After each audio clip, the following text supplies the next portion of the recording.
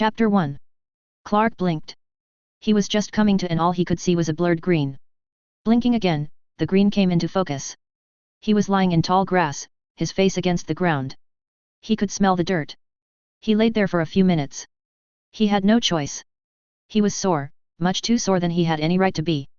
The last thing he remembered before this, was he walking toward his apartment? Was it night? Was there, Jesus, maybe there was a good reason he was sore. Was he drunk? Is that why he couldn't remember? Anyway, recollections could be had at a later time. He focused his energy and got up. Every movement felt like a release. It was as though he had never stretched before. He savored the feeling. It was immensely pleasurable, as painful as it was. He placed his sunglasses on. Then, putting his arms over his head, he looked around, trying to figure out just where the hell he was. Somewhere out in the country, that was a given. Probably way out. It was a little warm, but the mountains he saw still had vast snowcaps. Judging by the sun, after a careful glance, he guessed that they were east of him. They seemed to be a fair distance off. To the north, he saw a forest with at least 2 rivers flowing through it. There was land beyond the forest that looked plowed. Thank God for the small hill and the 20/20th's vision. The west was the same forest with the same rivers, although he thought he could make out a road in the distance. And to the south, he saw the same forest with no road and no plowed fields. Clark brought his hands to his sides.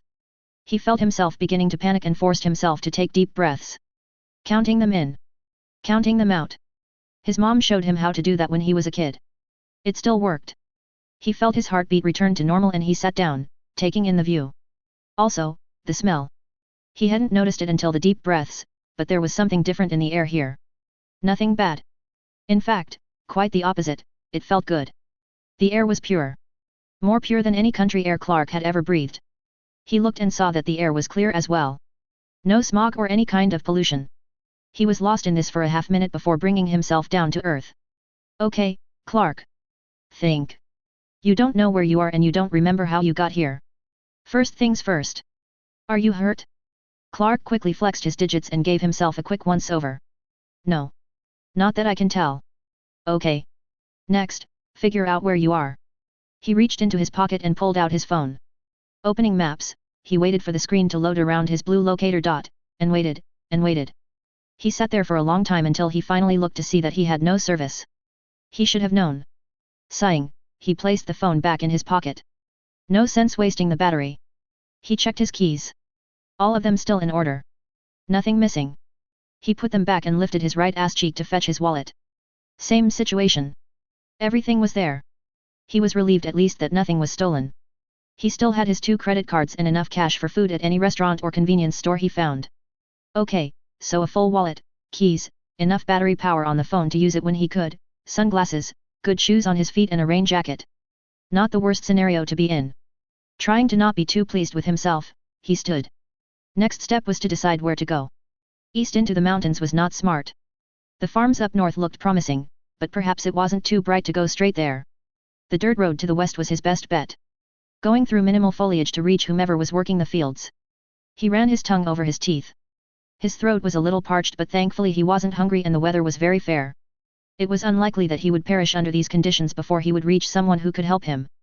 With that in mind and not wanting to waste any more time, he set off down the hill, swinging his arms as he went.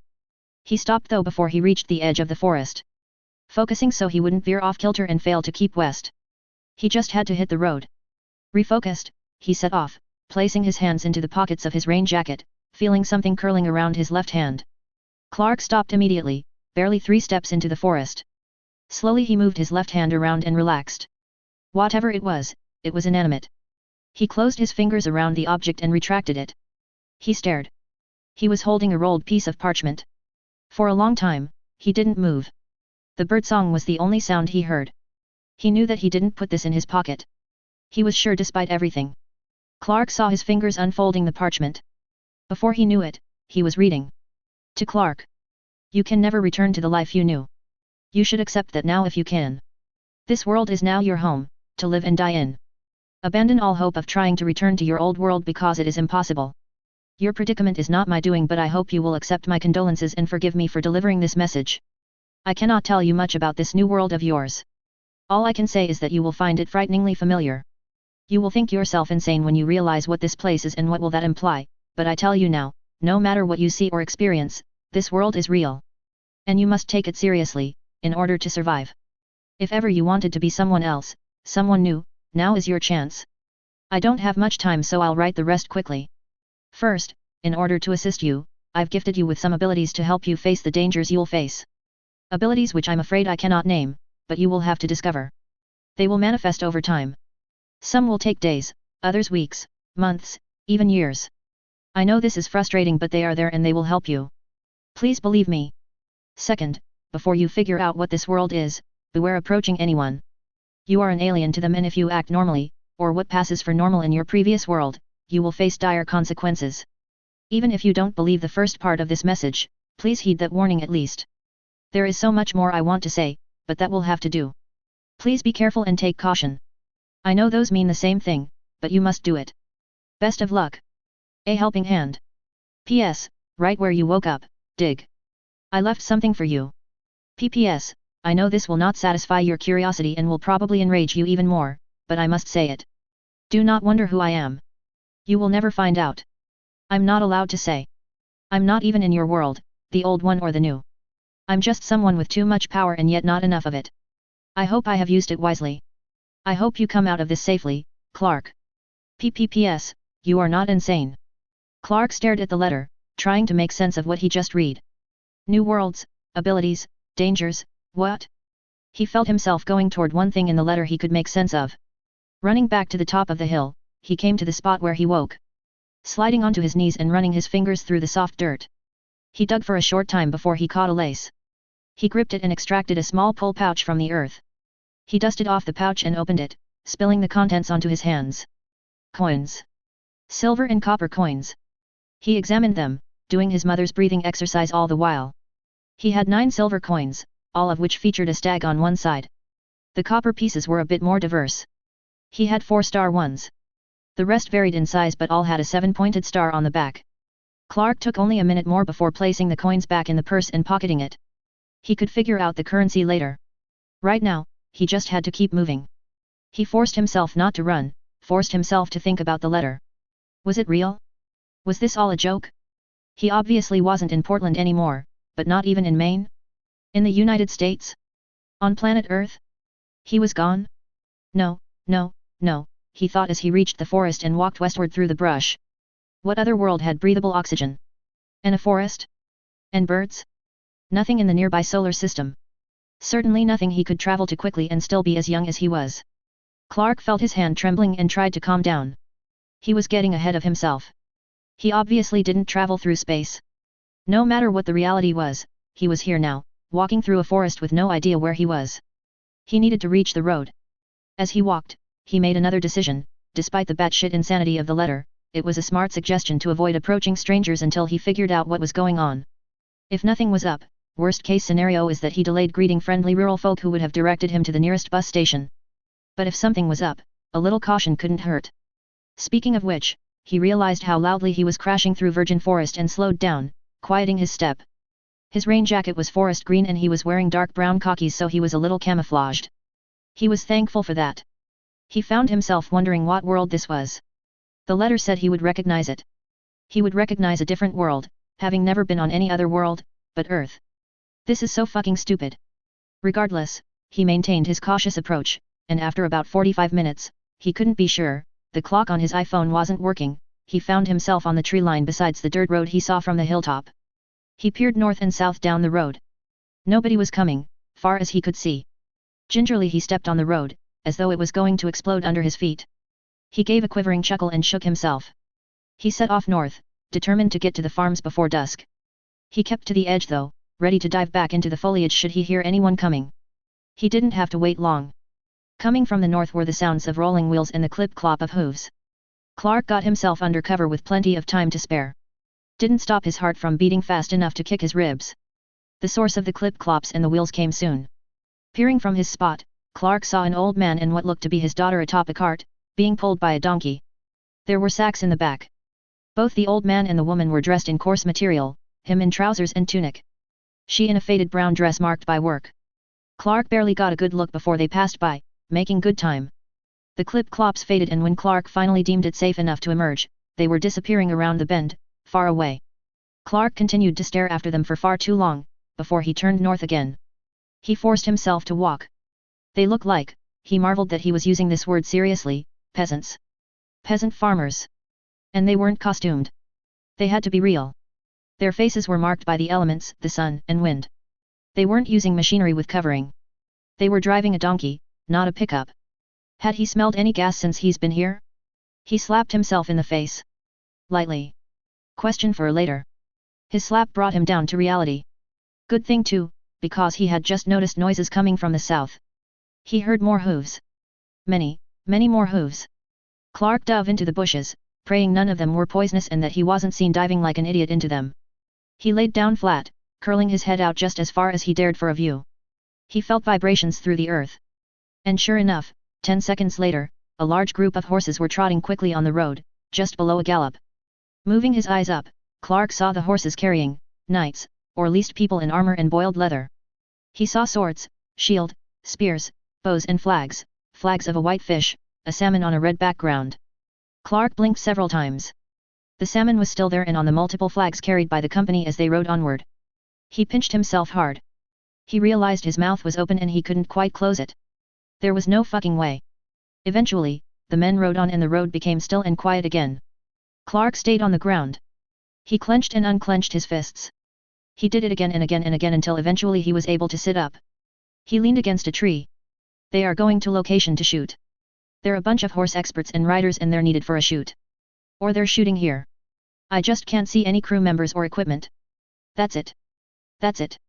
It doesn't matter that they finished shooting long ago. Or that the show ended.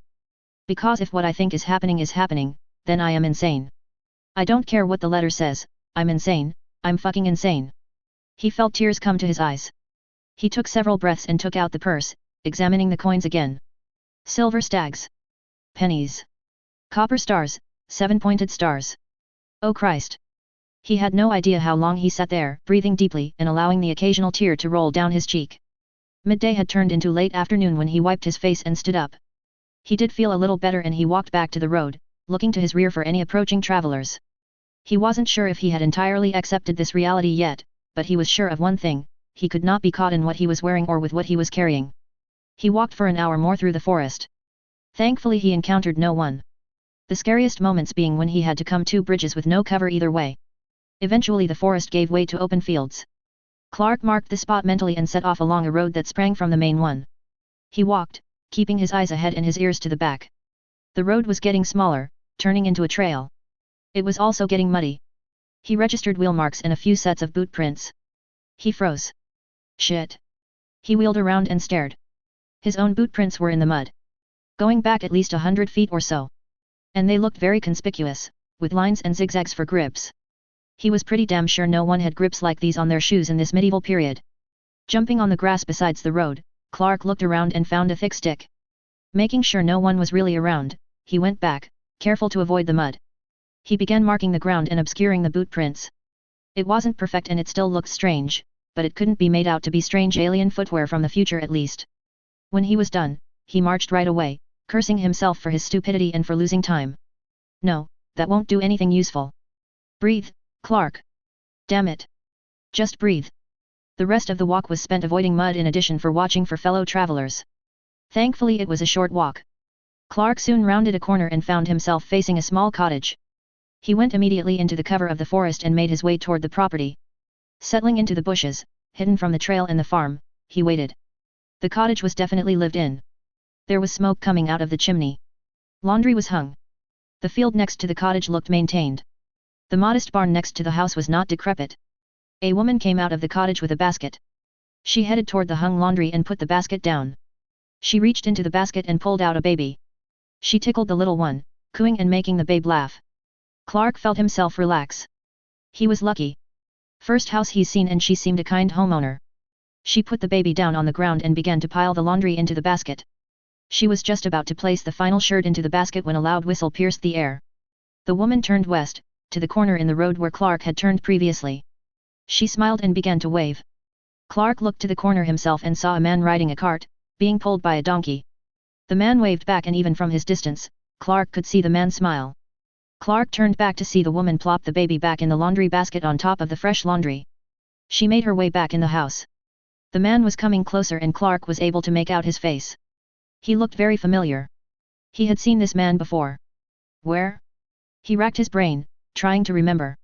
Meanwhile, the farmer was turning into the pathway for his home. He pulled the reins, stopping the cart in front of the door.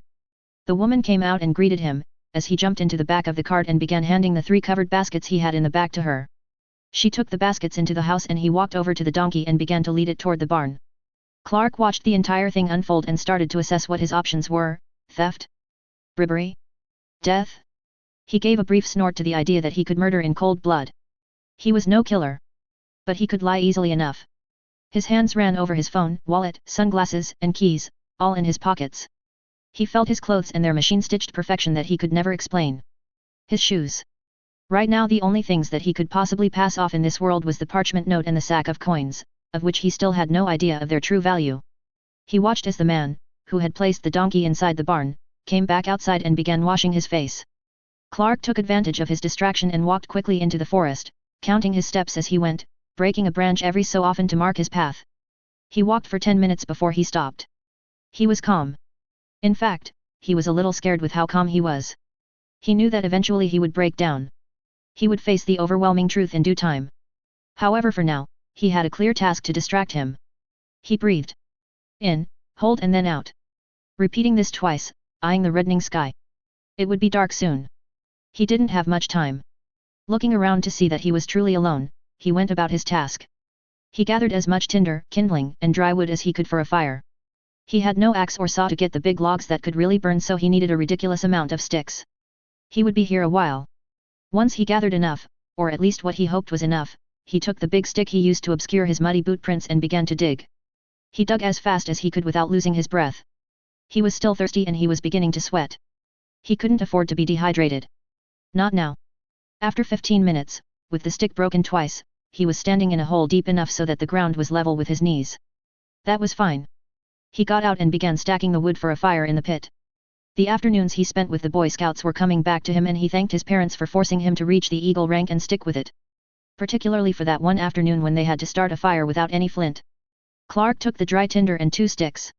He arranged them with the tinder in between the 2 sticks for the friction point. Then he began to twirl. This was a long process and it took every ounce of patience that Clark had not to scream and give up. Digging the hole and stacking the fire pit were easy. The important things here were preparation and persistence. He kept the driest materials he found.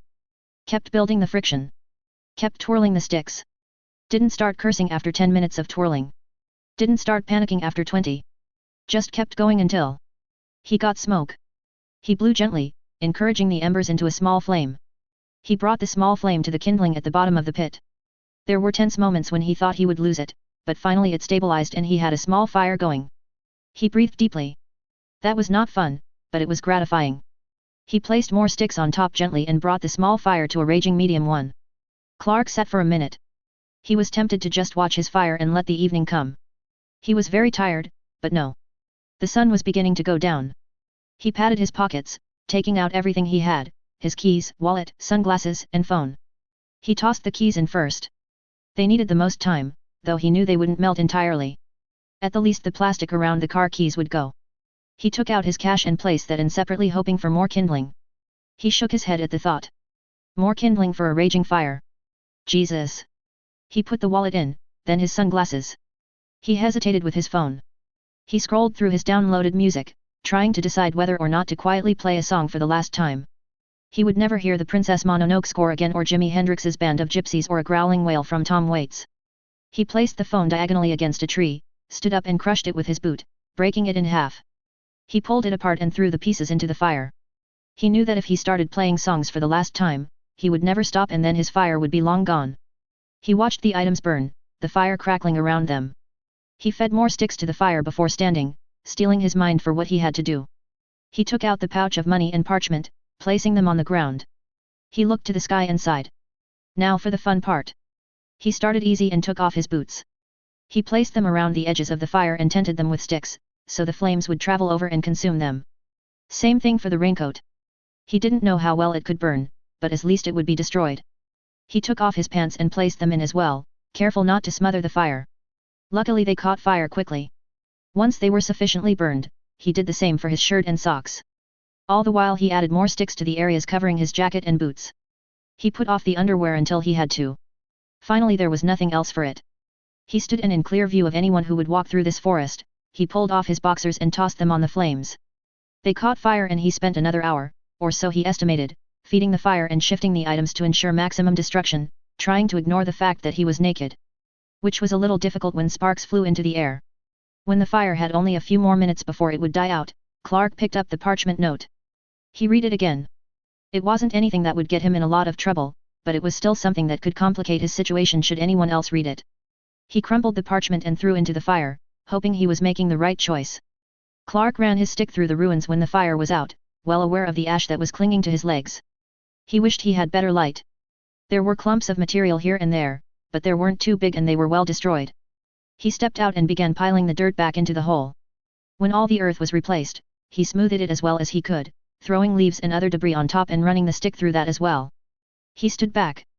No trace was not exactly the case, but nobody was going to dig this place up. So he hoped. He leaned against a tree and breathed. All right. That's done. I no longer look like an alien. Just a strange man with no clothes and a little money. Okay. Okay. He picked up the purse, turned into the forest and began walking back, noting his marks and following their path. He stopped at a stream halfway. Night was here, but the moon was full and out of the clouds now, so he was able to see with only a little difficulty. He rubbed his legs clean and rid himself of the ash as well he could. Finally when he was clean enough, he picked up a small stone. He placed the small stone to his left eye. He hated himself for what he was about to do. But he needed it for his story. And holding it off won't make it hurt any less. He swung the stone down to his side and brought it up again quickly, hitting his cheek just below the eye. Not hard enough to break a bone, but still hard enough to leave a big mark. And to bleed. He threw the rock away and brought his hand cold from the stream water to his face. Phew-uck, he moaned lowly, allowing himself one curse. He kneeled in the dirt for a bit, gathering himself before lying down. He rolled once, twice before getting up and continuing. It seemed to take longer getting back to the cottage. There was moonlight now, but still. He had no footwear or anything else. He carried the purse in one hand and he pressed his eye with the other until finally he came to the road. He paused in the tree line, peering at the farm. There was firelight coming from the inside. Clark sighed. All right. Dear Lord, please don't let me fuck this up. Checking to make sure that no one was coming on the road, he crossed it and made his way to the door, noting the cart that was off to the side. He paused before the door. Judging by the fact that they were still talking, they hadn't heard him approach. Remembering where he was, he wondered if he should affect an accent. He lived in Maine, but he grew in the Pacific Northwest. He spoke pretty flatly. He did speak some German though, and a few of the actors in the show were German. Maybe he could. He grimaced and snapped out of it. There was no time for that. And in any case, he couldn't keep up the accent. You're a foreigner, Clark. From here on in, you're a foreigner. You can't hide it. So embrace it. Don't flaunt it though. And stop lingering on their doorstep naked. He took a deep breath and knocked. He didn't wait for an answer as he immediately ran to the cart, going behind it. His bare ass was presented to the road but at least he was hidden from the couple inside. He waited a little while before the door opened. Obviously no one visited these people at night. The man stepped out and peered, seeing no one. Hello, he called. Clark gritted his teeth. Oh fuck me, here we go. Hello. Over here, he called back, trying to put fatigue and desperation in his voice. It wasn't too difficult. The farmer snapped his head to the cart and his eyes found Clark's. Hello. I'm sorry to bother you, but I was set upon by bandits and I need some help. Could you help me please? The farmer took a few steps forward. Why are you behind the cart? Clark took a breath. Well sir, he said before cursing himself. Shit, don't call him sir. The only sirs here are actual knights. Well friend, to be completely honest, I'm naked. I'm no danger to anyone. But I'm naked. There was a short silence. The wife came out cautiously. Why are you naked? The farmer asked, sounding very confused. I was set upon by bandits. And being outnumbered and a bit cowardly, I ran into the forest. When I got out of their sight, I put my coin in a rabbit hole and ran on, until they caught up to me. When they searched me and saw I had no purse, they stripped me and gave me a light beating before leaving me in the forest. I think they were annoyed that I had led them on a chase for no reason. The farmer and his wife were silhouetted by the firelight behind and Clark couldn't make out their faces. He pressed on. Look, I retrieved my purse when they were gone and I've been walking for a long time. I'm so sorry I disturbed you and your wife's evening. But if you had some clothing you could spare, a meal, water or any of the three, I'd be very grateful. I could pay you for your trouble. The crickets were the only sound for a long time. Clark held his breath, realizing he probably should have scoped out a few more farms and seen which one seemed the most amiable. He hoped that his initial feeling was true.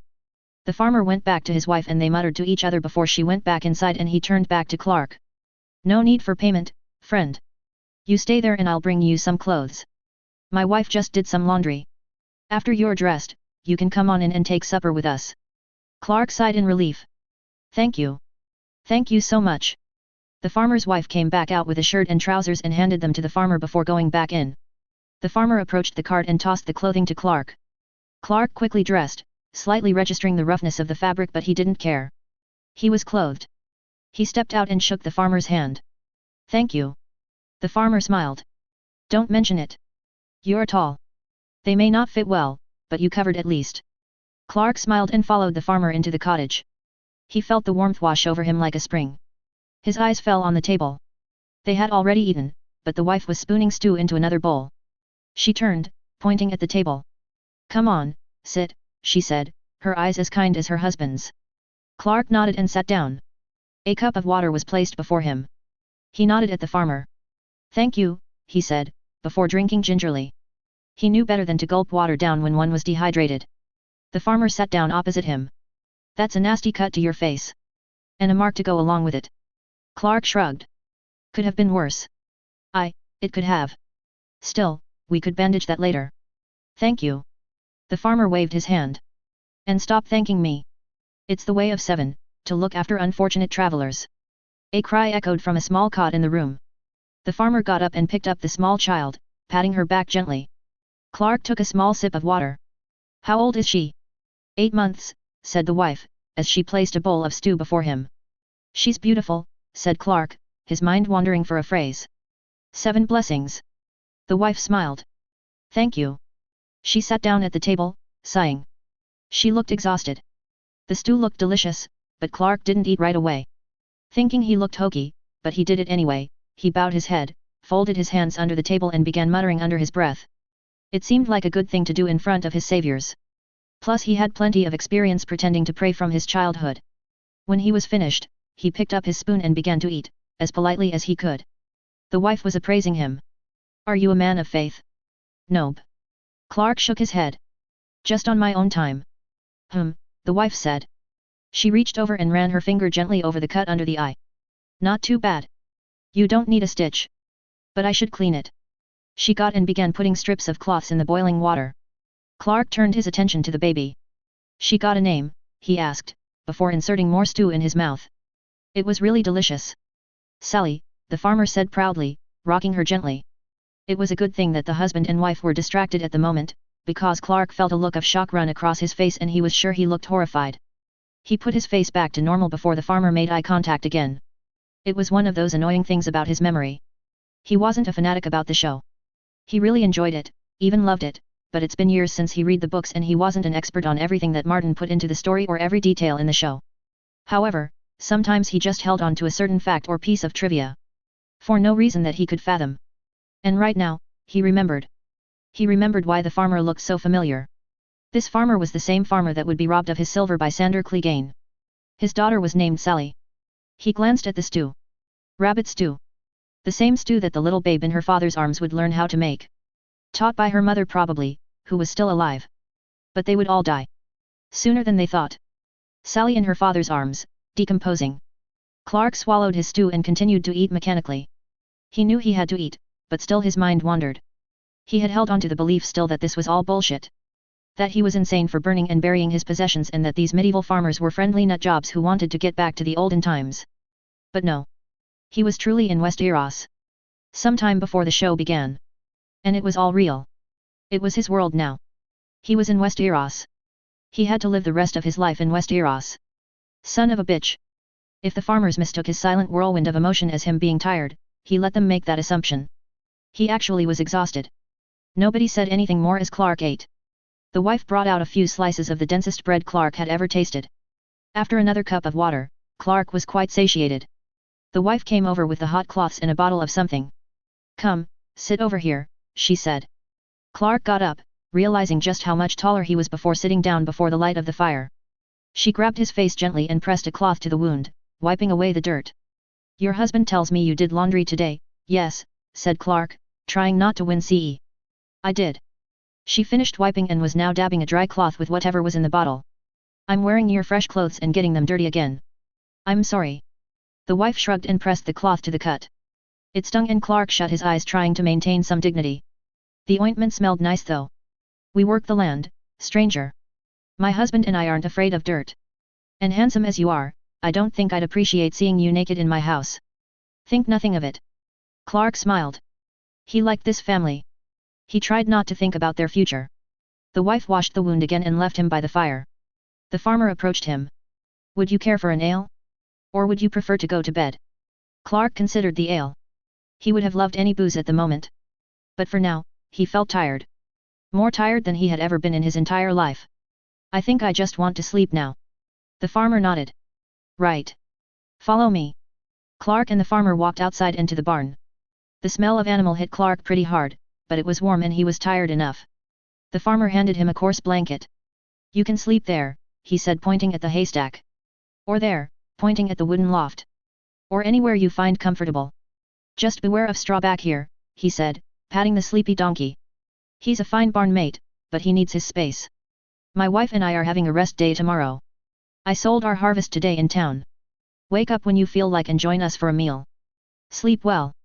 The farmer walked out and Clark fumbled his way to the loft. The wooden surface was not the greatest mattress but he was too tired to care. He pulled the blanket over himself as well as he could and closed his eyes. Maybe he would wake up on another hill. In Maine. Or somewhere where he didn't have to walk naked to avoid seeming crazy. Strawback gave a sneeze. That was the last thing that Clark heard before falling asleep. Notes. So that's chapter number 1. I'm sure everyone's definition of a slow burn is different, but I definitely consider this fanfic to be one. Clark will meet the main characters in a few chapters and the perspective will change from time to time, but for now, Clark has to live in Westeros.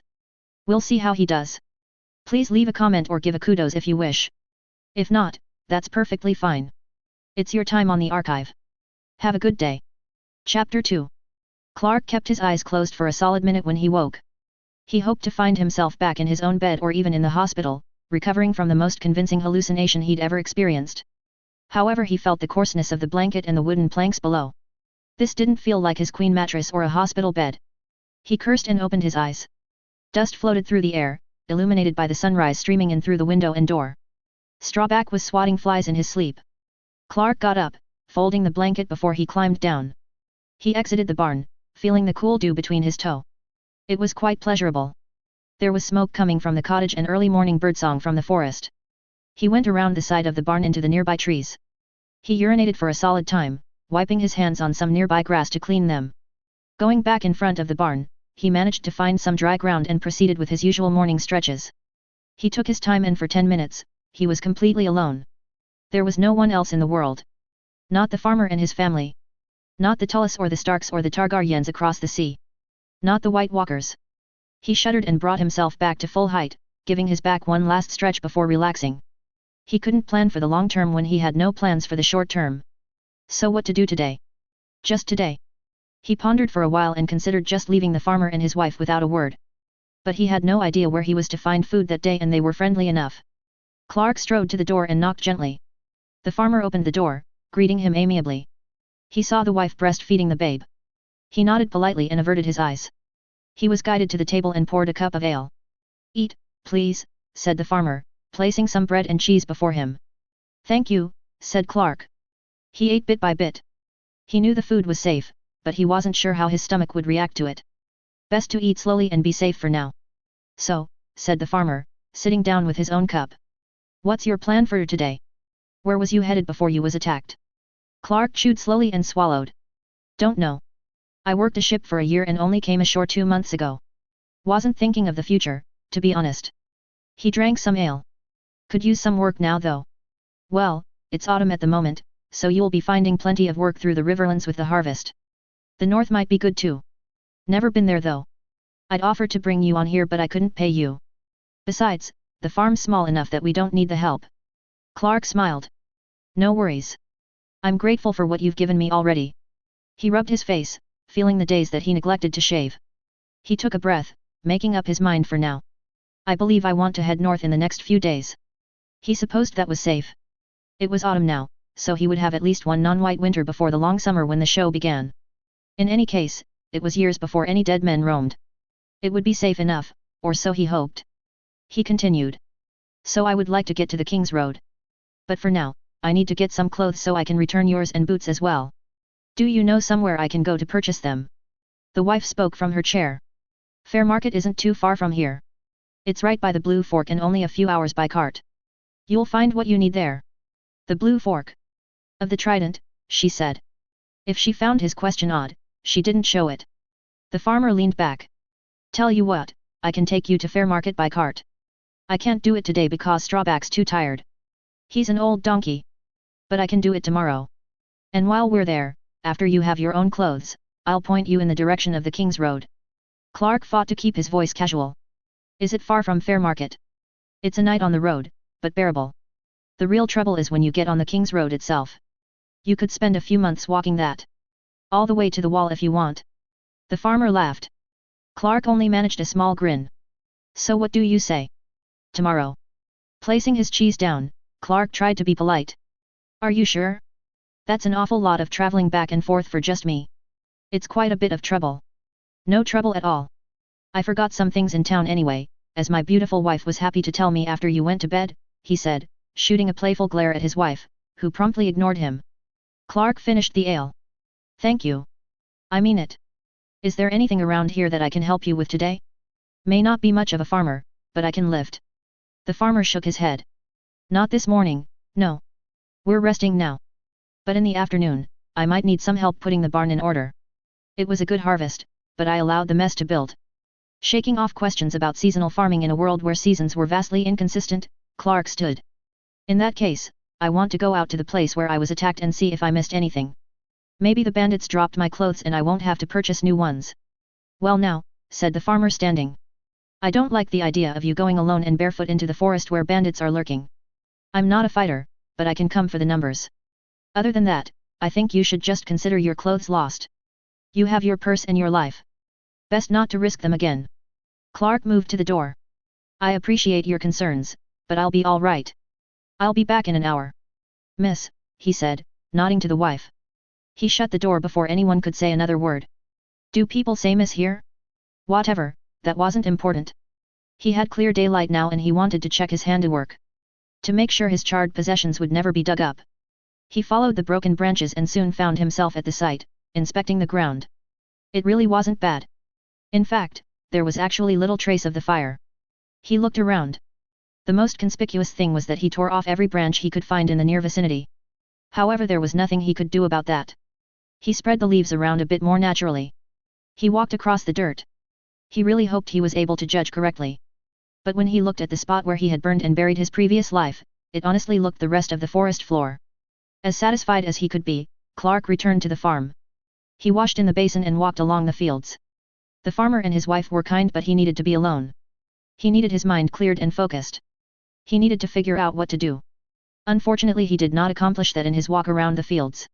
He went through as much trivia in his mind as he could about Westeros, the ruling families, the histories, but he was really out of his element.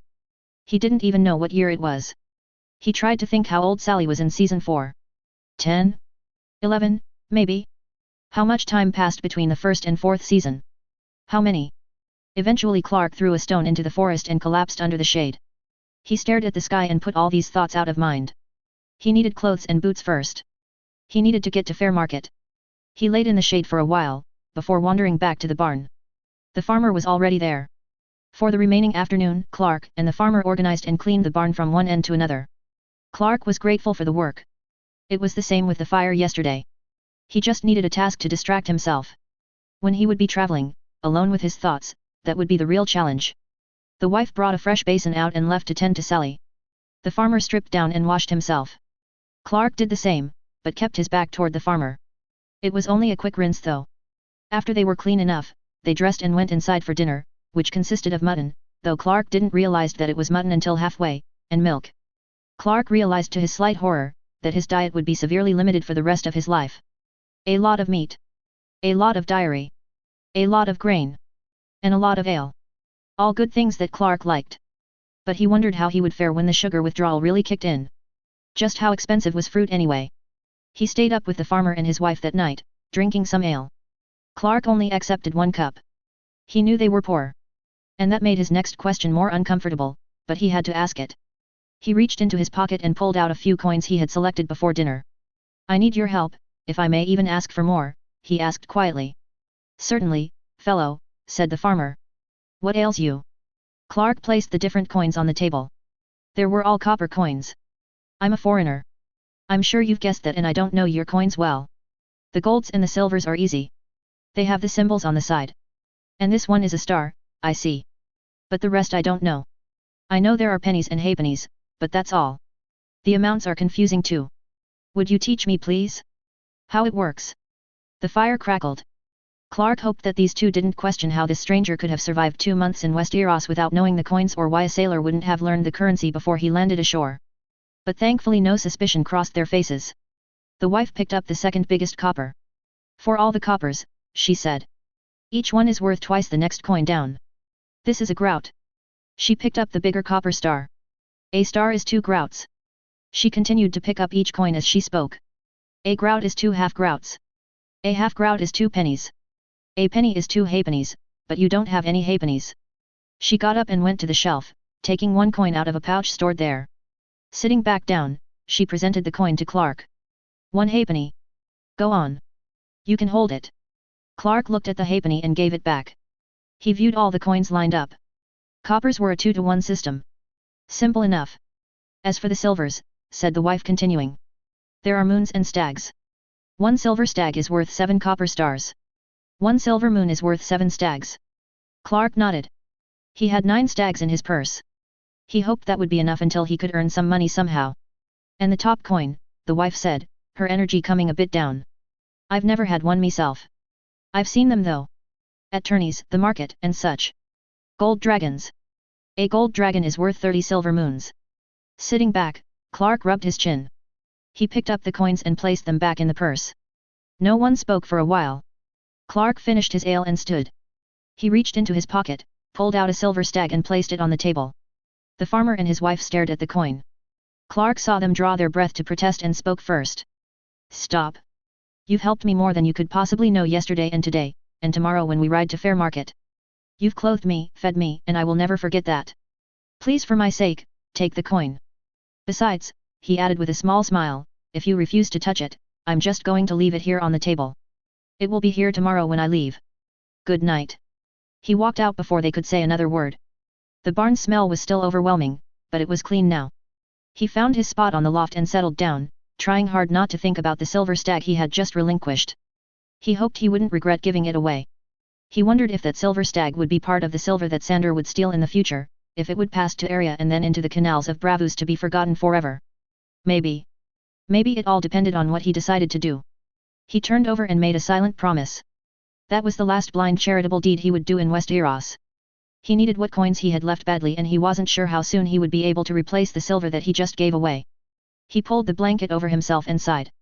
He really wanted to brush his teeth. The farmer came into the barn the next morning to hitch straw back up for the ride. The donkey did not appear happy for the trip, and he was gifted with a turnip for his cooperation. Clark climbed down and offered to help, but he was waved away and told to go eat. He had a quiet breakfast with the farmer's wife. They didn't talk, but it wasn't uncomfortable. Most of the conversation was provided by Sally on her mother's lap. Clark watched her for a while and tried to keep his thoughts from the image of her corpse swallowed by winter. He'd walked over her future grave multiple times. He wondered where they buried the mother. Thankfully his thoughts were interrupted by the farmer, who came in to say that the cart was ready. Carrying a small lunch in a cloth, Clark climbed aboard. The wife came up to him and handed him a full waterskin. Thank you. That's yours when you move on, she replied. Clark began to shake his head. That's too kind. You mustn't. We've accepted your silver coin, so please accept our waterskin. I have 2 more in the back. We've enjoyed your company and we were happy to have you. Thank you. I was happy to be here. And should you ever come through here again, stop by and see us if you can spare a visit. Clark nodded. I will. Thank you. The wife smiled. Who knows? Perhaps next time, you'll grace us with your name. I'm Carrie, by the way. Husband's name is Cullen. Clark looked at the woman. She didn't break her eye contact and waited patiently for his response. In truth, he had been thinking about his name since yesterday. It wasn't that he particularly liked or disliked the name Clark. He didn't think it sounded too out of place in Westeros. But keeping it, made him wary somewhat. As though if he were to truly live in this world for the remainder of his life, he would have to cut all ties with his old one. His possessions, his career, and possibly his name too. Else he would forever be pining to return when he was told it was impossible. But what was to be his new name? He went through names that sounded cool that no one here would know the story behind, which he claimed for himself. Fictional characters. Shere Khan was a great name and no one here would connect the moniker to a man-eating tiger. He could be Mercutio or Caesar or Odin. He could take the name Gabriel and be a guardian angel to this world or Lucifer and leave it to be damned. However, through his musings, he thought of a story he once read. The story included a blind prophet who wandered into the kingdom of Thebes and saw the underlying catastrophe that was waiting to explode. This blind prophet warned the king, but the king would not heed his warning and he suffered the consequences, blinding himself. Clark thought of this prophet and hoped he would have better luck in these 7 kingdoms. And so he gave his new name. My name's Tiresias. Thank you for everything, Carrie. Carrie nodded. Farewell, Tiresias. We'll pray for you. Wherever you may be. Clark nodded back and offered his hand to shake, hoping that women did such things here. Carrie looked a little surprised but accepted it with grace. Cullen climbed into the cart and grabbed the reins. Here we go. He snapped the reins and the donkey started to walk. Soon Clark saw the farm disappear with Carrie waving goodbye. He waved back, silently wishing her a painless death. They rounded the corner and she was gone. The trip was boring. No two ways about it. There were only so many trees to look at and it was slow moving as Strawback settled into a steady walk. Eventually Clark asked how the reins worked and the next hour riding was spent with him holding the reins. He hoped he hadn't added any time to their trip. However, thankfully, Fair Market was only a few hours away and they arrived just around noon, or midday as noon would now be known from here on in. Clark jumped down from the cart, ignoring the sad thought that he would never drive fast or again at all. He thought of his task, looking around, getting his first look at a real Westerosi town. There were yells about the place, each merchant competing against the others. It also stank. He realized how ridiculous he looked. He was significantly taller than Cullen and the clothes showed it. Cullen tied Strawback to the post and walked over to Clark. Town too big. Clark shrugged. Just unfamiliar. So, does Fair Market live up to its name or do I have to keep my eyes on the prices? Nah, prices are fair enough. But I'll go with you just the same. No sense wandering around trying to find the best. Well, the best for us anyway. You're no secret prince, are you? No. Cullen nodded. Good. You can get boots here. And so, Clark, with the help of Cullen, got himself a pair of leather boots. He paid 3 stags for them. Which irritated him until he realized that that was probably the most expensive thing he'd buy and Cullen assured him that was a good deal. He wished they had laces though instead of buckles. As for the clothing, Cullen took him to the central marketplace in the village where a sheep-herding family had set up a stand. The women of the family took their wool and made clothing with it. It was rudimentary but it served its purpose. Clark was able to get thin burgundy hose that doubled as underwear and socks, dark tan trousers and a forest green long-sleeved shirt. They were cheaper than he expected, but he supposed dyes were not too expensive. At least some dyes weren't. Plus he was able to get a straw hat, though he was a little late for that. He had already turned pink from yesterday.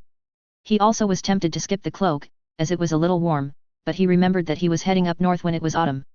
He would be freezing in months. So he purchased a dark blue cloak. Cullen stood guard while Clark changed and gave him back the borrowed tunic and trousers. He was grateful for the lack of mirrors, as he was sure he looked ridiculous. There were other things that needed to be purchased besides clothes. He stopped at the blacksmith and bought a small knife and belt. Not enough to wage war but good for carving and small tasks. He also bought flint and steel for starting fires, not wanting a repeat of the first night. He hesitated about buying a straight razor, but in the end he gave in. He needed some ritual to keep him sane and although he could grow a full beard rather quickly, he enjoyed the breeze on his face. His last purchase was a small rucksack to keep this all in. He folded the blue cloak tightly and placed it in as well. Sensing that he was starting to get a reputation for big spending, he and Cullen rode out a little quickly. They traveled east along the Blue Fork and came to a fork in road, one continuing along the fork, the other back to the farm. They paused there to eat their lunch. Clark ate slowly, not wanting to leave one of the few kind people he knew in this world, but he knew Cullen had to get back. He shook the farmer's hand. I know you said to stop thanking you, but I need to say it again, thank you. You're welcome. We enjoyed your company. Clark looked at the empty cart. And the supplies you forgot. Cullen shrugged. I'll get them when I need them. Safe travels, Tiresias. Clark tried to think what he could say to Cullen to make his future easier. About the hound and the small girl who would come along. About his wife's death. About the coldest winter in living memory. Instead he merely nodded, thanked him again, and before he knew it, he was alone, with the donkey and cart disappearing around the bend. Clark stood and observed the blue fork for a minute. Eventually he just sat down. He had his clothes and his purse. What now? Was he really headed for the north? What for? What did he plan to do? Wouldn't it be better to just head south? Catch a ship to the Summer Isles and hide for the next decade while shit went down? Why not drink himself to death? It was certainly better than dying in the cold or in war. Yes, he loved the characters in the show, but that was a show. It wasn't real. He didn't owe anyone anything. What the hell could he possibly do? He thought back to the house of black and white and a small girl asking the guard to let her in, that she had nowhere else to go, and the guard simply replied, "You have everywhere else to go." Clark had everywhere else to go. He was nobody here, only a stranger with a false name that no one else knew or cared for. That was a freedom that both terrified and excited him. When he got to the King's Road, he could fuck off forever and no one would be the wiser. No one but him. Atrocities from the show began to pulse through his mind, the destruction of the Riverlands, Ned's beheading, Shireen's burning, the Red Wedding, the free folk lost to the army of the dead, the North under siege and under Bolton rule, Blue Fire, King's Landing. He knew it wasn't fair. He didn't belong here. He shouldn't be expected to make a difference. But he was here. For better or worse. Christ, morality's a fucking bear. He exhaled through his nose, before standing, staring to the water. He picked up a rock and tossed it in. Waited until the ripples disappeared into the current before he started walking along the fork to the King's Road. This was by no means over in his mind. He still didn't know what he would do. But as with the destruction and burial of his former life and the acquirement of a new guise, he had a task for himself. Below the north, there was the neck, and in the neck was a reclusive little bastard, well, a lord actually, but still, with green sight. Perhaps Howland Reed knew about him already. He would try to speak to Lord Reed. Then, if all seemed well, he would worry about Ned Stark and his family and the icy blue eyes beyond the wall. He shifted his rucksack. Besides, he thought, if I travel to Winterfell months from now and I'm laughed out, I'll have plenty time before shit hits the fan to leave this fucking continent. That is, unless they kill me first for being insane. I really need to work on my opening statement, also earn enough coin for better clothes. Jesus Christ, these hoes are itchy. Notes. He's clothed, he's named, and he's off to find a Cranagman. Chapter 3. A few years ago, the summer after college, Clark backpacked alone throughout Europe. And though he never really passed for European, something about his gait, he was left alone. He had developed a face and an energy that he used to deter any unwanted attention, eyes that were dulled of any excitement belonging to a tourist. A pace that was decisive but not too quick, so he actually looked like he knew where he was going. Before approaching anyone with a question, he observed others to see if they answered his question without knowing it. He used this a lot, finding sources of clean water on the King's Road, following others to wells and such. And he kept his mouth shut, breathing only through his nose. He didn't exactly know why, but a lot of tourists were mouth breathers. Also he realized that he shouldn't readily show his teeth, which were unnatural straight and white, thanks to modern orthodontics and dentistry. Although maybe not for long. He didn't have his retainer anymore. All of these methods he used in his journey north on the King's Road, and they worked for the most part. The travelers he met kept to their own business, and at worst, only a few gave a nod, which he returned. But he did not talk to anyone. He wished to avoid any questions about his accent. When he came to an inn for some food, he stuck to "I and thanks" in a vague English tone, and that seemed to do the trick. It wasn't perfect, but it was enough to keep a distance. Travelers were much more frequent on the King's Road than they were on the first road where he had walked with his modern clothing. He wondered if whoever gave him that note and purse also arranged for him to wake up in an isolated location. He pushed the thought out whenever it came. It was no use wondering about such things. His mind did wander though. He couldn't help it. The breakdown he predicted came during the first evening alone on the road. Sleep just wouldn't come, and he thought of his old life now gone forever. He would no longer hike with his dad. No more talking with his mom whenever things got to be too much. His sister and her husband and their children. He never got the chance to be the fun uncle. His friends. He cried that night. He didn't try to stop, and when the sunrise finally came, it seemed like an eternity had passed. Having not slept the whole night, Clark stumbled onto the road and continued. He collapsed that evening and slept fitfully, almost against his will. He still wept occasionally, but less and less as the days went on. Luckily he had plenty of distractions on the road. More than he thought. Despite the general paranoia of being a stranger in a strange land, he found himself generally enjoying his walk when he wasn't crushed under his despair. The scenery was lovely. He spotted numerous house banners. He was enjoying the expectation of ale at every meal. He wasn't a big drinker back home, but still. It was fun, for lack of a better word. He tried not to indulge though. Meals at the inns were not expensive, but he still looked at his purse with an increasing worry. What trade could he possibly pass off? He supposed he could do day labor if that was still a thing.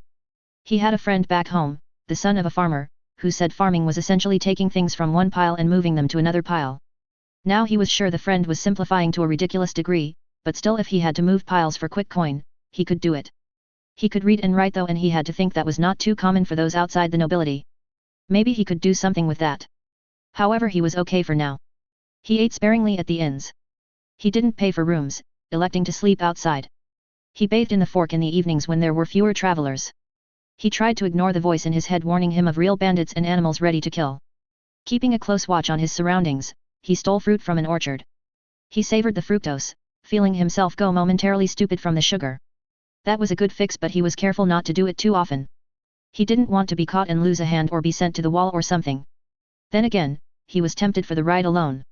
He had underestimated the sheer size of the country and especially how long it took to get anywhere just by walking. That thought consumed him late in the afternoon of the 6th day. Clark stopped by the side of the road and sat on a log to catch his breath, holding his stomach. The inns were offering only muttons and stews. He didn't allow himself to despair at the limited culinary, but he did grumble a bit. He was also hitting the expected sugar crash. He had felt pretty low on energy the last few days. He was also sweating a lot more than he should have been. He supposed in the long run, it would be worth it, and he was ridding his body of an addictive substance. He still wanted some rainbow sherbet though. He took a swig of water before getting up to continue, willing himself not to scratch his crotch. The clothes hadn't become any less itchy, but Clark told himself that he was getting used to it. It was a needed lie. Thankfully the clothes did their part. He was just an anonymous traveler on the King's Road and no longer had to dive into the bushes whenever anyone approached. Late in the evening, he came upon an inn and went in for some supper. He hadn't stopped for lunch, electing to choose some dried beef he bought for a halfpenny from a passing butcher. At least he hoped it was beef. He took off his hat and wiped his brow. He felt quite warm from the walk. The serving girl, Clark didn't have the courage to yell tavern wench yet, came over to him with a cup and a smile. "Hello," she said, placing the cup down in front of him. Clark nodded. "Lo. How are you?" he added automatically before cursing himself. She stared a little before responding. It was probably the first time today she was asked that. "I'm all right, you?" Clark swallowed. "Good." She nodded, laughing a bit. "Good. Ale? Water? Wine?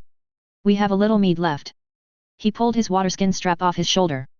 "Ale for the cup, please, and if you could fill this with water," he said, handing her the waterskin, "I'd appreciate it."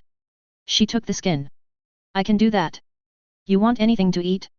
We have chicken and apple sausages. Mutton. Some eggs. And bread. Rye and sour. We do have stew, but honestly I don't know what sort of meat is in it." Clark was tempted by the chicken and apple sausages, but he knew that would be the most expensive item. He ordered 2 hard-boiled eggs, some mutton and some rye bread that he could use for his breakfast. The tavern girl walked back with his order and returned later with his full waterskin and pitcher of ale. She filled his cup.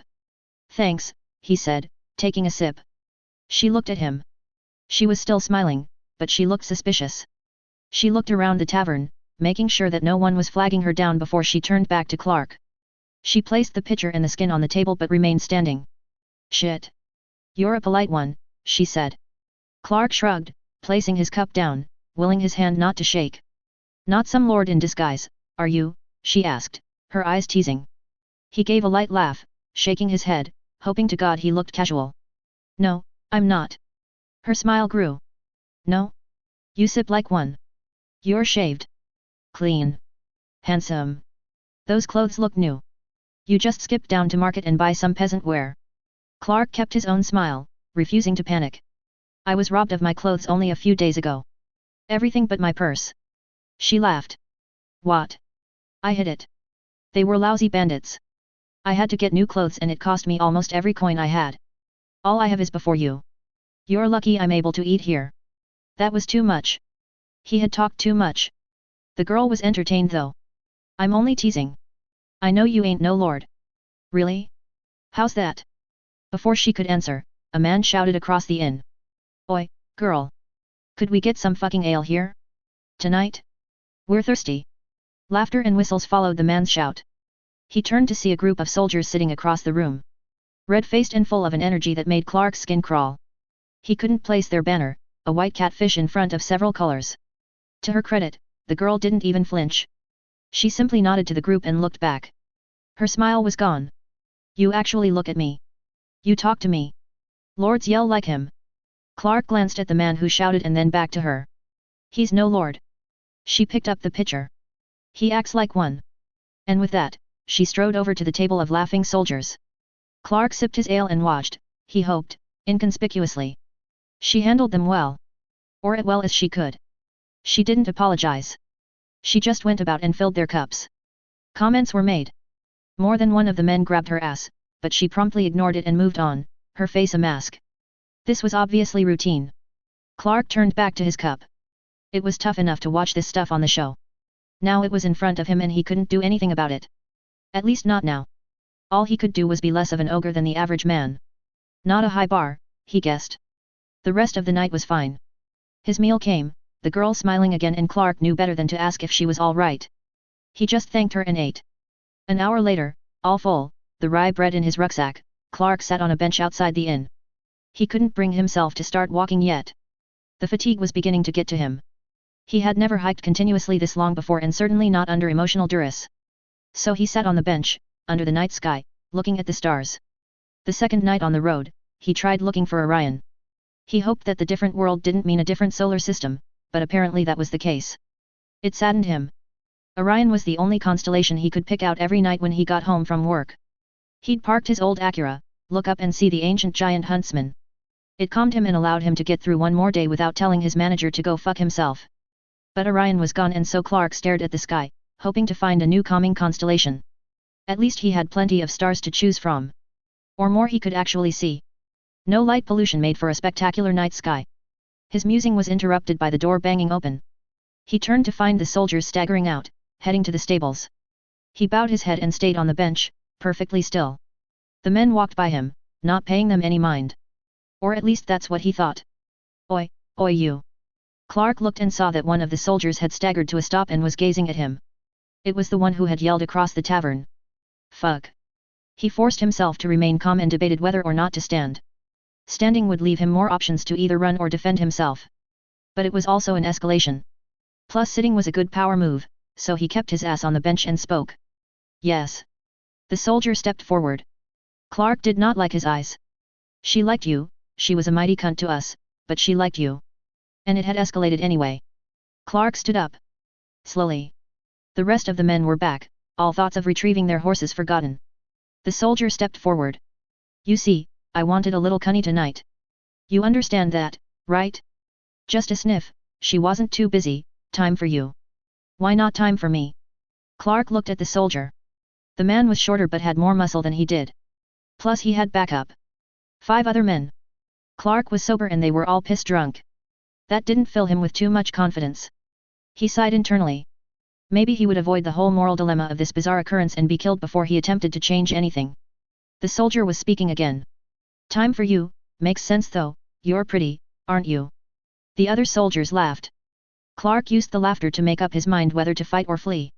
He decided just in time before the soldiers' laughter subsided and braced himself. Thank you. I'm flattered, he said, allowing a small smile. I'm afraid I don't like boys though, and even if I did, I wouldn't want your ugly ass. There was a dead silence. As drunk as the men were, they all knew exactly what Clark just said. The soldier stood dumb, not quite believing what he just heard. Once he put it together though, Clark was sure he would come swinging. So he leaned forward and spoke to him softly. You're drunk, he said. You don't want to do this. No shame in walking away. Just laugh. Call me a cunt. Go to your horses. And leave. That's your only warning. A few seconds passed, the only sounds being the cicadas outside and the patrons inside the inn. Clark kept his eyes on the soldier, praying he'd not call his bluff. Unfortunately he did. The soldier lifted his fist and Clark resigned himself to be beaten senseless. However, as the fist came toward him, Clark found himself stepping to the side, on some instinct he didn't recognize. The soldier's fist flew by his face and he stumbled, falling onto the bench head first and knocking himself to the ground. There was another silence, as both Clark and the other soldiers looked to their man on the ground, clutching his skull. Clark brought his eyes up and found the soldiers each making eye contact with him, one by one. Oh fuck gang mentality. He braced himself again for fists and worse, as the rest came at him, two at a time. He braced, only to find that the same foreign instinct that helped him dodge came back. He never threw a punch, but he never let one land either. The 5 soldiers punched, tried to tackle and otherwise beat the shit out of him, but they couldn't touch him. Clark ducked, he weaved, he stepped to the side. The worst he did was hold his foot out for a trip or two, sending one to the ground and one other into his staggering comrade. That left 2 soldiers and Clark's consternation was giving way to annoyance. He was just so tired, damn it. All of a sudden, he reached out for a passing thrown punch, grabbing the arm and swinging the soldier into the last one, their heads colliding. Both fell down. And there was quiet. Well, not quite. There was moaning but Clark stood still and tall, over 6 fallen drunken sods and he was not going to question this right now. He walked over the first one, still clutching his head. He grabbed him by the collar and threw him to where the other ones were beginning to crawl and gather. He couldn't read their expression. It wasn't fear, but whatever it was enough. Take your friends and get the fuck out of here, he said quietly. I'm tired and I want to go to bed. The soldiers stared for a split second before heading to the stables. They didn't run. Clark remained standing and didn't relax until they were riding across the front of the inn and onto the King's Road. He sighed in relief as he saw them turn right, heading south. Clark let the silence wash over him. Slowly the tension leaked out of him and he found himself quivering. Adrenaline was coursing through him. He breathed and forced himself to calm down. He needed to get going. He turned to retrieve his rucksack and hat, only to find that the serving girl was outside, watching him. Meeting her eyes only for a second, Clark walked over to the bench and picked up his rucksack. Guess I should thank them for fighting you outside and not breaking any tables, she said nonchalantly. He looked at her again. She was in the light from the inside. Her arms were crossed and her eyes were full of intent. He looked down. Are they here often? She shrugged. Often enough. They ain't the worst I deal with. They can be bad but they ain't the worst. I'm sorry. What for? He didn't have a response for that. She exhaled through her nose. Will they remember me, you think? Clark asked. She smiled. They will. Not fully. But they'll keep most of it intact. He took a swig from his water skin. More just to do anything than actually being thirsty. I should go then. If they come back for revenge, I'll need to be far away from here. Her eyes pierced his. If they be coming for revenge, it'll be tonight. They'll be riding up the road looking for you. In the morning, they have to go and report to Lord Shawnee. I heard them talking. Should be safe then. He sat down on the bench. I can't pay for a room. Not with what I have and how long I have to go still. The cicadas were very loud now and laughter rang from within. You can sleep in my room. Clark turned to her. Her face was set, her eyes steady. He kept his shock off his face the best he could and she continued. I'll let you in and you can sleep. I got to work until the last man goes to bed. But the kitchen's closed so that shouldn't be more than a couple of hours. I'll join you then. He stood up, not sure if his next steps would be toward the King's Road or toward her. She stayed where she was. You need a bed, she said. You look exhausted. Sleep would do you good. Clark took a breath. Just sleep. She shrugged. At least a few hours. If you don't mind me waking you. Either way, be more comfortable than the dirt.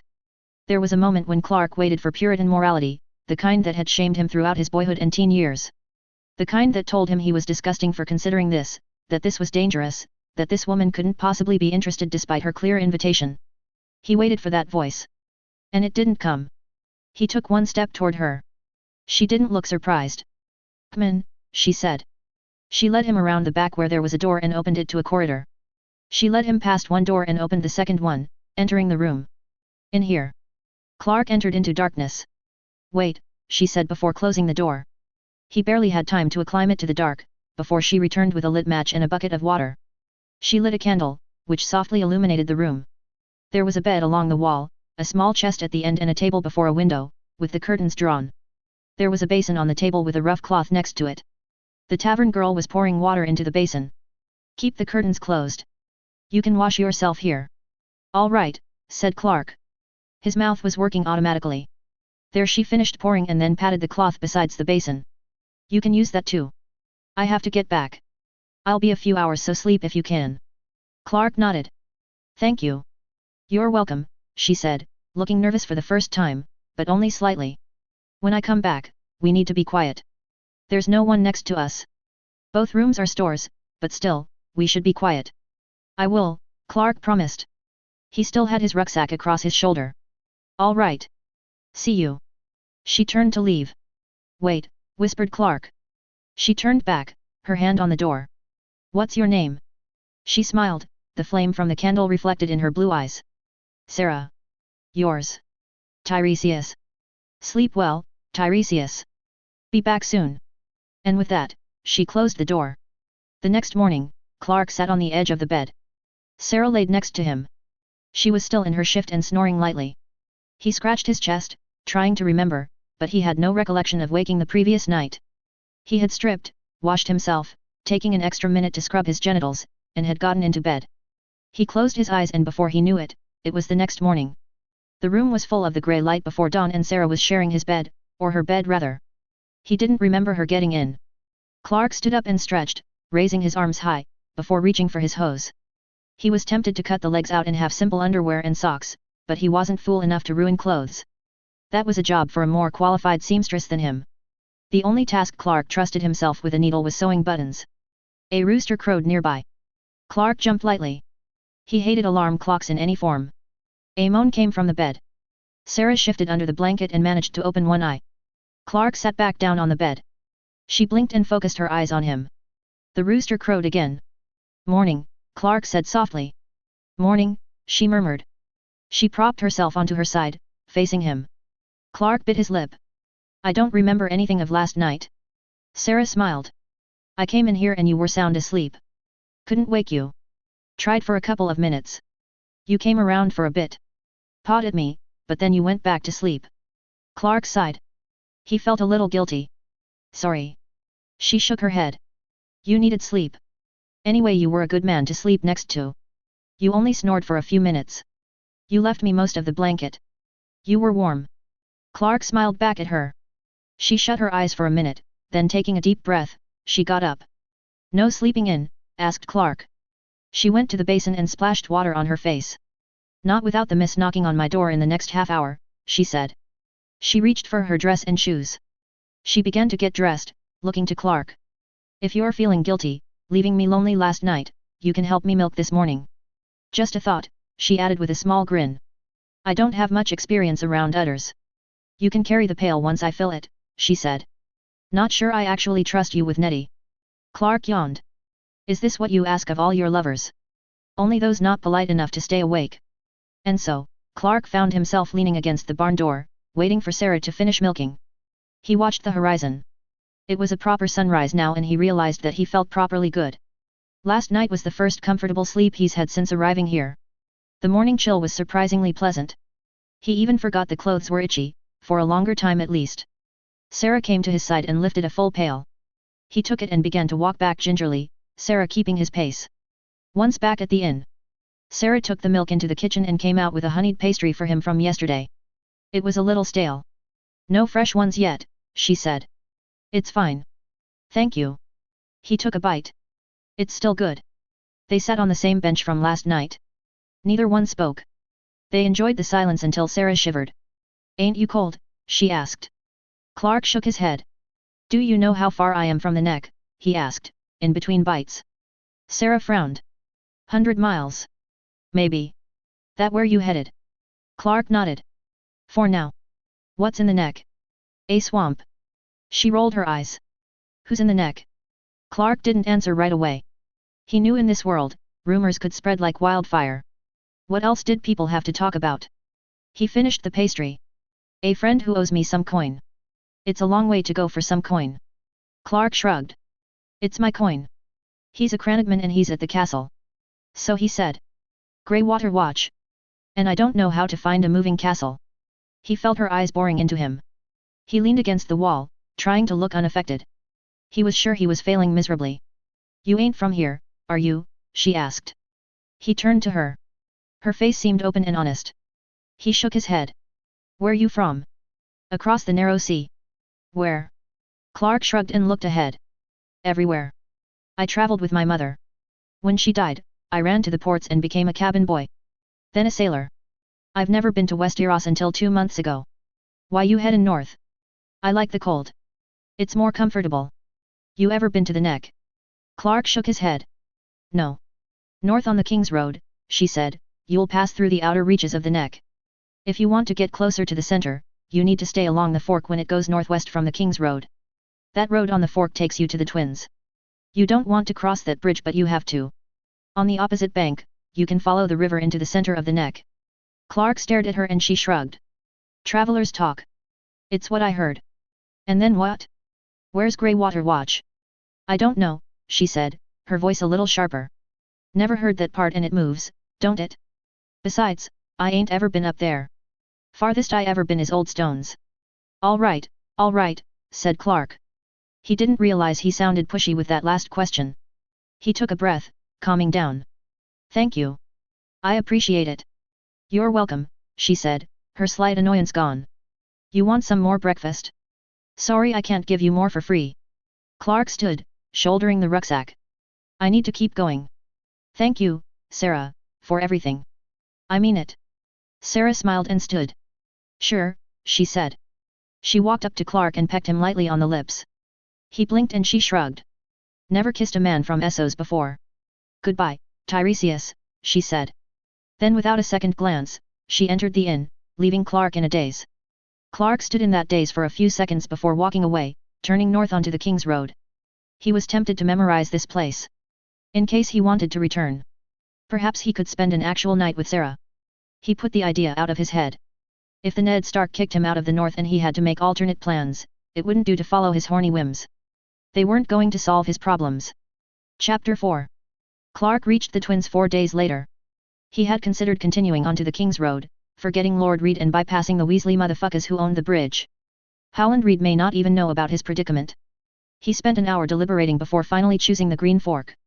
He knew that delaying his arrival in Winterfell was dumb in some regards. If Ned Stark believed him, he could use every second of time to prepare the North. On the other hand, it was only a few months out of his way and he felt that he had to see Howland Reed. Or maybe he just wanted an excuse to pass by the Twins and piss on it. He spent the early morning observing the two towers from the river. Sitting on the riverbank, he let his bare feet cool in the running water.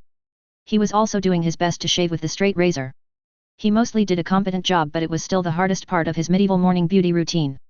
An electric razor had spoiled him quite a bit. The idea of his beauty made him snort. He didn't think himself too gullible when it came to flattery, but Carrie, Sarah, and the drunken soldier all calling him pretty gave him some thought. He looked back over his near 2 weeks in this world and he had received a few looks. He dismissed them, thinking he just gave out a strange modern energy. However, he did notice a few other looks that just lingered unfamiliarly. From other tavern girls and farmer women, from whom he'd ask for a cup of water. Just a few stares though. Nothing ridiculous. He wondered whether the fact that he had showered daily throughout his whole life figured into this reaction. He wasn't bad looking in his previous life but he didn't turn heads. Maybe just looking healthy was enough in this world. Clear skin and steady protein. With that he put away the razor, stood up and dressed, looking onward toward the Twins. Speaking of looking health and beauty, he wondered if the Freys would be as ugly as they were in the show and the books. He found out shortly that the answer was yes. At least the 3 guards at the gate were. Clark took the same stealing breath he took before approaching anyone in this world and walked up. Hold it, said the left guard. He picked up his spear and stepped forward. The other 2 remained sitting, their mugs before them. The guard stopped in front of Clark, thankfully not too close, looking him up and down. What business have you? Clark shifted his pack. Traveler. Heard there was a bridge here. The guard's eyes narrowed. There's a bridge. Why you wanna cross it? To get to the other side. A tense silence fell. The other guards looked up, their attention on the newcomer. Clark winced internally. Perhaps this wasn't the best time to be a smart ass. The guard smiled. Clark swore he could smell his breath from where he was standing. There's a fee for this bridge, you know. Crossing don't come free. Clark gave a polite smile. More to cover how much he wanted to punch this asshole. How much is the fee? 3 stags. Clark looked to the other 2. They were smiling too.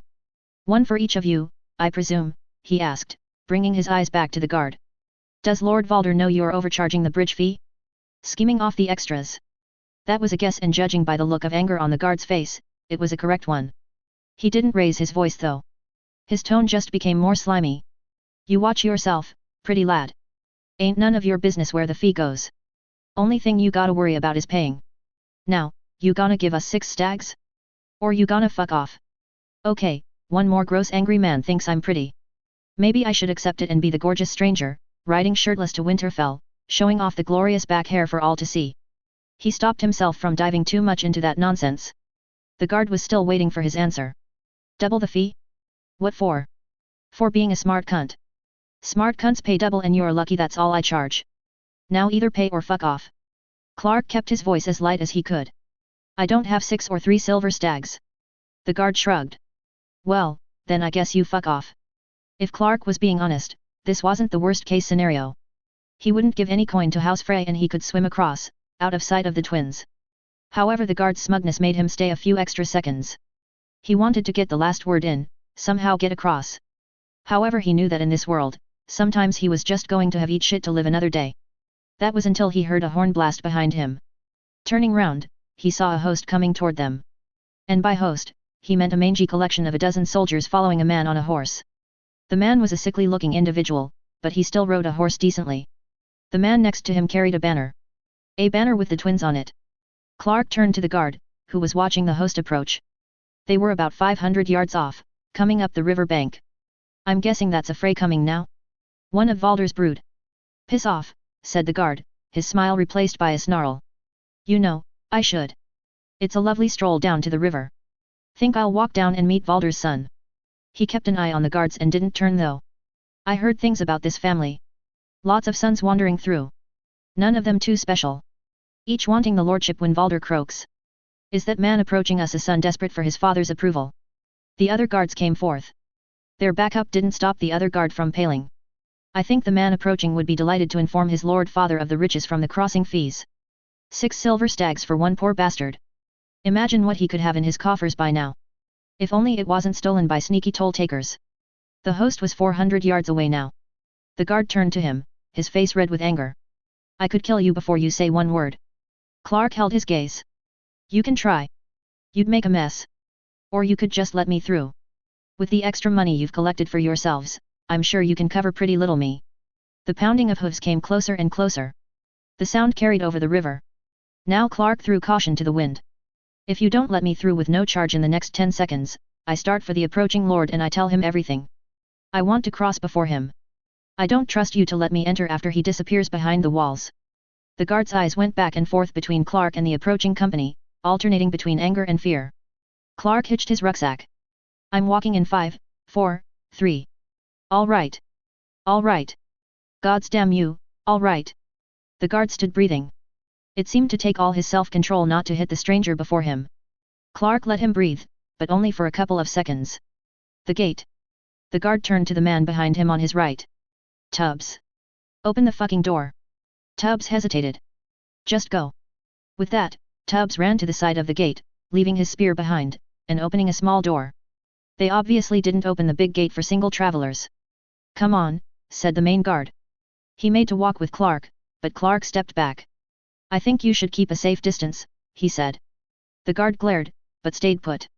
Clark walked to the door, where Tubbs was waiting, careful to keep an eye on the other two, with their hands on their spears. He reached the door. It'd be nice if he'd escort me across, he called, nodding to Tubbs. Make sure I'm let through the other side. Tubbs looked to the leader, who nodded. Tubbs gave Clark a wide-eyed look before stepping through. Clark was about to follow when he heard the leader speak. If I see you again, here or anywhere else, I'll kill you on sight. I won't forget your face. His eyes were serious. Clark gave him only the briefest of consideration. The host was 300 yards away by now. I should hope not. It's a pretty face. Have a nice day.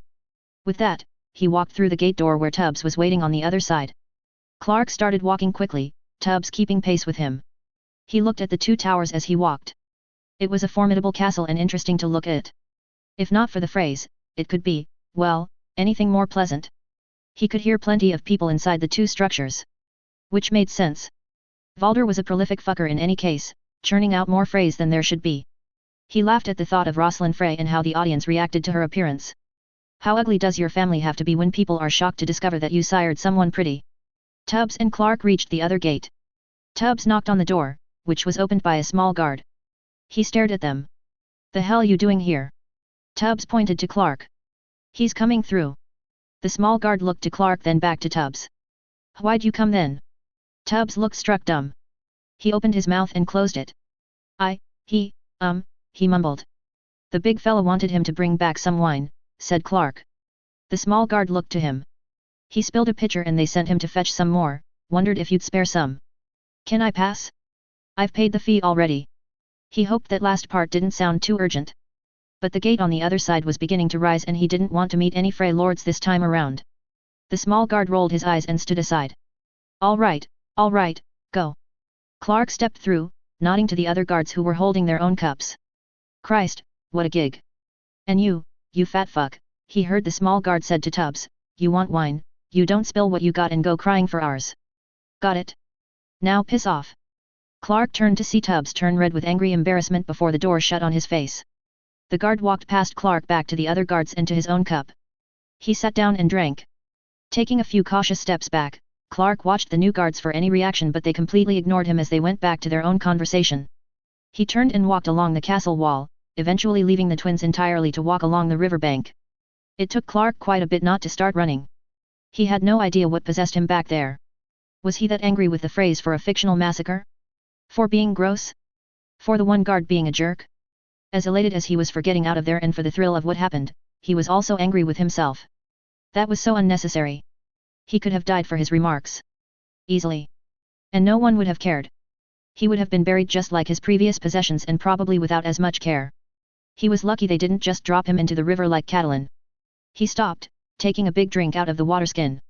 He was shaking though and a little bit of it went onto his shirt. Shit, he muttered. He couldn't afford to waste clean water. Okay, Clark. Along with no blind charity and no casually fucking the tavern wenches, let's add don't provoke any ratbags who will actually follow through on their threats to kill you. Sound good? Great. Clark rubbed his temples, willing himself to calm. Mom's breathing exercise was also employed here. In and hold, then out on a count. It worked as usual. Soon he found himself walking along the riverbank, calm as the river flowing beside him. There was an aspect of this that he kept thinking about. It involved that night at the inn when he avoided the hits from the soldiers and guided them into falling over each other. He did that on instinct and he had no idea where that came from. Now he'd been in a few fights before, holding his own in some and getting hurt in others.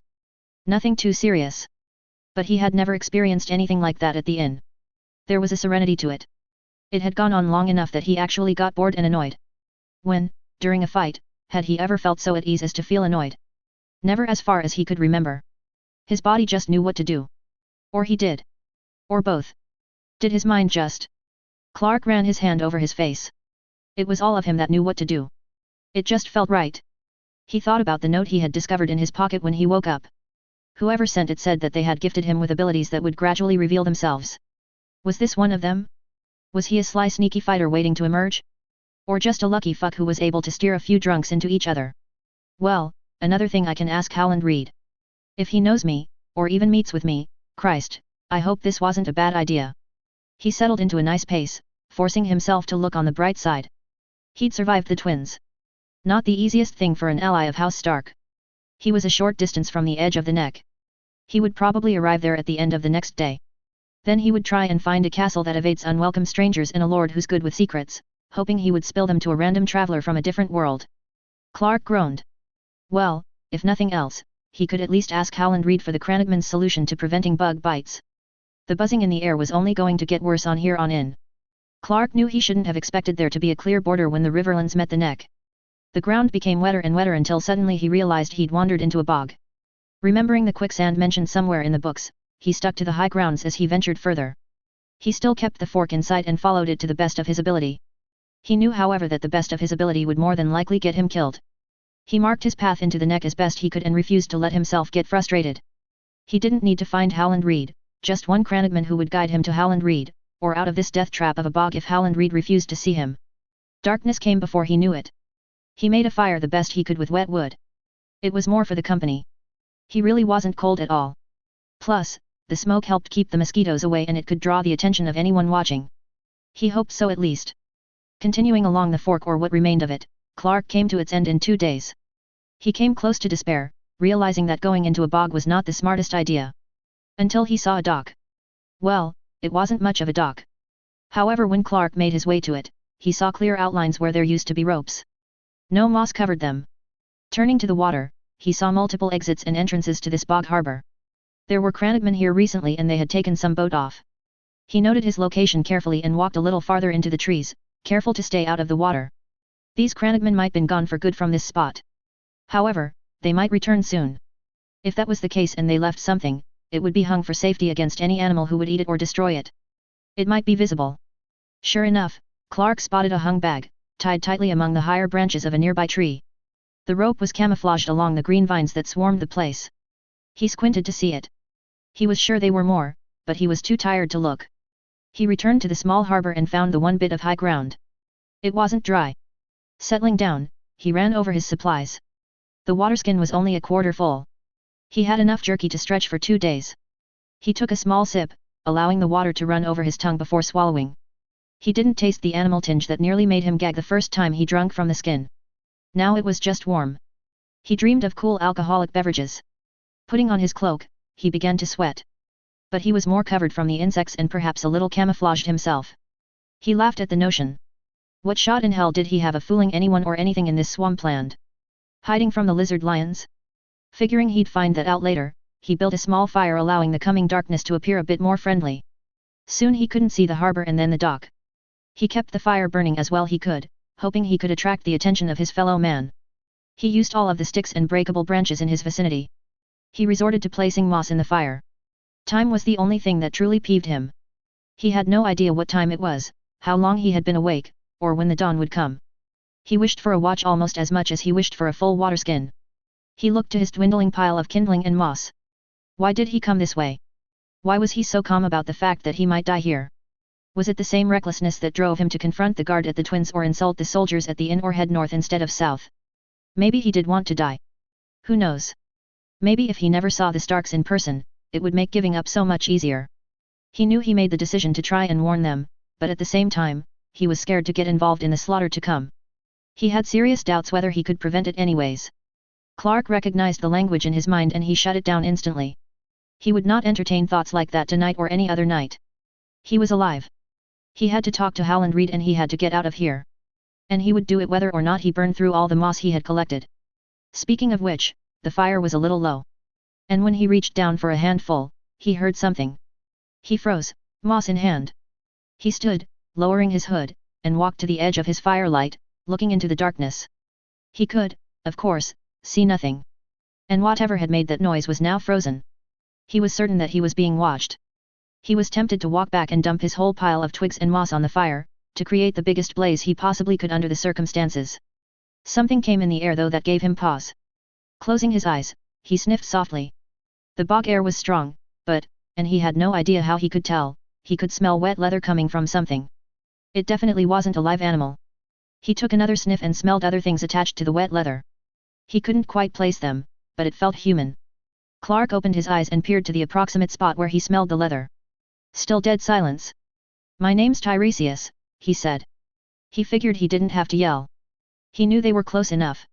"I'm a traveler. I've come a long way to be here. Would you show your faces?" No response.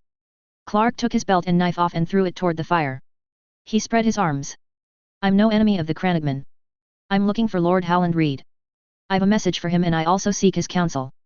Would he see me?" Still just silence from the darkness. Clark sniffed and knew they were still there. "Listen, if you are not going to let me see Lord Reed, then could you perhaps help me? I'm running low on food and water and I'm lost. Could you direct me out of the neck? I was hoping to head north next." He swallowed the little spit he had. "I'm sorry for coming onto your land without your permission. I really am. But I could use your help now. I promise I mean no harm. I swear it by the old gods." Nothing but nocturnal singing from the insects answered his plea. Clark was beginning to believe that he had spoken to no one in the darkness.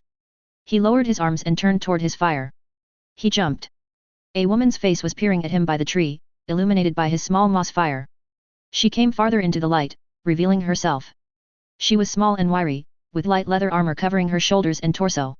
She carried a three-pronged spear taller than her and she had a net bundled at her side. Her brunette hair was tied back tightly and she regarded Clark with suspicion. Clark remained still. While he was focusing all his attention on his front, this crannog woman snuck behind him. He could hear water moving to his rear. He turned his head and saw two more crannogmen come into the light. One was younger than him, blonde and was holding a knife. It looked like bronze. The other one was bearded with long, black braided hair. There was a long pipe slung across his back, which Clark suspected he used for blow darts. He also carried a spear. Turning back to the woman, Clark saw her pick up his knife and place it under her own belt. She walked over to him, regarding him with large brown eyes so dark, they seemed black. Clark towered over her, but she didn't act like he did. She stood before him, holding the spear close to his chest. No fear came from her, so Clark did his best to return the favor. Guessing that she was the leader, Clark swallowed and spoke. "Hello. It's good to see a face." He paused, wondering what to ask. They didn't seem keen on conversation. "Are you going to kill me?" he asked as politely as he could. The crannog woman gave the smallest smirk. "No sense wasting poison on an idiot who wandered into the neck, not knowing where to find fresh water," she said, lowering her spear. "We leave you here, you'd be dead in 3 days." Clark glanced at the other two crannogmen. They hadn't lowered their weapons yet. "Are you going to leave me here to die?" She and her companions exchanged looks before she spoke again. "That depends. What do you want with Lord Reed?" "I want to speak to him." "What about?" "I'm sorry, but I can't tell you that," he said, keeping his refusal as friendly as he could. The crannog woman stared at him. "You really are a bit of an idiot, aren't you?" "I am. I still can't tell you what I need to say to Lord Reed. It's for his ears alone. And why should we believe that? You, a complete stranger, are asking for us to stop whatever we're doing and bring you to our liege lord, on your word that you won't harm him? Or be wasting his time? Why should we bother him with your big secret?" Clark heard something go into the water. He turned to see the older crannogman extracting a pronged spear from the water, a wriggling dying frog on its end. He kept his eyes on Clark the whole time. "It's not my secret," he said, turning back to the crannog woman. "It's Lord Reed's. It's a secret he's been keeping for years. A secret that could tear the realm apart." He paused. He knew he was going into treacherous territory here, but he didn't see another way. A little bit of the truth was the best lie. "And through some stupid, unexplainable reason, I now know the secret. Now I haven't told anyone Lord Reed's secret. I could have, but I don't want to. And if it was only the secret on my mind, I would have left Westeros forever. Kept it to myself and let the secret die with him. I wish that was the case." Despite the fact that Clark knew sincerity wasn't usually the best way to go in the Seven Kingdoms, he pressed on. "But unfortunately, that's not the only thing that haunts me. I'm no green seer. I can't read the future. But by the same way I know Lord Reed's secret, I know that there are things coming. Wars, a return of magic and enough humanity to rip this land apart. I want to help, but I don't know how. I don't know how to balance what I know and what I can do against those in power now and what they value. I'm only human and I need counsel. I was hoping to seek it from Lord Reed and take appropriate action from there. But I swear." Clark raised his hand, hoping it was a good enough gesture. "I swear, that no matter what happens, I will continue to keep the secret. And if it is decided that I'm to be killed, I only ask that it be swift and that you allow Lord Reed to make the decision." The crannog woman stared at him, trying to figure him out. The fire was almost out as well, casting her face in even deeper shadows. "I've never heard your accent before," she said. "Where you from?" "Across the narrow sea." "Where across the narrow sea?" Clark shrugged. "I don't know. My family were nomads. We kept between the free cities and the bays up north. They died when I was young. I've been sailing since I was 12. And now you're here in the neck," she said, her hands running down her spear. "Why is it that a nomad from Essos is so concerned about the fate of Westeros? Why not just go home? Essos was never my home. He broke, a tiny lump in his throat that he wasn't expecting appeared. He swallowed and continued. "I can't ever go home again. I have nothing but Westeros now. I hope to make a life here and I can't do that if I allow the things that I know are coming to come. Damn it." That was an awkward sentence. She stepped forward, her dark eyes never breaking with his. "How do you know what's coming? You say you're no green seer. So how do you know?" Clark sighed. "I'm sorry, but that has to be my secret." She looked his eyes for a minute now. Clark held her gaze, freely blinking, waiting for her response. Eventually she looked to her companions. Clark turned and saw that both of them had lowered their weapons. He breathed and returned his gaze to the crannog woman. She was walking to the dying embers of the fire. She knelt down, reaching into a pouch. She sprinkled some powder onto the pit and the flames revitalized. Clark felt the older man walk by him. He unfurled his cloak to reveal a bundle of sticks attached to his back. He began building the fire back up, stronger than ever. Clark returned to the side and sat down. The younger Cranagman joined them and they began setting up preparations for dinner. "Thank you," said Clark. "I won't forget this." "Thank you." The Cranag woman looked at him as she began to chop frogs up. "Right now, you're something between our guest and our prisoner. I'm keeping your knife until Lord Reed lets you go free. So behave yourself and don't make me regret not leaving you to die out here." Clark nodded. "I promise." "Are you thirsty?" "Yes." She threw him a skin. "Drink slowly and not all of it." Clark drank gingerly, taking only 2 mouthfuls before handing it back. The fire was brighter than it had ever been before and soon the Cranagman had chunks of frog and onions frying up. Clark offered up the remainder of his dried beef which each of the Cranags took, though he suspected that they did so more out of politeness than anything else. They didn't seem to care for it. Clark supposed he didn't seem so enthusiastic either when he accepted his fried frogs and onions for his dinner. However, it really wasn't bad at all. Weird texture, but he got it down easy enough. He was hungry after all. Also, in the back of his mind, he was thankful for any food from a Cranagman. He supposed he was now protected by guest right. And now even if Howland Reed decided not to see him, they were still obligated to see him safely out of the neck and on his merry way. They weren't Freys. In fact, they despised the Freys. They would keep their word. He was pretty sure about that. Clark helped as best he could and before long, they were cleaned and ready to camp down for the night. He turned to his new companions. "I said it when I was shouting in the dark, but my name is Tiresias. What are your names?" They glanced at each other, before the older Cranagman spoke. "I'm Dallin. The boy's name is Martin. He doesn't speak." "My name's Anug," the woman said. "I'm still keeping your knife." Clark smiled. "It's lovely to meet you all. And thank you. No matter what matters with Lord Reed, thank you for what you've done." The fire went out a few moments later, allowing the moonlight to flood the bog. Dallin volunteered for the first watch. Clark settled down for a sleep, chasing away an errant fear that they would stab him in his sleep. He turned to Anug. "How long will it take us to get to Lord Reed?" She shrugged. "A month, at the very least." "A month? You're a real lucky idiot, Tiresias. He's usually not that close around here. Can't travel well." Clark laid on the driest ground he could find. "His injuries from the rebellion." Anug turned to look at him. He laid still, meeting her eyes, reflecting the moon in the darkness. He was injured. But this season, he's about touring and inspecting. His path and ours will cross in 1 month. If you behave, I'll speak on your behalf and see if he'll receive you." Clark turned onto his side. 1 month is fine with me." Anug stretched out her small frame. Well, it's not so fine with me or the others. We have work to do in the coming month, and having on an extra mouth wasn't in the fucking plan. So I'll only say this once, stay out of our way and try not to be too useless." "I'll pull my weight." She snorted. "I'm sure. Just remember, that while you're a helpless idiot in our land, I'm in charge. So don't question my command." "Understood." He nodded, not sure if she could see him. "I understand." Nothing more was said and Clark decided to try and get some sleep. He hoped he could keep up the facade long enough to talk to Howland Reed. He also hoped that he could be somewhat valuable to this group in the upcoming month. A bog was not his natural habit and he had to steel himself before falling asleep. He would not complain. He would work.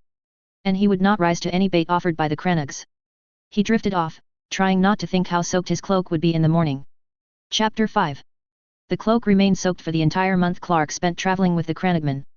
It was subject to the moist ground at night and it never dried completely during the day. The trees were too thick to allow much sun through. Luckily it was warm enough that Clark went without the cloak more often than not. He never complained though, at least out loud. Mostly because the Cranagman never did. For the first week, they traveled by boat, mooring by night to camp and during the day to inspect the various secrets that they held. At least that's Clark assumed. He mostly stayed in the boat with Martin, who kept a silent watch on him. The boat was small and having an extra man was quite a nuisance for the Cranagman. But none of them said a word. Clark usually sat next to Dallin while Anug and Martin rowed. Dallin spent the first morning organizing his poison darts and needles, placing them in easily accessible places on himself. He gave Clark a few looks as he did. The message was clear. You may be close enough to harm us, but not before we could kill you. Putting that aside, Clark tried to be helpful. He did some heavy lifting around the camp. He carried sacks of supplies. He gathered firewood every night. Halfway during the first week, he was trusted enough to help row. Anug's scorn didn't disappear, but it did lessen somewhat. She did trust him enough to toss him his knife the last night they moored. He caught the sheath, staring at her. Then she threw him a large fish. Your job tonight is to skin that.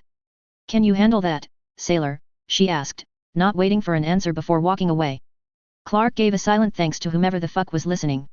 He only knew how to skin one creature on Earth, and that was fish. His dad taught him during summer fishing trips. It had been a few years, but he still managed to gut the fish and then section it without destroying the whole thing. It didn't look pretty though. He wondered if sailors cut fish often enough so that it looked nicer than his current work. Was it just fishermen who actually handled and sectioned fish? Regardless, he placed the fish in the pot when everyone was busy. They didn't see his awkward chunks of flesh, as they softened into a fish stew. Anna came back to a simmering pot and a clean knife, which Clark handed back to her. Over the next 3 weeks, as they traveled through swamps on pathways that barely rose above the water, Clark continued his usefulness as well as he could. He feared it wasn't enough. Traveling alone was simple. He could indulge in conversations with himself using modern language, sing Billy Joel, be inept in certain circumstances, and no one was there to bear witness. With these Cranagmen as constant companions, he had to remain on guard and his anxiety was ever present. But it could lessen though. It did whenever Clark was engaged in learning a new skill. The constant companionship of Anog, Dallin, and Martin put Westerosi living in a closer perspective.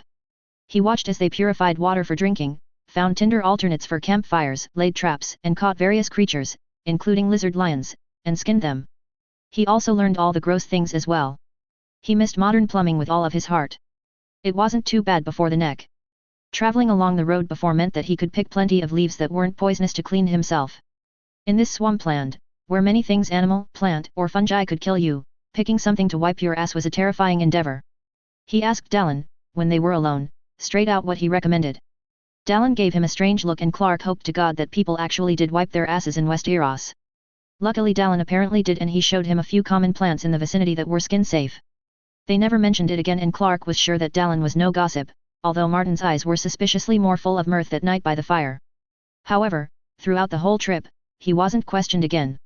Anog, Dallin, and Martin were quite silent in most of their doings. He wondered if that was because he was there, fucking up the group dynamic. But as the month came to a close, he guessed that wasn't the case. For one, Martin couldn't even talk.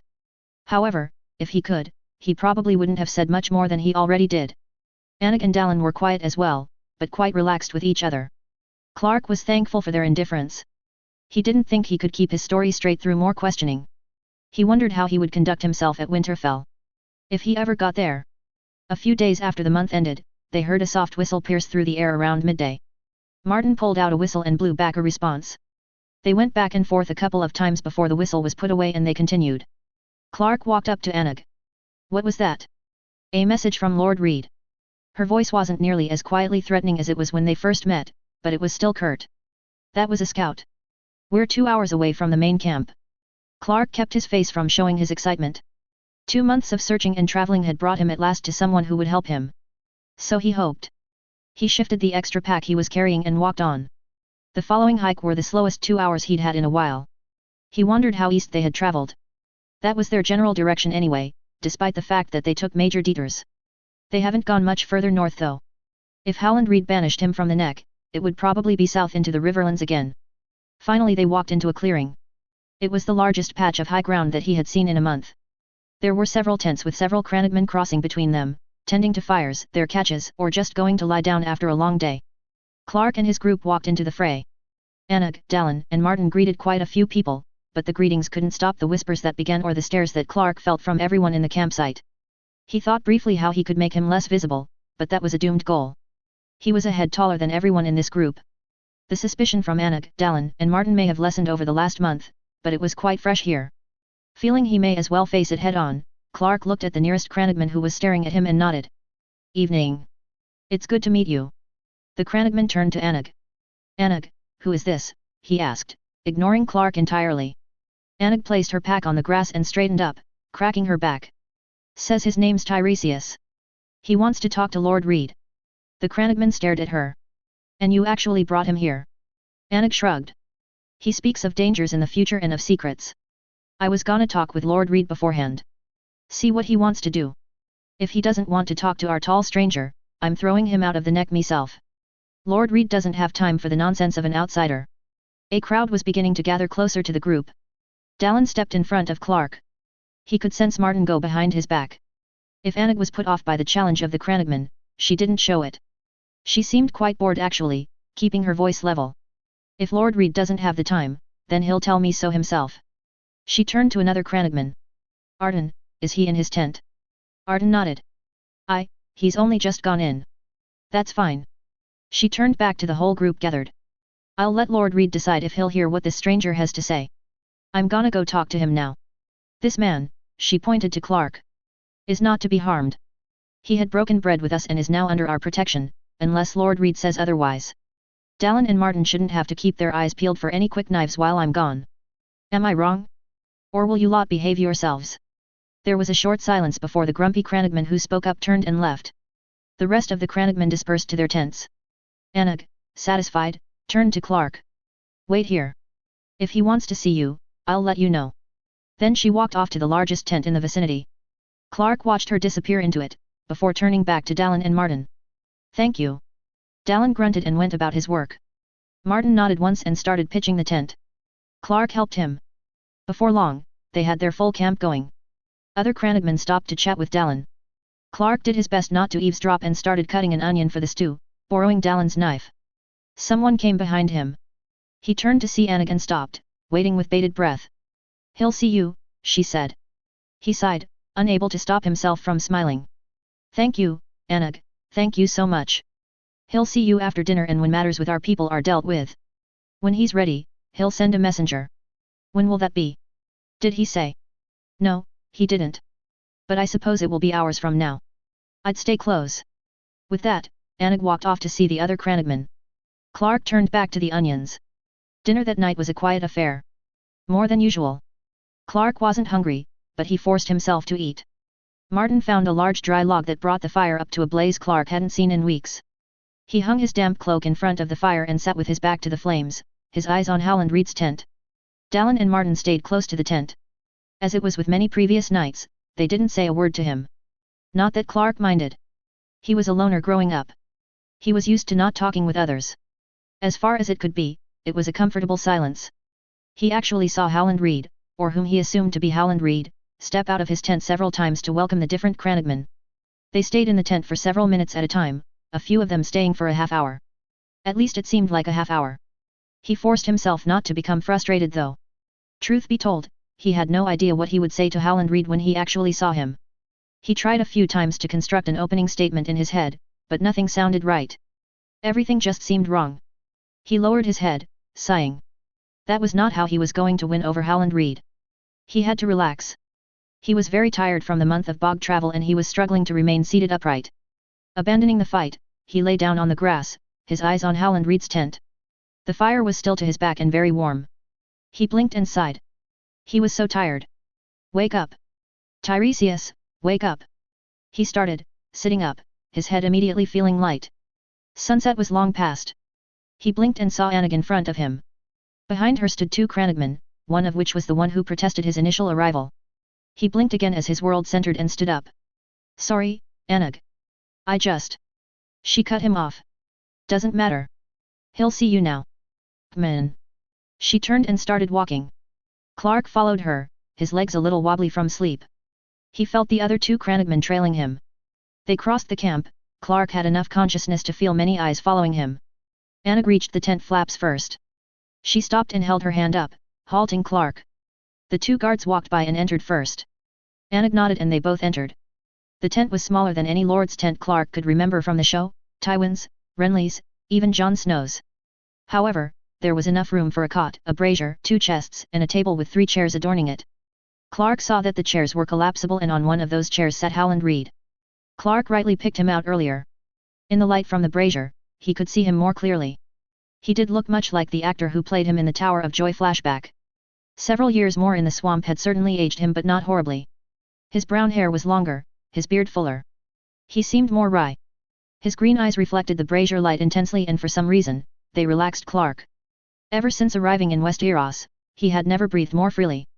It almost didn't seem important whether or not Howland believed him. He was here. He'd made it. Knowing however that that was a crazy thought and he did want Howland to believe him, he gave a short bow. Lord Reed. Howland Reed nodded and gestured for the chair in front of him. Clark crossed and sat down. Howland grabbed a pitcher from the table. Would you care for some wine? He asked. I'd offer to join you, but I'm afraid I've already drunk more I'm comfortable with this evening. Having to greet so many in one night. However, you're welcome to some if you'd like. Clark eyed the pitcher. You're not too drunk to speak with me, are you? Howland considered it briefly. I don't believe so. His eyes traveled to the others still in the tent. I'll have to decline your offer, I'm afraid. I don't feel good drinking another man's booze when he's not partaking. Besides, I've already taken too much advantage of your people's hospitality. Booze. Clark suppressed a wince. Drink. Said Howland. He placed the pitcher down. That's fair, your name is Tiresias, yes. Yes. I've never heard of such a name, or such an accent. You are from Essos. That's right. It was very warm in the tent. The relaxed feeling was disappearing quickly. Anog told me that you seek my counsel, and that you hold my secret. The others in the room were still, looking between Howland to Clark. He cleared his throat. I do. Howland didn't seem perturbed. He yawned, obviously tired from the day's journey. Clark knew he had to act quickly. Lord Reed, would it be possible to speak to you alone? Absolutely not, the Cranagman from earlier stepped forward. His face was red. You have some nerve demanding a private meeting with Lord Reed. I'm not demanding anything. I'm asking. Asking, eh? And how do we know you're not some Frey assassin? Hired to infiltrate the Neck and kill our lord. He turned to Howland. My lord, let us take him away and question him. Not waste any more of your time. I took his knife away, Harn, said Anog, venom in her voice. And I brought him. You think I'd endanger Lord Reed like that? There are other ways to kill without a knife, Anog. You led him straight here. Lord Reed, said Clark loudly, cutting the argument down. Howland didn't seem disturbed by it though. His green eyes continued to gleam. I'm sorry for bringing discord into your camp. It was not my intention. I truly wanted to talk to you and I thank you for giving me your time, but this isn't enough. What I have to say to you, I can't say in front of anyone else, not even your closest confidants. If it would satisfy your guard, you may bind me and I'll speak to you then, but only if we're alone. He turned to Harn and the other guard. I'm no threat. And besides, I'd like to think I'm a little too handsome for a man of House Frey. Harn moved to speak again, but Howland raised his hand and there was silence. The brazier crackled along with the familiar night song of cicadas and frogs from outside. Finally Howland leaned back in his chair, yawning and rubbing his eyes. Harn, Anog, Noel, leave and give us enough space around the tent to ensure privacy for Tiresias and I. He won't be bound. Harn blanched. My lord, I protest this. Howland nodded. Your protest is noted. Now leave. I'll call if he stabs me. Harn forced down his reply, bowed and left. The other guard, Noel, left too. Anog followed them, leaving only the Lord of the Neck and Clark in the tent. Howland waited for a minute and then spoke at a normal level. Harn, Noel, I changed my mind. Come back and bind this man immediately. Clark looked to the tent's entrance. No one came. He turned back to Howland Reed, who seemed quite content. Satisfied, he asked politely. Clark nodded. Yes, thank you. Howland gestured toward the pitcher. Are you sure I can't offer you some wine? I'm sure, said Clark, leaning forward. You might need more though, for yourself when you hear what I have to say. Why's that? Howland asked lightly. Does it involve my secret? Clark discovered he'd been holding his breath. He exhaled. Before I talk about that, I wanted to ask you some questions if I may. Howland blinked blearily. All right. The brazier crackled for a while before Clark was able to open his mouth and speak. You're a green seer, yes? Yes, said Lord Reed quite casually. Not the most proficient one, I'm afraid. Enough to recognize talent and gifts greater than my own. Do you know who I am? Have you seen me? Howland's tired gaze turned slowly into a peer. Are you not Tiresias? Are you not from Essos? Have you seen me? Clark hoped the repeated question didn't come across as abrasive, but Howland didn't seem offended. No. I have never you seen before today. In dreams or otherwise. Clark leaned back in his chair. He was disappointed on one level. He could use one less person to explain himself to. On the other hand, it was a relief to know that his arrival in Westeros was hidden from seers. However, Howland Reed wasn't the most powerful green seer. There was still chance that the three-eyed raven beyond the wall knew of his arrival and his knowledge. And if that was true, it was certainly possible that the Night King knew as well. He shivered involuntarily. Those were worries for another day. The Lord of the Neck was still before him and he wasn't done. So, is Tiresias your real name? Yes, said Clark, beginning to believe it himself. After all, if he said so, who was there to contradict him? For all intents and purposes, it was his real name. He continued. I meant it when I said to your people that I was no enemy. I hope I could be your friend eventually, but right now that's all I can offer. He swallowed and lowered his voice. Lord Reed, I think it's time we talked about your secret. Howland crossed his fingers, relaxing them on his stomach. All right. Which secret do you know? Okay, Clark or Tiresias, once again, here we fucking go. The secret that is currently being hid in Winterfell. A trueborn dragon in bastard wolf's clothing. There was no movement from the Cranagman. He sat still. Only his eyes seemed to gleam more brightly and Clark could hear his breath hitch. He took a breath himself. Lord Reed, I have no intention of revealing what I know to anyone else, except to Ned Stark if I can manage to speak to him. There is no leak to this. No one else knows. How I found out, no one else will be able to. The Lord leaned forward. How did you find out? His fingers felt clumsy. Clark looked down. He clenched and unclenched them. I'm no green seer. I don't read fortunes. But I do know things. My knowledge is limited, but I still know. I told you Jon Snow's truth in order to prove that I know things I shouldn't. And the other things that I know are coming are much worse than a secret Targaryen heir. Every sign of weariness was gone from Howland Reed. What other things, he muttered. I don't know how much to tell you, I'm sure you must understand that sometimes things need to play out as they're meant to. Usually when someone tries to subvert catastrophe, they end up creating worse outcomes. And however much people may suffer, things will come to balance in the end. That's the future that I saw for this world. A return of magic from the east. Wars that will bleed the realm dry. Monsters that will come down from the north and monsters that will emerge from the people, noble and small folk alike. He brought his gaze up to Howland's. But when I saw what happened to this country, I wasn't here. I wasn't around with the knowledge I have today. I couldn't have saved the people I desperately want to save now.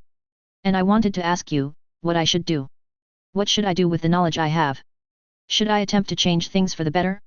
Should I just leave, or will you kill me to keep the secret and spare me the trouble of deciding what to do? There was a long pause in the tent. Howland finally got up and poured himself a cup of wine. He poured a second cup and gave it to Clark. He took it and drank with Lord Reed. It tasted like the wine at his Episcopal church, which was slightly comforting. Who are you? Asked Howland, lowering his cup, his voice low. Clark sensed the tension and knew that this next answer would either bury him or free him. He thought back to the letter he found in his pocket. I'm someone, he began. I'm someone with far too much power and far too little of it. I'm sure you can relate. I know of the calamities coming and I want to prevent the worst from occurring if I can. And that's really it. Anything else I can never be again. He felt tears began to form at his eyes, but his voice was steady. Everyone from my old life is gone. Whatever I learned for my future is now useless. Everything and everyone I loved belongs to my old world, which is now closed to me. Forever. It was the first time he had said it out loud. At least so explicitly. Tears streamed down his cheeks. He turned away and breathed, focusing on the brazier. I'm not from Westeros, but I'm here now and it's the only home I've ever have. And there are people here that I've never met that I'm attached to, probably even love, strange as that sounds. They're going to go through so much pain and I might be in a position to stop that from happening. So. He turned back to Howland Reed. Should I stop that from happening? Should I try? Howland's eyes were cloaked in shadow. After a full minute, he stood, placing his cup on the table and walked over to the brazier. Come over here, he said quietly. Clark stood and joined him. Every line of Howland's face stood exposed in the light. Who are your gods? Clark hesitated. He had been an apatheist for years back home.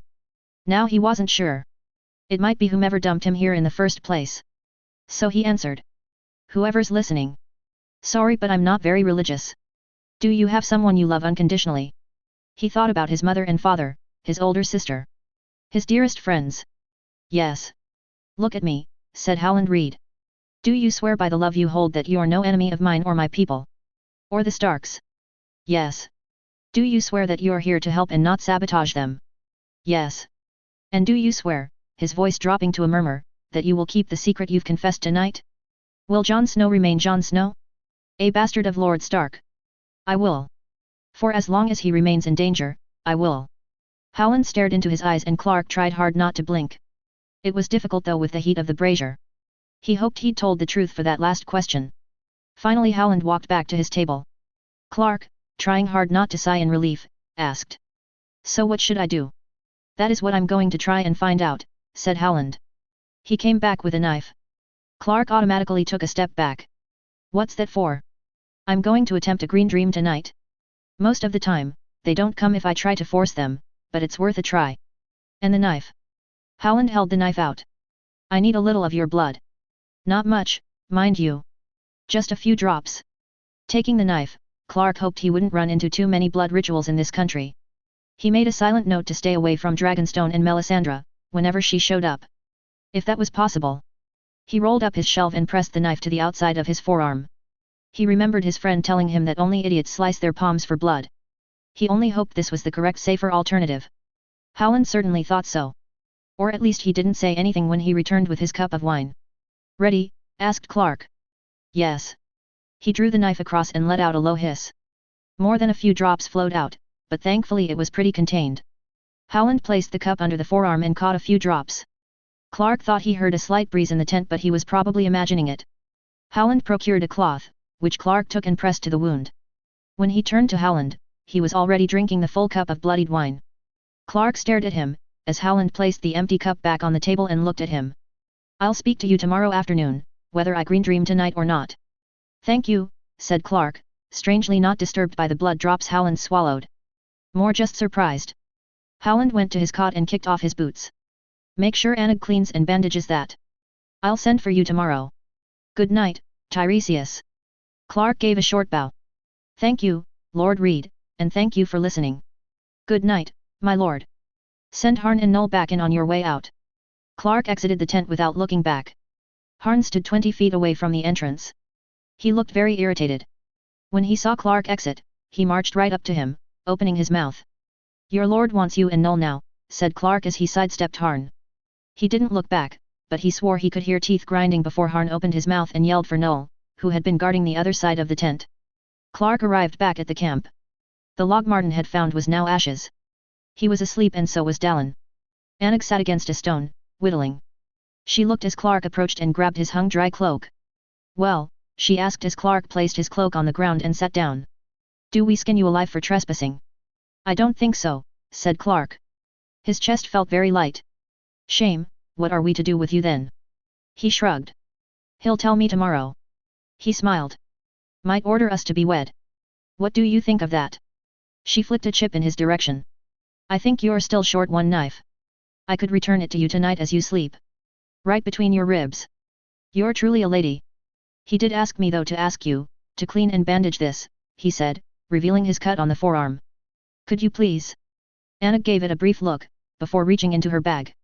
She pulled out a small jar, filled with a brown paste. She tossed it to Clark and got up. Wash it with water first, then spread that paste around. I'll go get some clean bandages. She walked off into the darkness. Clark could hear her fiddling with her other bag. He took his waterskin and began to clean the wound. Despite the bleeding, he was feeling relieved. He hoped that Howland Reed gave him good news tomorrow. However, he took pleasure in the partial confession. It had left him feeling slightly giddy. That was until he applied the paste to the cut. It stung horribly. Notes.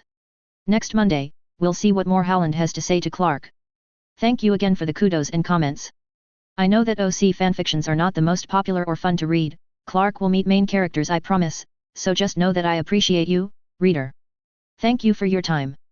Chapter 6. The next day saw multiple groups staggering out of the clearing. Each one went to check in with Howland Reed before they departed. It was certainly the most relaxed feudal system Clark had seen so far in Westeros. Not that he had much to compare it with at this point, but still considering taxes or farming or serfdom, not much of it seemed to apply to the Crannogman. Howland obviously got some sort of tribute, but Clark felt safe guessing that he was one of the poorest lords in the entire kingdom. He seemed happy enough though. Maybe just living in the neck was full-time survival. To make it any more complicated was to doom themselves. They certainly made it impossible for anyone else to invade and conquer them. No army could march or ride through here. Not that the Crannogman had anything worth conquering for, at least in the eyes of those who ruled. If they had any treasure, they kept it secret. In the back of his mind though, he wondered how many White Walkers and Whites it would take to overrun this place. Probably fewer than he thought. He had been thinking about the army of the dead for a while now, especially considering the Battle of Winterfell. It seemed like they were most similar to ants, in his mind at least. How does one defend from a swarm of human-sized ants? A question for another day. That was a phrase he'd been repeating to himself quite often these days. He was nowhere near settled enough to try and influence the future he saw for Westeros, the one that he consumed for entertainment. If he were to try and influence future events anyway. He hadn't heard from Howland Reed yet. Maybe his day would end with him being killed or being sent south or across the narrow sea. Eventually midday passed. Everything that their group possessed was packed and they were the last ones waiting to be dismissed by Howland Reed. The group before theirs was just disappearing to the north and Harn came up to them. His scowl hadn't moved from last night. Lord Reed wants to see you, he said, addressing Anog. He then turned to Dallin and Martin. You two stay here and watch him. He jabbed his thumb at Clark, who exchanged a quick eyebrow raise with Martin. What? Exactly what you've been doing. Martin sighed under his breath, as if to say I suppose. Anog and Dallin exchanged a glance before she walked off to Howland's tent, with Harn following her. It was still up. Noel, Arden and one other Cranagman stood guard. She entered without any preamble. Harn took his position outside. Clark looked around, but there was nothing to do. Dallin and Martin didn't seem pressed to accomplish anything in their time alone, so Clark took to their example and sat quietly, trying to follow the birdsong that was sounding through the trees. He actually followed a bird for 2 minutes to the north, at least he thought so. It was difficult to tell. Dallin sat on his pack, his eyes closed. Martin kept a lazy eye on him. Clark nodded and smiled, turning back to the trees. His straw hat was ruined the first day in the bog and discarded. His hood on the cloak was his only protection, but he didn't mind the sun too much anymore, although he still preferred the cold to the heat. His pink burns had turned into tans for the most part. He even found himself not squinting as much anymore, if at all. He had become a little tougher in these last 2 months. At least he certainly hoped so, because Anog was returning to their group and she looked very angry. Calm, but still very angry. He wants to see you, she said, addressing Clark without looking at him. Knowing the futility of asking what was wrong, he stood immediately and walked toward Howland Reed's tent. He approached the entrance. Harn was glaring at him. Clark was tempted to throw him into another guard, as he did with the soldiers at the inn. But he simply nodded politely. "Gee afternoon," he said, and walked in, not waiting for a reply. Howland Reed was sitting. He seemed rested though and relaxed. He smiled at Clark, which he hoped was a good sign. The other entrance to the tent was open, allowing natural light to come in. "Lord Reed." He bowed slightly. "Tiresias," said Howland as he stood up. "Did you sleep well?" "Yes, did you?" "Yes, I believe I did." Howland walked around the table, to the back exit. His limp was there, but it was slight. "Would you indulge me and take a small walk with me? I've been in this tent all day and I'd like some afternoon air." He exited and Clark caught up with him. Outside, the guards began to follow but Howland waved his hand. "Thank you, friends, but please don't. Relax for a few minutes. I'll be back shortly." All the guards nodded and retreated back to their posts, including Harn. Clark walked with Howland, matching his slow pace. It was a good thing the clearing was so small. Clark decided to break the silence when they fell out of earshot. "Your men are very concerned for your well-being." "As they should be," replied Howland. "Harn's ire toward you may seem a little blunt. He is not used to outsiders and certainly not amiable toward strangers in our secret meeting grounds. There's something sacred about this clearing. You don't sound concerned about me being here." Howland shrugged. "Whether or not a place is holy depends on the behavior of who is occupying the place. However, you don't seem disrespectful to the land. A little ignorant perhaps if Anog is to be believed, but harmless." Clark grinned a little. "Ignorant? It's not the worst thing to be in your situation. Do you know where you are on a map? Could you find your way out of the neck and then back to this place?" "No," said Clark with no hesitation. Howland Reed smiled. "Harn holds these lands above all else. He's proud of them. He sees you walking in like an idiot and surviving, it puts something into his head. But you're no threat. Not yet anyway." With that, Howland sat down. Clark waited a second, before sitting down himself. "Not yet." There was no answer. Clark checked to make sure they were clearly out of earshot and went with another question. "Did you green dream last night?" Howland shrugged. "Perhaps. It might have been an ordinary dream." "What did you see?" Clark asked, the hair on his neck rising.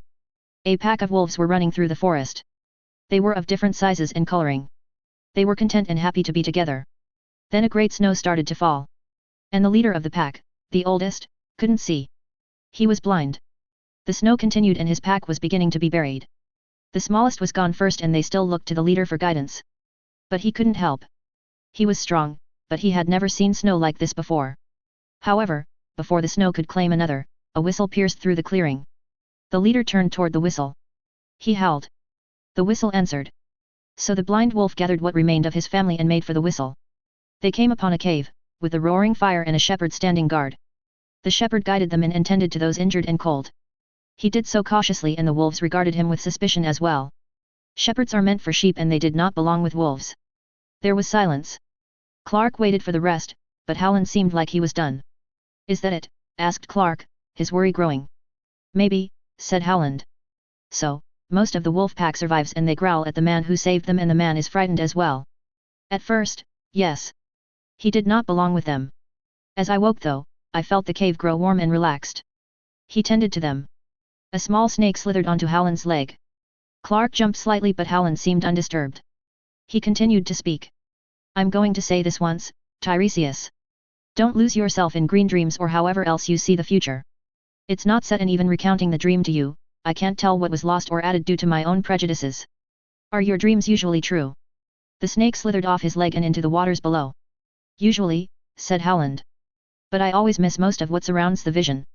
It may not concern the Starks. It's just a dream at the end of it. And it's tempting to see yourself in the dream, when you may not even be there. Are you the shepherd? I cannot say. Maybe you're the cave. It was my blood. And it may have been an ordinary dream. However, Howland's voice remained light, but his eyes were stone. If you're right and the White Walkers do return, snow should command more significance. I didn't say anything about White Walkers. No. Just a return of magic and monsters from the north. That warranted a short pause from Clark. Okay, fair enough. On the other hand, said Howland.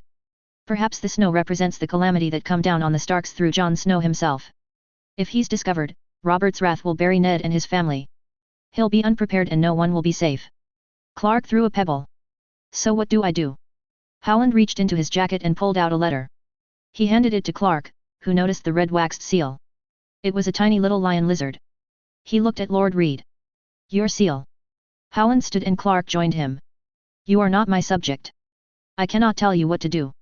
If so many atrocities are converging all at once, I wouldn't blame you if you decided to flee. However, if you're serious about Westeros being your new home and you wish to help, I believe you could do far worse than to head north and be the eyes that the blind wolf lacks. Clark looked at the letter. And this? A letter from an old friend, advocating for a stranger. One thing I'm certain of from the Green Dream last night is you. I know you're telling the truth when you say you mean no harm to the Starks. I saw a good nature from you. I admit I don't know what use you would be around Winterfell as a sailor, but I suggest you find one. I think you will, won't you? Yes. Howland started walking back to the tent, Clark on his tail. They entered and Howland turned with another question. Do you have enough coin to travel to Winterfell? Clark blinked. I'm sorry. Coin. Do you have enough? He opened a chest and pulled out a purse. He opened it onto the table and separated some silver. Will 7 stags and 10 stars do? Lord Reed, please, that's not necessary. I can manage until. You're lying, said Howland lightly. He left the allotted amount on the table, placing the purse back in the chest. He scooped the coppers and silver from the table and deposited it in Clark's hand, taking it from his side. Clark stood there dumb. If it makes you feel better, this isn't from the treasury. This is my own private purse and I know I can spare it. If you need any more help sleeping, you can call this a loan and not a gift. But it is a gift. Understand? Clark nodded. Thank you, Lord Reed. Thank you. Howland beckoned and Clark followed him out of the tent. Don't thank me yet, Tiresias. You still need to get out of the neck and I don't trust you not to die on your way out. That's reasonable, he murmured. I can't spare a whole group of Crannigs to escort you, but I will give you one. Who? Asked Clark as they reached the last group left. He looked and saw his question answered. Annig's scorn was back in full force. Dallin and Martin were trying hard not to smile. Howland stepped to them. Dallin handed him a pouch of coins and a folded parchment, reporting their progress. Thank you, Dallin. And you too, Martin. I thank you both for continuing on, 1 Crannig short. Annig will join you back at Greywater when she is done with her task. Be safe. I am Lord, said Dallin, inclining his head. Martin gave a short bow as well.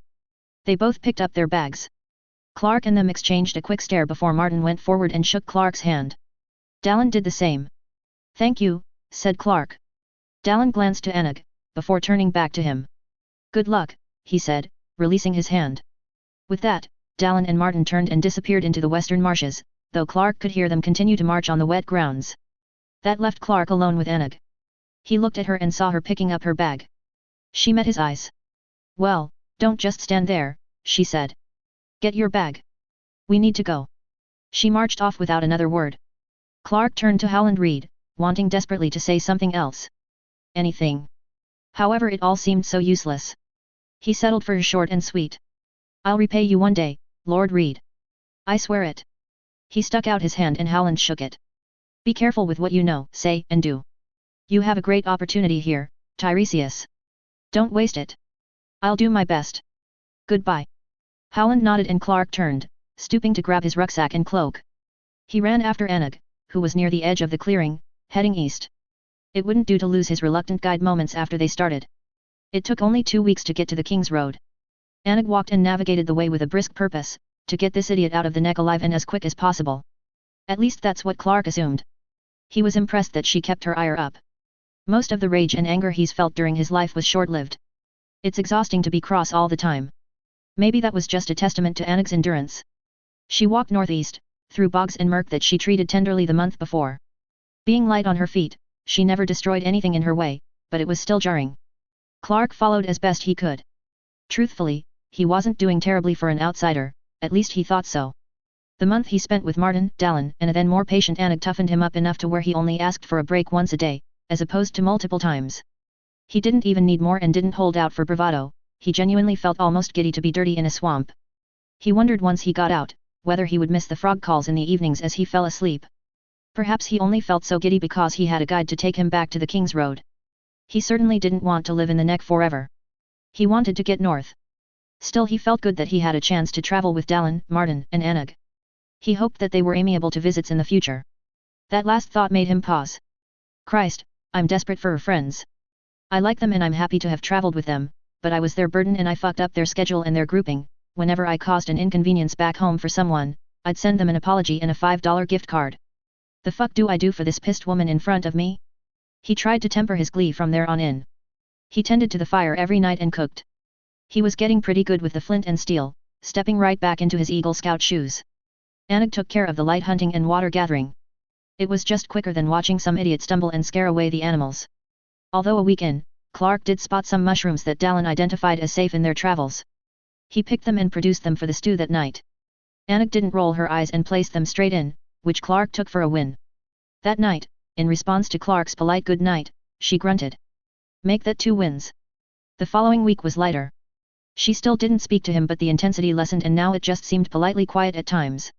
The only time she spoke was at the end of the 2 weeks of traveling. She said that they would arrive the next day around midday and she'd walk him past Moat Cailin. Once he was on solid ground again, he was on his own. Clark thanked her and that was all what was spoken between them until later that night. Dinner was done and the fire was out. They just laid out on their respective cloaks. Clark peered up to the sky.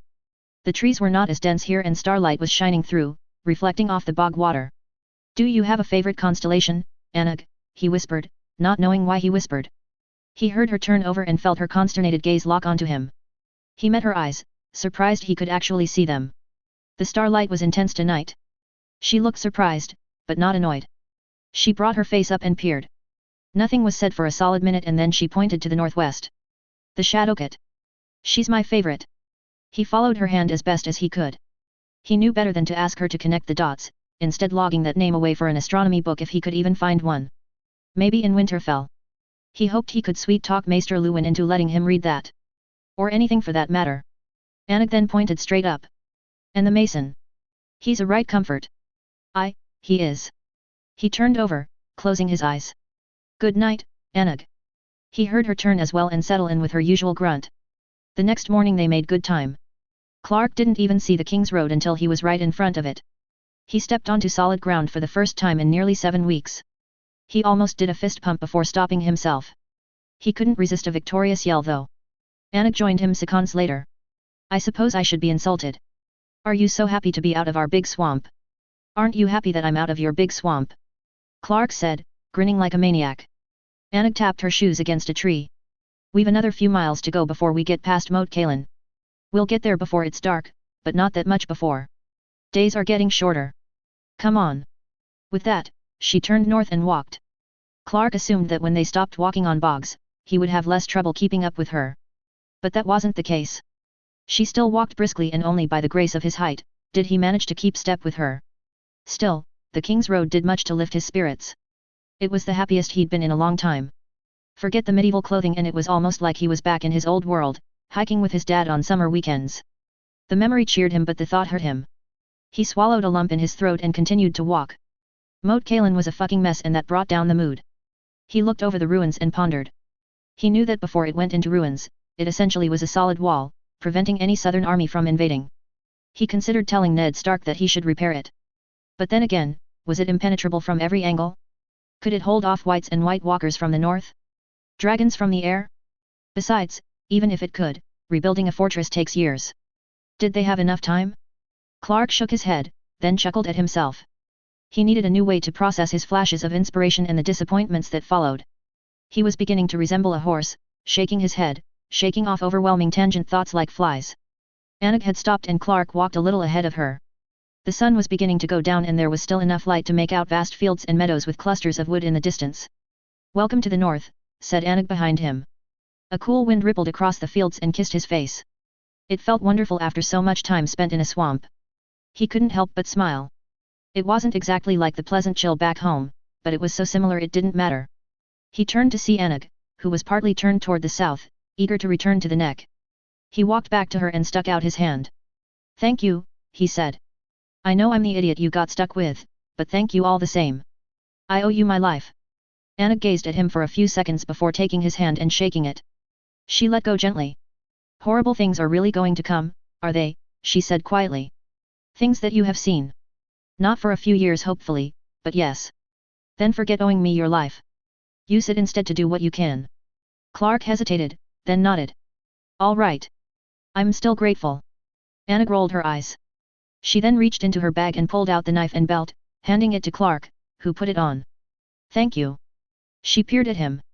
"Bit of advice for you. You best come up with a better story for yourself. One you can carry. 'Cause you're no sailor." The wind carried the silence for a bit. Clark sighed. "What gave it away?" "Your hands are too soft. You're a hard worker and you know knots, but you don't tie them often," she said. "A bit slow with them. Also, there's no mason in the stars." Clark blinked and looked up at the darkening sky, then back to Anig. There was a quiet triumph in her eyes, though she still didn't smile. "I knew before then, but that only sealed it. I'd figure a sailor D know his constellations better than anyone." Scratching his head, Clark cursed himself. He should have known better than to converse about a subject that could trip him up. That was a stupid mistake. Yes, he would. Anig turned to face him fully, her back against Moat Cailin. "I don't know why you lied. Maybe you have a distasteful past. But you don't seem dangerous and Howland Reed says you're no enemy of ours. So I'm not angry." "But," she said, stepping forward and locking her eyes with his. "You're here to do important things, Howland Reed says that too, and they may help save many people. And if you fuck that with another paltry story like that sailor tune, that would make me angry. Furious even. So please, don't fuck it up." Clark found himself staring, before nodding. "I promise," he said. Anig sighed and they stood in silence for a bit before she spoke again. "The next inn's not for another 20 miles or so down the road. I'd find myself a safe tree to lie under tonight if I were you." Clark nodded. "Thank you, Anig. Gee bye. Say hello to Dallin and Martin for me when you see them." She gave the slightest smile. "Goodbye, Tiresias." And with that, she turned south and starting marching toward Moat Cailin. He was tempted to watch her disappear but he needed to keep moving. So he turned and began walking again. On the road to Winterfell. The excitement was back and although he knew that the long walk north would probably temper it in the weeks to come, it still wasn't the worst way to begin his time in the north. He had no idea how far he traveled before setting down for the night. There didn't seem to be any danger around his sleeping spot, but he decided not to start a fire anyway. Dinner was smoked lizard jerky and the freshest water the neck could provide. He chewed silently, watching the stars in total darkness. That potential book of constellations in Winterfell's library was sounding better and better. Anything to make sure that he didn't fall into that trap again. Plus, he liked pretty shiny celestial bodies. He looked to the west and wondered if the Shadowcat was real. He supposed he'd find out at some point. He snuggled into his cloak, content with the day. Unfortunately it was a little marred when he was drifting off to sleep. He realized that he completely neglected to ask Howland Reed what year it was or how old Ned Stark's kids were.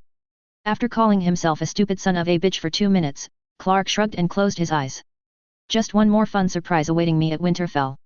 Still have to get there.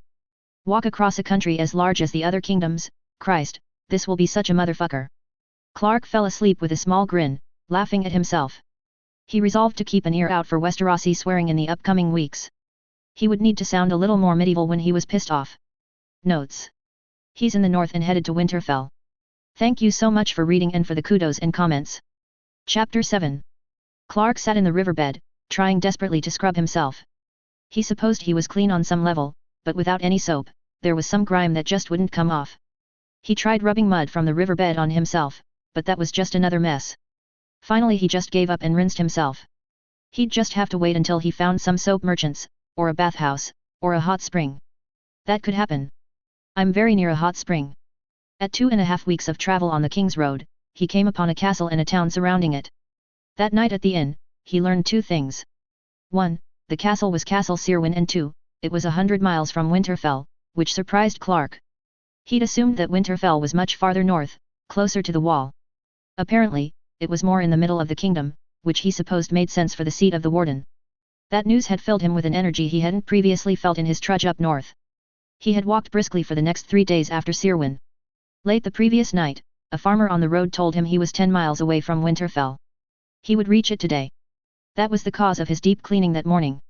He guessed that Ned Stark wouldn't care whether he was pristine or not, but he still wanted to make a good first impression. If he was going to sound insane, he at least didn't want to look it. Then again, he probably wouldn't have a choice. By the look of the approaching clouds from the east, it seemed there would be a heavy rain. He'd arrive at the gates looking not only insane, but soaked as well. Not wanting to waste any more time, he quickly dried and dressed. He also gathered some dry tinder and kindling, along with a few sticks that he tied together and slung across his back with the rucksack. He didn't think he needed them, but if the rain proved too heavy and he needed a fire in some shelter, he would have dry material all ready to go. He slung his cloak over all of that. It was the first time he wore the cloak in the north. In the daytime at least. The autumn temperatures were actually very pleasant. Thankfully the temperature didn't drop when it started to rain. Clark let the rain fall on his head for a few moments before raising his hood. He grew up with the rain. He loved it. But he also knew that he should respect it. In this day and age, hypothermia would be a lot easier to come by and a lot harder to manage. However, the cloak seemed to do the trick. His pack and sticks remained dry and he stayed relatively warm. The rain continued for the entire morning and Clark felt that it slowed him down. He kept his spirit up though. Every minute that he delayed arriving to Winterfell was another minute to decide what to say to Ned Stark or anyone else there. He touched the letter from Howland Reed in his pocket multiple times. He knew that was a boon, but it might not be enough for any big information dumps or revelations about the future. Clark sighed and trudged on, wiping his face. He tried to capture a little of the rainwater but he barely got a drip. He told himself not to worry. He was near enough to Winterfell not to die of thirst. At this point, he was just looking for things to worry him. He had no way to tell time or distance, but even in this weather, he knew he should be coming within sight of the castle soon. Finally, Clark came out of a forest and onto a series of vast meadows. The rain was lessening and if he squinted, he could make out a large grey structure through the mist, a mile away. He let out a breath and started laughing. It was Winterfell. He could recognize it from here. Ned Stark was in that castle. So was Jon and Arya and Catelyn and... He came back to reality. He had to make it to the castle first and he had to use the mile beforehand to calm down. Not act like an idiot in front of some stern fictional characters. They were real now and if he fucked up, he could do even worse damage than what he saw coming. He lowered his hood as he set off. He needed to feel the rain and clear his head for this task. 20 minutes later, he was walking through Wintertown, the same path that King Robert and the Unsullied marched up. He got a few odd looks, the ones that he had been receiving frequently as a passing outsider. Thankfully the interest died pretty quickly and he walked up to the castle unbothered. He stopped a couple 100 feet out to take it in. This was Winterfell before 20,000 men marched south for the War of Five Kings. The large grey walls were topped with soldiers who were young and fit, prepared to kill. He saw past the gate and into the courtyard. There were dozens of artisans and craftsmen, all working diligently for the oncoming winter. His eyes fell on the guards outside the gate. He wondered if he'd be stopped. He shook his cloak of the excess water and took out the letter from Howland Reed, tucking it behind his cloak. Okay, Tiresias. In for a penny, in for a pound. He began walking in what he hoped was a non-threatening manner. He could smell ironworks as he approached. One of the guards turned toward him. He gave the guard a brief nod, hoping that pitched him as a trustworthy individual. It didn't. Halt, the guard said, walking to block the entrance. The other three joined him. Clark quickly scanned their faces. Maybe it was his bias, but none of them seemed as mean as the Frey guards. They were in better shape at least. No one resembled Tubbs in this group. "Hello, there," said Clark, deciding to start friendly. The guard stared for a bit, then nodded. Clark sighed to himself. Maybe he should have faked an English accent. Or been a mute. "Afternoon," said the guard. "What business have you in Winterfell? I have a message for Lord Stark." He hoped that wasn't too brusque and that the Northerners hated conversational bullshit as much as he did. The guards exchanged looks, but they still seemed relaxed. "Lord Stark won't be taking petitioners or messengers until after midday. You may enter the castle then and present yourself along with the others." Clark swallowed. "Gentlemen, with all respect, what I have to say to Lord Stark, I don't think he would like me to say to him in public. I require a private audience." He felt the energy shift before him. It was minuscule, but he could see the minute movements of the guards before him. One wrong word and he would be taken down. The head guard spoke again. "That's not going to happen. No stranger is allowed a private audience with Lord Stark. If you have words for him alone, you can write them down and it will be delivered to him to be read in private. Or you can stand with the other petitioners and give it over to him personally. If you wish." He didn't raise his voice. He didn't have to. Clark could read him easily and knew the best way forward was a firm politeness. "Gentlemen, I'm afraid that's not an option. I can't put my message down into writing. It must be said to Lord Stark. Alone." He raised his hand slowly, Howland Reed's letter in his grasp. "I just came from the Neck. I have a letter here from Lord Reed for Lord Stark. He vouches for me. The Lord of Winterfell is safe with me. If he cannot meet me today, I'll wait in Wintertown until he does, but I must speak with him privately." Maybe it was a good thing he looked harmless. Or confident. Honestly, he didn't know what he looked now after months of medieval living. He certainly didn't feel pretty anymore. Either way, the guards did little more than tighten their grips on their weapons. The main honcho took a minute and then reached out for the letter. Clark gave it over, hoping he was correct in reading this main guard as trustworthy.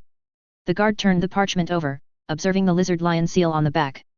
He raised his eyes to meet Clark's and held them in a stare for a solid 10 seconds.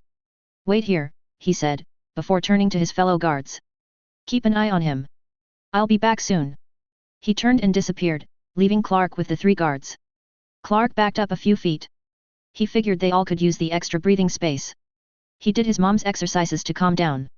He wasn't served by panicking, although he did fantasize, if he was run out of Winterfell, about making his way down to White Harbor. He could take a ship south and see if he could keep up with a Dornish woman. He smiled a little. The answer was probably no. Anyway, he would melt in the south. He was more comfortable cold. It was stupid, he knew, but he was curious to experience a true northern winter. At least one without ice zombies in it. "You came from the Neck," said a voice. He came back to earth to see one of the guards looking at him. He was young, couldn't have been more than 20. Curls of blonde hair stuck out from under his helm. Clark nodded. "Yeah. Damn it, Clark.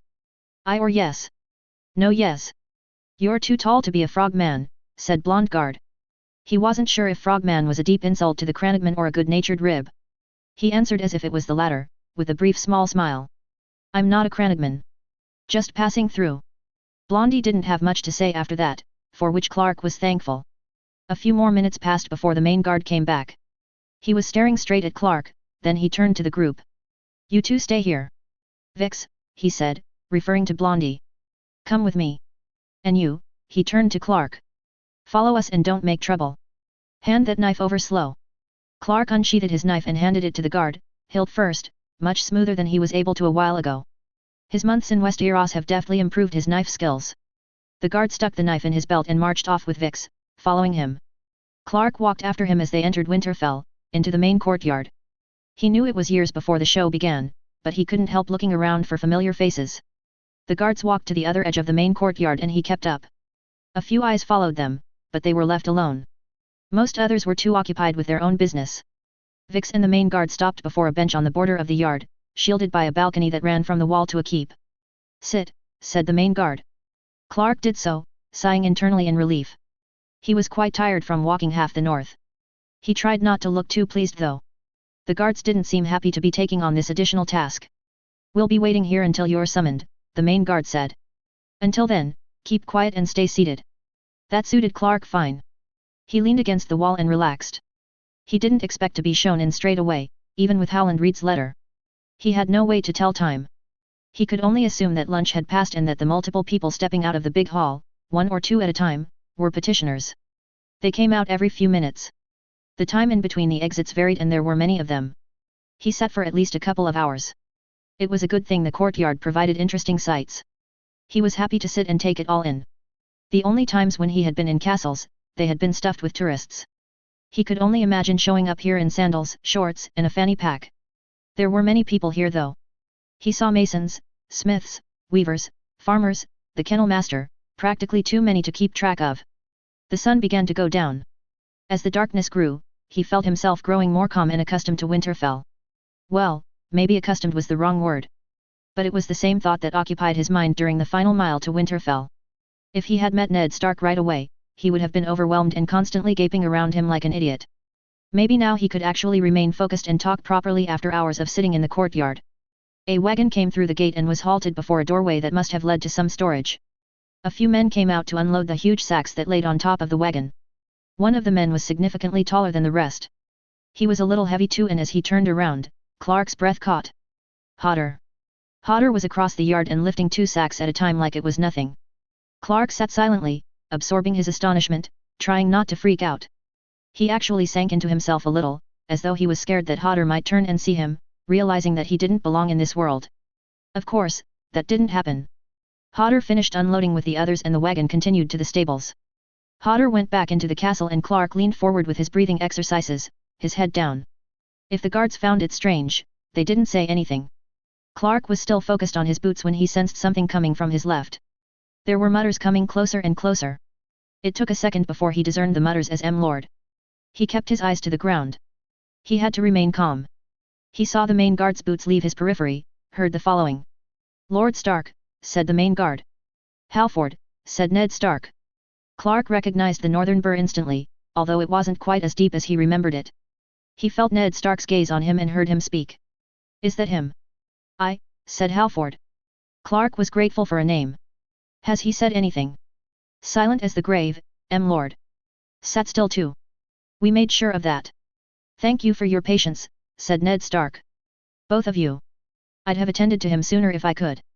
You're dismissed for the evening. We can take it from here." "Thank you, Lord. Good evening." Halford paused. "Also, his knife. If you decide he gets it back." Clark heard him hand the knife over and walk away, seeing Vic's boots follow him. He kept his eyes down. He thought back to his childhood Christmases.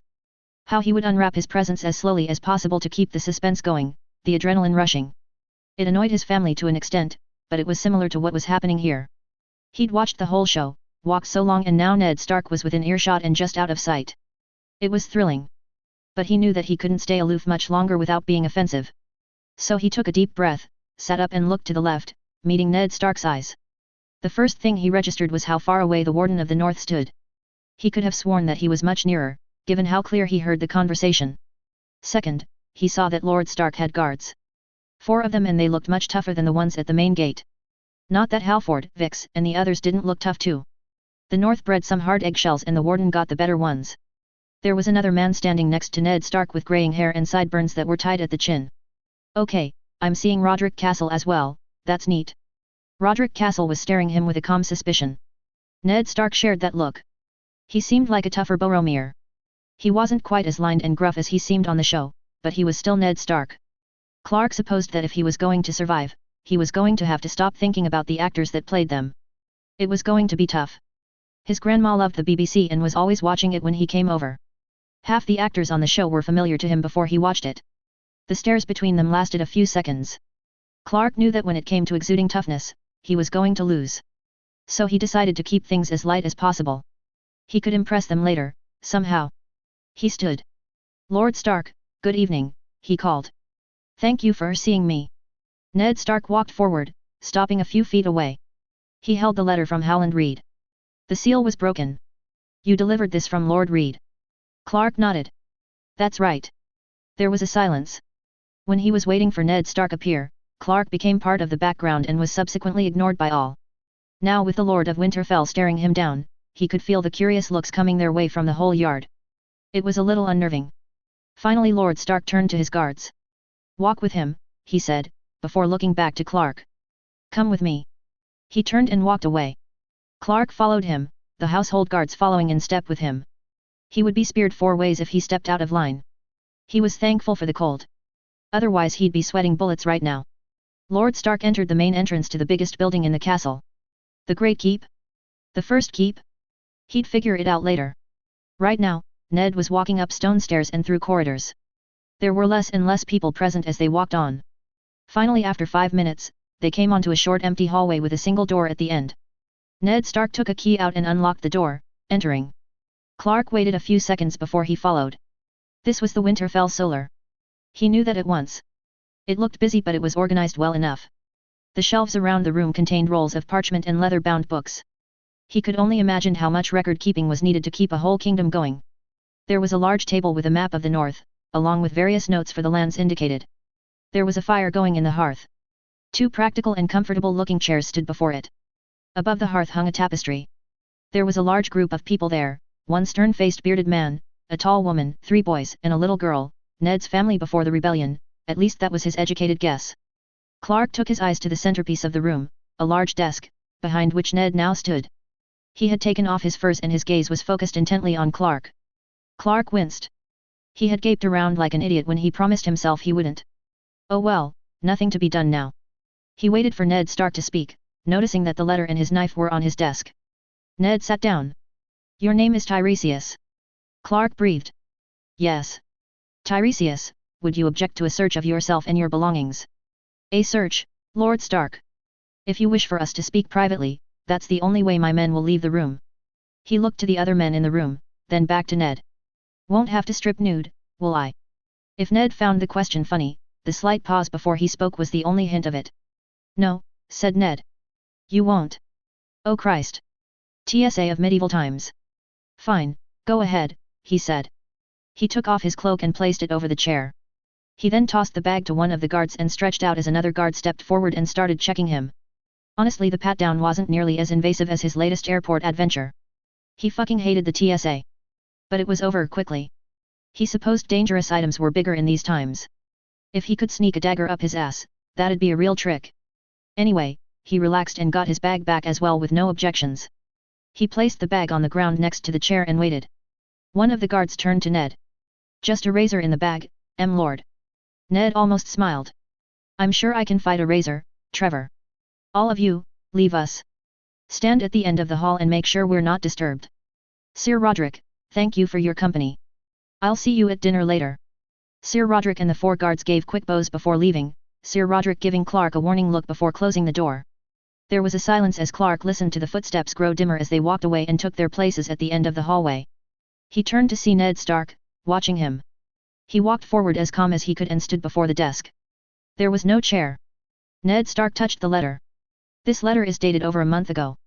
Did you walk all the way here? Yab. Ned's eyes were probing him. Do you know what this letter says? Clark shrugged. No. He said he vouched for me. If he instructed you to kill me or imprison me, I wouldn't know. Those are still viable options, I guess. I haven't eaten any bread and salt and those guards in the hall look very scary. The put-down was gentle enough though. The only sound after that was the crackling of the fire. Okay. Perhaps sarcasm isn't the best way to go. How is Lord Reed? Asked Ned. How is his health? He looked well. He has the limp still, but he's alive, said Clark. He steeled himself for his next sentence. And probably the next few ones after. Not too bad for a man who stabbed Arthur Dane in the back. Ned kept his seat, but Clark could see his face tighten. I don't judge him, said Clark. You should know that I don't judge him at all for what he did. He wanted to save you. His lord. His friend. If he hadn't, you'd have died. You were disarmed after all. Clark forced himself not to panic, for his voice not to shake. Calm would his only hope to get through this. Were you there? Ned asked, his voice barely a whisper. I wasn't there, but I saw it. What? Okay, Clark. Try to keep away from riddles in this conversation. If you can. Lord Stark, before I say anything else, you should know, I'm not your enemy. Please keep that in mind when you hear what I have to say. All of a sudden, he was thirsty. Not caring that he was probably breaking Lord Peasant protocol, he took his water skin and gulped twice. He turned back to Lord Stark, who seemed quite bewildered. Lord Stark, I'll tell you what I told Lord Reed. I'm no green seer. I'm not a magician or an oracle. I was not at the tower in Dorne all those years ago. But for some reason that I can't explain because I don't know how, I witnessed what happened and so much more. He struggled for the right words and settled for simple. I'm here because I want to help you. I want to help you and your family. You're all in great danger. Or rather you will be. God, he was messing this up. He could feel his hand trembling and tried to relax. How to explain to a man that his simple life of medieval lordship was about to get really fucking brutal really fucking quick? What danger do you speak of? Asked Ned. Clark drew himself up to full height. Before I answer that, I need to give you some evidence that I do know things that I shouldn't know. So you'll believe me when I say that you and everyone you know are in great danger. He clenched and unclenched his hands. The fight between you, your men and the King's Guard. I could have seen that from a distance. He lowered his voice. Did you see me when your sister was dying? Was I in the room? The question was rhetorical and Ned seemed to know it. He was staring at Clark with a growing fear, but still calm. Clark pressed on as gently as he could. When you entered the room, Lyanna was lying in a bed of blood. You put Dawn at the foot of the bed and greeted her. She told you she wanted to be brave but she was scared.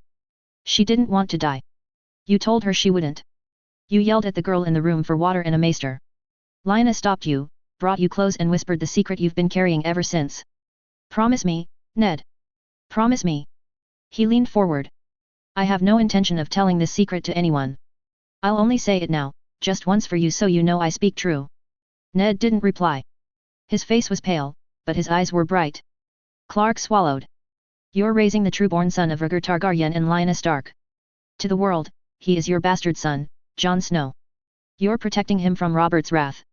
His real name is Aegon Targaryen, named for his conqueror forebearer and his slain brother in King's Landing. You saw his brother and sister before you set out for Dorne. In the keep, bleeding through their shrouds. Robert smiled. Dragon's spawn. It was beginning to rain again. Clark could see the drops splattering against the window. If he wasn't so tense, he would have rolled his eyes at the timing. So cinematic. I say it again, I'll never speak of this to anyone.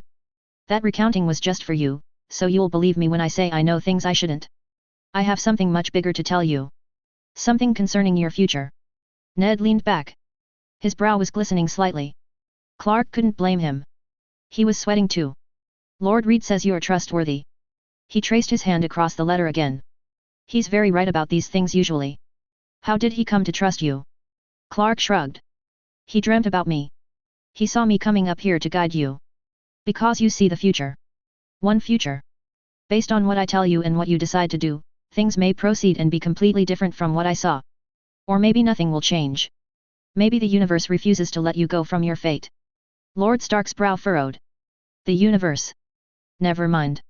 Listen, you are in great danger. Or you will be, in a few years, I've said that already. Sorry.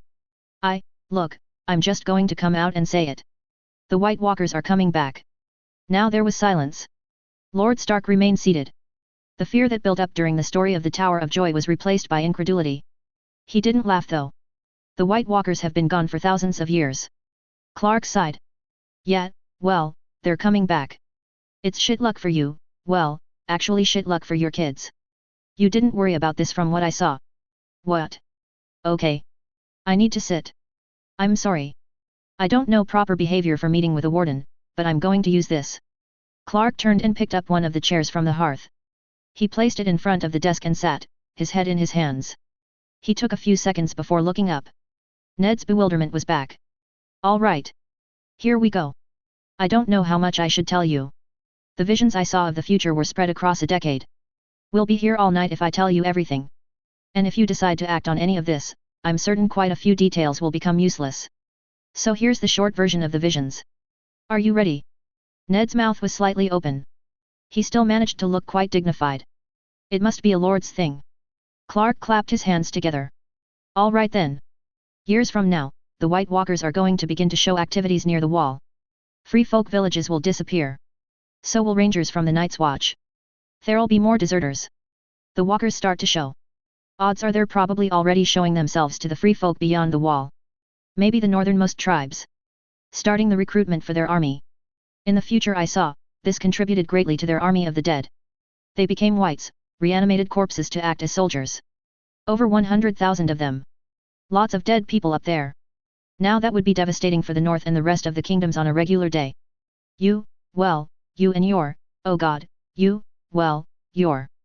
He immediately shut up. A big information dump was not the best way to go about this. He had a few years to go before Baylor. That reveal could come at another time. The other part of this is you. Humans. The different kingdoms. There's going to be a war that will rip apart Westeros. Many of the best warriors will die. Food storages will be depleted. All the usual outcomes of armed conflict. This war will take place on the tail end of the longest summer in living memory, which will probably be after this winter. That summer will turn into the coldest winter. And that winter will bring the walkers and their army. The north was in poor condition. The living managed to win, but at a steep cost. Before the wall came down, they had already lost so much to each other. Ned leaned forward. The wall came down. Clark shrugged. Section of it. At East Watch. Large enough to let an army of at least 100,000 corpses walk through. How? I can't tell you yet. I've omitted many details for what I hope are good reasons. Saying how the wall fell doesn't feel necessary at this point. You'll need to secure the north, reach out to the free folk, negotiate a truce, whatever you need to do. I'm no military man and you know this country better than I do. But the real threat is people. You will lose more of your family to conniving men than you will to the monsters beyond the wall. If I earn your trust and you like me enough to keep me around, I'll try and keep all of you alive and away from treachery. Away from the connivers. Keep the north healthy enough to prevent a total massacre. Then again, if you want me to fuck off, I can do that as well. This is your fight. I just want to help. He hoped in his future conversations with Ned Stark that the man wouldn't take long pauses after every sentence. Not that he blamed him. A skinny weirdo turning up knowing a devastating secret and pronouncing doom for all had to be off-putting. Why, said Lord Stark, the rumble of his voice barely above the flames. Why do you want to help us? Help my family specifically. Clark sat back, sighing. Throughout the visions, in between all the terrible things that happened to your family, I grew familiar with you. Not now, of course. Most of the visions are of your future. I saw your children grown. Your home. Your private moments. Of which I won't speak. I grew to like your family. You weren't the only ones. I saw others throughout the Seven Kingdoms and across the sea. I liked them too. However, the north is the frontier to the White Walker threat and the north will be battered heavily by war and will be ill-prepared for the cold. I want to protect people I care for. I also am looking for a new home. Despite the bleak future I described, I like the north. I've felt at home since I've arrived. Ned's gaze turned even more inquisitive. If that were possible. Where is your home? Clark tried to take Anag's advice and come up with a better lie. Unfortunately, being in front of a man whose honesty and honor had been the death of him prompted Clark to the truth, or at least, not to lie. I can't explain it, he said. I don't know how. All I can say is that I've traveled across spaces that don't exist to be here. I came to Westeros and I learned that my old world is forever closed to me. So this has to be my new home. I hope it will be Winterfell or somewhere in the north, but if not. Clark trailed off. He tried to read Ned's face, but it was closed. I don't know anyone. I don't have anyone. Everything I've known is gone. So if you decide I'm too dangerous to be alive, I suppose you could kill me with little to no hassle. No one will come looking for me. Ned stood up. I'm not going to kill you, he said. Clark breathed. Howland Reed trusts you and I trust Howland Reed. He recommends you stay here. Do you believe me then? Asked Clark, not daring to hope. Ned rubbed his eyes. I don't know, he said. You were a phantom at my sister's death. You heard her final words. You saw my infant nephew. You shouldn't have been able to see that. Perhaps that means you do see a future that we could avoid. But what if you're wrong?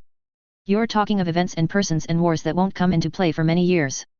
You're giving vague rumblings of connivers and monsters. You won't even tell me who died. How do I work with that? How do I prepare? How am I to keep you here under that arrangement? As a resident oracle? There are wood witches for that sort of thing. Ned paused. Clark's stomach chose that moment to rumble loudly. He hadn't eaten anything for several hours. Are you hungry? Clark nodded. Very. Ned walked around the desk, standing in front. He picked up Clark's knife off the desk.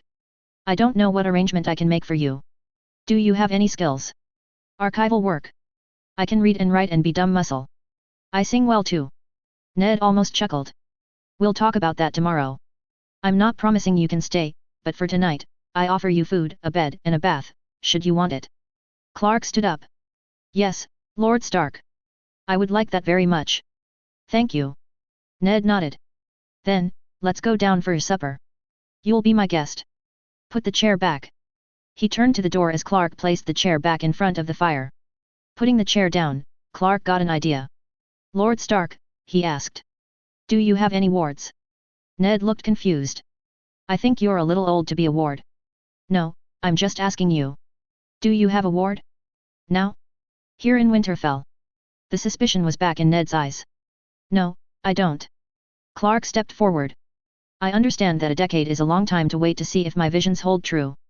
So let me give another event that I've foreseen. In a short time, the Iron Islands will rebel. Balon Greyjoy will declare himself king and he will attack. He'll start with Lannisport, burning the Lannister fleet. Ned's hand was still on the door handle. Clark tried not to swallow too loudly. I don't recommend you do anything to stop it. There are people who should die on the islands. They'll make life difficult for you if they live. Keep me on for a year. When they attack, I'll give you more information if it's necessary. For now, just know, Lannisport will be first and the Lannister fleet will be destroyed. Several seconds of silence followed. Is that all? Asked Ned, his composure back. Clark thought. I think so. Yet. I hope you forgive me. It's my first time being a soothsayer. Am I still invited to dinner? He couldn't tell Ned's mood. The man was just regarding him, not knowing what to make of him. Clark waited, hoping to whatever brought him to Westeros that he hadn't fucked this up.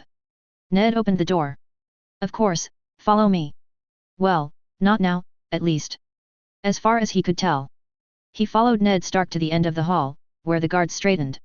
He was sure that they didn't expect the conversation to take this long. At ease, said Ned. The guards relaxed, a few eyeing Clark suspiciously. Thank you for your vigil. Did anyone come up to see me? Just the Lady Stark's handmaid, Lord, the new one, said the tallest guard. Lady Stark wanted to know if you were coming soon to supper. We didn't say either way. We didn't know. That's fine, said Ned. All of you are dismissed for the evening. I'm sure I'll survive until the night guards go on duty. There was a chorus of thank you, Lord, and short bows all around. Lord Stark turned and walked back where they had walked previously, Clark keeping behind him. Lord Stark, he said, as they turned the corner. May I have my knife back, please? Certainly. Ned took the knife out and handed it to him, Clark sheathing it. There was no more conversation for the rest of the walk. They entered the dining hall. It was nowhere near as crowded as the feast for Robert's arrival or the celebration after the battle for Winterfell. Ned and Clark walked through the rows of long tables, the few occupants pausing their conversation and nodding to Ned. Clark met a few curious eyes as well. He nodded politely back to them, trying to keep his excitement down. They were approaching a group of people at the end of a long table. A woman with dark red hair was sitting with several children. She turned to them when they reached the table. Ned went behind her, gripping her shoulders affectionately. Hello Ned, said Catelyn. Is everything all right? Yes, Cat, everything's fine, Ned said lightly. Evening, children. Evening, father, said the two oldest children of Ned and Catelyn Stark. Robb and Sansa were following the gaze of their mother, who was looking at Clark with polite curiosity. Do we have a guest for dinner, Ned? Asked Catelyn. We do. Ned gestured to the bench for Clark to sit. Children, Cat, this is Tiresias. He traveled here from the Neck. He has walked all the way and he's very tired. Be gentle with him. Clark nodded to Catelyn. Lady Stark, it's lovely to see you. Forgive me for intruding upon your meal. I could sit elsewhere and give your family privacy. Nonsense, Catelyn said. Please sit. My husband usually brings someone up to sup with us in the evenings. Are you hungry? Clark sat, placing his bag under the bench. Very good. You will be fed shortly. Are you staying the night? He looked to Ned for that one. One night, sure. But as for the future? Ned placed his cup down. He's our guest for the foreseeable future. For one night at least. Although Lord Reed did recommend him for work. What sort of trade have you, Tiresias? Asked Cat. A serving woman set a cup in front of Clark and poured him some ale. Thank you, he said, catching her eye before she took off. He turned to the table and saw the big eyes of Robb and Sansa following him.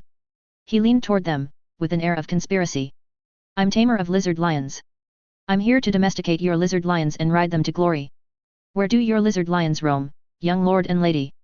Robb laughed, but Sansa looked quite serious. We don't have any lizard lions in Winterfell, your lordship, she said. Tiresias leaned back, sighed and took a sip of ale. Well, that's too bad. I suppose I'll have to do something else. And I'm no lord, my lady. I'm just Tiresias. What are your names? Sansa drew herself up. My name is Sansa Stark. This is my older brother, Robb. Robb gave something of a greeting with a mouth full of bread, earning him a light reprimand from Catelyn. Clark turned to his left. There was a chubby toddler with dark hair who was staring at him and making a mess of her dinner at the same time. She had grey eyes.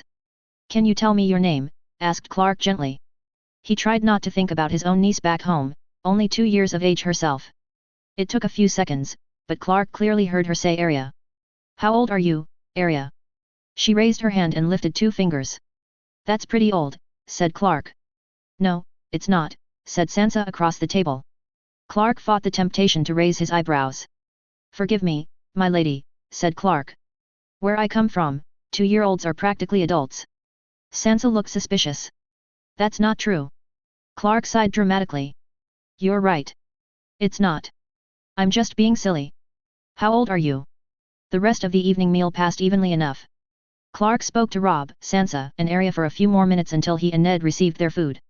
It was a savory chicken thigh with roasted potato and parsnips. He ate more than 1 serving. He wasn't sure if he was being rude for overeating. But in all fairness, being on the road for months made him less anxious about taking free food. Plus they did offer multiple helpings. Throughout the meal, Clark kept looking to the Stark family. He hoped he was discreet but he couldn't help it. There was another toddler younger than Arya in Catelyn's arms.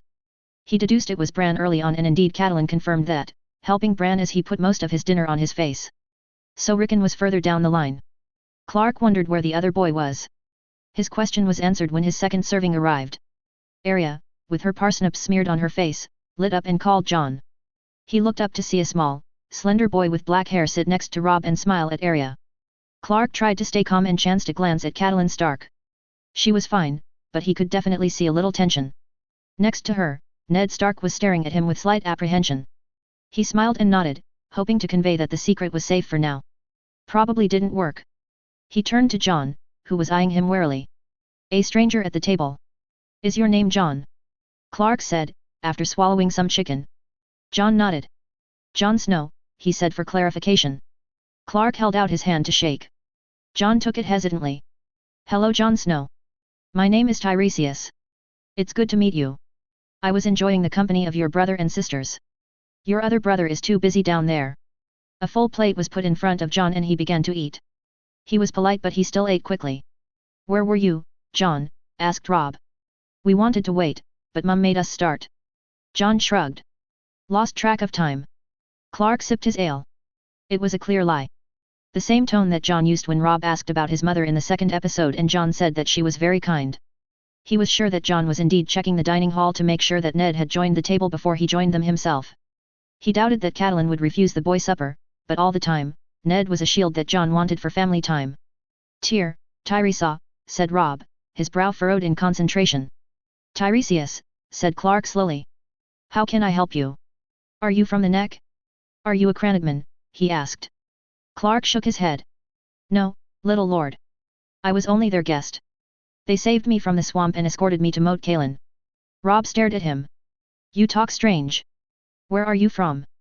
Robb, said Catelyn, her eyes bright. You can ask our guest questions without telling him he speaks strangely. I'm sorry, Tiresias. It's all right, Lady Stark, it's all right, said Clark. He cut his potato into sections, careful not to eat too quickly. I come from Essos. My parents were nomads. Didn't stay anywhere long enough for an accent. I arrived in Westeros only a few months ago. I walked all the way here from King's Landing.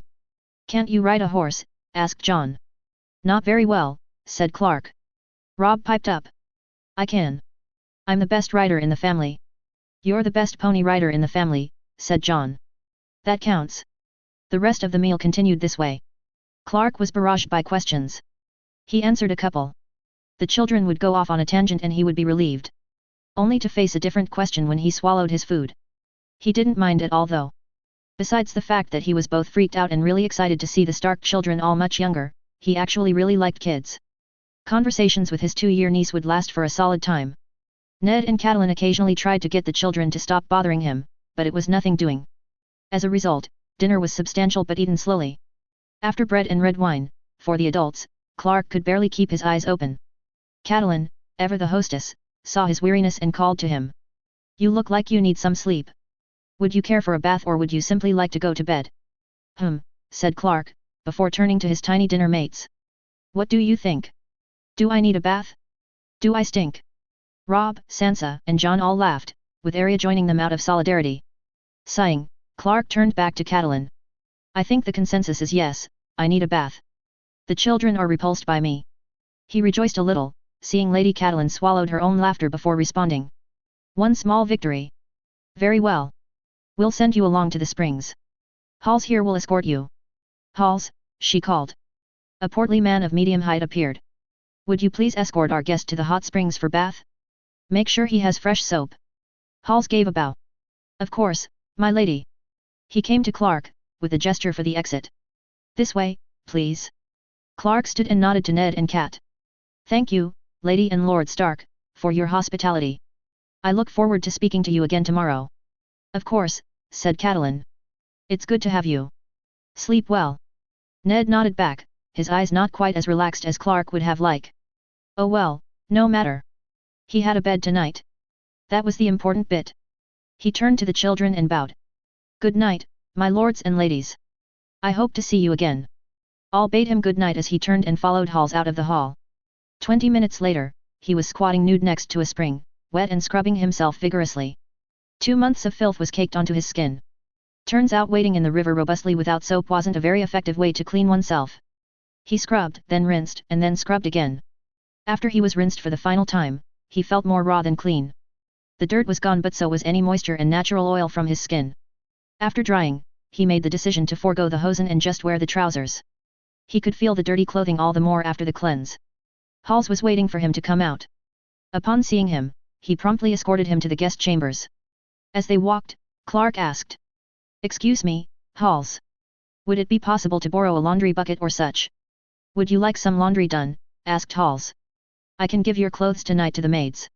They can clean them tonight and have them ready for tomorrow morning. Clark stared. I don't want to keep servants up and away from sleep for some clothes, Halls. I can do them in the morning. The maids are part of the evening round. They do the nightly duties, which include some errant laundry, and they prepare for the morning servants. It's no trouble to them. Well, shit. So barely any trouble. None at all. All right, I'll take your word for it. Thank you, Halls. Not at all, Halls looked to Clark questioningly. Clark shifted his bag. Tiresias. That was the last word exchanged that evening. Halls brought Clark to a small room with a bed and a table with a pitcher and basin on top. There was a lit candle. Clark gave all 4 items of clothing to Halls. He turned around as Clark removed his trousers, and also the boots to be cleaned. Clark thanked him and closed the door. He dropped the bag on the floor. He checked the bed for any bugs and then fell on top of it. The world seemed to spin from the booze and food, the heat from the bath, the end of the trek and the euphoria of finally reaching Winterfell. He smiled. The dizziness felt so grand and he could sense sleep coming on. He summoned the last of his energy to raise his head and blow out the candle, before collapsing onto the pillow. So Clark is in Winterfell. Thank you again for your kudos and your comments. Chapter 8. Clark hadn't slept in a proper bed for 3 months. He'd gotten used to the uneven earth under him and the fresh air that greeted him every morning. He woke up in Winterfell, fighting back a slight surprise to find himself indoors and on a level mattress. However, he was well rested, having been so tired last night to think any of this. He got up from the bed and went through his morning stretches. He massaged his feet and wished he had his tennis ball to roll under his arches. His feet stopped complaining after a few weeks, but they were still too tight. He went to the basin and poured some water into it, splashing himself lightly to wake up. Then he made the bed, pulling the covers taut. That about covered all he could possibly do in the room. He wanted to get out, eat breakfast and explore.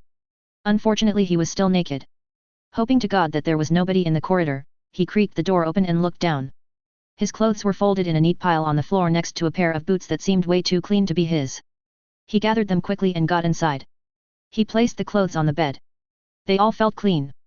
And warm too. Clark brought the shirt to his face and smelled wood smoke. They must have just been deposited. Clark dressed quickly, enjoying the clean wool on his skin. It didn't even itch anymore. He couldn't help but smile as he put on his boots. He left the room, leaving his cloak and his rucksack behind. He felt a little ridiculous, wearing a belt for his knife, but he was always glad to have it when he needed it. Not knowing exactly where breakfast would be served, he wandered the halls of the castle. He saw a few corridors that looked familiar, but ultimately he knew he would have to relearn everything about Winterfell and not keeping falling back on the show. He exited a door into the main courtyard. The same one where he waited yesterday. Everyone was already awake and moving. It was a little too early for the harvest deliveries en route to storage, but there were still people working. Clark walked along the edges. He could smell ironworks from the forge, wherever that was. He really wanted to eat, but he also really didn't want to ask anyone for directions. He didn't want to treat this place like a hotel. Determined to figure it out, he made a guess and walked to the biggest building he could see, or the keep, as he should probably call it. His guess proved correct, as smells of meat and hot bread wafted through the air. One corner and he found himself in the main hall. Same as last night. He looked to the front and saw Catelyn there with Bran. He was attempting to eat porridge. "Good morning, Tiresias," she said as he approached. "Did you sleep well?" "I did, thank you," he said. Halls was kind enough to take these clothes down for a wash. And whoever was down there was kind enough to do them. He wasn't lying when he said there are servants who worked during the night for these sorts of things, was he? I'd hate himself if I kept a poor girl up all night for laundry. No, he was telling the truth. Please don't worry. Compared to what the children put them through, one set of clothes won't break their backs. Please, sit. Are you hungry? Clark sat down. A serving girl came up for his order. After settling for water over ale and ordering some bacon, eggs and bread, he and Catelyn talked for a while. It was strange. This woman was a genuinely good host and an engaging conversationalist. It was easy to forget her anger for Jon and what he meant to her. That was her weakness, it seemed. Clark felt no guilt about befriending her. If he was going to stay here, it was essential that he charm the Lady of Winterfell. Or at least be on friendly terms with her. He was wiping his plate with bread, getting the last of his egg yolk when Ned entered the hall. He chewed quickly, managing to swallow and stand before Ned reached them. "Lord Stark," Clark greeted. "Good morning." Ned nodded. "Morning, Tiresias. Did you sleep well?" "Yes, thank you. It was good to sleep in a bed for once." Ned patted Bran's head, smoothing his hair down. "If you're done with breakfast, I would like to continue our conversation." Clark drained his cup. "Of course." Ned turned to Catelyn. "I'll see you and the children in the evening. Do you need anything?" "I'll be fine. Go be a serious warden." Ned smiled, bending down and kissing her on the cheek. "All right. Have a good day." He turned to Clark. "Come with me." Clark nodded goodbye to Catelyn and proceeded to follow Ned. 5 minutes later, he was walking through an archway, which opened up onto what Clark thought was a forest. No, the gods would. Once again, he had to make a conscious effort not to stop and gape. He'd always loved the outdoors and he found a forest infinitely more sacred than any church he had entered. But there was something different here. Something that made his skin tingle. He wasn't frightened though. The sensation that pervaded here was benevolent. Or at least not malevolent. There was magic here. He could feel it. Thankfully he didn't miss a beat in following Ned Stark deeper into the God's Wood. He didn't think he'd get lost, but it was bigger than he expected. Finally they came to the pool, with the weirwood tree right next to it. Clark stared at the tree, coming closer to the carved face that was forever watching. "I'll take you on for 1 year." Ned Stark's voice cut through the spell and birdsong seemed to echo through the God's Wood. Clark turned to see Ned. He was staring at the pool. "Thank you, Lord Stark. I spoke with Maester Luwin last night. Most of the positions here which require literacy are taken. I can't take you on as a steward. You're too old and you're a stranger." He turned to Clark. "You have experience in archives, you said." "Yes. How do you feel about libraries?" Clark blinked. "I love them. Very peaceful. Our library in the tower is kept in relatively good condition by Maester Luwin, but he has to balance it with all his regular duties. We haven't had a proper librarian in decades. Winterfell hasn't required it. And now?" Ned had something of a smile on his face. "We're going to expand. I want to expand. That's what we'll say. The North cannot neglect its literary history anymore. The library now is only at half capacity. At least according to Maester Luwin. So we commit to 1 year of your services and then we see whether or not this is a venture worth continuing." Clark let out a breath he didn't realize he'd been holding. "Thank you, Lord Stark. I don't know what else to say, but thank you. You will have to actually work as a librarian. And give everyone ample reason to see you as such. If you cannot, the only other work I can offer is simple labor, to whomever needs it. You'll have your library. I promise." He didn't respond and a silence fell on the God's Wood. Clark didn't trust it. "Why are we here? I mean, you didn't need to take me into the God's Wood to offer me the position of Winterfell's librarian." Ned Stark turned to Clark and looked him directly in the eyes. It was all Clark could do not to blink. "If the attack on Lannisport happens as you've foreseen, people will die. Clark sighed. I imagine so. The fleet will be the main casualty. And you wish for me to do nothing?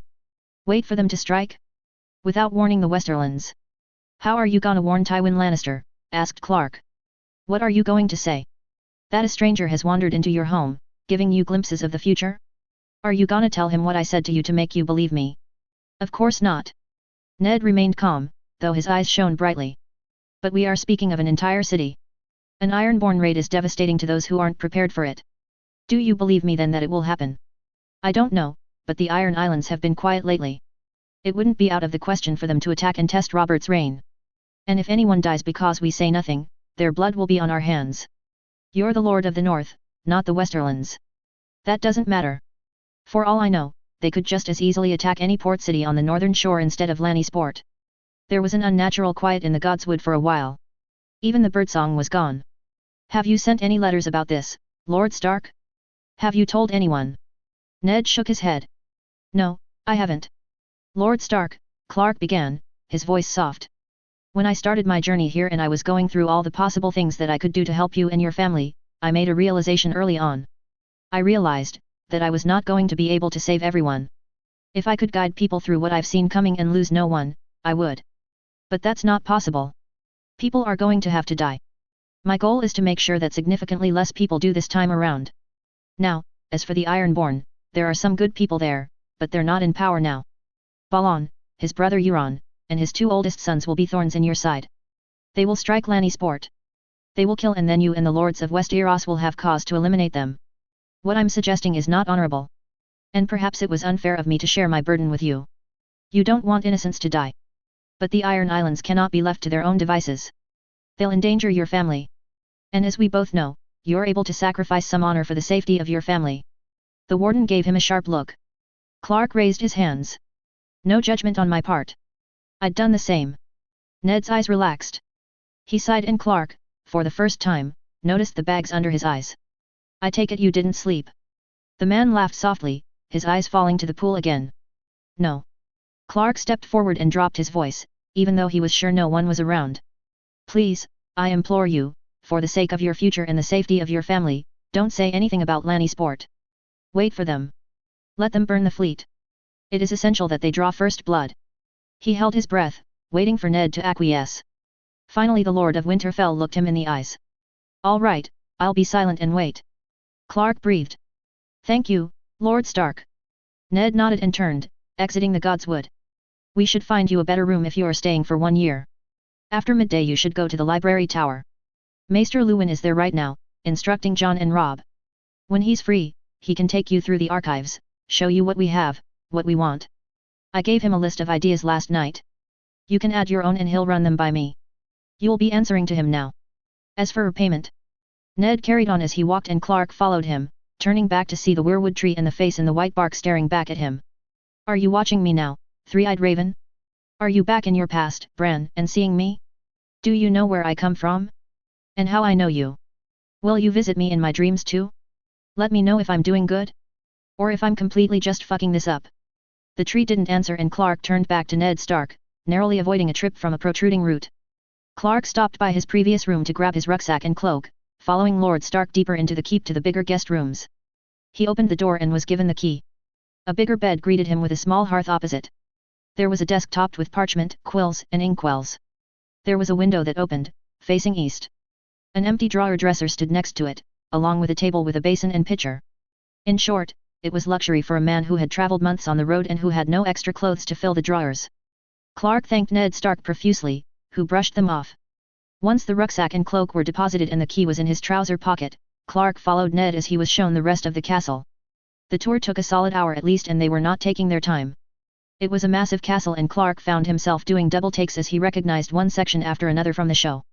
It was invaluable to have it all laid out for him this way and he couldn't stop himself from smiling. Lunch was a muted casual affair. Ned Stark showed him the kitchen and walked off to attend other duties after he gave Clark directions to the library tower. Grabbing a sausage and apple, Clark found a quiet corner to munch and watch. There were house guards and servants sitting down to eat when they could. Clark saw a few eyes wander over to him. He nodded and gave a small smile to each. He hardly received any in return, but he saw no reason to show how nervous he was. On his way out, he saw Jon Snow enter the kitchens and approach the bakers. He chatted a little with the eldest one, a stout woman with quick hands that shaped dough like magic. She handed him a bread roll and shooed him away kindly, her eyes laughing. John turned and caught his eyes. Knowing he had to get to the library, Clark waved and walked away. He arrived in the library with no trouble from the directions. Maester Lewin wasn't there yet, so Clark walked back and forth between the shelves. He took a book out and sighed in relief. It was a little fancy and contained vocabulary to the time, but it was still modern English. He had listened to authentic Old English a few times on YouTube and it was a whole different language to him. He thought back to the farmer and his wife as he stood outside their house nude. If they spoke anything other than modern-day English or German, he would have been screwed. Clark was still perusing through the book, The Last Gardener King, when he heard the library door open. He placed the book back on the shelf and moved out of the shelves. There was an older man in robes and chains moving to meet him. The last time Clark had seen this man, he was lying mortally wounded in the God's Wood. Maester Lewin was just as bald as he was on the show, but the remaining hair was significantly less grey. Clark moved to him, extending his hand. "You must be Maester Lewin," he said, careful to keep too much affection from his voice. "It's great to see you. I've heard good things about you." Maester Lewin smiled amiably, but his eyes were still sharp and a little suspicious. He shook Clark's hand. "You must be our new librarian, then. Lord Stark gave me your name, Tiresias," he asked. "Am I pronouncing that correctly?" "You are. Rob and John told me about you. Only good things as well. They're good boys. Are they good readers as well?" Maester Lewin shrugged. "Well enough. Rob's a little impatient, but he's fine. John's quiet but even now he doesn't see a future for him that requires more than a basic understanding of words. You won't find them here in their free time." They walked along the shelves. Lewin pulled some books and scrolls off the shelves. "However," continued Lewin, "with you as the new librarian, that may change. They're very intrigued with you." "How so?" "Well, for one thing, they say you speak strangely." They came to a table and Lewin placed the scrolls and books he gathered down. "I must say I agree with them. I've never heard your accent before. Where are you from?" "Essos. My parents were nomads so I never stayed anywhere long enough to capture an accent." He shrugged. "Maybe I'm just a freak of nature." Lewin chuckled. "Perhaps. Do you really ride lizard lions to glory?" Clark shook his head. "Nah. Got too fat for them." Lewin gave a tut-tut with his tongue. "Pity." He opened a volume. "Did Lord Stark give any instructions on what he wanted for revitalizing and building the library?" Clark shrugged. "Only that he wanted to expand and that the North has neglected its literary history." "How much of it of a history is it?" "Not much, I'm afraid. The North is older than the other kingdoms, but most of its stories were passed on orally and its earliest histories were spoken of in the Old Tongue, which many don't speak anymore. Only a few tribes can decipher the runes of the few volumes we have. I've heard many wildlings speak it still, but a warden of the North cannot bring them into Winterfell. Not without retaliation from the other lords." Having picked up a volume from the table, Clark sifted through the pages, his fingers trailing the runes. "We'll see about that. It'll do well to understand what we actually have in the Old Tongue." "What else?" Lewin handed him another tome. "Histories, Sciences. A complete recounting of Westeros. With Essos second and whatever we can find about Sothorios and Oldhos. Obviously what we can't compete with the Citadel's collection. We don't have the capacity or the manpower to maintain such an archive. But a sufficient collection of worldly knowledge kept safe in one of the most impregnable holds in Westeros? I think it's a good venture." Clark placed the volume down. "I'm not usurping your position as librarian too harshly, am I?" "Hardly. I'm glad for the help. I'll need it for what we're about to embark on. Someone to organize, travel and collect. I don't know why Lord Stark is only committing to 1 year of your services. This is a decade-long venture at least." It certainly seemed that way. They went through a basic list of the current collection at Winterfell, which would need to be audited, which subjects were needed more of and a starting plan for gathering said volumes. They next addressed capacity. The shelves were almost full, but it was quite spacious and some of the shelves were old and weak. Replacing the shelves and redesigning the layout would nearly double their capacity. Lewin gave him the name of the carpenter in Winterfell and promised to speak to him the following day. The last thing they discussed was the temporary storage of the materials in the library during the remodel. Lewin gave him a list of books to pull from the shelves which he planned to assign Robb, John, and Sansa during construction.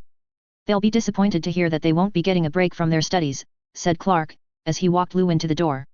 "Perhaps," said Lewin. "If they make a fuss, I'll remind them how more they'll have to read once the library is rebuilt." "That would be grand." Clark was about to say goodbye, when he remembered. "Maester Lewin." "Yes." Would you happen to have any astronomy books or celestial maps on hand? Lewin pursed his lips, thinking. He then gave a nod. Yes, I think we have a few here. Interested in the stars? I am. They're a little far away, but I still think they're very pretty. Smiling, Lewin walked back and gathered a few books from a low shelf, waving off Clark's attempt to help him. I can still gather volumes by myself, thank you, he said, handing the volumes over to Clark. We'll need to make sure that the full contents of the library are still accessible, during the remodel. Clark nodded. We will. Lewin stood back up. Well, Tiresias. Thank you for your help. I look forward to working with you. If you'd excuse me. With that, the maester exited the library. Clark spent the rest of the afternoon, gathering the volumes that Lewin wrote down for the children's lessons. His heart was light as he passed over the pages and pages in the big room. Even the runes that he couldn't read gave him joy. He had no way to know if he would ever get tired of reading. But it comforted him greatly to know that in the middle of trying to alter the future of Westeros, he had this library as a retreat. At least for the year. I'll be right fucked if the Ironborn don't attack. I just hope my memory's good on that bit of trivia. Later that night, Clark was atop the battlements, along the castle walls. He sat at a small table, topped with a lantern, which took him 20 minutes to figure out how to use, and a celestial map, detailing the autumn night sky. He was determined to find a constellation to settle him, a replacement for Orion. Lucky for him, the rain clouds had blown away and it was a clear night. The stars shone brightly, despite the numerous torches and fires provided by Winterfell. He took a swig of water from his skin and looked back up, from consulting the map. He found a few planets, or wanderers as the map called them. The red one was the most prominent. Each planet was equated to a god of the seven and this was the smith. He also found several constellations to choose from. He saw the Shadowcat, Anag's favorite, and decided to let her have that one. Hanging low in the west was the Crone's lantern. Up in the northeast was the Ice Dragon. The moon was accompanied by the Moon Maid at this hour. The east had the Sword of the Morning and right above, Clark had to crane his neck for this one, was the King's Crown. Like the constellations back in his world, they required a bit of imagination but ultimately they came to life before him. As if tonight, the universe decided to showcase itself to one tiny outsider in Winterfell. So Clark spent a good couple hours that night, both losing himself to the stars and listening to the hubbub around the castle. His spot was a good perch for him to take in the activity below. Not that he was particularly well hidden, in fact some house guards were patrolling right next to him, he exchanged greetings and names amiably, but people seemed to forget that they were people above them. He heard laughter from some housemaids, the clinks of iron from the forge, singing from the hall, it all became a soothing background for him in his stargazing. As he was beginning to pack up and go to bed, he heard something from the battlements. Something that was different than anything he had heard tonight. It was coming from the training yard. He focused his ears on the area, blocking out everything else, something was being struck again and again. The beats were erratic and they were accompanied by cries and grunts. They belonged to a young child. Clark quickly put his map away, picked up the lantern and followed the cries to the training yard. He found himself on the balcony overlooking the yard, he had meant to be on the ground, but he was still learning the castle's layout. He blew out his lamp and peered down. Jon Snow was alone in the yard and hitting a dummy with a wooden sword. The torch next to him was lit and it illuminated his face, streaked with tears. His strikes came clumsily, but they were quick. He couldn't have been training for more than a year at least. Clark looked around for stairs but couldn't see any. He looked over the balcony. Not a far jump. All right then. He extinguished the lamp. Setting it down, he climbed over the railing and dropped to the ground below. He prepared for some pain, but none came. It was a loud landing though and Jon whirled around to see him come slowly to a stand. Jon looked at him in bewilderment before realizing he was still crying and turned away, wiping away his tears furiously. Clark stepped forward to the dummy. He examined it for a minute before turning to Jon. I think he's dead. Jon fixed him with a withering stare. Or at least severely wounded. Don't laugh at me, Jon mumbled, his gaze turning to the ground. Clark sighed. He remembered being a kid and having his anger laughed at too. I'm sorry, Jon. I won't laugh at you. Clark walked over and squatted in front of Jon. When I was a kid, I got very upset too sometimes. My mother taught me a technique to feel better. Would you like me to show it to you? He hoped he was reading the situation right. Ultimately though, Jon raised his head and looked at him with watery dark eyes. He nodded. Clark had Jon sit next to him and lead him through the breathing technique that he employed so much of the last few months. Breathe in slowly, hold it and let go on a count. Repeat if necessary. It took a few times, but soon Jon was relaxed, his voice freed up from the strain of trying not to cry. Do you feel better? Jon nodded. Good. He walked over to the dummy and picked up the sword. Do you come here when you're upset? Yes. What happened? A shrug was his only answer. Clark brought the wooden sword to his shoulder. Was it something someone had said? The torch crackled as John looked to his feet. Do you want to say who it was? John shook his head. It's all right. You don't have to say. Clark swung the sword, absent-mindedly. He then gripped the sword with both of his hands. He brought the sword to the dummy and connected it with the neck, feeling the jolt run down his arm. He turned to see John watching him. Was that a good strike? No, said John. Your grip is wrong. He seemed to realize what he said and looked down again. Would you show me? John looked back up in confusion. Clark gestured to the sword. Please. After about 30 seconds, John stood and crossed to him. He lowered his hands and let John move his fingers. When he was done, the boy stood clear and nodded. You can try again. Clark nodded and swung toward the dummy, hitting the same spot. The jolt from that hit was considerably less. Was that better? John nodded, but didn't offer anything else up. A few soldiers began to sing a tune a short ways away. That distant tune filled the yard. You're a good teacher, said Clark. How long you've been fighting with swords? The boy shifted his feet. I've only fought with wooden swords. Actually, I've never fought. Only trained with Rob and slowly. Sir Roderick teaches us. Clark swung the sword, careful to keep the new grip. Well, for how old you are, you're good. If you keep your training up, you'll be great one day. I saw your natural talent when you were whacking this dummy here. John swallowed. Thank you, my lord. I've told you, John. I'm not a lord. I'm just Tiresias. The tune ended prematurely from the soldiers, with a clash and roaring laughter accompanying it. Do you come here every night, John? To train on your own? Sometimes. Clark passed him the wooden sword. May I ask you a huge favor, John? John looked at him with wide eyes. What? Would you be willing to teach me how to fight? He saw John's eyes go to suspicious right away. Teach you? Why? Clark shrugged. I don't know how to fight. You seem like a good teacher. I would like to learn. I told you not to laugh at me. He knelt before the boy. John, look at me. I'm not laughing. I'm serious when I say I want to learn from you. I think it would be good for us both. What? My mother taught me another thing besides breathing. She told me that if you want to improve at something, teach it. Force yourself to become better for the sake of your student. But I don't know how. I'm not a knight. I'm not master at arms. That's perfect for me. You show me what you have learned and I take it step by step. I'm older than you, so I'll be strong enough to take your blows, and you're quicker and know more swordplay than I do. It will balance out. John looked at him, determined to see if he was just ridiculing him. Clark met his eyes steadily. Finally John nodded. Thank you, John, said Clark. Without responding, John ran off. At first, Clark thought that was it for the night and stood to leave. He heard rattling in the dark, however, and saw John returning with another practice sword. He handed it to Clark, who gripped it tightly and swung, once John was out of range. This sword was longer and better suited for him. John guessed his proper sword size correctly just on sight. After a few more practice swings, Clark saw John had retrieved his own practice sword and stood waiting.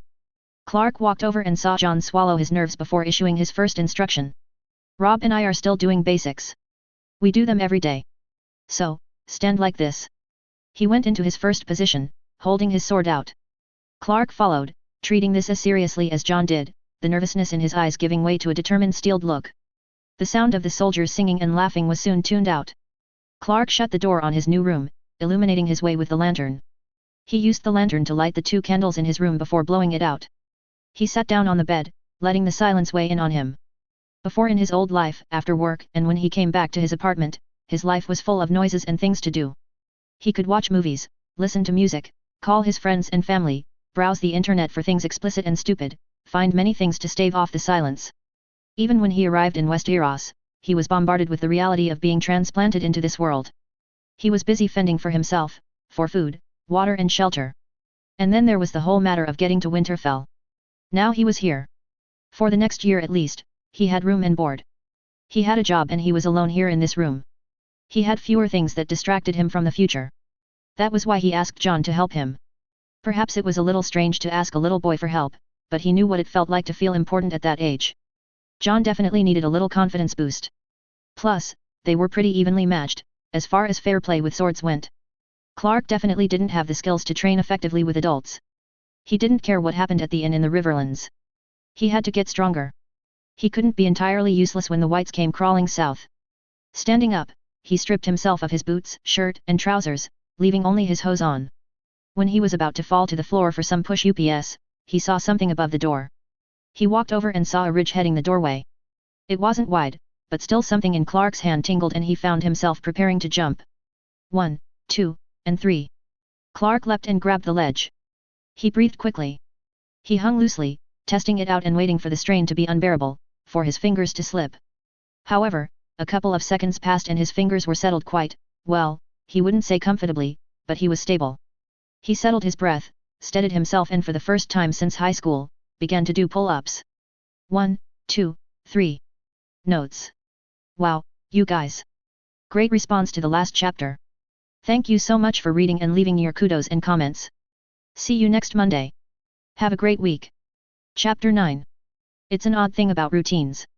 Once someone settles into a new one, they can sometimes forget about how they used to live. When Clark was alone or not busy, he would realize with a jolt that he completely forgot what something tasted like, how jeans felt or how his coworker laughed. He tried to recall such things, but most of the time they were gone. However, the anxiety of forgetting his old world was nothing compared to his apprehension with the silence from the Iron Islands. 6 months passed and the realm was seemingly at peace. Ned Stark didn't speak to him about the manor, but he could sense the man's growing question. Would the attack actually occur? He knew that small actions could affect large-scale incidents. He'd seen enough time travel flicks to learn this. Hell, he was even counting on it to save most of Westeros. But he just went from the Riverlands to the neck to Winterfell and became a librarian. How the hell was that supposed to have changed Balon Greyjoy's mind about rebelling? Perhaps he got the date wrong. But that didn't seem right. He read up on the current state of the Greyjoy family in his first week at Winterfell. Theon turned 8 recently. That seemed about the right age for him to be taken ward. 1 year seemed like a safe bet. Once he breathed and calmed down, his apprehensions seemed to lessen. He had another half year to go. The first 6 months passed very quickly though.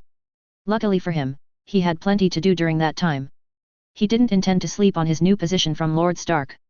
The first week, he and Maester Luwin met with Luz, the Winterfell carpenter.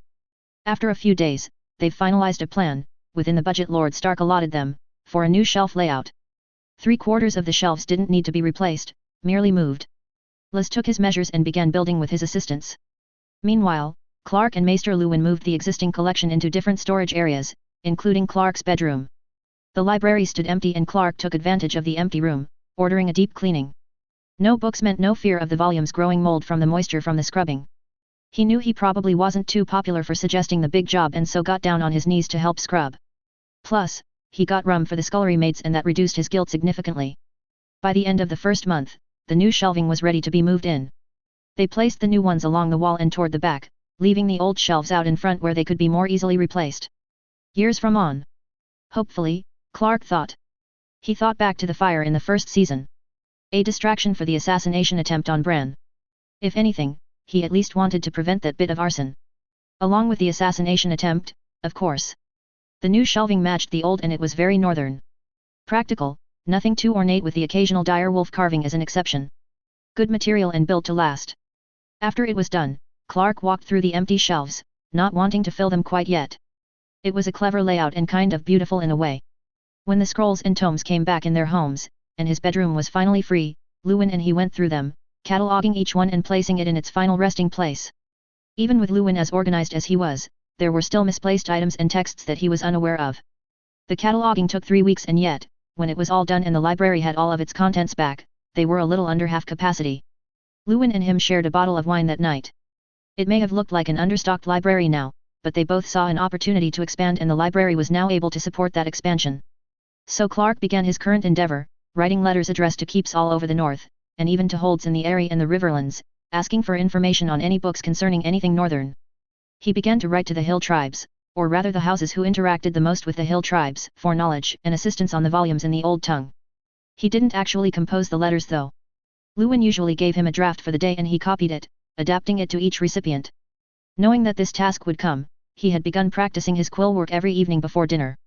He wrote mostly nonsense that was quickly burned and tossed into the fireplace.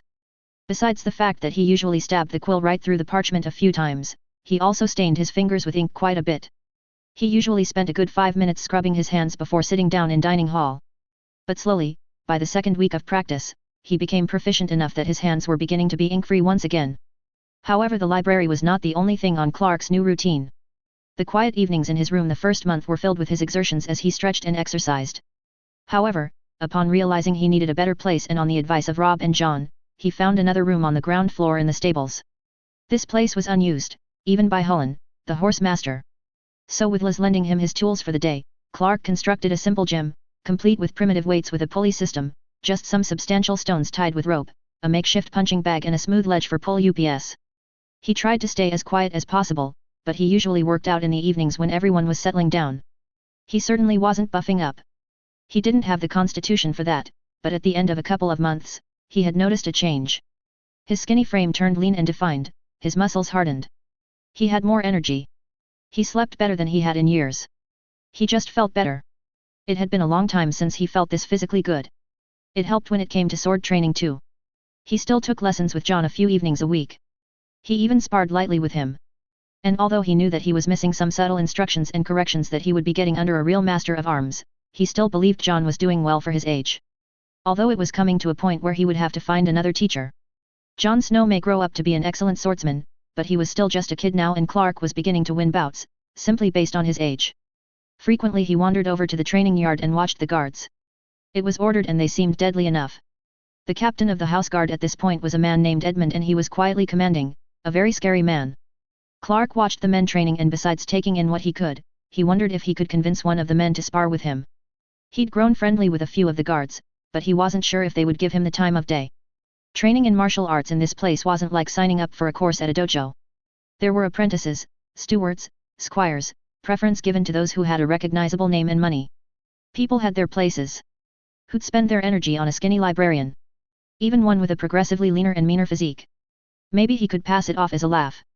Get a few guys in the mood to beat up a bookworm for fun and learn what he could as his ass got beat. It was probably a dumb idea. He only knew that he couldn't rely on the few scraps from his old world. He needed some Westerosi fighting experience before it was too late. His first time fighting a real opponent couldn't be with a Lannister, a Bolton, or a White Walker. Too much was at stake for that. In the meantime, he still continued to spar with Jon, simply for the boy's sake. Jon was still a mopey kid with his bastard status hanging over him, but he was smiling a bit more. Plus Arya was beginning to follow Jon around more and more. She absolutely adored him, although Clark was thankful that she was put to bed before their sparring sessions. He didn't think the little girl could keep the secret yet. He may have been having reservations about approaching the men for lessons in fighting. However, in other subjects, he found a teacher in the maester. Early on he asked Luwin about his chains and which one symbolized which learned subject. Black iron for Ravenry, silver for medicine and so on. Luwin had a ring of Valyrian steel, which indicated the higher mysteries. So do you know magic, then? Asked Clark, one day in the library. They had finished cataloguing and were placing the volumes back. Clark, being the taller one, reached for the higher shelves. I do not, unfortunately, Luwin said. Magic is something that has gone out of this world. At least in this part of it. During my apprenticeship, I had focused more on the history based on the accounts of uses of magic, rather than any attempt to change forms, control the elements or dragon care. I found that to be far more interesting. Clark thought of the Night King's fortress beyond the wall. How many of Craster's sons has he turned already? He shut the thought down and reached for another volume. Was it hard to earn that link? Luwin shrugged. I suppose. It's a dying knowledge. Only one maester in 100 have Valyrian steel in their chains. Most of the Citadel looks down on those who study it. Another factor is the texts themselves. What about them? Most of the texts are written in High Valyrian. One needs master the language first before one can even start to study. To satisfy their curiosity about magic. You speak Valyrian? Clark asked, forgetting the volume in his hand. Luwin cleared his throat. High Valyrian. I can read it faster than I can speak it. As you saw, there are a few Valyrian texts here. But it's been years since I have spoken it with anyone. I'm sure my accent's atrocious. Could you teach me? The question came quick and unexpectedly. Luwin raised his eyebrows, wrinkling his forehead considerably. Please, he added. I have quite a full schedule, Tiresias. I don't know if I could add Valyrian lessons on top of it. Are the children learning Valyrian, Maester Luwin? Maester Luwin peered at him. No, why? Their lessons will start in here next week. Now that we have the library nice and suitable again. If you or Lord or Lady Stark decide that they should learn Valyrian, I'll be sitting over here, with my regular duties. I promise I won't ask questions or distract the children, but please, allow me to sit from a distance and learn. Lewin placed the volumes down. The slight suspicion that resided in his eyes during their first meeting was back. You, a man from Essos, need help to learn High Valyrian. Shit. Clark shrugged, trying to keep the panic from his face. It'd been a while since he had a slip-up like that. The common tongue was common enough throughout the 9 cities. It was the only language my parents taught me, besides ours. Yours? Clark nodded. Main name ist Nick Tiresias. Wie ich in dieser Welt eingekommen hab ich keine Ahnung. Ein Tag watch ich ich war in Westeros. Ich hab mein Alt hab Selchkitten verbrant begraben. Ich bin Clark Keen Mare. Nur ein anderer Person mit nix. Aber ich kann die Zukunft es ist schrecklich. Ich versuche zu helfen. Das ist warum, will ich Valyrian lernen. He paused, meeting Lewin's eyes evenly. He had spoken calmly and quickly, knowing that his former German teacher would have rolled his eyes hard at the mistakes. It seemed to have the intended effect though. The maester's suspicion was replaced with curiosity. I've never heard that tongue before, said Lewin finally. Clark casted his eyes down, reaching for another volume. I don't see why you would. It's dying. There aren't many of my people left. My condolences, said Maester Lewin softly. Shelving the volume, Clark shrugged. It's the way of the world. Languages die all the time. At least my people aren't being massacred. I just know it's over. We're disappearing quietly. I left when my parents died. The Maester didn't say anything for a while. Clark supposed the matter was closed until he heard Lewin speak again. So why do you want to learn High Valyrian? Another dying language. Clark sighed. I want to know everything in this library. I was planning on learning the old tongue anyway, once we get a tribesman in here. Also, there are old texts of history only in Valyrian.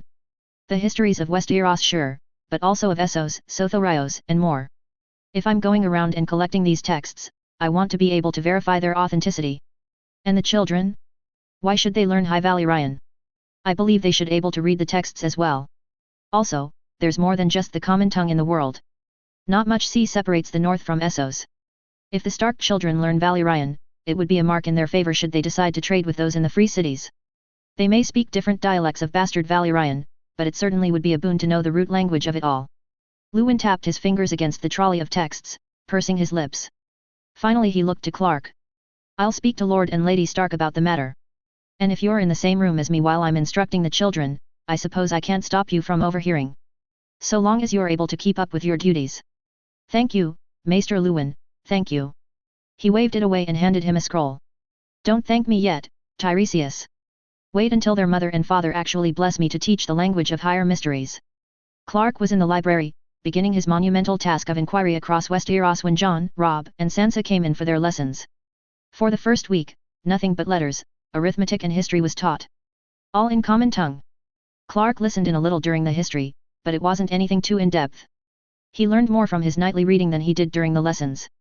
However, at the end of the week, for the final hour, Lewin started to teach Valyrian. The children groaned but Lewin promptly quieted them and began his instruction. Clark hurriedly grabbed a blank parchment and listened closely. Lewin did not look to him once, but Clark was convinced that the Maester was speaking a little more loudly than usual. Either way, his voice carried to his table in the back and Clark began to learn High Valyrian. He kept quiet about it, not wishing to disrupt Lewin's instruction. Although the old Maester, at the end of each lesson when the children were gone, walked to his table, his chains clinking.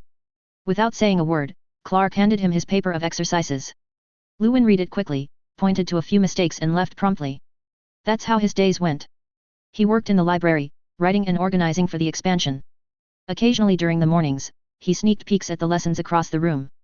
He studied High Valyrian covertly and also Old Tongue once a serious-minded tribeswoman named Sorka arrived at Winterfell. After the children's lessons, she remained in the library with Clark, going over volume after volume of Old Tongue. Over several days, she made a guide to the runes, which Clark copied. He studied a single page for 10 minutes every night. Sorka stayed for 2 months before leaving, promising to return every 6 months to test the children. During the early evening, he had some free time before dinner. He explored the castle and got to know more than just the house guards. He greeted cooks, maids, stewards, the kennel master, whomever he could meet. He walked outside around the grounds and into Wintertown. He didn't insist on conversation though. People in town and in the castle were hurriedly preparing for winter. Also he still was questioned about his accent whenever he met someone new. Although he did suspect that the northern burr was slowly coming into his tone. Dinner was usually a quick affair. He was so thankful he didn't have to worry about it. More often than not though he ate alone. People may greet him walking around, but he was still an outsider and it was plainly obvious that most northerners were either suspicious of him or didn't even think of him. After he usually went to his private gym. The sudden workout after eating didn't always sit well with him, but it was the only time that most people were busy. Afterwards, he went to the training yard, deserted by nightfall. He either trained poorly alone or somewhat competently with John if he showed. He bathed regularly too, almost every night after training. The springs he was shown was not the private ones used by the Stark family. These were the ones for the castle staff. He was the most frequent bather by far. He was sure it did wonders for his image of a tough guy, but he didn't care. He may be in a medieval time, but he wasn't ready for their hygiene standards. The latrines were bad enough. Feeling cleansed, he always went back to his room for the night, usually falling asleep right away after a quick stretch. He tried reading a few times but it was a losing fight most nights. His days were full and it made for a tired man at the end of it. Of course that wasn't always the case. One evening, after about 4 months in Winterfell, Clark was in his room, pacing the floor. He had just completed his final stretches and was waiting for the usual sleepiness to settle in. It was as reliable as clockwork. A full day of literary work, lessons, and training, all punctuated by an unbeatable drowsiness that allowed him to sleep deeply. However, this was not happening tonight. He dropped to the floor and did 50 push-ups, something he could not do after a full day when he arrived. He stood when he finished, slightly breathless. Nothing doing. The only thing that changed was that his arms were now a little sore. There was something more to this restlessness. It wasn't going away. He sank into the chair and sat still, gathering his courage. He knew what he wanted. It just wasn't something he thought he would ever do. He stood up and crossed to his basin. He splashed some water on his face, trying to freshen himself. He then dressed, pocketing some coins he took from his purse. He hoped it was enough. Having opened the window and determined that it was not that cold out, he left the cloak, blew out the candles and exited the room, locking it. 5 minutes later, he had passed through the gates of Winterfell, with a quick hello to the guards on duty, and was walking into Wintertown. He strode calmly toward his destination, determined not to be embarrassed. For all his time here, Clark had avoided the brothel in Wintertown. He'd received invitations from guards that he had befriended to join them whenever they went and he'd always declined, citing his miserly ways rather than any moral objection. He truly didn't have any moral objections. However, that still didn't erase the idea that prostitution was not something he was totally comfortable participating in. Some undertones from a religious upbringing one can ignore and others just sink their teeth in and refuse to let go. Clark felt this restlessness in Winterfell before tonight and had tried to deal with it himself. However, this world was not as convenient as the last one was for that kind of thing. No lotion, no internet, no disposable tissues. He just didn't appreciate how easy it was in his world to see a beautiful naked person for free. That wasn't the case in Winterfell, and try as he might, his urgings did not let up on him. Following the path that a soldier once described to him, he breathed slowly and told himself to calm down. It's just sex. I pay. We fuck. Be polite. It's just a transaction. He could hear the brothel as he approached. The drunken and rambunctious nature of the patrons were muffled but prominent on that quiet street. Clark came to the front door, only to jump back when 4 inebriated Winterfell house guards came bursting out. One of them was clearly the youngest and supported by 2 others. The remaining man stumbled towards Clark. Easy there, Tad, said Clark, catching the guard by the shoulders. Tad regained his balance and his eyes shined with recognition, along with drink. Tiresias, he slurred. God's man, are you here for Cunny? And a drink, said Clark. He didn't like Tad. He was a friendly enough drunk, but there was something predatory about his energy. He knew the maids avoided being alone with him. Why didn't you come with us? Tad slapped his hand down on Clark's shoulder. To Clark's small delight, he didn't buckle. I told you, you ought to come with. I only broke down tonight, Clark said, his eyes going to the teenager supported by the other 2. Is he all right? Jory? Yeah, he's fine. Just getting his ears wet. First time and all. Now he's a man. Not too good at standing now, tomorrow, he'll be a standing man. Clark crossed to the young man. Jory Castle? Sir Roderick's nephew. Jory blinked and nodded once, his head continuing to hang. Clark glanced to the guards holding him. You should get him back now. See if you can get him to drink some water. The 2 guards glanced at each other, then back to Clark, who sighed. Not an order, just a suggestion. Have a good night, Jory. Jory mumbled against his chest. His friends hoisted him once and began carrying him back toward the castle. Tad walked after them, turning around to call back. Next time your cock's up, let me know. We'll raise this place to the fucking ground. Clark gave him a friendly wave. No thanks, Tad. Fucking's not really a group activity for me. Tad laughed. Suit yourself, you fucking twat. With that, he turned and walked after the others. Clark stood still in the new quiet, peppered with fun sounds from the establishment. His fingers were shaking. He was as nervous as his first time in college. Ultimately he just did what he always did when he was doing something new. He took a deep breath, put on a smile and stepped forward. 20 minutes later, he sat on a large bed, clothed only with a robe, running his fingers throughout his damp hair. He had just finished with a quick bath, which was a requirement he was relieved to see, though it was an extra half-grout on his part. The room was surprisingly quiet, the surrounding transactions, with their laughter and moans of pleasure, being quite muted. There was a small fire going and Clark gazed into it, trying to control his nerves. The madam, an older stout woman named Amber with a friendly face and fierce eyes, had asked his preference. He honestly didn't think about it before. He knew none of the girls here, though he did recognize a couple in the waiting room that he had seen about the town. When Amber pressed him, he answered as sincerely as he could. I'd like a kind woman, someone soft, he had said. She doesn't have to shout or moan in ecstasy if she doesn't want to. I'd like her to be tender. He also asked if she could be at least 18. He wasn't comfortable forgetting that age nor did he want to be. Amber raised her eyebrows at that, but said she had just the girl for him. After payment, she sent him off to the baths and wished him a pleasant and enjoyable time. And so Clark sat, waiting for his lady of the evening, trying not to imagine his family's faces if they knew what he was doing. The fire was enchanting. He scooted closer, peering into the dancing flames. He thought of Stannis, Celis, Sander, and others who had gazed into fire throughout the series. Are you there, Lord of Light? Will you send Melisandre to burn me alive? Does she see me? Do any of your servants see me? Up here in Winterfell. One of the logs in the fire cracked, sending sparks up. One fell on his arm. It didn't smart though. The door opened. Clark turned to see a young woman with a liquor bottle closing it behind her. She smiled politely. Hello. Tiresias. Clark got up, nodding to her. That's me. He stepped forward, his mouth dry. What should I call you? Renia will do, she said. She wore a short-sleeved dress, that was tied loosely. The color was a faded green. She was pale and had curly raven hair that hung loose. She wore some mild eyeshadow and blush.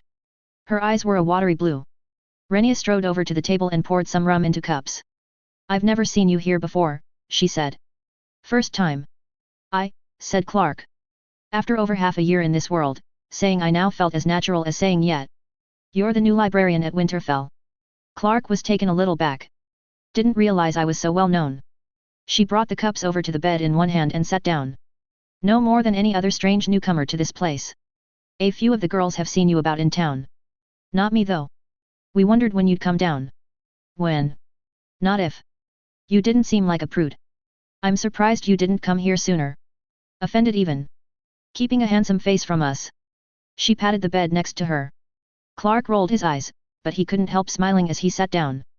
I couldn't afford your services when I first arrived at Winterfell. He took the cup of rum from her. I was busy too. Still am. Expanding a library's a big task. And tonight? He shrugged.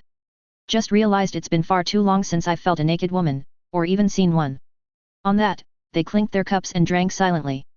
The rum's burn was a relief and Clark let out a breath he wasn't aware he'd been holding. Thank you, he said, placing the cup down. You're welcome, she said. She pulled out the bottle. Another. Are you having another? She shook her head. I don't have more than one drink with each man. Otherwise I'd fall down before I could make any decent coin. Clark nodded. I see. She reached for his cup. But you can have as many as you can put down. Before, during, after, as long as you stumble out when your time's done. She was about to refill his cup when Clark gently stayed her hand. She met his eyes. No more for me, thanks. He put the rum down. Glancing from the bottle to his face, Renia's smile turned teasing. Are you sure? Thought you weren't a prude. Not about that. Just rather be able to perform. And I don't want to dull this. Renia smiled. Ambra said you were a sensitive one. That's me. Clark laughed softly. Sensitive. She laughed as well before becoming quiet. She met his eyes and the only sound in the room was the sound of the fire crackling. Clark felt her hand on his shoulder, pushing him gently down on the bed. Renia crawled on top and their mouths met. A minute passed with deep, slow kissing, his hands running up her dress and onto her ass. She wore nothing underneath. Clark felt her hands as well as they opened his robe and ran over his chest, lightly scratching. She sat up, lightly gasping, pushing him down as he tried to sit up. A few seconds passed before she reached down and in one motion, pulled off her dress. It took all of Clark's mental fortitude not to come immediately. She sat still on him for a bit, allowing him to take her in. "Is this good?" she murmured. Clark nodded. "Yes." He sat up, holding her in his lap. "Yes, it's good." He was a little breathless. She smelled really nice. He leaned forward and tasted her neck, hearing her gasp. As they continued, Clark forgot, for the first time, that he was from another world. The world he was in now was the only one to him. It grew smaller and smaller, until he didn't even notice the fire burning in the small hearth. There was only Renia. He knew the affection was fake, but for a while, he allowed himself to forget. Clark was in the library, scribbling a note to Lord Mason. The Lord had 2 volumes of Old Tongue. He had no clue as to the nature of their contents, but he was willing to send them to Winterfell as a donation. Clark marked the expectation of the 2 volumes, as well as the expected compensation for the delivery upon arrival. He then filed the note for Maester Luwin. The man kept every letter that came into Winterfell. He was moving on to the next letter from Castle Hornwood, when he heard the door open. Raising his eyes, he saw Maester Luwin enter the library. Clark froze. Something was wrong. Luwin's demeanor was very serious. "Lord Stark wishes to see you immediately." Clark stood, placing the quill down. "His solar." Luwin shook his head. "The gods would." Clark felt his heart begin to race. Was it happening? Could it? He stopped himself. No use getting exciting until he knew what was going on. He walked to the door, meeting Luwin. The maester was peering at him with a slight suspicion, no doubt wondering why Lord Stark required the godswood to speak with a librarian. Clark pointed to the table. "I'll finish this today after I speak to Lord Stark." Luwin nodded. "I'm not worried about that. It's about to become more hectic around here." "What's going on?" SI accompanied Luwin's answer. "Lord Stark will tell you, I'm sure." Clark grimaced. "Right." On his way to the godswood, he encountered Catelyn Stark walking from that direction. He stopped, inclining his head with a "my lady." She nodded, but said nothing as she strode past. Her face was taut with worry. Clark walked on. Ned Stark was waiting at the entrance of the godswood. He wasn't alone. He was speaking with Sir Roderick, who looked worried as well, but determined and full of purpose. Clark hung back a little as they talked, waiting. Finally Sir Roderick bowed and strode off. It looked like he was heading toward the armory. Clark walked forward. Ned turned toward him, saying nothing as he approached. Clark stopped and bowed slightly. "Lord Stark." Ned opened the gate to the godswood and entered. Hearing the unspoken order, Clark followed. He hadn't been in here in months. Never feeling like he should ask to enter, he nevertheless felt drawn to the place sometimes. Walking through to the weirwood tree in the center, he felt a certain spark. It almost made him forget how serious everyone was. Lord Stark stopped in front of the weirwood tree and turned to face him. Clark halted as well. Ned reached into his pocket and pulled out a note. He handed it to Clark. "This arrived from Casterly Rock," said Ned. "Copies were sent to every warden in the 7 kingdoms. Lannisport was attacked 2 days ago. An armada with Kraken banners destroyed the entire Lannister fleet." Silence reigned in the godswood. Clark felt his spirits lift and fall all at once. His story was proven and people died for it. How bad were the casualties? Ned sighed. Not as bad as they could have been. Casterly Rock hosts a large garrison and they started mobilizing as soon as they saw the fires. By the time they arrived, the Ironborn were sailing away. They didn't come ashore. They want to keep this battle on the sea. Clark opened the note and scanned it. He noted the neat scribble of Casterly Rock's maester and the elegant signature that didn't match the writing above. His fingers traced the signature of Tywin Lannister. His first sign of the old lion in this world. He wondered if they would ever meet. He shook himself. He had bigger things to worry about. Judging by the look on the warden's face, he did too. Clark handed the note back. "It's just as you said," Ned said. "The fleet burning. You saw this?" "Heard about it actually," Clark said, before he stopped himself. "Apologies. It came true though." Ned Stark walked to the tree, holding out a hand to support himself. Clark took a probing step forward. "Lord Stark. The other things you saw, they're going to happen, are they?" Ned's voice was calm, but Clark could hear the weight of it. "I believe so," Clark said softly. "I'm sorry. I wish that wasn't the case, believe me."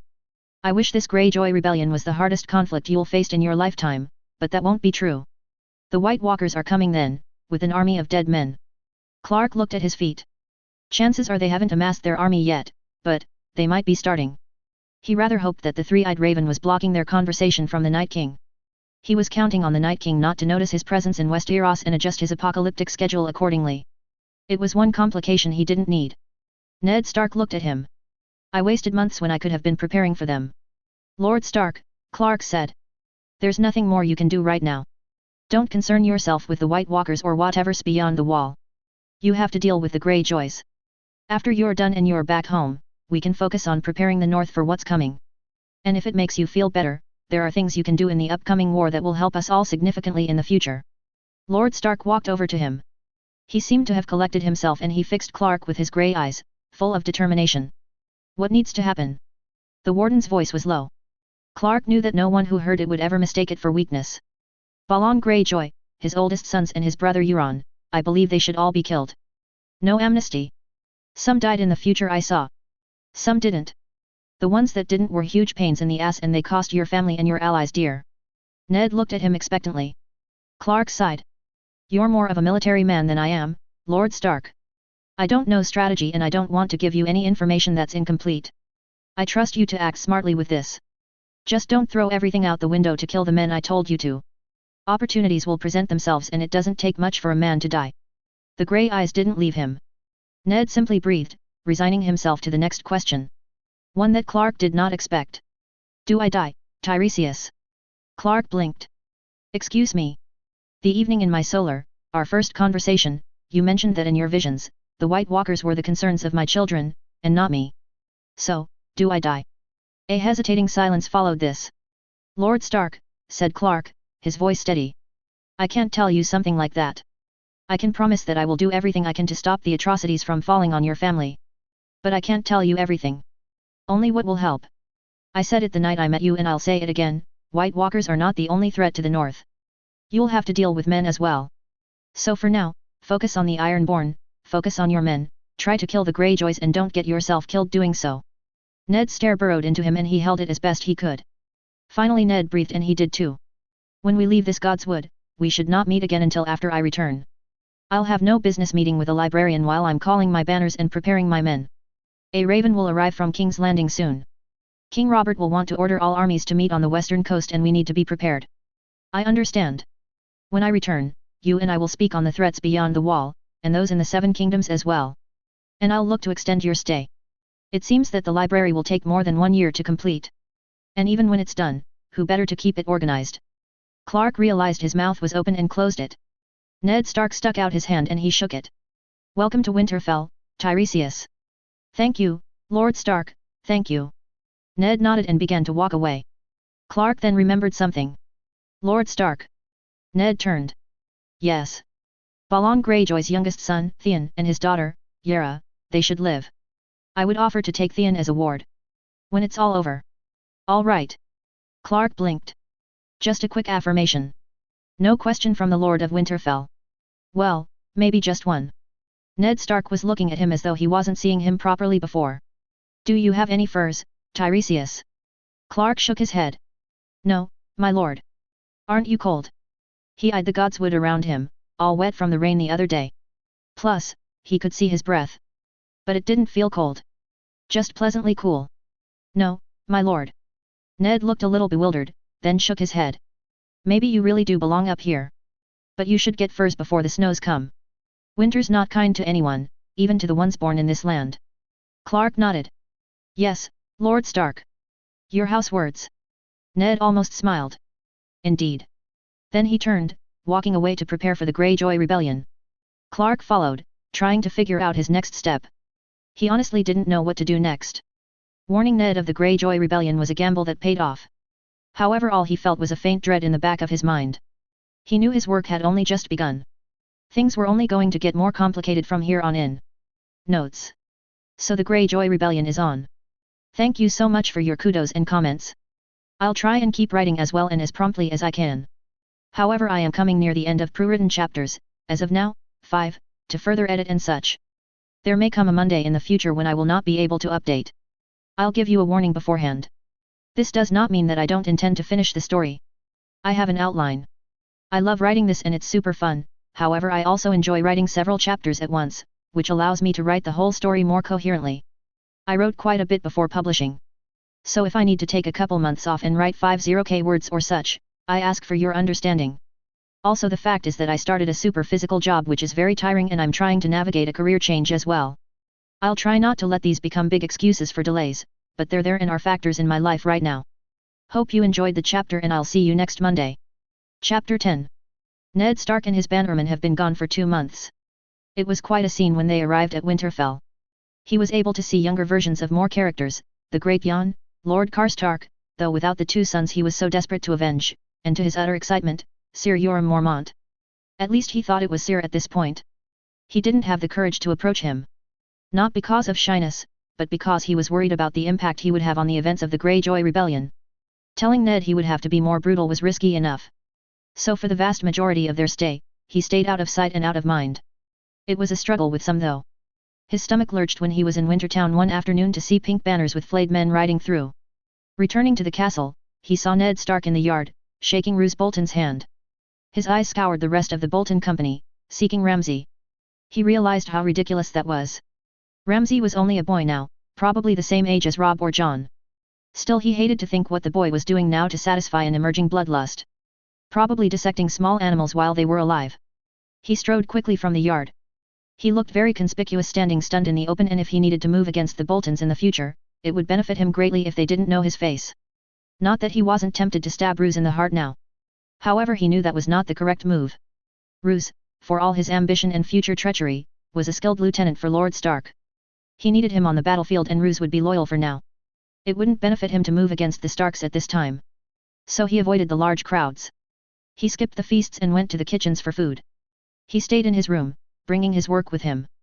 Thankfully the bannermen were only there for 2 nights and departed early in the morning. Clark walked to the top of the battlements and watched them disappear down the King's Road.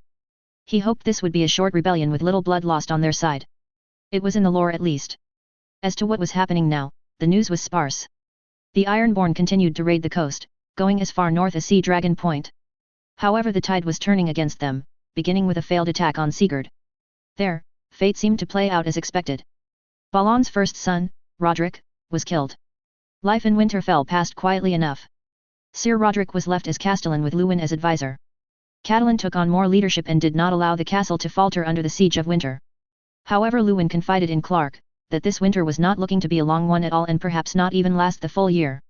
It seemed that the long summer would begin shortly. One morning, as during most, Clark woke, dressed, and then went to get breakfast. Sometimes he ate in the hall. But mostly he preferred eating with the staff and guards. He entered the kitchen, grabbed a bowl of porridge, 2 sausages and an ale.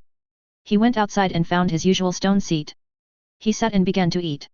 He was halfway through his meal when he saw a serving girl, Mal, cross the yard to the kitchen. He nodded towards her. "Morning, Mal," he said, going back to his porridge. He swallowed a bite before he realized she had stopped right in front of him. He raised his eyes to her. She looked incredulous.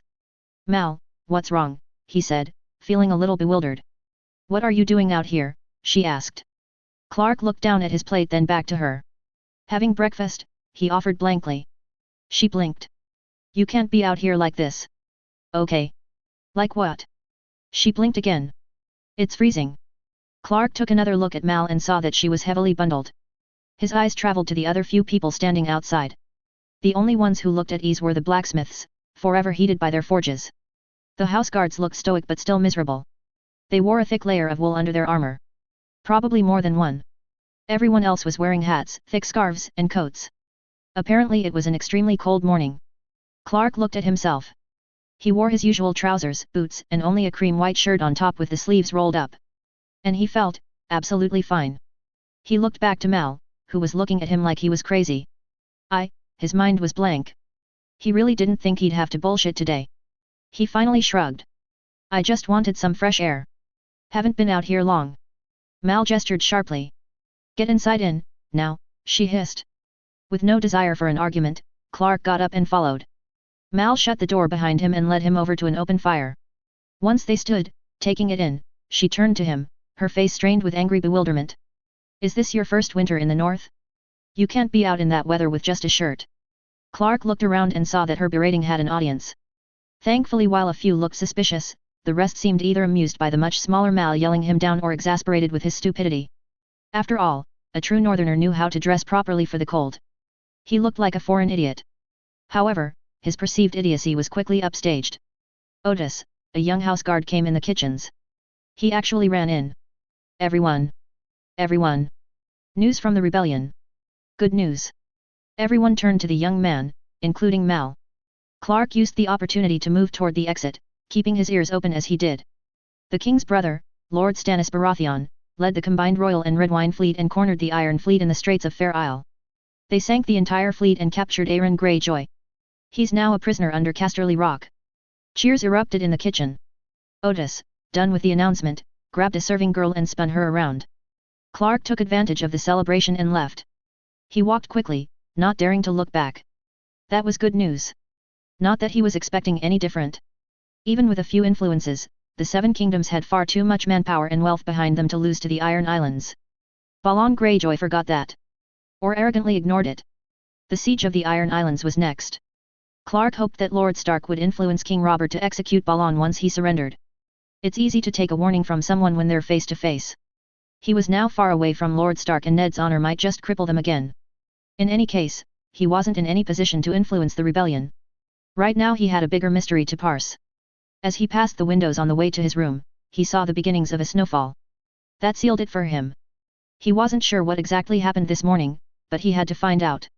At midnight, Clark went to the training yard. The snow was light but continuing to fall silently. He lit a brazier, just in case he was a complete idiot and needed to warm up quickly. Removing his cloak, he took a deep breath and stepped out of the heat into the uncovered yard. He walked slowly across the yard and back. He wore no additional layers. Just the cream-white shirt. He rolled his sleeves up like he had them this morning. He sat down in the middle of the yard, under the falling snow, and waited. He waited for the moment that always came, when the snow turned from fun and beautiful to cold and miserable. To shivering and discomfort. To numbness and pain that felt like sharp knives piercing the lungs. At least 20 minutes went by. He didn't feel any discomfort. He picked up some snow and held it in his bare hands, and the cold didn't bite. It remained cool but it didn't hurt. Walking back to the brazier, Clark tried not to get too excited. Okay, Clark. Think now. Is this one of the abilities that note told me about? Or this all just delirium from hypothermia and I can't feel the cold? He flexed his digits and they all responded normally. He took his knife out and threw it against the wall. It stuck there, a little far from where he was aiming, but he still had good motor control. He whispered the entire opening cheer from Bring It On without his teeth chattering, and he hadn't forgotten a word. So he wasn't delirious, at least. Everything about him physically and mentally seemed unaffected by the cold. Clark stared out at the falling snow. Seized by the desire for one last test, he took off his shirt and his boots, leaving him barefoot. He placed one foot into the snow, then another, and another. He walked slowly, feeling the snow crunch up between his toes. Finally he laid down, facing the falling snow as it began to blanket him. It was cool certainly, but as comfortable as soft grass. Stretching out on the ground, he looked up to the sky and laughed softly. Out of relief, he supposed. The Night King could bring the winter storms if he wished. The coldest winter he can possibly manage. Clark grinned, allowing himself one moment of hubris. But when you do, old man, you're gonna have one hell of a time getting me to shiver. By the time Clark had found his way back to bed, his hubris had disappeared, giving way to his usual anxiety. Then again, it's possible that the cold he brings will be too much. Even with this immunity I've been given. He resolved to purchase furs for appearances and not advertise his tolerance to anyone. Which was not hard for him. He was grateful enough for the cheat. He didn't need any attention for it. What's wrong with your cock? What? Clark said, turning to Renia. She was propped up on her elbows, looking at his groin. Your cock, she said, grabbing it gently. The head's out, even when you're soft now. What happened? Clark looked down and plopped his head back on the pillow. I was circumcised. What? The foreskin about the head. It was removed. Why? Clark shrugged. It was a religious ritual for somewhere I came from. Others just thought it looked pretty and clean. What do you think? She frowned, moving it back and forth. Never seen one that looks like that. Strange, she dropped it, looking at him. How old were you? When I was born. A week or so after. He rubbed his eyes. Drowsiness was settling in. Did you not notice it till tonight? Only the second time you came around and I got a good look. She crawled onto him and he wrapped his arm around her. Saw you all relaxed. Didn't want to bring it up unless, I don't know. She fell into a quiet, resting her head on his shoulder. They both looked at the fire going, no hurry to leave. He had paid for the extra time. Where are you from? Essos, he muttered. Sensing her follow-up question, he continued. We were nomads. Spent most of the time in between the free cities, the bays up north. He stroked her back lightly. What about you? Where are you from? She stiffened in his arms. I don't know Westerosi accents that well, but the northern one is becoming pretty familiar. You're not from around here, are you? Renia removed his arm and got up from the bed. She moved calmly enough, but the tone was warning. Would you whore where people knew you? She asked, not facing him. Clark shook his head. No. Can't say I would. She took a cloth, wetted it and began wiping herself down. There was no good work near my family. Whatever I could do paid shit. She sat down on the bed. Whoring pays better than anything a young girl can do otherwise. At least for a common girl with a fat arse. Clark got up and took a damp cloth for himself, wiping his face. So why the north? Wintertone's not a big place. Probably find more customers down south or in Bravos. She picked up her dress off the floor. It's too hot in the south. Well, you're right there. Renia pulled the dress over her head and down. Also heard that the north was a honorable place. Figured I could keep most of my wages here. Not be cheated. She shrugged. It's horseshit, but Ambra treats me all right. She came up to him and grabbed his cock. Who knows? Maybe I just like hairy men. Plenty of them up here. Clark snorted. That must be it. Does it disappoint you that I shave? He extracted her hand and began to dress. A little. Doesn't really match the rest of you. Hairy chest, hairy arms, hairy legs, hairy arse. She smirked. Clean face. Fair enough. She poured water into 2 cups at the table. So, next month, then. He pulled on his trousers. Guess so. Unless I fall in love and become chaste. Oh? You have someone special in mind. Clark shook his head. Just the library. You should come in more often. Once a month is all I can afford. I'm a librarian, not a knight after a tourney. I know the Starks pay their staff better than that. The house guards are here every week. The ones that are left anyway. They drink more than you. She handed him a cup of water. That's the house guard. He drank deeply, before sitting down to pull on his boots. Renia sat back on the bed. He could feel her eyes running over him. If I didn't know better, I'd call you a house guard. You sure you're just a librarian? He stood, kicking his boots in. Why'd you ask? She shrugged. Never seen a man of letters with a body like yours. Clark reached into his pockets, pulling out a silver stag. Hairy men of letters can exercise just as well. He handed her the stag. You know, I'd given you that even without the flattery, right? She placed the stag in her purse. She always hid it after her customers left. Flattery comes free, handsome. He snorted, pulling the tunic over his head and fastening his fur-lined jacket. A recent purchase and a steep one. All for the sake of appearances. Good to know, he said. See you. Tiresias, she called. He stopped at the door and turned. If you come again in 2 weeks, and not wait a whole month, I'll tell you where I'm from. He crossed his arms. The rebellion's almost crushed. Men will be home soon. Sure you can't hold out? She shrugged. I send money back home to my family.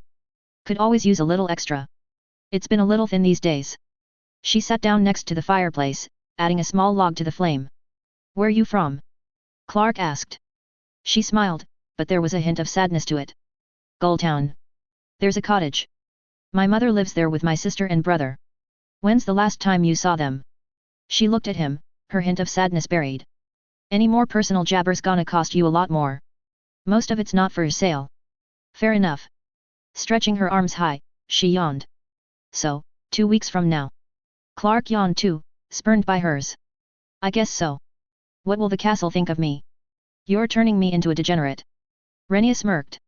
Would you rather be a septon? He shook his head. No, he answered honestly. Night, Renia. The walk back to the castle was quiet, the streets dulled by falling snow. Clark waited until he was out of sight of the brothel and unbuttoned his jacket.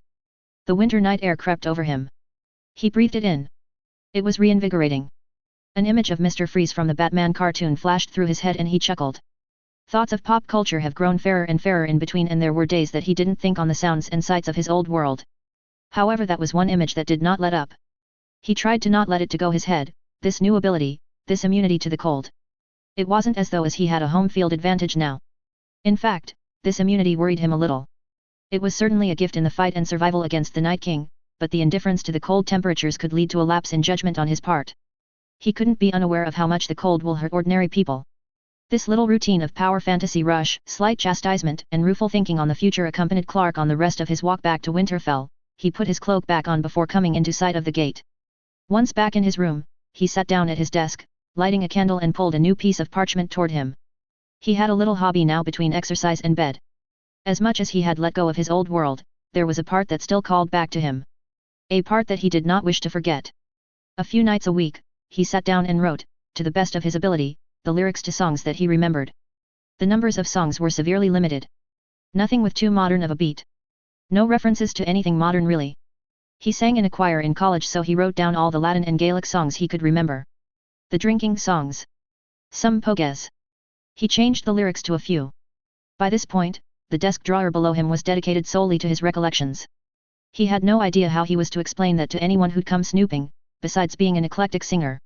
The look on Sir Roderick's face should he ever think that Winterfell is housing a singer. Clark chuckled as he wrote. He didn't know why he couldn't let it go.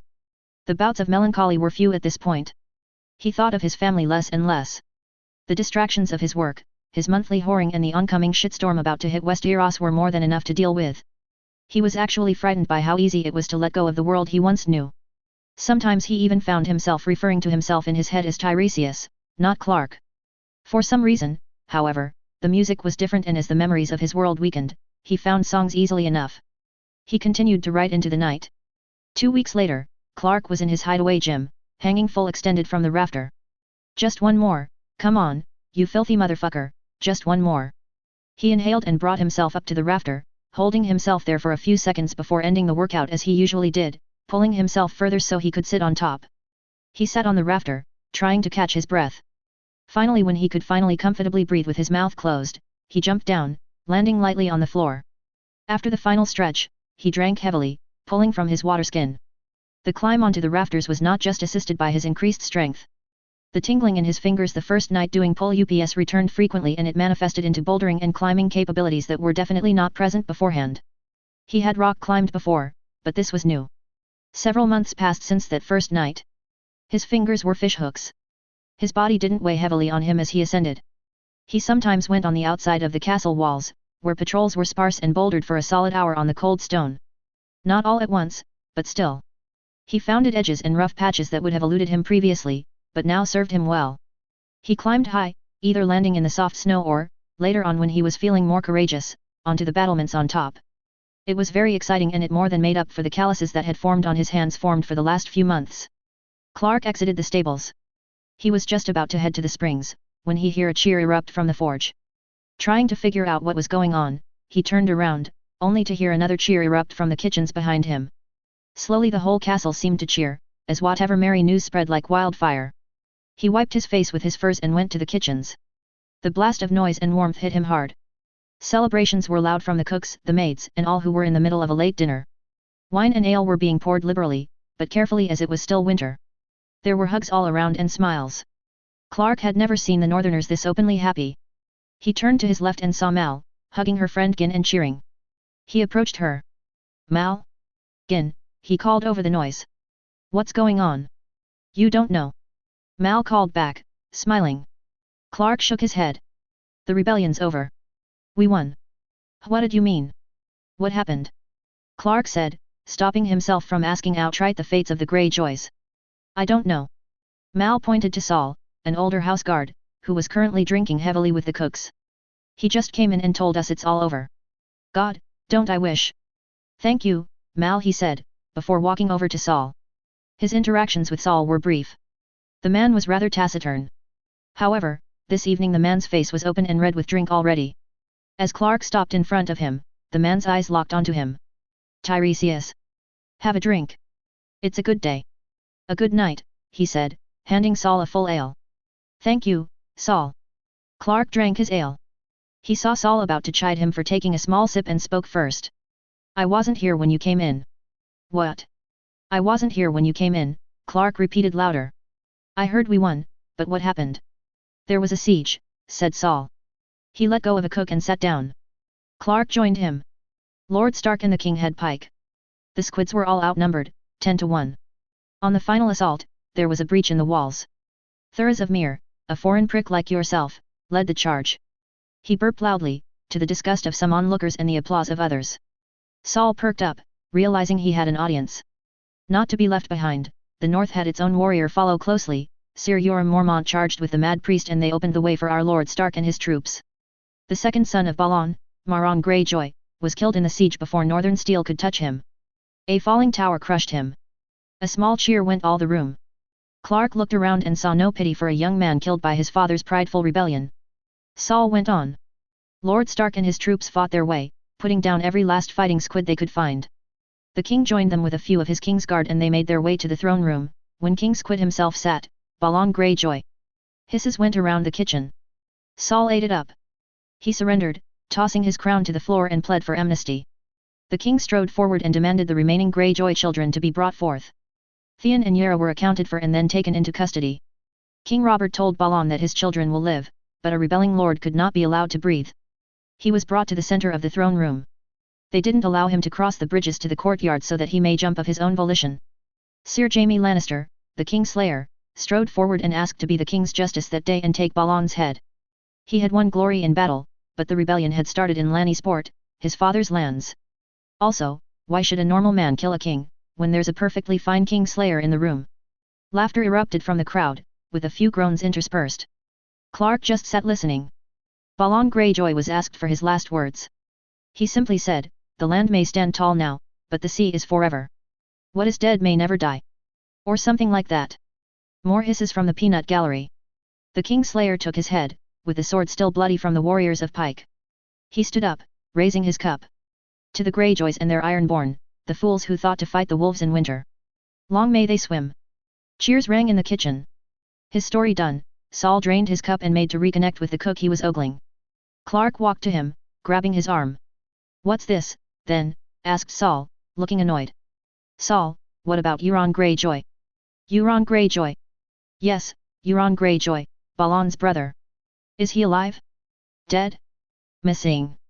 Saul furrowed his eyebrows, thinking. Don't know, he said.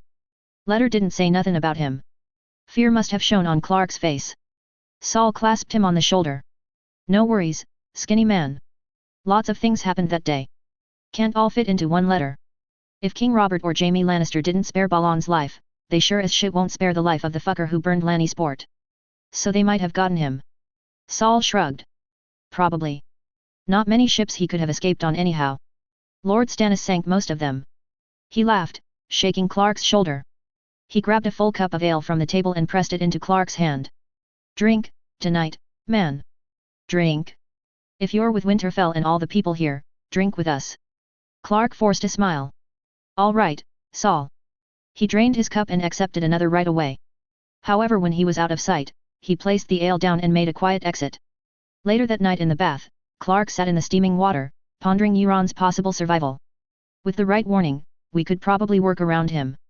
As long as we can take him out on land though. That fleet of his was a son of a bitch. He sighed and sank below the water. Hopefully Lord Stark hunted him down after, if he wasn't killed during the battle. Maybe he could gift him to Roose Bolton. Coming back up, he stepped out and began drying himself. Don't even joke about that, Clark. You have actual sadists to deal with here. Letting some swashbuckling, raping motherfucker suffer is just you indulging yourself. It won't save lives, it'll just distract you. As he sank into bed that night, Clark heard the continued celebrations around him. He allowed himself a small fist pump for Balon's death. When Theon comes to Winterfell, hopefully there'll be a lot less pressure from his dead daddy to betray the Starks. Then again, that was the issue. His betrayal was a vital step in his journey to the man defending Bran in the Godswood against the Night King and his minions. He would have to get Theon from cocky insecure boy to steadfast loyal man without the torture from Ramsay.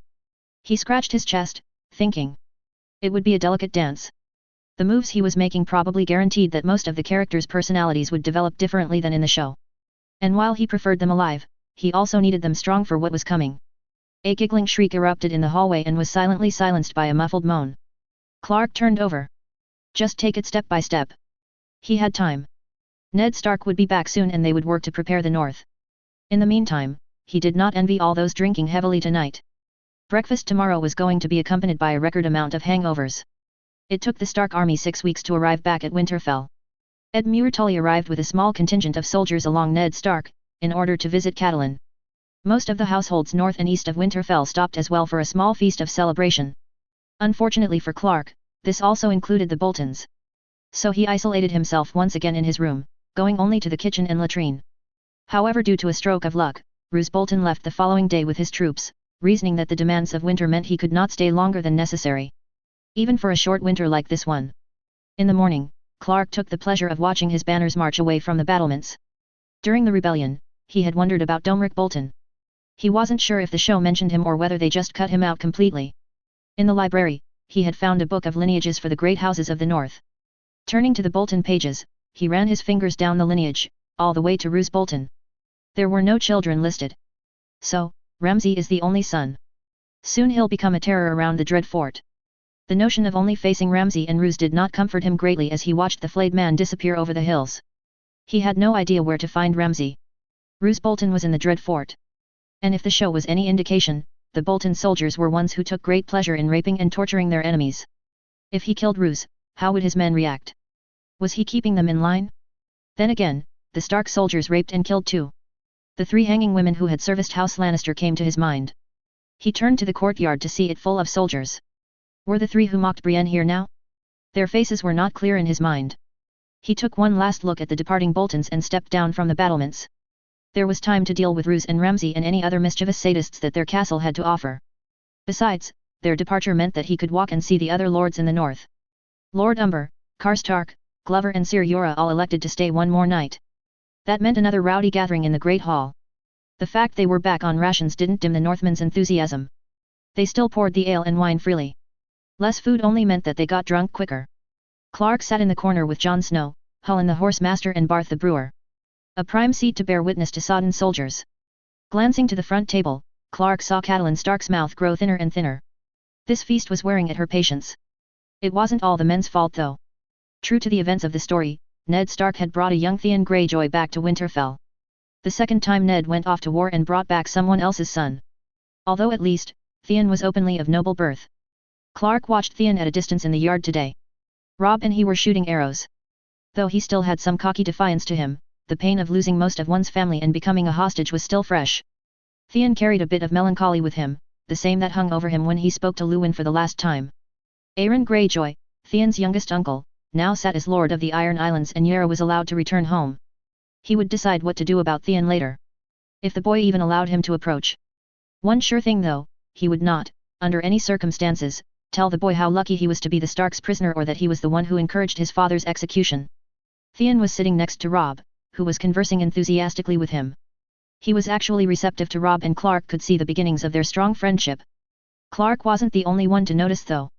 He turned to his right and saw Jon looking toward the front table as well, before going back to his steak and ale pie. And by going back, he actually was just pushing it around with his fork. Clark leaned over to him. "What's wrong, Jon?"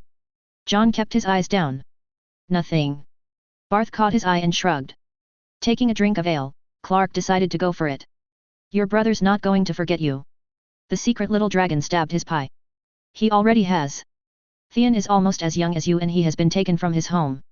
Most of his family has been killed, including all of his brothers. It's a hard situation and Robb is doing a good thing, befriending him. Theon needs a friend." Jon breathed in and held it. Clark had seen him doing the exercise a few times already and he was glad to have helped the boy. He was only sorry Jon was in a situation where he needed it. Jon breathed out, staring ahead. Clark waited for him. "They found room for Theon," he said quietly. Clark had to strain to hear him. "Up there. There's no place for me during the feasts. I'm smaller than Theon. And they couldn't find room." Clark glanced at Hullen and Barth, who were graciously pretending to be very deaf. He leaned in so they really wouldn't hear. "The people who love you will always have room for you," he muttered. "Your father, Robb, Arya, Bran and Sansa when they both grow up a little." Jon gave a small laugh against his will. Clark gestured to the hall. "This thing, Jon, it's horseshit." Jon looked a little taken back at the swearing but kept listening. "We have to follow rules here." "But your family, your real family, will always have room for you. Love isn't something that is limited to only a few people at a time. It grows as you do. You can always love more people. Rob loves his father, his mother, his sisters, and his brothers. If Theon becomes his friend, he may love him too. But he'll always be your brother. He'll always have a place for you. Jon swallowed and breathed. His chest heaved a little as he stared forward. Clark looked around and whispered. It just won't be at a crowded feast under the eyes of a cranky stepmother. Jon started laughing, in relief more than anything. The tension broken, Clark drained his cup. I'm not joking. This hall is far too crowded for me. Wanna come to the training yard and spar? Barth and Helen heard that and looked surprised. Jon and Clark have been quiet about it after all, but Clark still expected some rumors to get out. Jon looked skeptical. The soldiers are all there. Sir Roderick says we're supposed to stay out of their way. The soldiers are all here and drunk. Come on, Jon. It'll be fun. Cheer you up. After a minute and a few hurried bites of pie, Jon agreed. They exited the Great Hall and made their way down to the training yard. With all the soldiers now in Winterfell, it wasn't quite deserted. However, everyone was busy drinking and singing at the moment. Clark and Jon picked up a couple of training swords and found an isolated corner of the yard. They spent the first 5 minutes stretching. Jon saw him one day and started copying him. It wasn't as though Westeros had never heard of stretching, but it was not thought as a regular part of exercise. Jon said he had to stretch quickly before Sir Roderick showed. To avoid questions. Afterwards, they took their positions. Jon had yet to hit puberty, but he was still growing in strength and agility quickly. He slowed down for Robb, but in the secret spars with the librarian, Tiresias, he was comfortable enough to hit hard and fast. Jon went first, swinging toward him. Clark blocked and counterattacked. They continued for a while. They varied their speeds. They tried different strikes. Sometimes it was no bars hold. Clark took it in stride. The regular exercise and sparring did him wonders. He still had no idea how he would fare against an opponent who was an adult or an experienced fighter. But he could see himself lasting for a little while. It was gradual, but over the last few months, he felt himself becoming cautiously optimistic. It wasn't just that he was able to incorporate moves he witnessed from the House Guard scrimmage. It wasn't just he was growing stronger from the exercise. The instinct that saved him at the inn that first week in Westeros was there when he trained. Sometimes in the first month, Jon's sword would hit and leave a big bruise, but eventually he dodged every hit he couldn't block. His dodges became more and more graceful. His grip on the sword was a little weird, but after Jon corrected it, it felt very natural to grasp it. Dueling with it became more fun. He felt an energy course through him as he trained. Sometimes the instinct felt foreign, helpfully bending his body to its will. Other times it wasn't even noticeable. The sword wasn't the only weapon he tried. Well, in truth he tried only 2 more, but they were fun. Jon showed him the staffs. He also shot in the archery range on his own, but for now it was a wooden sword with Jon Snow, cheering him up after a downer of a feast. Behind them, Clark heard a group wander into the training yard, laughing. He kept his attention to Jon. They were out of the way. It was not their business. They slowed down a little. Jon wanted to work on his riposts and Clark indulged him. He swung his sword to Jon at quarter speed, who blocked it, bringing his blade down to knock his sword out of his hand. Clark released his weapon, letting it fall with the snow. Well done, Jon. His words were drowned out by loud cheers and whistles. He turned to see the group of soldiers who had wandered into the training yard. Some were Stark men he recognized, some others he didn't. One came forward, a mug in one hand. Tiresias? God's man, Semir. Clark was wrapped in a bear hug. The enormous man was called Gord. A friendly, cheery man who loved his mother dearly. She lived in Wintertown. Clark genuinely returned the hug and they separated. Glad to see you made it back alive, Gord. Me too, believe me. Didn't see you last night. What are you doing out here? He picked up the wooden sword on the ground. Jon and I were just having a bit of a spar. Gord laughed. A spar? Fuck me. I didn't know you fought. I thought you were a librarian. I have 2 hands, Gord. They can pick up a sword as well as a book. Not that well. Boy just disarmed you. Clark smiled and looked to Jon, who was looking like he wanted to disappear. He did. He's a very talented swordsman. He'll grow to be better than any of us. Gord laughed. I believe it. Lad has a fierce look in his eye. The teasing was good-natured.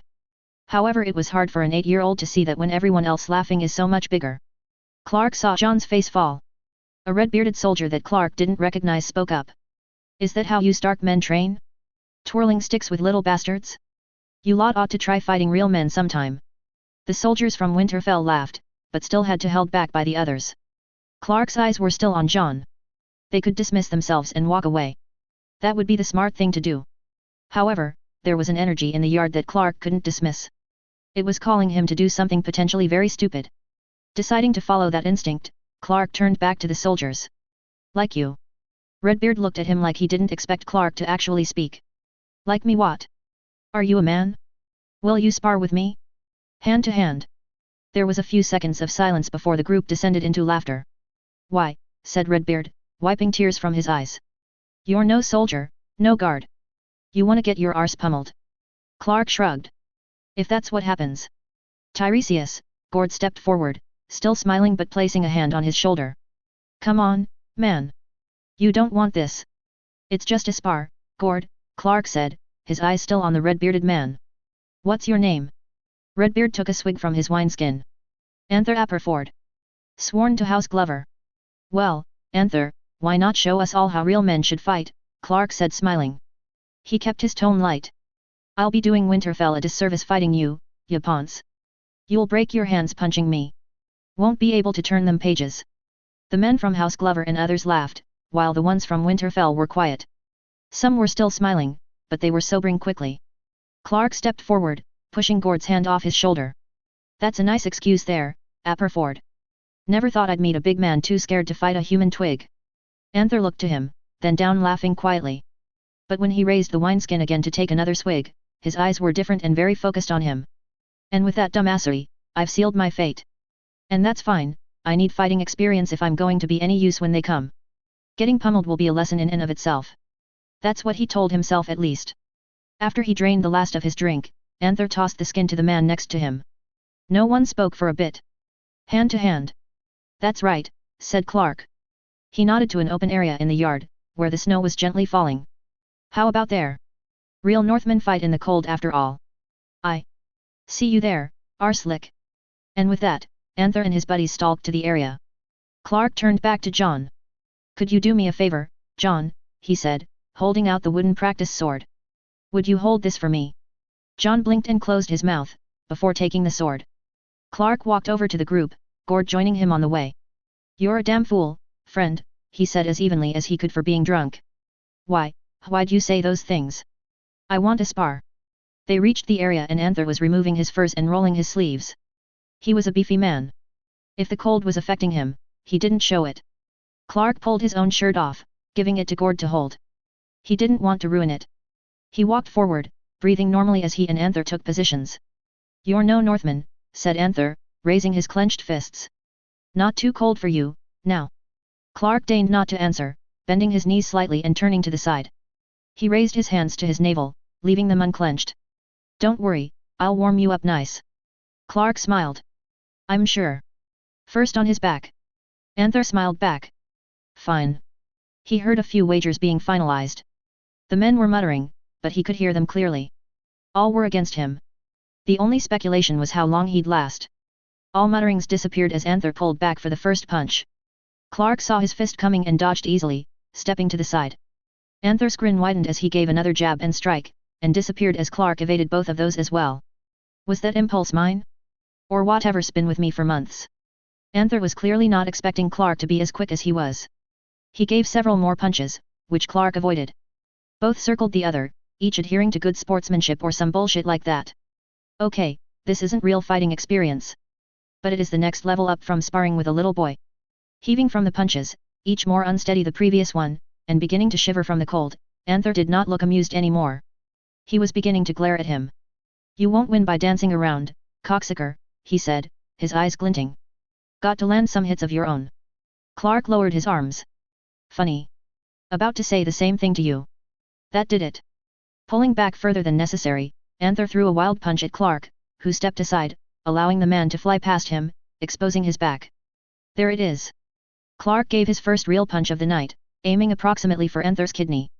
He connected well and the man went to his knees, clutching his side. Breathing heavily, he knelt there and Clark went behind him. You yield. Anther stumbled to his feet and steadied, hissing as he breathed. He turned around. No, I don't fucking yield, he snarled. Clark nodded. All right then. I'm still having fun. That did nothing to cool Anther's temper. The beefy soldier from House Glover turned a deeper shade of red and raised his fists. Clark raised his fists too, as well as planting his left foot. With a yell of frustration, Anther rushed forward, stretching his fist back. Clark threw his arms down and raised his right leg quickly, meeting Anther's face with a front kick. Anther fell to the ground immediately. His friends came and knelt over him, checking him and shaking him awake. Clark walked back to Gord for his shirt. Gord handed it over absent-mindedly, staring at Anther lying in the show. Clark brushed the snow from his bare shoulders and pulled his shirt back on. Was that a lowly move, Gord? Not keeping it to the fists. Gord looked at him, as if for the first time. He recovered though and shrugged. It was a spar, so maybe. But he was already fighting someone half his weight. Fair game in my view. You had lasting me all of 4 hits. Gord nodded and handed him a flask. I did. Apologies, mate. S all right. Clark took a swig of the liquor, something barely resembling whiskey. He struggled not to cough. Sorry I couldn't make you rich tonight. Forget it. None of us made any coin in this fight. Clark handed the flask back. Anther was already coming to, blinking and being helped to his feet. Clark walked over to him. It took a few seconds for Anther to see him and he stilled. Nobody said anything for a few seconds before Clark stuck out his hand. Good fight, he said. Next time, if you're willing, we'll use the weapon of your choice. The glint did not lessen in Anther's eyes, but he did grasp Clark's hand. They shook, with Clark doing his best to ignore that Anther was gripping his hand far too tightly to be friendly.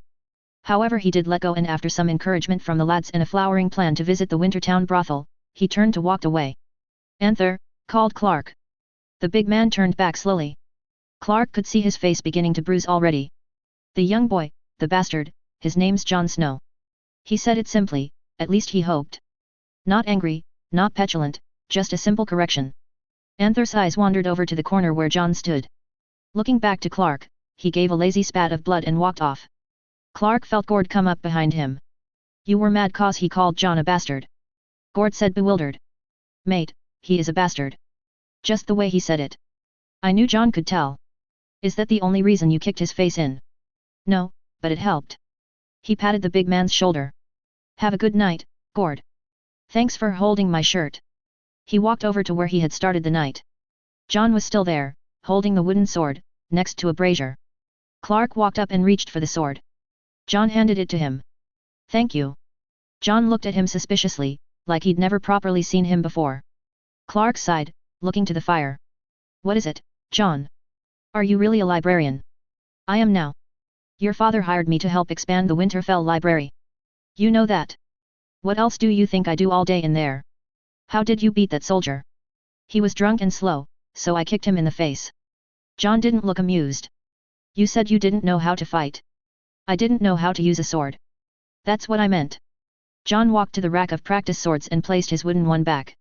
Seeing that the night was over, Clark followed and did the same. He walked back to the fire, waiting for Jon to speak. You are a good swordsman, Jon said a little sullenly, appearing by his side, his hands to the fire. I think so anyway. Clark smiled appreciatively. You've been a great help, but I'm still not that good. I started too late and that will always be against me. Why do you think I suggested hand to hand? Jon glanced at him furtively before refocusing on the fire. You could dodge him with a sword too, said Jon. You move quicker than anyone in the yard. Really? Jon nodded, to which Clark shrugged. Well, it's easier to dodge a punch than a blade. Least in my experience.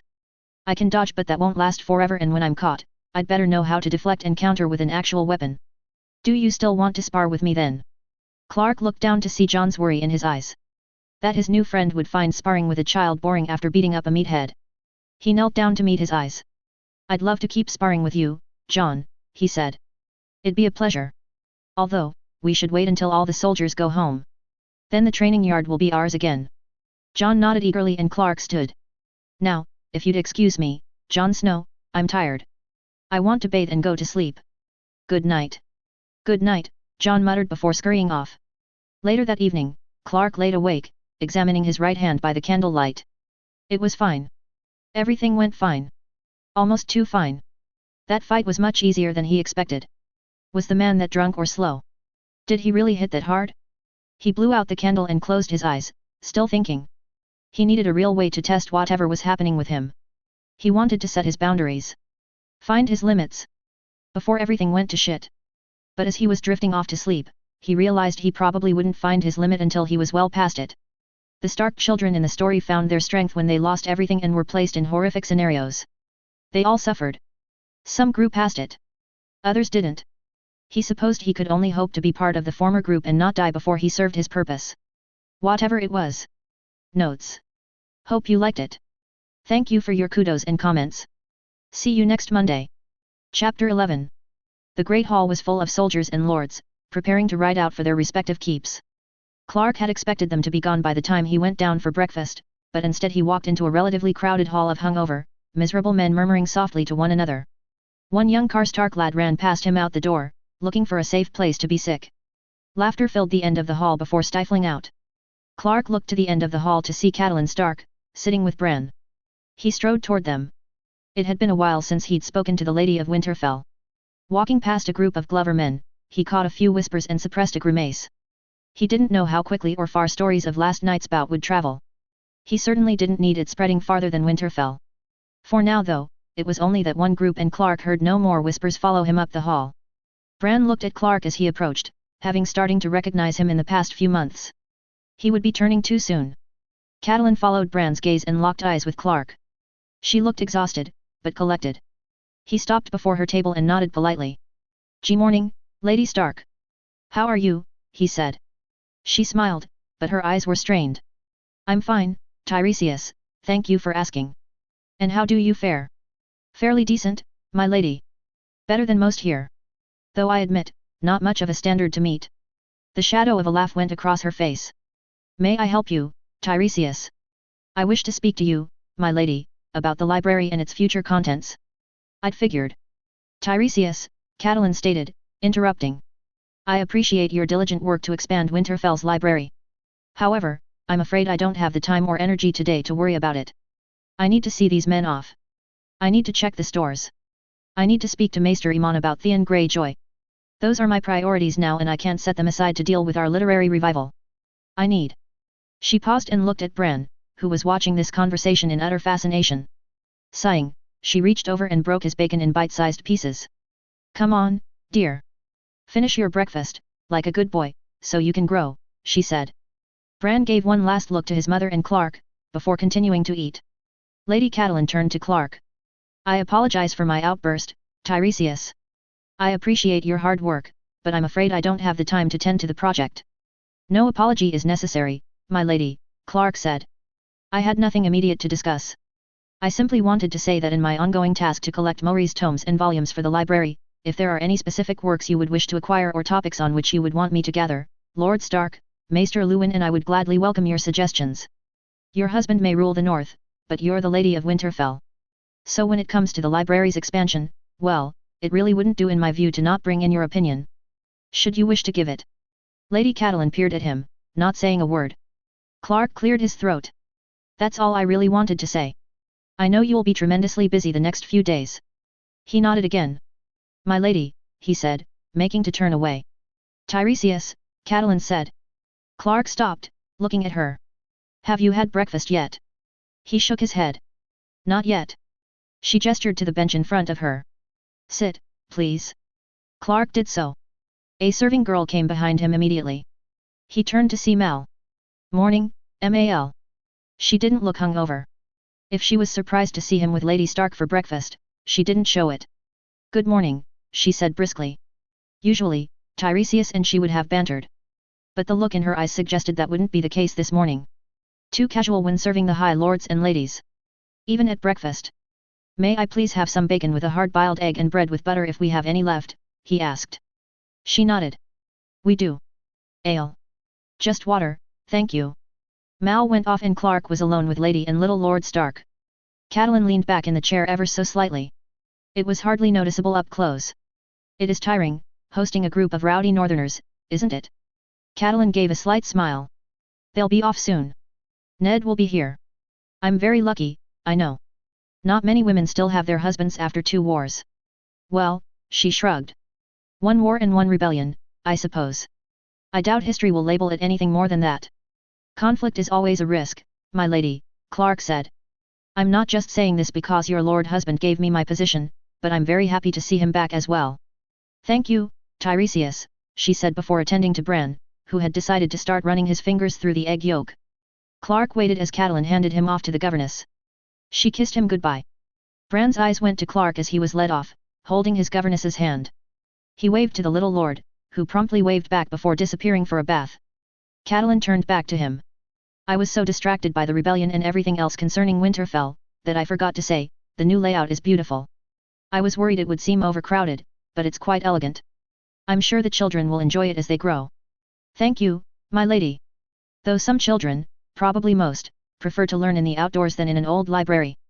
Robb is such a boy and I'm afraid Arya will follow him, said Catelyn, sipping her water. She can't sit still. Robb reads a fair bit for his age.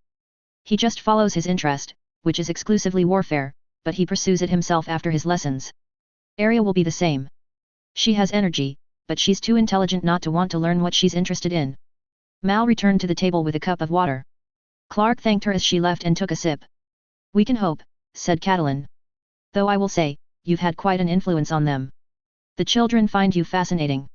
I'm glad they've grown accustomed to you in the past few months. Me too. He placed his water down. Were you in the library much as a child, Lady Stark? At Riverrun? She thought for a few seconds. Not much, I believe. I enjoyed reading the old songs. They were romantic. I read many books concerning the faith of the Seven. I suppose that's something I could ask you to keep a lookout for in your literary inquiry. Already thinking of excuses not to do so, Clark nodded. My lady. She gave a conceding sigh. I do suppose I did enjoy the rivers more than the library. But there are not many rivers here.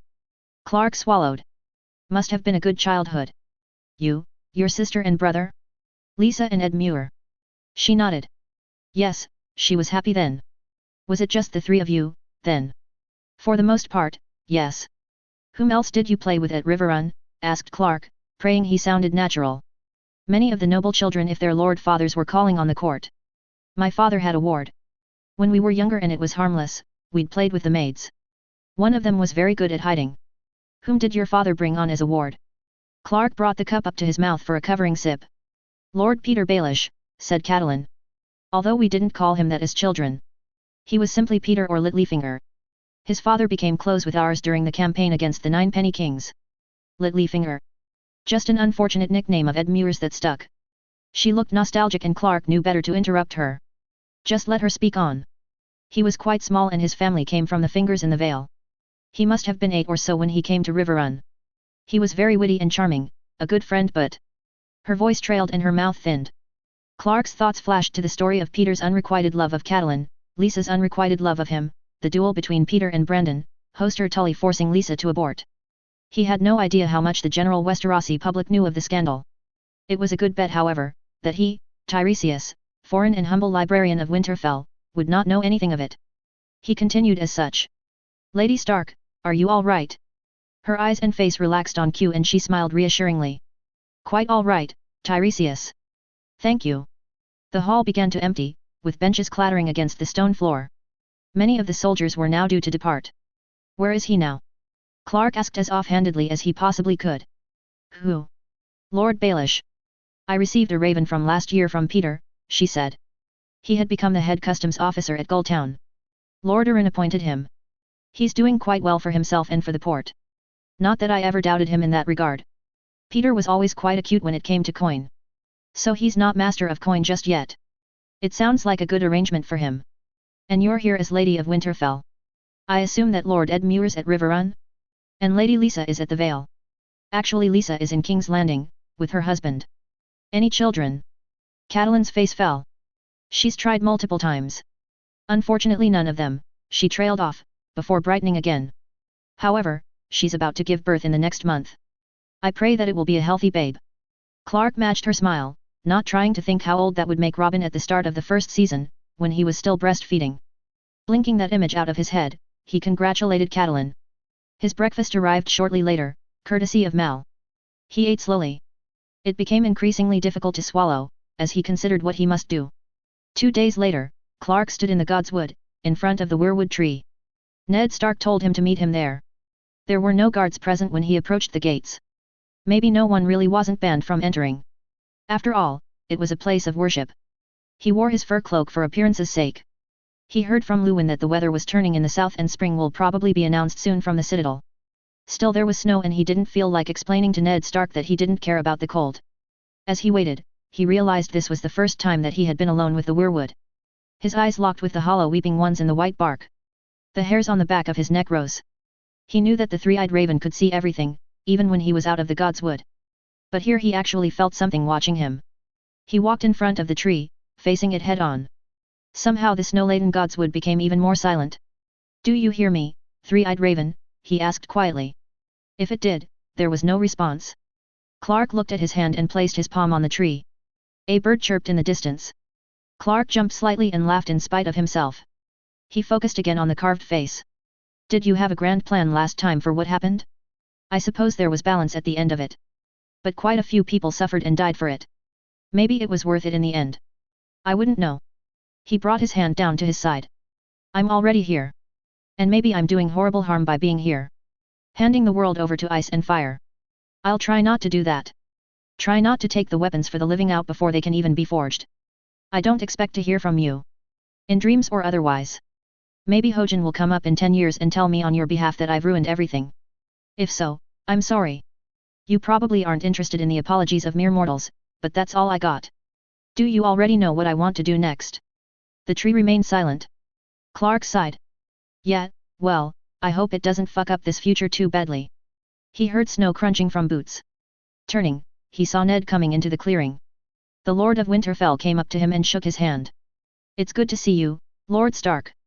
Ned nodded. "You as well." He looked to see that they were alone before speaking. "Balon Greyjoy is dead. I'm sure you've heard. Along with his two eldest sons, Roderick and Maron. And Euron." Ned sighed. "Missing." He was commanding the Iron Fleet with his brother, Aeron, when Lord Stannis caught them in the pincer. He wasn't accounted for after the battle and neither was one of the smaller vessels. Clark bit his lip, lowering his head. It took a lot not to curse. "It is possible he drowned," said Ned, though he sounded like he didn't believe it. More likely that he saw the rebellion was hopeless and ran. Clark rubbed his temples. Euron's not the type to accept defeat gracefully. He'll get a crew together soon and a ship, starting pirating all over the known world. Is what happened in your vision? Clark shrugged. My vision, Aeron Greyjoy sits in Pike now, yes? As a puppet lord. He does. What's Aeron Greyjoy like? That wasn't the question Ned expected to hear. What do you mean, he asked. Is he religious? Is he a fanatic for the drowned god? Clark asked, daring to hope. Ned shook his head. I never met him. He was brought to Pike after I left, but no. From I heard, he's like most men. He likes food, women, and drink.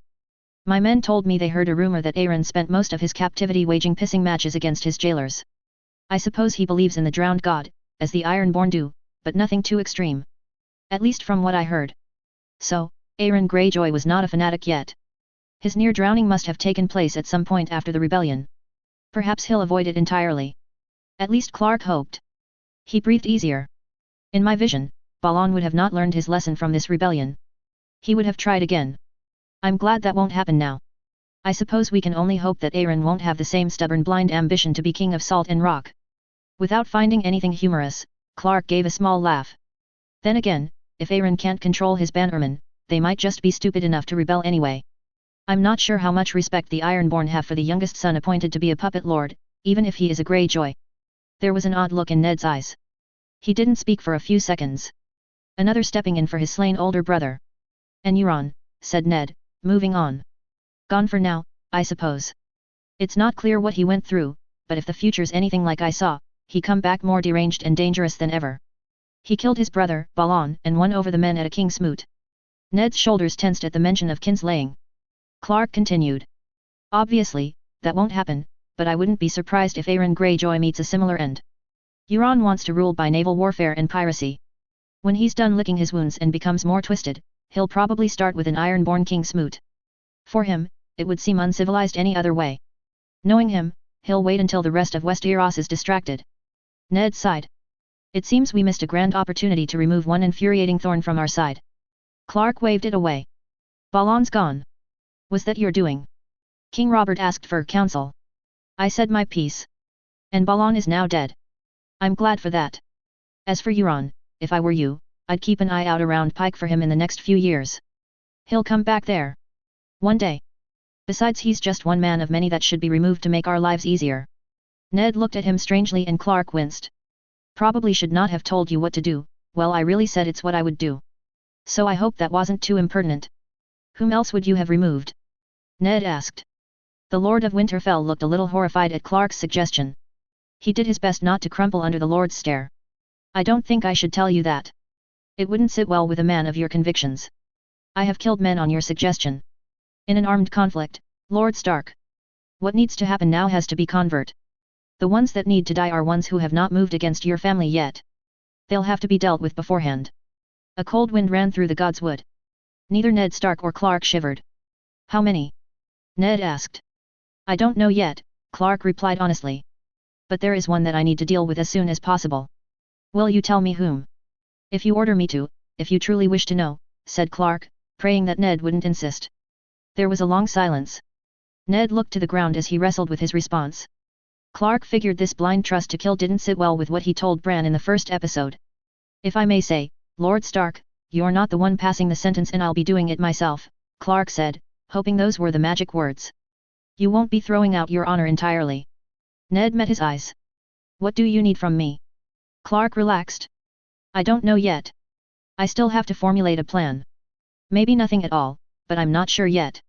If we talk again in a week, I should have something. The Lord of Winterfell strode to the weirwood tree and sat. It was the same position that he had when he sharpened his sword as he learned of Lord Arryn's death. The same nook of roots. Clark didn't follow him. He stuck to the edge of the pond. And the walkers. That's your area, I'm afraid. I'm no lord. I'm not from the north. I barely know anything about your military, your keeps, your food storages. I feel that I would be a terrible advisor here. I can only tell you what I believe needs to happen. You can act on it how you wish. We'll keep it simple for now. No point in throwing you a bunch of balls you can't juggle. So I'll only say a few things today. Let's start easy. Your food storages will need to be full, safe, and probably expanded. You're going into the longest summer in living memory. Your harvests will be plentiful and you'll need to take advantage of that. The North was straining rations at the beginning of winter and that was after a bunch of Northerners were killed. Presumably if there are more people alive at the start of next winter, with hopefully one less war and with refugees, you'll need more than you think. Again, I know nothing about farming, food storage, and such. So if you need to build more glass houses, import more from the Reach or anything else, I would do it. Grain will become more valuable than gold. Ned took that in very calmly. I was thinking the same when I was riding back to Winterfell. I'll speak to Maester Aemon this week and also Vayen Pool, see if we can increase the capacity for stores in Winterfell. Perhaps the Broken Tower. He looked back to Clark. Continue, please. My second suggestion is contact Dragonstone, said Clark, hoping he wouldn't have to go there himself.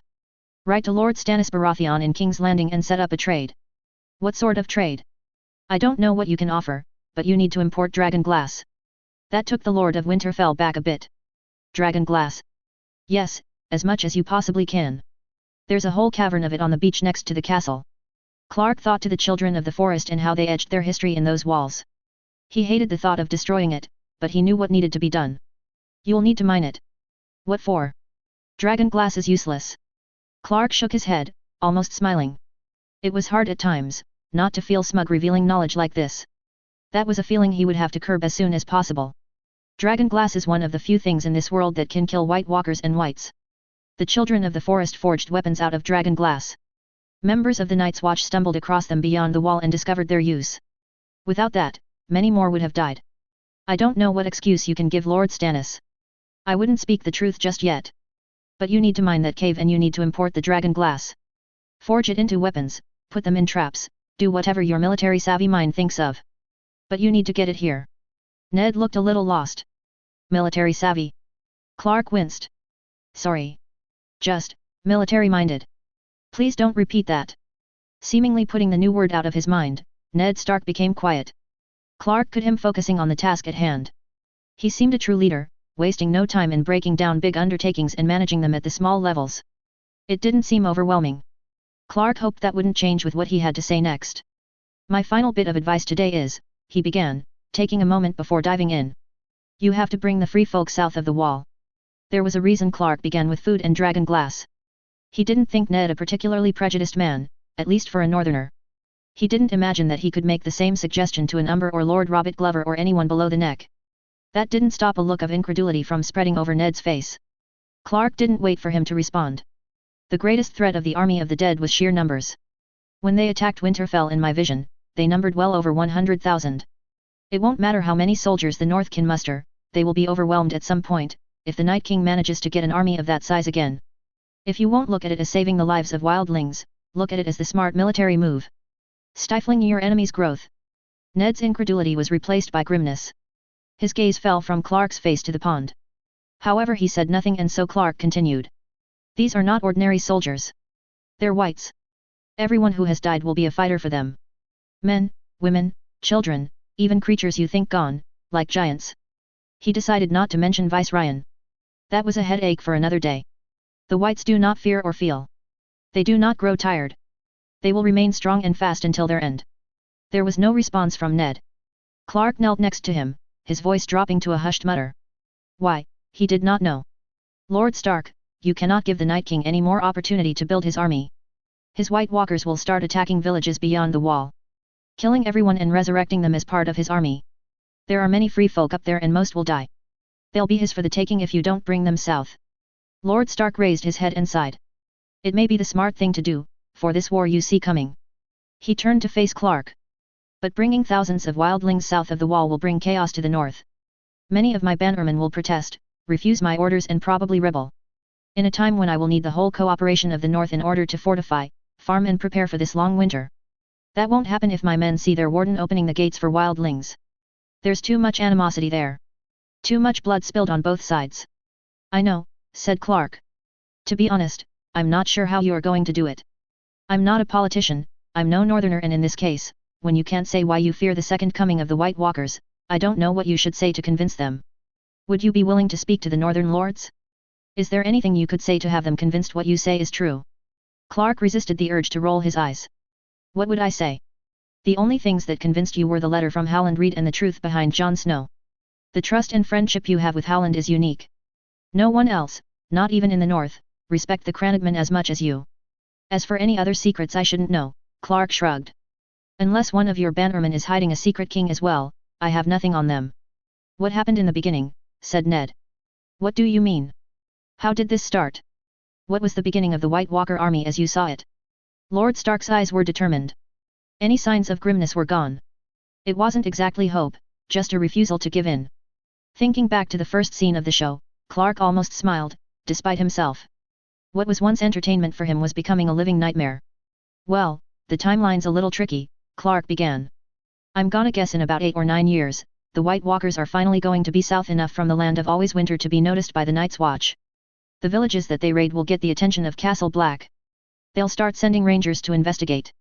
They'll disappear. Including your brother, Benyon. My vision began with one range.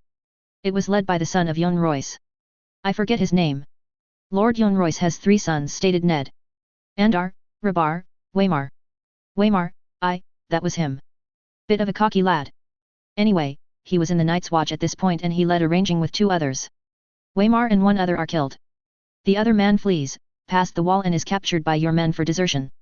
I think his name was Will. Will tells you what he saw, that the White Walkers are back. You behead him. Even though he didn't mean it, there was a hint of accusation in his voice. It wasn't warranted. You didn't know better. You simply did your duty. I was glad to see you didn't get any joy of it. To be honest, Will might have been relieved. I don't think he wanted to live in a world when he would meet a White Walker again. And you do? Ned asked. Clark gave a short unamused laugh. Of course, I don't. But this is the only world I have now.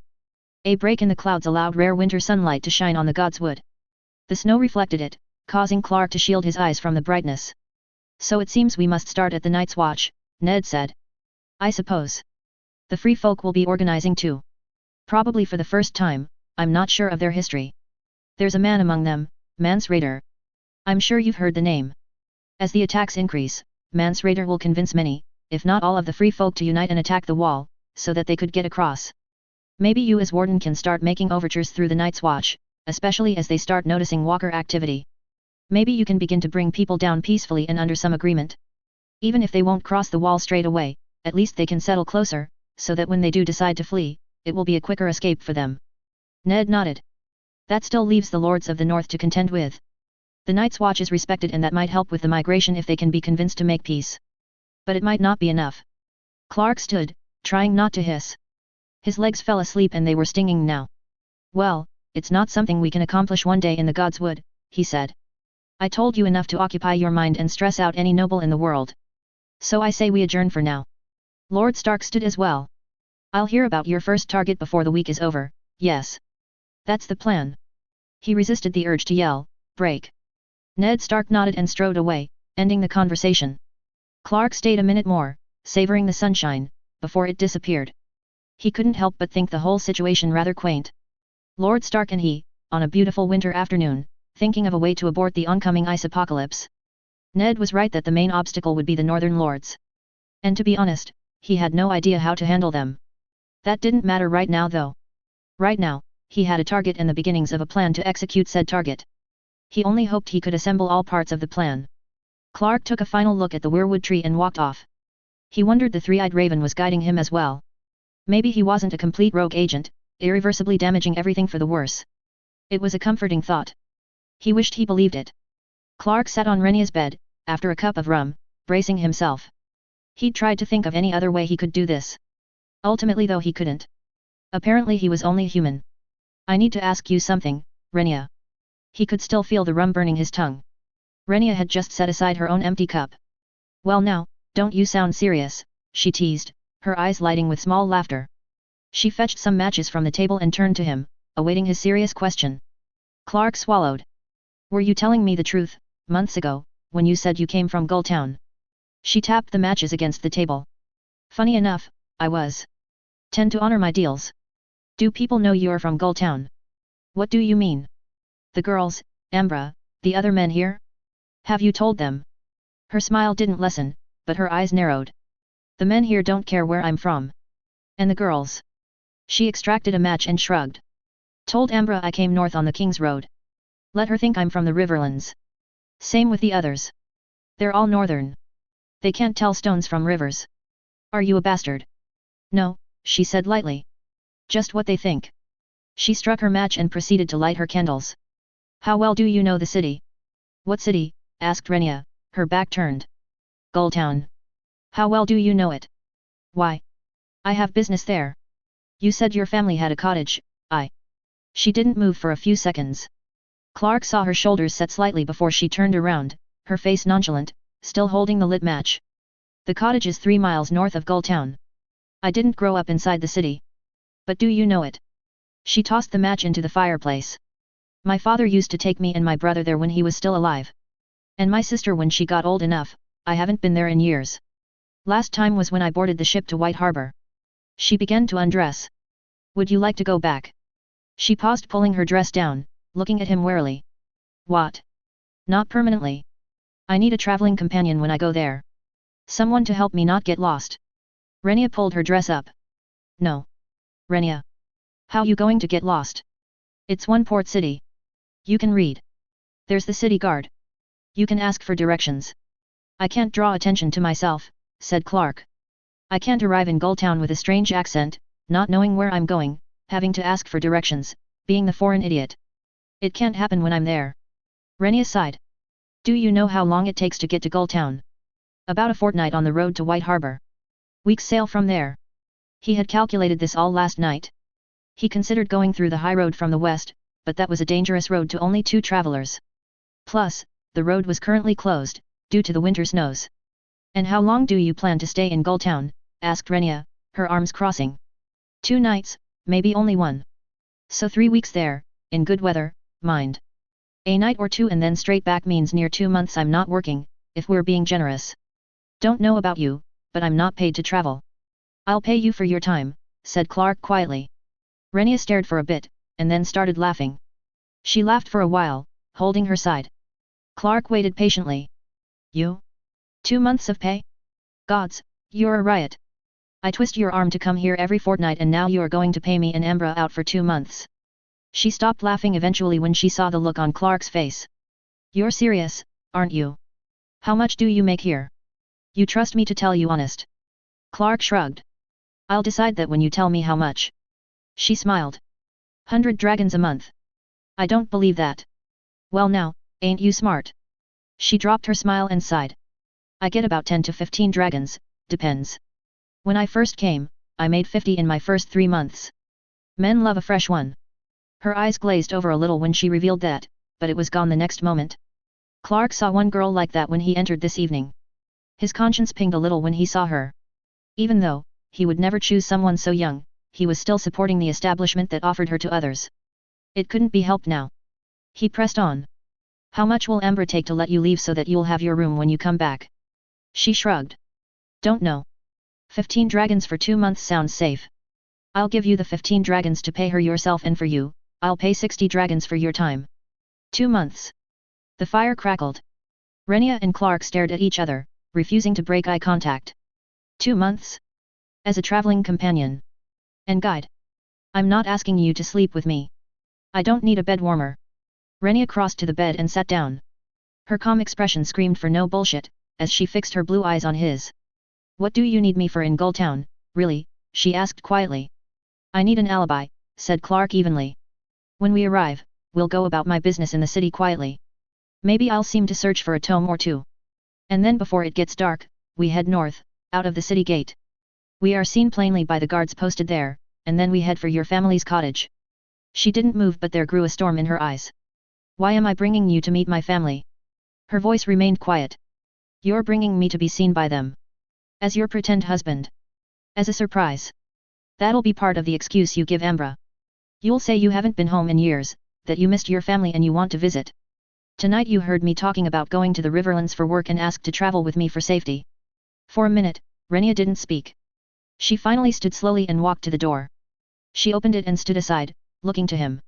Get out, she said. Renia, go. Now, bastard, before I start screaming, she said. He looked into her eyes and saw a deep fury. Sighing, he stood. Well, Clark, you truly fucked this one up. He reached into his pocket and pulled out a golden dragon. It was one of the few he owned. He placed it on the table by the bed and walked to the open door, pausing before Renia. Sorry, he murmured. She didn't meet his eyes. He exited into the hallway without another word. A brisk wind accompanied Clark on his walk home. He didn't even bother putting on his furs to pretend to be cold. Thankfully no one was out and about. It was as if normal respectable people knew to vacate the streets when whoring, manipulative assholes come to prowl. He sighed. Why the hell did he think that was a good idea? Yes, he could use an extra man to help him as he attempted his first ever assassination. He just didn't think that, well, that was it. He just didn't think. Or he was just a selfish bastard, trying to save the world at whatever cost, no matter how people he made feel like shit. These thoughts occupied Clark's mind until he was right outside the gates of Winterfell. He was about to raise his voice and call for the night guard to let him in when he heard snow crunching behind him. He turned and saw a dark figure marching quickly toward him. Recognizing the shape, he walked back as the figure came into the moonlight. Renia was wrapped in a shawl, trembling a little. Fucking hell, you walk fast, she said. Her teeth were chattering. Clark stepped forward and wrapped his fur cloak around her. She glared at him, but didn't protest. Walk me back, she asked. I told Ambra you forgot your gloves. She stared a little at him, probably realizing how underdressed he was. Gods, you even have gloves. Clark shook his head. Renia rolled her eyes. Just walk me back. She didn't wait for an answer and turned back around. Clark followed, falling in right beside her. They didn't speak for a minute. Finally, about halfway back to the brothel, she broke the silence. What do you really need to do in Gulltown? Why don't you need to draw attention to yourself? You really want to know? She didn't answer that. But after a minute, she spoke again. Are you going to hurt anyone? What makes you say that? You're more than a librarian. People talk. Maybe not much outside the castle, but they do. The boys from Deepwood Motte spoke a bit when they came to visit after the rebellion. The Redbeard's face looked mighty pretty. Anther. She shrugged. I don't know his name. His mates didn't believe us or the Stark guards when we said you were just a librarian. I don't believe it either, you know. He didn't know how to respond. Luckily she didn't seem to expect him to. My mother, my brother, my sister, they'll never leave their cottage. Maybe my sister when she weds, but they'll never step 1 foot outside the Vale. She kicked a pile of snow lightly, sending a flurry into an empty pigpen. And I won't ever go back there. Not to live. Clark felt his heart racing and breathed deeply to calm it. He learned from someone, he forgot whom, that remaining silent during a conversation often prompted the other person into talking much more than they intended. Renia and he arrived at the brothel and stopped in front. She turned to face him, still wrapped deep in his furs. The hot fury he had seen earlier turned stone cold. There was a deep pause, with only laughing and the usual exaggerated moans of pleasure coloring the silence. "What do you plan on saying to my family?" she asked, her voice low. "Nothing," said Clark. "If I could, I would be a mute. Avoid questions about my accent." She stepped forward. "As far as my family knows, I work as a maid in Winterfell. That's what I told them. That's where we met." He nodded. "Sounds good." She pointed to the brothel. "If they hear one word about this, I'll kill you. You understand?" "I do." She relaxed a little, crossing her arms, looking to her feet. "I might be able to talk Ambra down in the dragons she'll take for me being gone. She likes me. Plus, she has a new girl coming in." "Thank you." Her head snapped back up, meeting his eyes again. "I want 100. 100? Yes, 100. If you expect me to lie to my family, introduce a fake husband and then piss off after 2 nights, having not seen them since I was 14, then I want 100 dragons." Clark looked around to see that they were truly alone. He turned back and nodded. "All right, 100. 50 before we leave. 50 when we get back." He stuck out his hand. "Deal."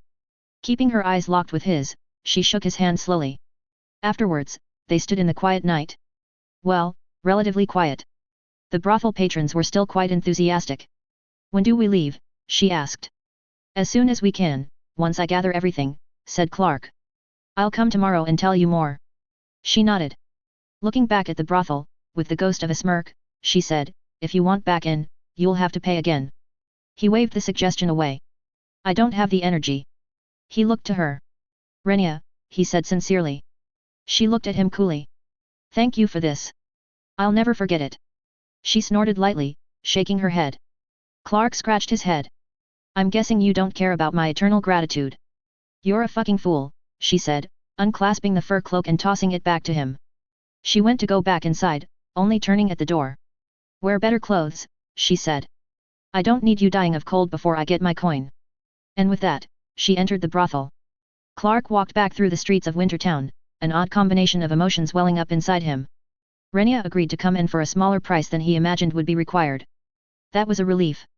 But he was also one step closer to his first deplorable act as a human being. That was quite stressful. It felt like his heart was fluttering and constricting all at once. He put a hand to his chest and rubbed, breathing deeply. He tried not to think how frightened Renia was at the prospect of reuniting with her family. The following morning, Clark met with Ned. He told the Lord of Winterfell about his trip to Gulltown. He asked for a horse and cart with supplies, a Lord's general missive so he wouldn't be harassed on the road, a signed letter corroborating the story of a maid he'd never heard of, and a grand total of 120 dragons.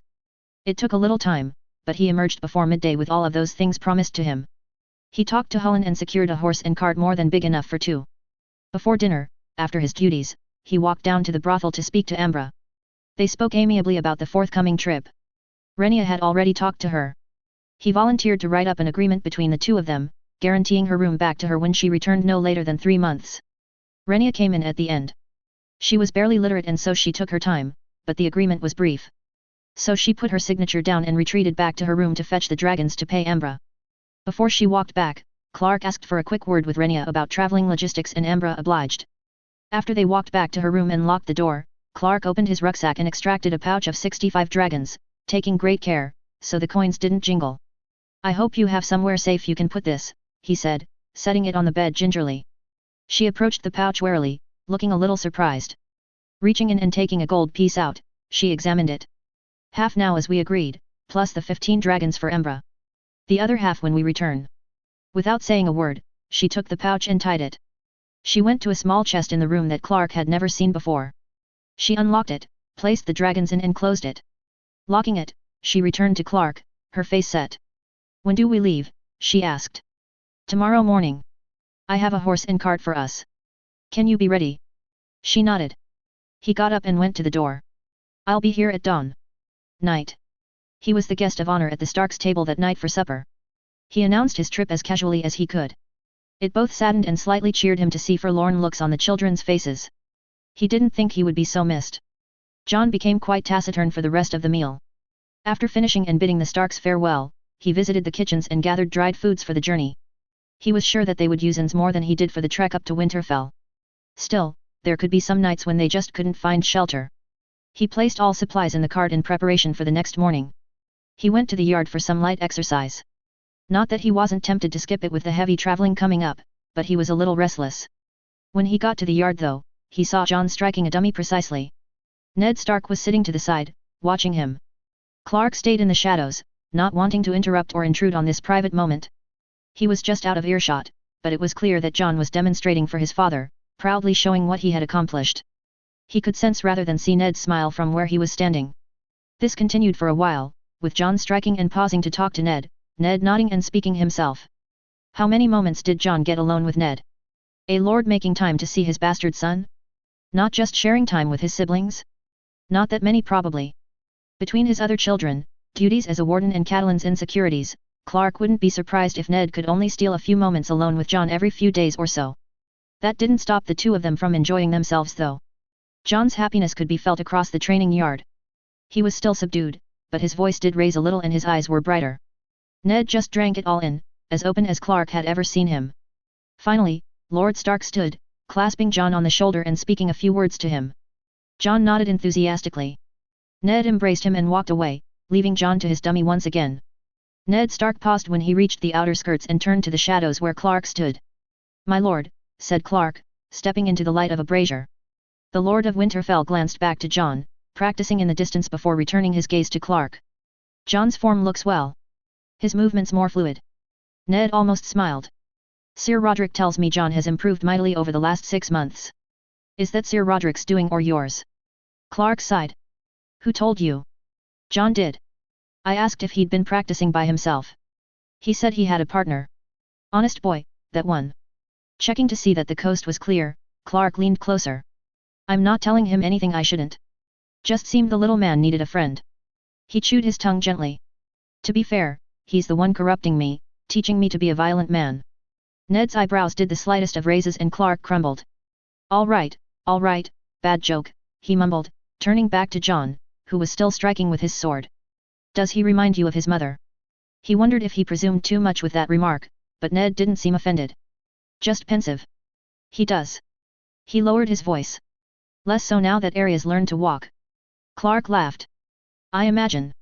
Are you prepared to leave tomorrow?" Ned's tone turned serious immediately. "Just my clothes before bed. All else is ready." "You're off to kill a man in cold blood," Ned muttered. There was no sugarcoating this. Not to Ned Stark. "And you're absolutely sure that this is necessary?" Clark nodded.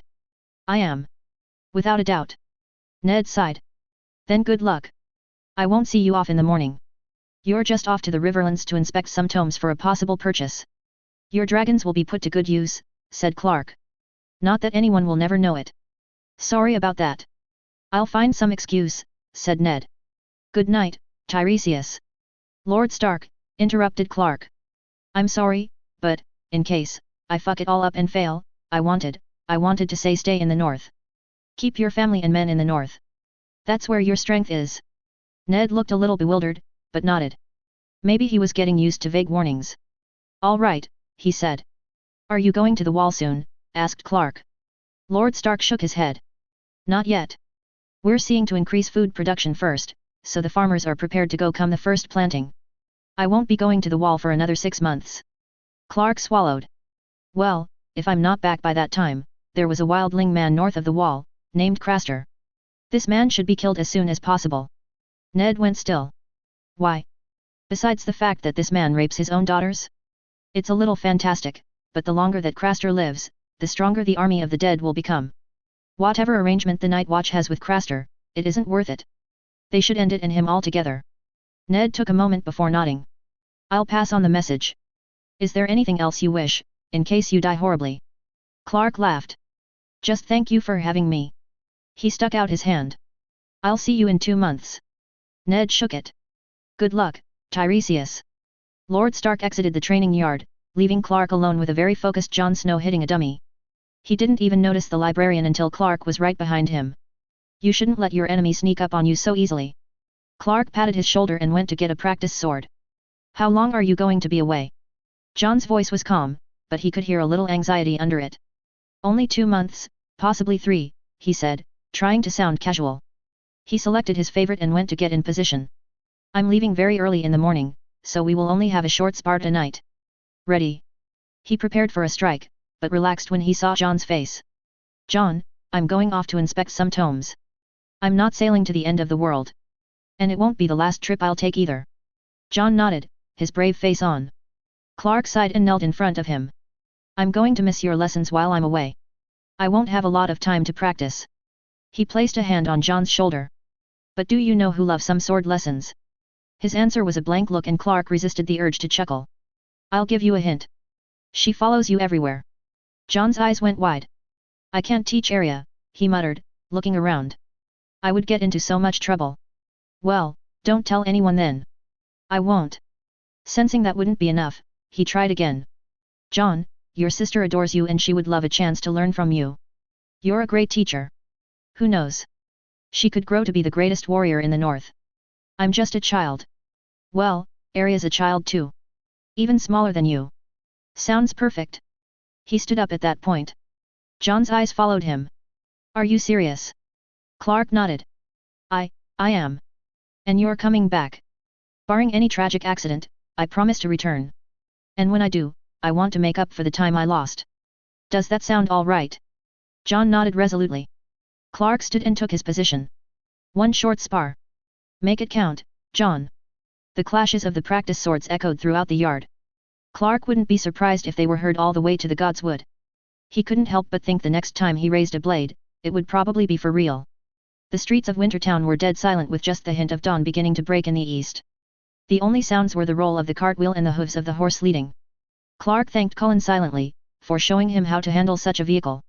As he neared the brothel, he heard the last remnants of the night finally winding down. He halted the cart and climbed down, heading for the door. 2 house guards stumbled out. Clark stepped out of their way, as they carried themselves past. He doubted they even noticed him. Ambra came to the door, presumably to lock up when she saw Clark. Morning, Tiresias. She's almost ready. I'll call her. Come in, come in. Clark came in, keeping near the doorway. No one approached him. He assumed that they all knew Renia was hitching a ride today. Most of the girls were yawning and heading to sleep. He nodded politely as they passed. A young girl with red hair just came out, throwing a robe over herself.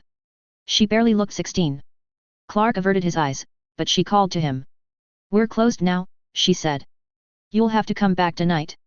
I'm not a customer. He heard her come closer. You're the one taking Renia down the King's Road. Said Clark, looking at her. He did a double take. Is this who I think this is? What? She said, not too impatiently. Clark shook his head. You look familiar, is all. She shrugged. Grew up around here. Maybe you saw me in town. She smiled.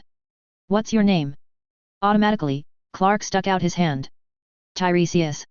She shook his hand, looking amused. You work at the castle, right? I'm the librarian. That's lovely, she said. I'm ROS. Clark felt his hand tremble and he was sure ROS felt it too.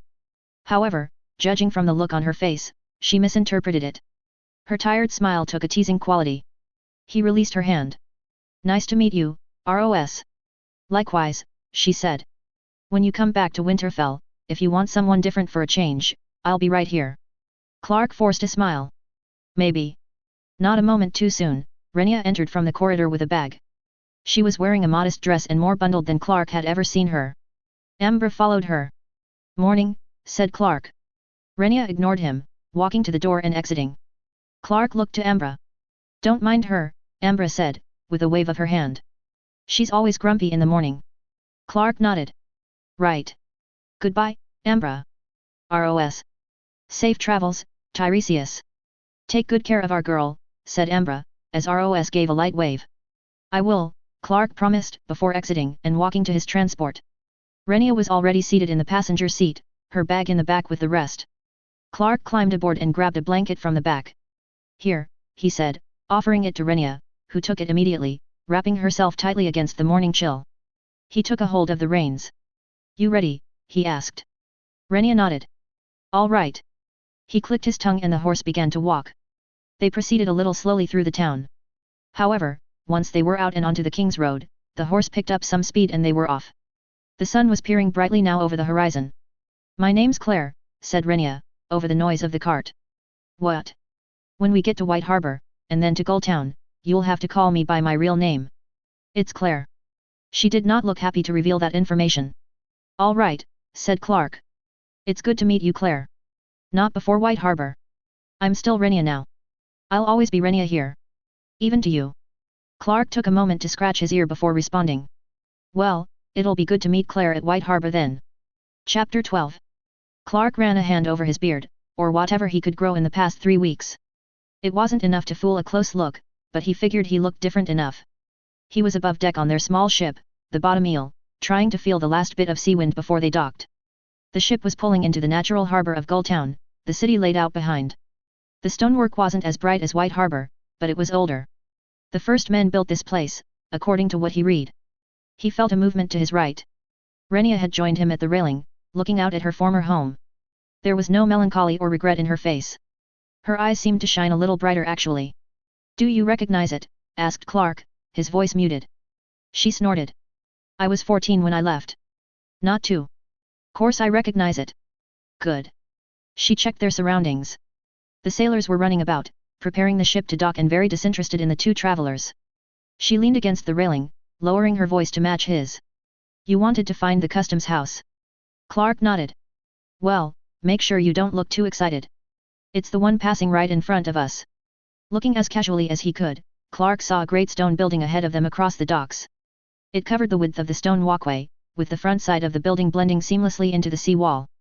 Traders and travelers would enter from the docks into one of 2 archways, declare their merchandise and pass through to the rest of the stone harbor walkway which opened up to the town. "Is the man you're looking for in there?" Renia murmured. "I don't know for certain." "What did he do to you?" "He has something that was stolen from me. He bought it from the thief." Renia tucked a strand of hair under her headscarf. "What was stolen?" "Something from my mother." Clark delivered the line with a gentle, yet firm dismissal he'd practiced beforehand. It worked too. Renia looked back toward the approaching dock without another word. He breathed easily. Compared to her, he was a terrible liar. Back in White Harbor, upon learning from the captain that he only had one available cabin and sensing that he wouldn't give it to an unmarried couple, Renia, without blinking an eye, introduced Clark and herself as Geralt and Claire Battler. She said it effortlessly, affecting the same demure demeanor Clark had seen from the maids at Winterfell. She even took his hand easily, as though they've been holding hands for years. Whether or not the performance truly worked, the captain let them on board, having heard what he needed to hear. When they were alone, as soon as the cabin door closed, Clark rounded on Renia. "Is there anything else you'd care to tell me about myself so I won't have to hear it first when everyone else does?" he whispered. She rolled her eyes. "I thought you didn't want to be noticed. You need a common name right when you enter the boat that will take you to the city where you don't want to be noticed. It starts here, you idiot. I thought that was your plan. I thought you didn't speak so they wouldn't hear the accent. Did you not?" Clark sighed. He admitted. "I didn't. Well, I'd keep being a mute if I were you. No strange name. No strange voice. Don't need to talk to be the town scribe." "Town scribe?" She placed her bag down next to the bed. "Or whatever new trade you want.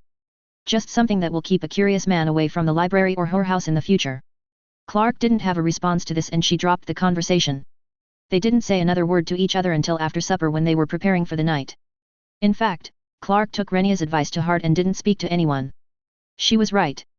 He noticed his voice had been taking on northern hints lately, but it was still disconcerting to anyone who heard him speak for the first time.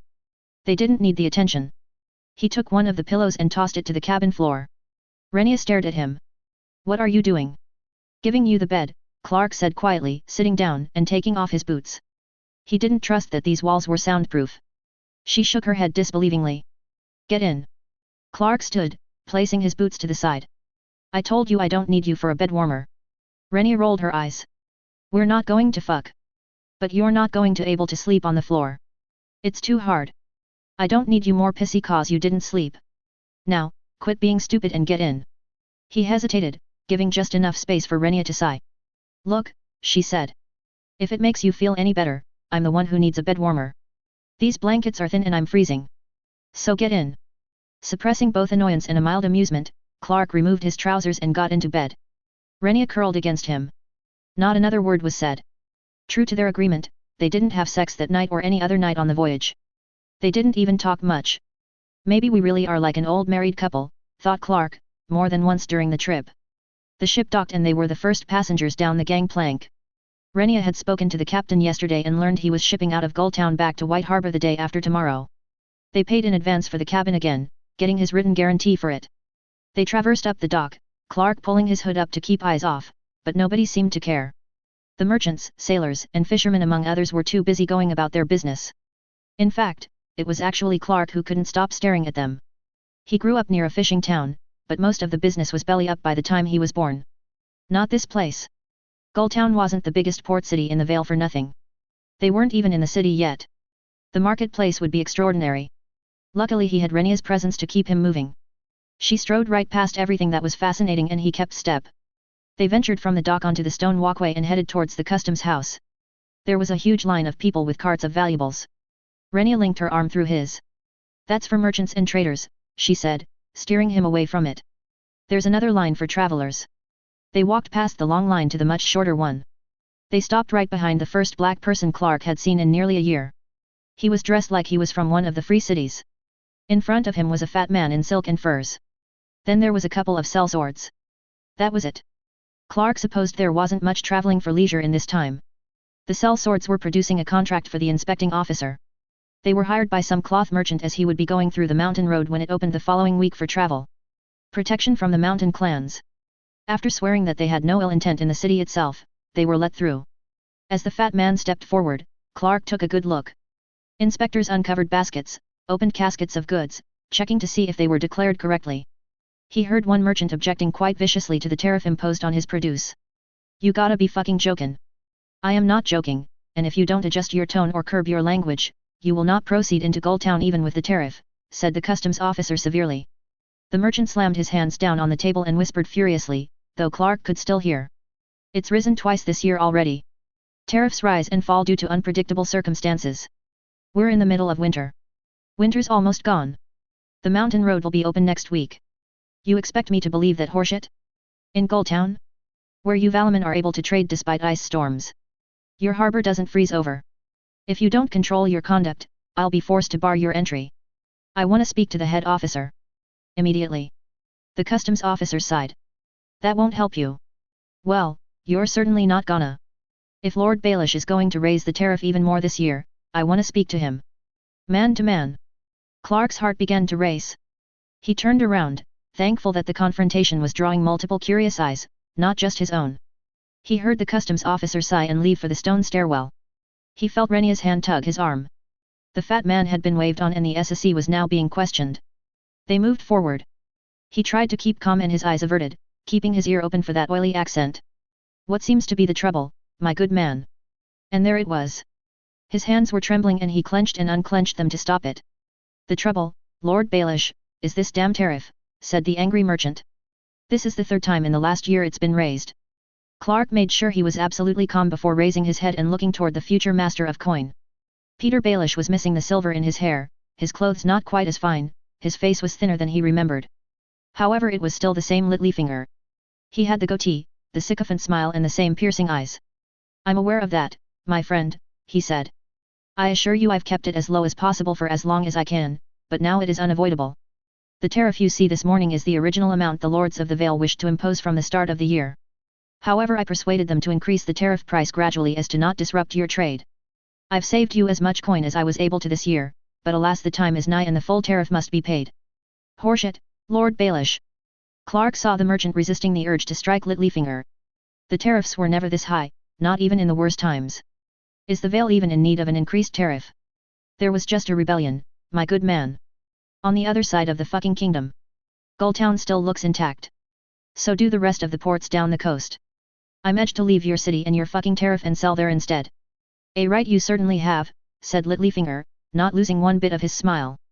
I wish you fortune, my friend, in selling your goods in the other port cities of the Vale and where else. Is there another market nearby as big as Gulltown's, where you could sell so much in one place? Before your produce is spoiled? Perhaps you could sell bit by bit at every village along the coast. The merchant looked furious but said nothing. Littlefinger placed his hand on his shoulder, dropping his voice. Clark had to strain to hear it.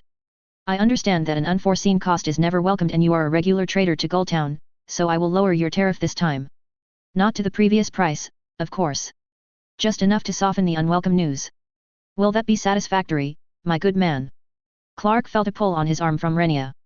The SSC man was walking away and it was their turn. They moved forward to the inspector at his desk. With a great reluctance, Clark pulled away from Littlefinger. He had confirmation that he was here.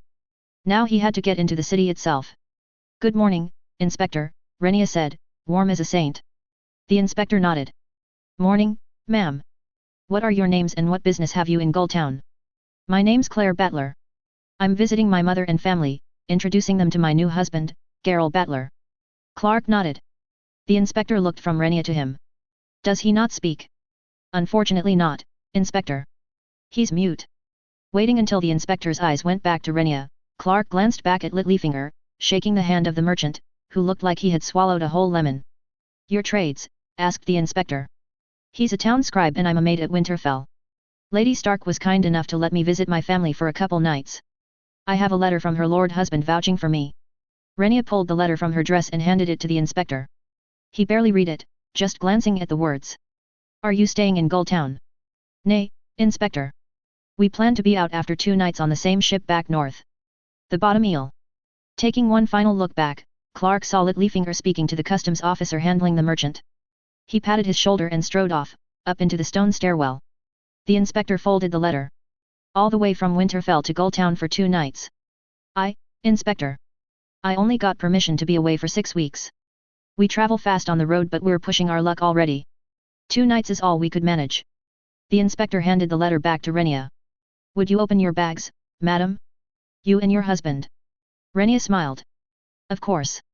They placed the bags on top of the table and opened them. The inspector went through them quickly, taking a little more time with Clark's bag. Finally he pulled back, sitting back down. That's fine. Go ahead. They exited through the archway, walking along the stone walkway, not daring to stop until they were on the other side of the harbor. Both stopped at the end, taking a moment to breathe freely. Renia mentioned an old smokehouse that she used to frequent as a child, right around the corner. It was still there, though no one recognized her, much to their mutual relief. After purchasing some smoked salmon, they sat on the edge of the harbor, their feet hanging above the water. The customs house was across from them. Clark had difficulty swallowing and washed some fish down with water. The 2 archways are on the first level. What's above? Quarters for the inspectors. The chancery for them and the officers. Renia tossed some salmon skin into the harbor. A seagull flew down immediately and snatched it. Clark continued to look at the customs house, following the wall of the house as it blended into the harbor wall. The second floor had a few windows, all too skinny. The floor above, the top level, had much larger windows. What's on the 3rd floor? That's for the head customs officer. His quarters. His office. She sucked her fingers. Is he the one who has your stolen mystery? Clark shrugged. Well, if he has it, it'll be in there, Renia said, reaching for the skin. She took a long draught and stood. Are you done here? 'Cause if you are, we should get going. I want to take a walk along the city wall. He saw her biting down a question as he got to his feet and raised his hood. They walked out of the harbor and through the marketplace. It was bigger than the market in Wintertown and even the one in Fairmarket. He and Renia were bombarded on all sides by merchants, with colorful fabrics, spices, fruits, and so much more. Clark kept his hood and his face forward, keeping step with Renia. Though he was very tempted to stop for plums and blood oranges from Dorne. He hoped that every one of these merchants who called for his patronage quickly forgot him and moved to the next pedestrian. That no one would recall his face. Despite being the major port in the Vale and the largest city in Westeros that Clark had seen so far, the northern gate was an easy walk for them. When they came within sight of the gate, Clark turned into an alley, with Renia following him. What? She asked. He raised his hand, asking her to wait. There was a group of men accompanying a covered cart coming up the street. After they passed the alley, Clark fell in behind them. He heard Renia shadow him. They trailed behind the group of men until they reached the gate. As the city guard took notice of the cart, Clark took Renia's arm and stepped away, walking quickly to their right along the city wall. Neither said a word until they were out of sight, when Renia took her arm from Clark's hand. The fuck was that all about, she said. I don't want the city guard to notice us creeping along the wall, Clark muttered. The first time they see us should when we're clearly leaving the city. She rolled her eyes. Fine. How long do you want to walk? There's nothing here. Clark's eyes scanned the walls. Not too long, he said. Could we slow down a little, please? Her retort was inaudible, but she did slow her pace. They meandered along, Clark taking furtive looks, trying to see options. The wall wasn't quite as tall as Winterfell's. Rhaenyra had told him that the main defense of Gulltown was focused on the western gate, with taller, thicker walls for defense against the mountain clans from the high road. Not that any mountain clan had actually ventured near Gulltown in the last few hundred years, but that worked for him regardless. The wall here was not a difficult climb. Patrols had far gaps in between. And no one would be watching for nefarious activity from the north. Only things beyond those gates were peasants and runestone. He declared himself satisfied and they turned back to the gate. Clark gave Rhaenyra a few instructions and fell silent as they approached. The guards had no initial interest in two poor travelers exiting the city, but Rhaenyra put her best modest self forward and addressed the younger one. "Good afternoon, soldier," she said, smiling very kindly. The young man blushed and nodded. His partner looked mildly amused. Both of them didn't look once at Clark. "Afternoon, ma'am," said the young guard. "How can we help you?" "Just a question, really. My husband and I are scheduled to leave on an early morning boat the day after tomorrow. If we arrive the morning of, before dawn, will the gate be open to let us through, or will we have to stay in Gulltown the night before? We want to stay with my family for as much time as possible. But we also don't want to miss our boat." Though his blushing did not abate, the young guard answered readily. "The gates close at sunset and open at sunrise, ma'am. But there's always two guards present who can easily open the gate for you and your husband. You two can stay both nights with your family and be all right arriving here before sunrise. I can even inform the morning guard so they know to expect you." Rhaenyra reached forward and patted his hand, curled around his spear. "We would appreciate that. Thank you, soldier." She curled her arm through Clark's. "We'll be off now. Have a pleasant evening." "You as well, ma'am." "Evening, I mean." The guard had such an infectious smile. It was all Clark could do to keep a straight face. He figured the older guard was having the same difficulty as well, but he didn't turn to check. He felt Rhaenyra give one last wave to the soldier as they walked on. They walked to the edge of the forest when Clark stopped. "Put your bag on the ground and go through it." Rhaenyra stared. "What? Why? Pretend you forgot something and you're looking for it. I need 2 minutes." She only took one more second before swinging her bag around and onto the ground. "Fucking hell," she grumbled, but she crouched down and began to rifle through it. Clark looked back to the city and along the wall, scanning the same section that Rhaenyra and he recently walked by on the other side. He saw that the guards were looking toward them. He gave a short wave which the young guard returned, before scanning the wall one more time. "You done?" asked Rhaenyra, from the ground. "Yes," he said, looking down at her. "Good." She reached up and held up her purse, in sight of all who were still watching them. Placing it back in her bag, she stood. "Now can I go and see my fucking family?" Clark nodded and began walking. Their journey was not difficult at all. Maybe it was because the road led straight to Runestone and Lord Royce insisted on it, but the road was well maintained.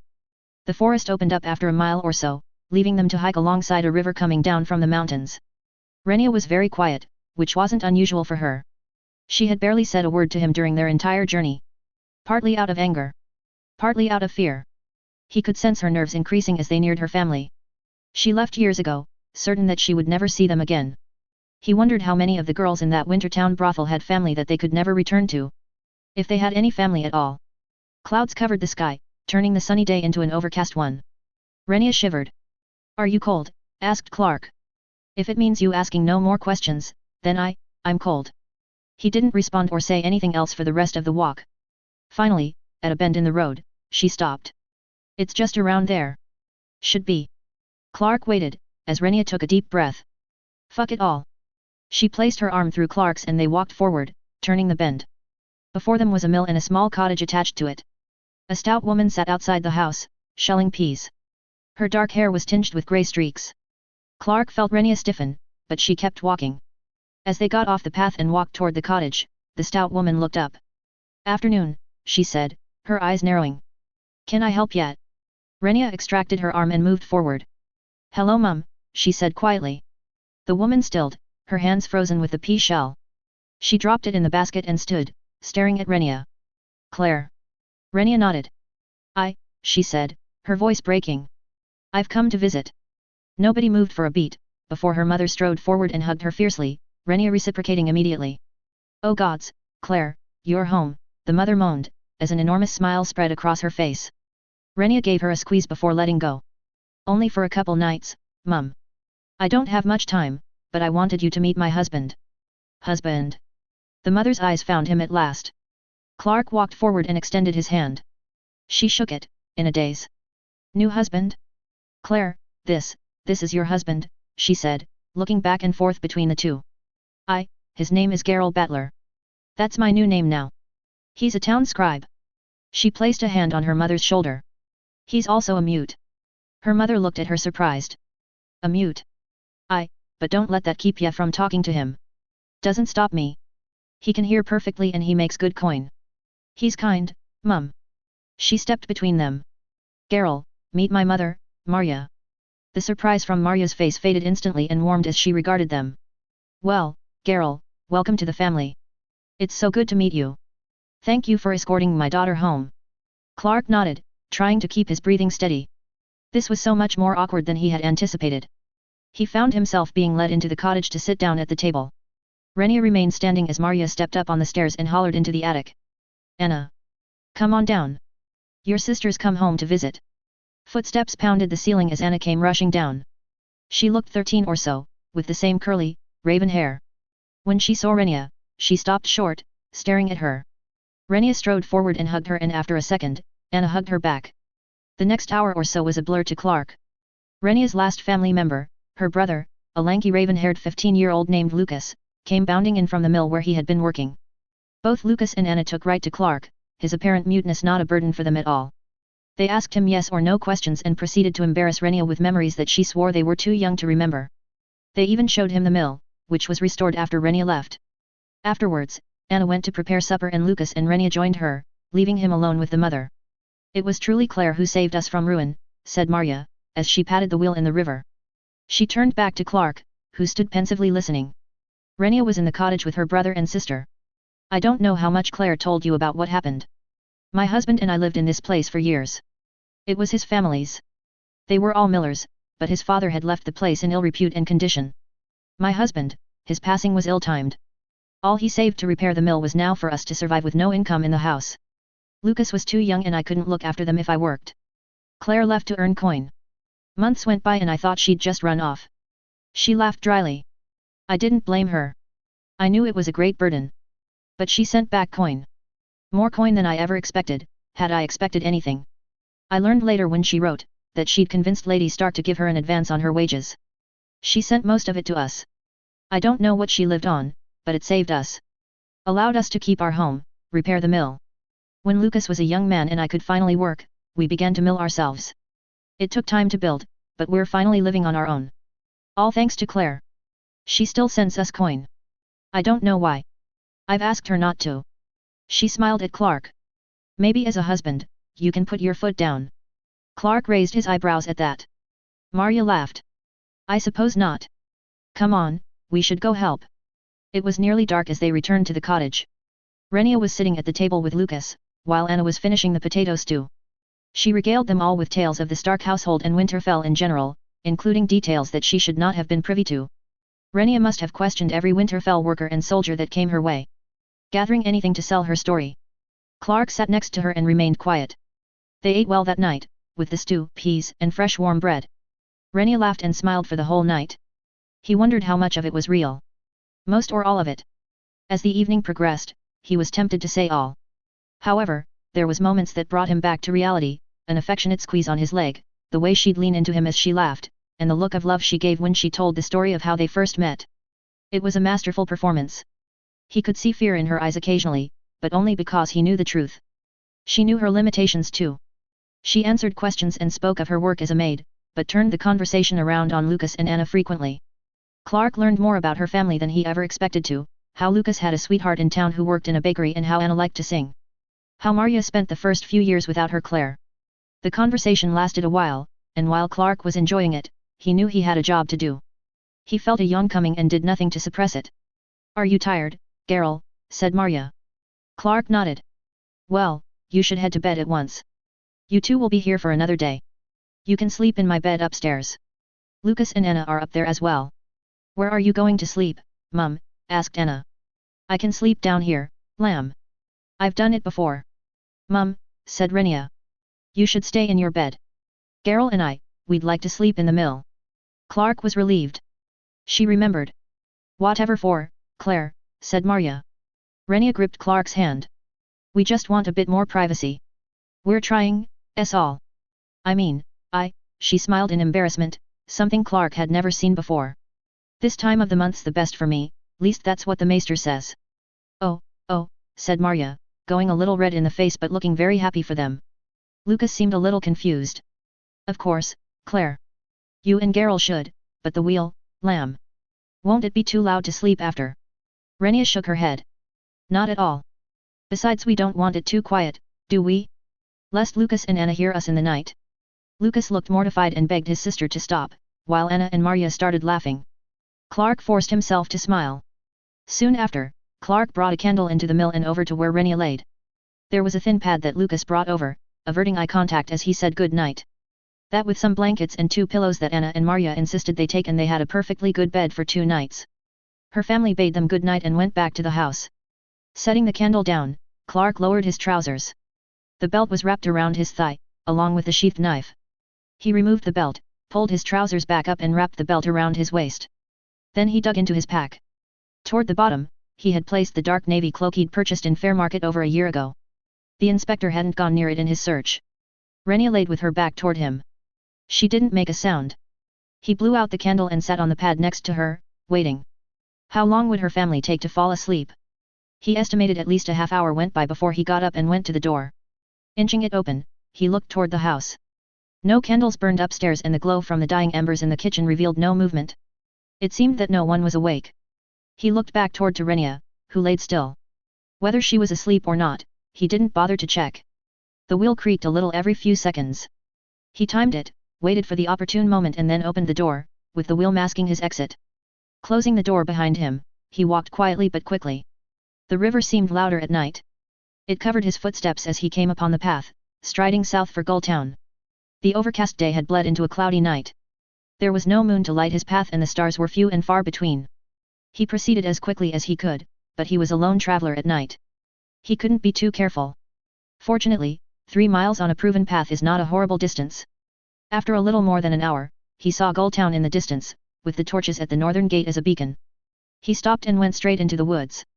He gave thanks for the clouded night, certain that no guard could see him at this distance.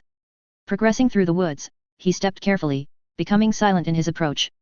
He was tempted to leave the cloak, but he was managing it well enough. When he came to the edge of the forest, he looked over to the guards. They weren't even looking toward the path. Just conversing easily with each other. Clark went a little further along the edge, looking for the spot he saw earlier. There it was. Straight ahead with enough rough spots for climbing, it was about 200 feet east of the gate. That spot also coincided with a good landing spot on the other side. At least if his estimations were correct. He gave one last check to the guards and snuck across the grass, keeping low. He reached the wall and stretched himself across it, trying to calm himself. He was trembling, his breath coming in nervous hitches. In on 4, hold for 4, out for 4, come on Tiresias, breathe. Feeling his chest loosen, he turned his ear toward the northern gate. The guards were still chatting at the gate, their voices indiscernible. However, the wall curved and he was out of their sight. Turning toward the stone, he gripped his first ledge. Climbing on a moonless night? All right, let's go. It was actually easier than he anticipated. He'd picked a good spot, and even with the unnatural boost in his abilities, the conditioning and exercise for the past several months were the main factors in scaling the wall. The hardest part was keeping quiet, and more than once, he suspected that he kicked the wall too hard getting a footing. But no one came from the gate. Upon reaching the top, Clark pulled his head above the edge and looked around. No patrols in sight. He pulled the rest of himself over quickly and steadied. He was still panting slightly, when he headed to the other side and looked down. The street was empty. A single lantern was hanging in the window of a building down the way. It illuminated the wall enough for him to see a way down. Not wasting any time, he swung over and scurried down, jumping the last 10 feet, landing softly. He made his way down to the harbor, keeping to the side streets, marking his progress by the main road he and Renia took that afternoon. As he neared the harbor, his way became more crowded, even in the side streets. Sailors, laborers, and off-duty soldiers were drinking and whoring, their night just beginning. It was a strenuous task to avoid them. In one instance, he had no cover from an approaching group of loud, singing seamen. His knife was hidden behind his back and he effected a stumble, becoming a fellow drunk as opposed to a hooded, malevolent stranger. It must have worked. He passed by the group, receiving a cheery pat on the back from one of them. The stone walkway surrounding the harbor was empty. At least, All who were staying by the waterfront were indoors. In their taverns, their inns, their boats. It was still quite cold, the winter not quite over yet. Breathing in the cool air, Clark took the side streets again, not wishing to stride out in the open. The moon may be covered, but light from the establishments faintly illuminated the stone walk. Clark stopped at a corner and peered around. He was 50 feet from his goal, the stone face of the customs house that plunged straight down into the harbor.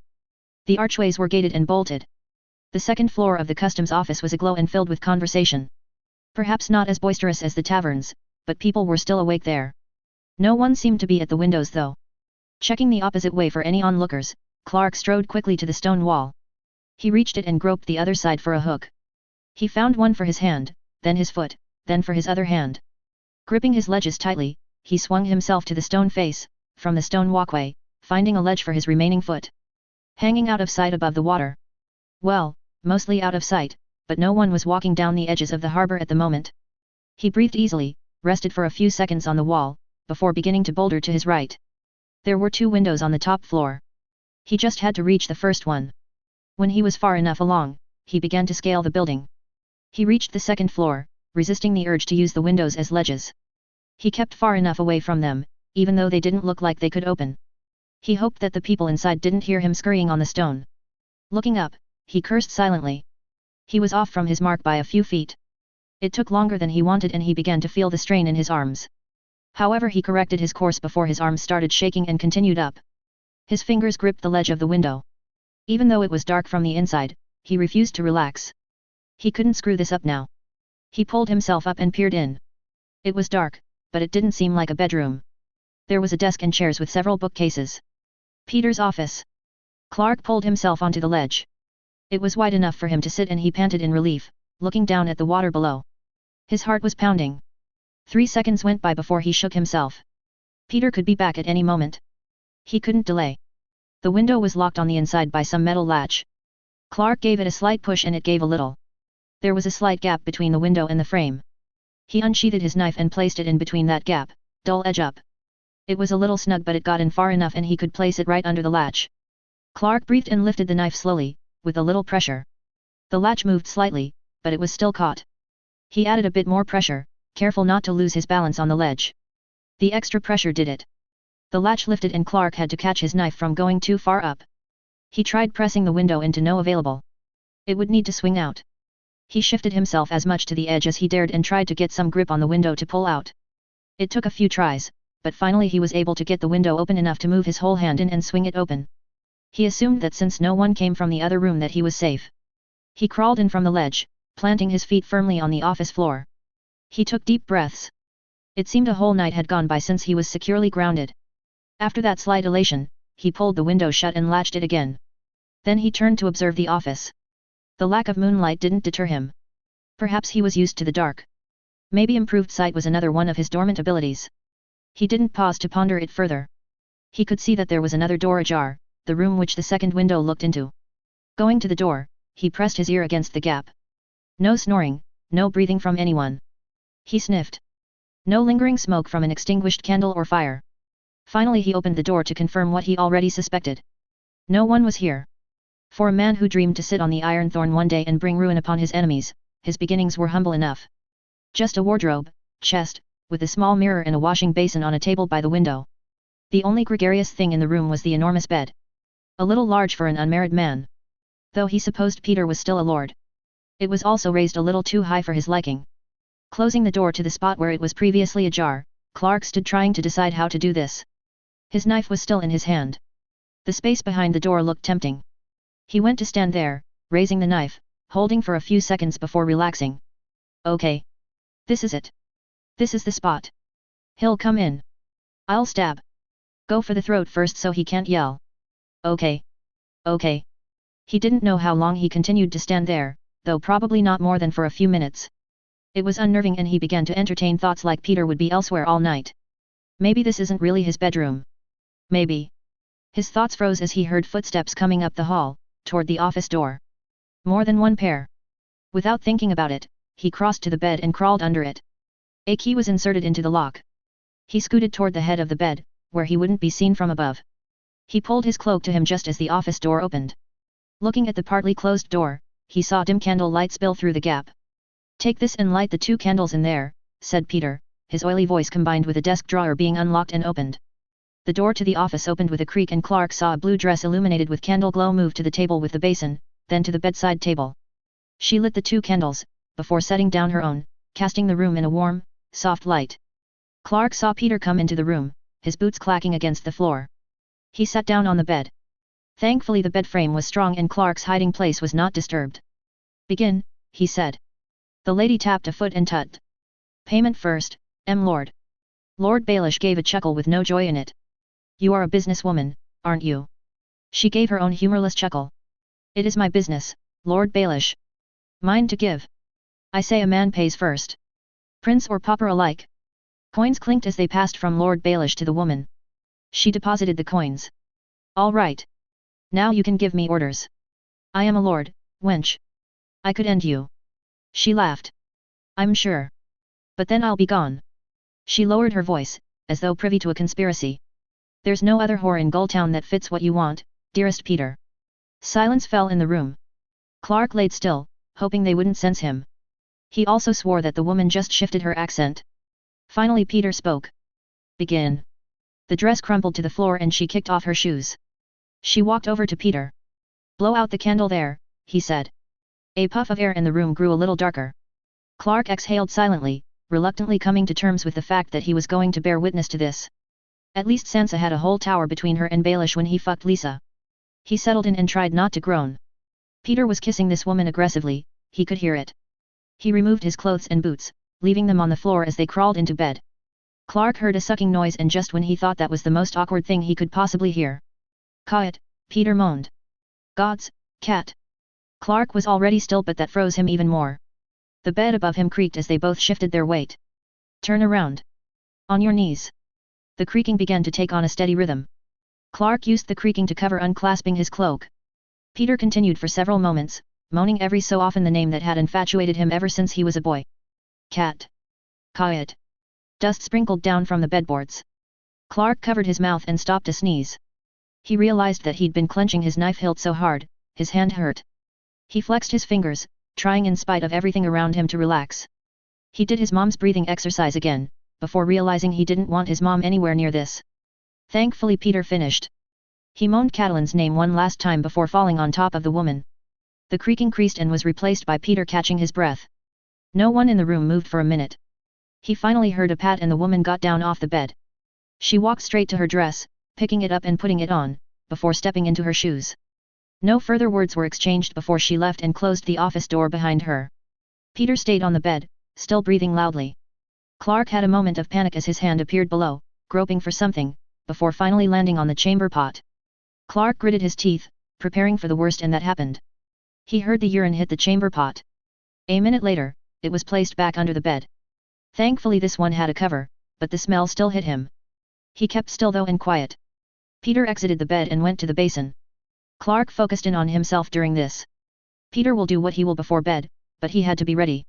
During his trek from Moat Cailin to Winterfell, he made his first kill. He drew a trap that Dallin had showed him and snared a rabbit. The rabbit looked at him with dark fearful eyes and it took everything he had to kill it. His hand shook, but he did it in one strike. His hand was trembling now, the same nerves plaguing him. Peter was done washing himself. He had donned a nightgown from the wardrobe and climbed into bed. The final lit candle was carried from the basin to the nightstand before being blown out. Littlefinger climbed under the covers, releasing one last sigh as he sank into bed. Clark didn't strike right away. He wanted the man asleep and defenseless. He did his breathing technique to steady his nerves. To cease his trembling. Why he was comfortable associating his mom with Peter's murder and not with his whoring, he did not care to answer. He had no idea how long he waited. It'd been ages since he had hid under a bed. Not since he was a kid. For hide and seek. Not for this. He never expected his. He didn't want to. Ned Stark. The War of the Five Kings. The Riverlands. ROS. Sansa. The names and things he reiterated in head during moments of doubt. Just a mantra. Not shouted in anger or in judgment. He didn't expect to enjoy this, but he could not allow Peter to become what he would become. Not allow him to seize power. Not allow him to play his games. A light snoring interrupted his thoughts. His hand gripped the knife. It was time. His trembling had ceased. That didn't mean he felt good about what he was about to do. His breath was coming in hitches. He turned toward the side of the bed sans chamber pot and began to crawl out as quietly as he could. It took a minute, but without disturbing the snoring, he was out from under the bed. Slowly he stood and turned toward the bed, knife in hand. Peter was sleeping on his back, still snoring lightly. Clark rolled up his sleeves. There was a spare pillow next to him. He reached for the pillow and picked it up. It brushed the arm of Peter lightly, causing him to stir.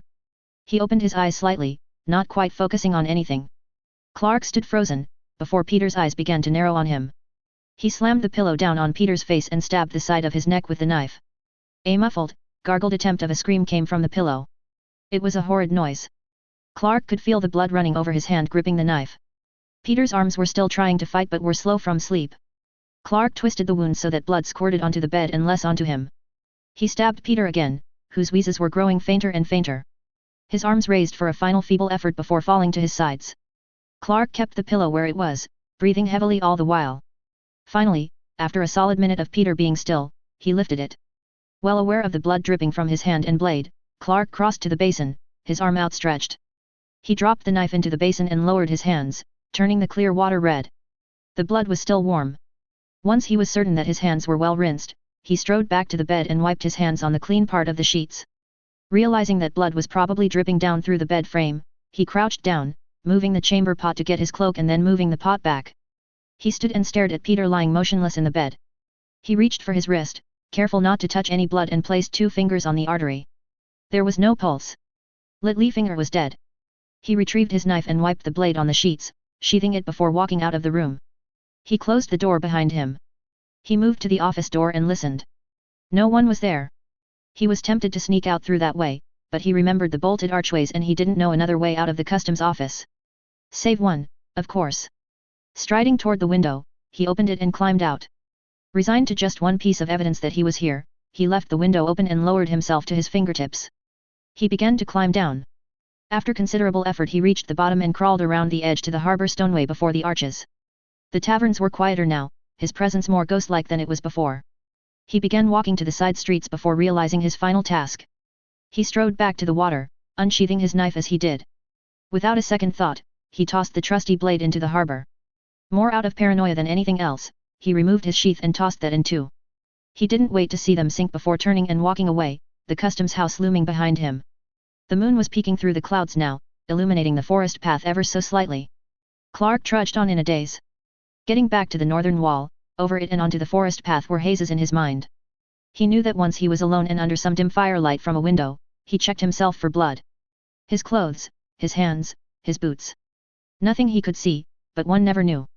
Perhaps there was a trail of blood all the way from the customs house through the town over the wall, and he'll awake the following morning to the city guard, pulling him in for murder.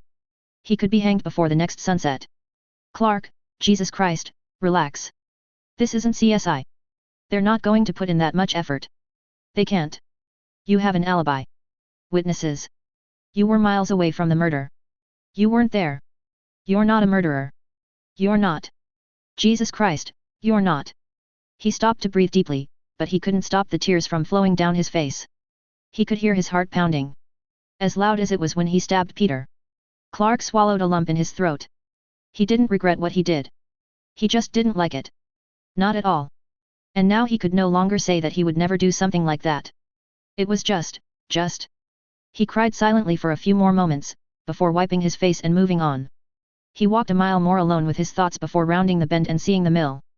Coming to the door, he waited for the creak of the wheel to let himself in and close the door. Renia was still there, lying on her side. Clark unclasped his cloak, sitting down on the pad and sighing quietly. He then took off his boots, placing them near their bags. Turning around, he stilled. Renia was looking at him, her eyes shining in the darkness. Clark relaxed. Anyone come in while I was away? He asked softly. She shook her head. No, everyone's still asleep. She propped herself up, looking at him.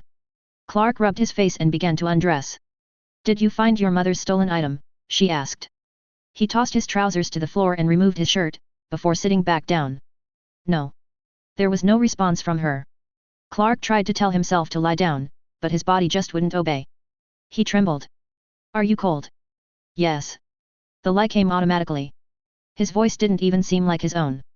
You're never cold. Finally his body listened and he stretched out on the pad, pulling the blankets over him. He felt Renia's eyes on him. "Are you all right?" she asked. The tone of her voice was different than anything he'd heard from her before. He turned over to her, meeting her eyes. "Thank you for coming with me." He sank into his pillow. "I'm glad you're here." She still looked at him. He closed his eyes trying to find some sleep, only feel her hand graze his cheek. The floor creaked and he opened his eyes to find her sitting up. "I think," she stopped and started again. "I think we should take one part of this lie and make it real. Lest my mum sees clean sheets when we leave." Clark propped himself up. "So, the time to get pregnant is nigh." She rolled her eyes. "No. It's not. I lied about that. Besides, I have moon tea in my bag. I don't want children." "Do you?" He shook his head. She lifted her shift and crawled on top of him. Leaning down, she kissed him, her hand reaching down to stroke him. He responded on pure instinct, his mind numb. By the time she stopped kissing him and sat up, he was fully erect. He barely had time to breathe before Renia put a hand over his mouth. "Careful. Remember, you're a mute." By the time they were done, Clark had nearly forgotten what else he'd done that night. He laid with Renia curled up next to him as he drifted off to sleep. He wondered how much she meant of what she just did. Whether any of it was real. Whether he wanted it to be real. Despite not doubting what he did or why and believing wholeheartedly that murdering Peter Baelish would benefit Westeros, he couldn't help but hope nothing that had happened this night was real. Notes. Well, that was a big one. Thank you so much for reading.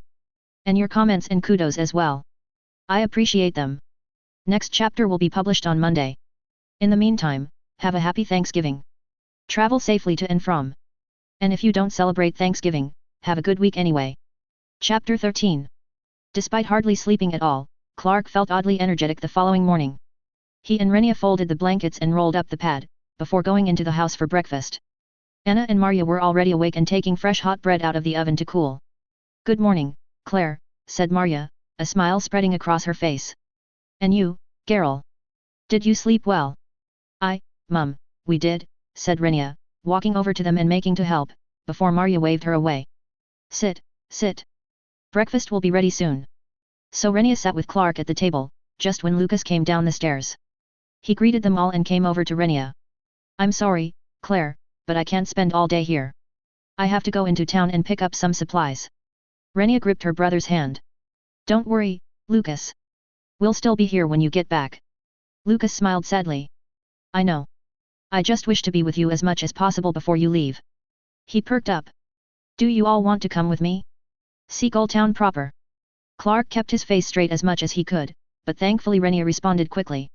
"Thank you, Lucas, but I missed this place when I was gone, not Town. Besides Geralt and I are both exhausted from the journey here and we wish to stay in one spot for a day before we depart tomorrow." Lucas nodded. "Course. I'm sorry. I didn't think." Anna brought the bread to the table. "Don't feel so sad for him. He'll brighten up once he sees Olive in town." With a teasing grin, Renia gave no quarter. "Really? Is Olive the baker girl? The one you pine for, Lucas?" Fighting a blush, Lucas tore off some bread. "She pines for me too," he muttered. "Well, that's very nice. Is she pretty?" How so?" He chewed the bread, talking with a full mouth. "Light brown hair. Pretty face. Not too short." The blush was getting deeper. "I don't know, nose." "What color are her eyes, Lucas?" asked Anna, barely covering her laughter. "Or do you look elsewhere when you talk to her?" "Girls, that's enough," said Marya, though she was fighting a smile herself. "Leave Lucas be. The sooner he goes to Town and does his errands, not dallying about with Olive," her eyes pointing at Lucas as she said it, "the sooner he'll be back here. Are you leaving soon, Lucas?" Lucas stood up, taking one last piece of bread with him. "Right now, Mum." He donned his coat and hat at the door, turning back as he exited. "She has green eyes," he called, walking toward the road. The rest of the morning was spent doing chores. Marya tried to stop Clark and Renia from helping, but to no avail. For about an hour, he hunched over a laundry basket with Anna and scrubbed. He struggled not to invite comparisons to Lady Macbeth, cleaning the imaginary blood from her hands. It was good to have something physical to do. He was feeling increasingly stir-crazy from staying constantly silent, and the murder. He rinsed a shirt of Lucas and wrung it, trying to process the fact that he was now a murderer. There was nothing that he could do about it. He couldn't take it back. He didn't want to. But he did in some way. He hung the shirt and reached for another article of clothing. All the while, just continuing to breathe. After the laundry was hung, he joined Renia and her mother at the mill, where they were grinding the grain, sifting it and filling the sacks with flour. Anna went to prepare lunch. A couple of people came to the mill before midday to pick up their flour. Clark lifted the sacks into carts and shook hands, trying not to give strangers too much time to learn his face. It was all very cordial. Lunch was a subdued affair, with dried meat and more bread. The family either felt comfortable in their silence or rude speaking in the presence of a mute. Either way, it was an enjoyable meal with only the sounds of the mill wheel creaking, the river flowing and the light wind rustling the trees. They ate outside on the grass. Renia leaned up against him. As they finished their meal, Lucas came up back the road, carrying up several items. They went to relieve him. He handed his mother a fat gutted salmon, hanging from a rope. I figured that we deserved a delicious fish for their final night home. He smiled. I bought some wine as well. Marya actually clapped her hands for that, giving Lucas a hug and kiss before carrying the salmon indoors. Clark grabbed the wine and another package. They all went inside, Anna taking his coat and hat. As Lucas sat down, a plate of dried meat and bread was put before him. How was Green-Eyed Olive today? Said Anna. Green-Eyed Olive was well and very pretty today, he said, chewing his beef. Clark sat across him. He could smell a faint hint of cinnamon and cloves on the teenager. And the rest of Gulltown? Asked Marya as she washed her hands. Lucas' smile dropped and he waited until he swallowed to answer. Bit tense, truth be told. There was a murder last night. Lord Baelish is dead. Clark felt his chest constrict again. He stilled along with everyone else in the house. Our head customs officer, explained Marya to Renia and Clark before going back to Lucas. When? How? Lucas reached for the bread. People said it was sometime last night. Stabbed in his bed. He broke off a piece. Some whore did it. Anna sat down. Who? Don't know. Just some whore. He shrugged. Lord Baelish was a miser. Probably didn't pay her enough and she killed him. Clark turned to see Renia's eyes on him. He couldn't read her expression. What's going to happen? Asked Anna. She hangs today. Today? Lucas nodded. It's what Olive said anyway. They were just about to bring her out when I left. All right, that's enough, said Marya briskly. It's our last day with Claire and Geralt. Let's not spoil it with any more talk of lowlifes and lowly deeds. Anna, go sweep the mill while it's still light. As Anna strolled past and out the door, Clark accepted the task of peeling the potatoes. He did so numbly, sitting at the table next to an untroubled Lucas. Time seemed to slow and quicken simultaneously. He blinked to find himself at dinner, still sitting in the same spot. He swore he had just been peeling potatoes. Now he was eating them, bringing them absent-mindedly to his mouth and swallowing. His wine was barely drunk. A fish skin and bones were the only remaining parts of his salmon. Renia's hand appeared on his shoulder. He turned to see Marya, looking at him expectantly. He had missed a question. Could you repeat that, Mum, please? His mind was elsewhere, said Renia lightly. I said, is there any chance the two of you would consider moving here? A man of letters can always find use in Gulltown. As for Claire, with Lady Stark as a reference, I'm sure she could find work quite easily as well. Clark took a second before shaking his head gently. Renia took his hand. I told you, Mum. I like the north. Geralt's from there and besides a lady's maid is not just something you walk away from. Lady Stark put time into me. She trusts me. That's not something they can replace so easily. That's horseshit, said Anna, from the corner. Anna. I'm sorry, Mum, but it is. The highborn care far less for you than you think. Like they couldn't replace you if they grew tired of you. Anna, enough, said Lucas, his eyes on his plate. It's true though. I said enough, said Lucas, his voice taking on an authority that Clark hadn't heard before. It was quiet though. Clara's here now. Maybe she'll visit again one day. But she has to leave in the morn. So, let's just enjoy this evening and not. He trailed off and went back to his plate. Anna swallowed and did not raise the question again. Marya, after a few seconds of silence, changed the subject to a more cheerful one and Clark retreated back into his headspace. They exchanged their farewells that evening before bed. After a thorough handshake from Lucas, Anna and Marya surprised him with long, big hugs. He tried not to feel worse that he brought their Claire home only to take her away again so soon. The mill was not conducive to a good rest. Renia managed to fall asleep, but Clark remained sitting, staring into darkness. It wasn't all due to Peter's death. He was paranoid about sleeping in and missing the boat. He also kept thinking back to the young woman who now hung in Gulltown, whom he only knew by voice. How much did Peter's death cost? 100 gold dragons, travel expenses, a horrible lie to one family, one nameless whore. He knew cruelly that it was worth it. Peter was not there to enable Robert and to manipulate the kingdoms into war. But war could still happen. Was there anything that could stop Jon Arryn and Stannis when they discover the bastardry of Joffrey, Myrcella, and Tommen? Would they confront Cersei? How would Robert react? How would Tywin respond? The night passed with these thoughts plaguing Clark. He had the same feeling he had when he first arrived in Westeros. Just an overwhelming weight that sunk deeper and deeper. Now it was aided by the fact that he had killed someone. The breathing exercises took longer than he expected to work and he didn't lie down. He simply felt numb, with only one desire left. He needed to leave Gulltown and return to Winterfell as soon as possible. When the darkness lessened and Clark could begin to see grey light seep into the mill, he woke Rhaenyra. She didn't say a word to him before she went to bed and this morning was no different. Silently she dressed, as he put away their bedding. After the mill was respectfully taken care of, they crept out and started south on the main road. As opposed to the previous night, there was little cloud cover. The stars were quickly disappearing as they walked down the path. This hike seemed to take longer than usual and he watched the eastern sky with some apprehension. Nevertheless, within an hour, they arrived at the northern gate. As they approached, he felt Rhaenyra's eyes fall on him. He turned and gave her a reassuring nod. "Come in now," she muttered.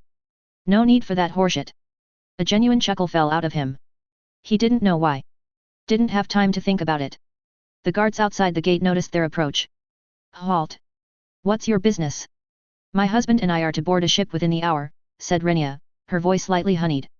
The other guard stepped forward. "Is this the one that Ben was preening about?" The first guard rolled his eyes. "I suppose." He stood aside and waved them through. "All right, go ahead." "Thank you," said Rhaenyra as Clark nodded to them both. They passed through the opened gate and left the two guards to the rest of their morning. Their journey through the town was quick, despite more activity in the streets than Clark had expected in the pre-dawn. Bakers and smiths were managing their fires. Fishermen were walking down to the docks for the morning catch. Even the taverns were finishing with their close. The chilly morning sea breeze hit them as soon as they came into the harbor. Or at least it seemed so. Clark saw Rhaenyra trembling. He took out his navy cloak and wrapped it around her. She didn't protest and they made their way to the custom house, until Clark saw something that made his heart stop. Jesus Christ! There was a gallows structure on the stonewalk. It must have been put up yesterday. A figure hung from the crossbeam, turning slightly with the breeze, her corpse pale as chalk, her blue dress stained with excrement. A sign was around her neck. Clark slowed to read it. "Murdering whore" it stated. His eyes followed the sign up to her face, framed by dark red hair, red hair. He felt a tug by his elbow. "Don't stare, damn you," hissed Rhaenyra, her eyes forward. "Keep moving." Picking up the pace, they entered the customs house. The officer barely looked at their belongings before waving them through. The docks were coming to life and ships were leaving the harbor. They descended down onto the dock, traversing their way through merchants and sailors to the bottom eel. The captain saw them coming and waved them aboard. "Good morning onto thee, battlers," he called as they walked up the plank. He nodded to Rhaenyra, while he shook Clark's hand. "Did you have a good stay in Gulltown?" "We did," said Rhaenyra, not able to suppress a yawn. "Excuse me.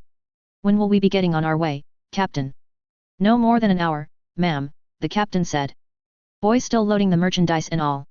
Clark didn't hear the rest of the captain's words. He went to the rails, leaning toward the town. He knew he shouldn't look, but he couldn't help it. His eyes were drawn to the hanging dead woman in the harbor. With the red hair. That, and combined with Peter's moans of his boyhood obsession, he supposed he shouldn't have been surprised. Under the soft glow of candlelight and facing away from him, this woman was not the worst substitute for Catelyn Stark that Peter could find. He felt a strain in his hands. Looking down, he saw that they were tightly clenched. He breathed in, straightening them out. His breathing made him more tired than relaxed, the lack of sleep for the past 2 nights beginning to make itself known. Rhaenyra came to his side. "It's rude to leave your wife alone with unruly sailors." The tone was sardonic and he tried to respond in kind, but no sound came out. He had no energy for verbal play. So he just settled for a tiring sigh. He felt her gaze follow his. They both regarded the hanging woman in the distance. He didn't know how long they stared before the sailors began to cast off ropes and steer the ship out of the harbor. The hanging woman began to recede into the distance. Clark turned to see Rhaenyra's face downcast toward the water. Her gaze was still hard though. He checked his surroundings before muttering. "What?" She breathed through her nose. "Wasn't what I wanted to see when I left my home again. The big port. Her hanging in front." The sea breeze began to pick up. Rhaenyra's raven hair fought against the scarf she wrapped around it and she shivered, despite Clark's navy cloak. I'm sorry you saw that, Clark said in a low voice. Renia shrugged. Doesn't matter. Low life. Lowly deeds. That's all she is, right? Just some whore. Her voice quieted as she spoke. Clark leaned in to match her tone. Your family loves you. They just don't. I don't want to hear you talk about them, Renia stated softly. She was clear and firm. Not here or now or ever. Do you understand? I do, he said immediately, not wanting to argue. They didn't say another word until the bottom eel had cleared the harbor. The captain yelled for the sails to be unfurled. The speed picked up. Soon they would be sailing on the narrow sea, headed north for White Harbor. However, even the heavy wind wasn't doing enough to keep Clark awake. He was nodding off at the rails. Renia tapped her fingers impatiently. Oh seven hells, she exclaimed, as Clark nodded onto the rails for a fourth time. Go down below and sleep, will you? Before you topple off. I don't need you drowning before I get the other half. Conceding that much, Clark picked himself off the rails. Before he left for the cabin below, he leaned to Renia. You're not a lowlife, he said softly, just under the crash of the water. She met his eyes but he didn't back down. They stared coolly at each other, before she broke the silence. You look awful, she said, before turning back to the sea. He knew that was the best he was going to get. Trying to recall his sea legs, he stumbled to the cabin, yawning vigorously all the while. The voyage back to White Harbor was just as quiet as the voyage from. He managed to catch up on sleep. The weather was fair, for the end of a slight winter. He did get sick one day though. Renia spoke just as much as him. She shared the bed for warmth and nothing else. She ate and stood with him, for they were still husband and wife to this crew. A silent couple sailing back north. Only in solitary moments did Clark see a shadow in Renia's eyes. If it was all from the dead woman in Gulltown, he understood somewhat. The memory of the corpse turning gently from the rope haunted him. Not to hysteria, mind, but still. He found himself breathing quickly on the ship for no good reason. Maybe Renia was smart for putting her head down, not gazing at the unfortunate woman. In some sense, he was glad that Renia put an embargo on discussing what had happened in Gulltown. He wanted to offer comforting words, but he also had no idea what to say. He wished he knew the hung woman's name. Would she just remain a nameless ghost for him? She was worth it, Clark. Peter's dead. You're still here to save more. It's horrible but it is worth it. Was she though? Those were the two thoughts that entered his mind several times a day. Being a passenger on a boat without working didn't help. Neither was the silence. He longed to scream sometimes, but he'd have to wait until they landed. Clark and Renia arrived in White Harbor after 6 nights on the narrow sea. It was just before midday when they disembarked. They decided together that they would rather get back to Winterfell as soon as possible, electing not to stay the night. It took another hour, but they soon retrieved their old cart and horse from the port stables. They rode out of White Harbor, knowing that they would have to camp that night. Renia never complained about sleeping outside, but she did stay close to the fire after their light dinner. Once Clark tended to the horse, he joined her by the flames. They sat in silence for a while, alone by the river, the White Knife, according to the map. Even before Gulltown and before that when they arrived in White Harbor from Winterfell, they didn't converse much. Renia seemed disinterested and Clark didn't want to push her. So far, this night was proving to be no different. Renia sat, wrapped in a blanket, staring into the flames for a long time. Clark extracted his shaving kit from his rucksack. He wetted the soap and was rubbing it onto his face when Renia broke the silence. The man who was killed by that whore, she murmured, her voice barely rising above the flames. What was he to you? Clark wiped his hands clean. What do you mean? Exactly what I ask, she said, her eyes still to the fire. What did Lord Baelish do to you? The river carried the silence for him. He knew he should answer and quickly too, lest he look too guilty. But he couldn't help it. His mouth refused to open. The lie he wanted to tell was stuck inside. Renia turned her eyes to him, waiting. Well. He was a scheming, greedy man who cared nothing for the lives he ruined as long as it brought him what he wanted. I killed him before he could destroy any more lives. Clark picked up the razor, opening it. Nothing. Just the man who had bought my mother's stolen good. Did you kill him? She seemed quite calm asking that question. Clark willed his heart to slow. He was already dead when I snuck inside. No candles lit. I heard no one breathing. I thought there was no one there. I struck a match. He brought the razor slowly down his cheek. He wetted the blade and raised it again, before letting his hand fall to his lap. Never seen someone murdered like that before. I stood shocked for a few minutes, couldn't move. I tried to search his office, but I couldn't. I left soon after. Threw my knife in the harbor from the window. Didn't want to be caught leaving that place with a possible murder weapon. The fire seemed to grow brighter. Clark turned to Renia. Her expression didn't look suspicious, but it didn't seem believing either. However, when she silently sighed and looked to the fire again, somehow he knew that she accepted his story. He brought the razor back up and continued to shave.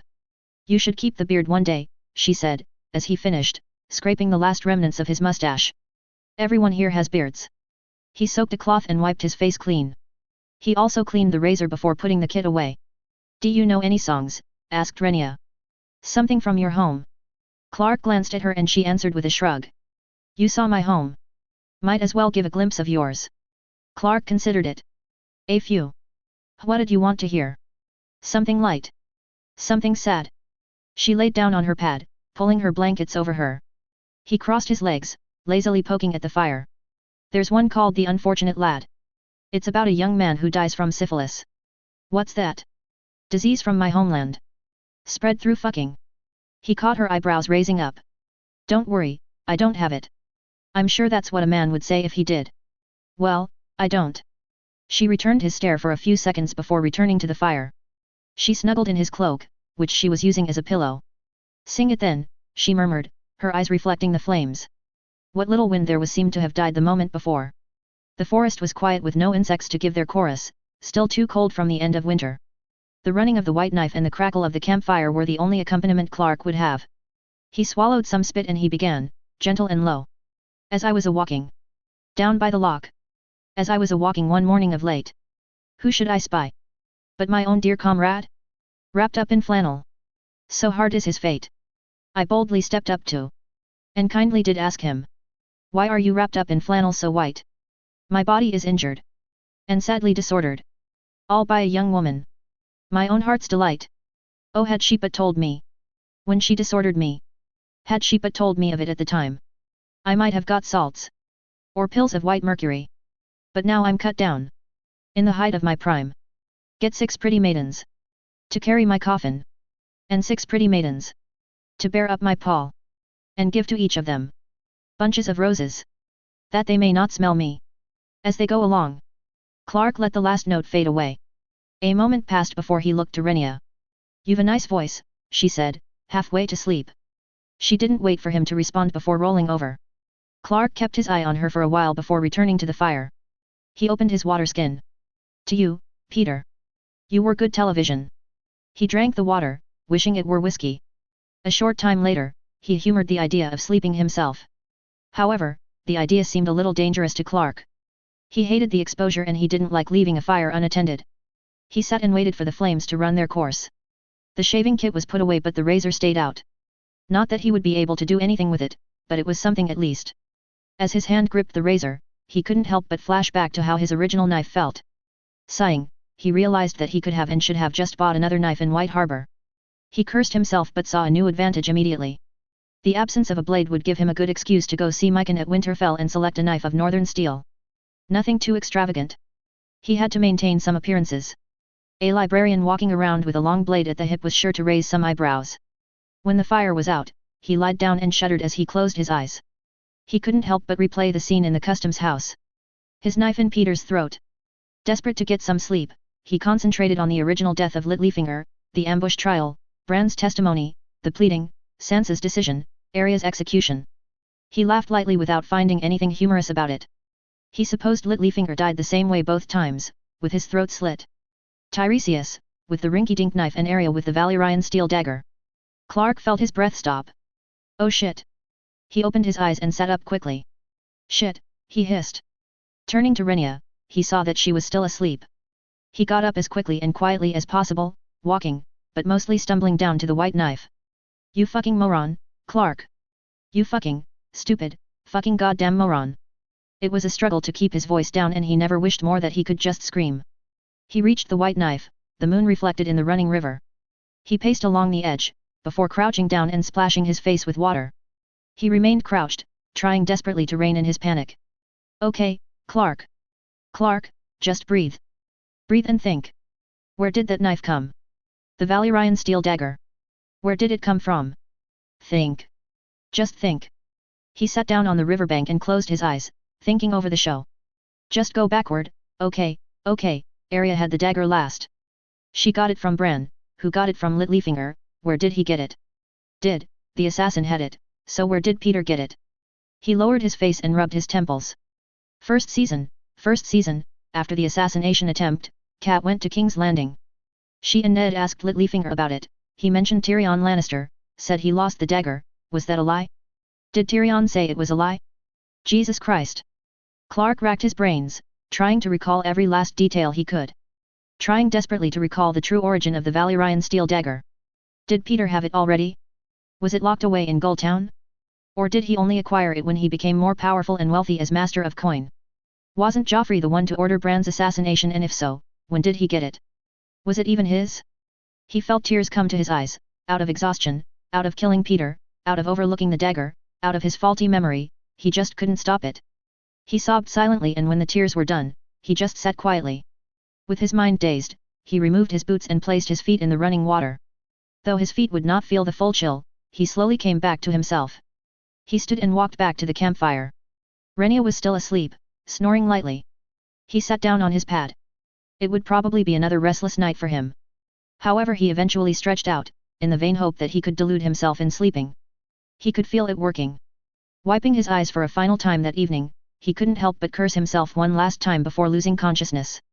Fuck you, Clark. And fuck you too, Tiresias. However, in the following days, Clark felt the anger of overlooking the dagger mostly dissipate. It's hard to sustain anger, even toward oneself, and Clark's rage slowly mellowed into a cold determination. There were other Valyrian steel weapons in the world. The dagger was not their only option, though he would keep an ear out for it. Years were ahead of them. And they could prepare in other ways as well. That said, his mood was still pretty downtrodden the first few days of the journey. Rhaenyra definitely noticed, but said nothing. However, as they ventured closer and closer to Winterfell, he breathed easier, feeling the horror of killing Peter lessen the farther away they traveled. Overall, the return trip proved to be a shorter affair. Within 12 days, they pulled up to the brothel in Wintertown around midday. Rhaenyra grabbed her bag and jumped down, without waiting for a hand. She did wait until he came around to meet her. "I'll deliver the other half tonight," he said, after checking to make sure they were alone. She nodded and reached into her bag, handing over 2 handkerchiefs. "Pretend I forgot these and you're delivering them back to me," she said. Without another word, she strode to the brothel and entered. Clark stood there for a long minute, before climbing aboard the cart and continuing toward the castle. Wintertown was bustling with activity. He glimpsed familiar faces in the town as they went about their business. He even received nods from the candlemaker and a pig farmer, both of whom he was acquainted with. He felt a little ridiculous riding high above the populace on his cart, but he was tired and he decided to let the horse take the final steps of the journey. Approaching the gate, he saw some familiar faces amongst the guard, who motioned for him to stop. He pulled the reins gently and halted before the entrance. "Hello Halford," he said, lowering his hood. "Vix, how are you?"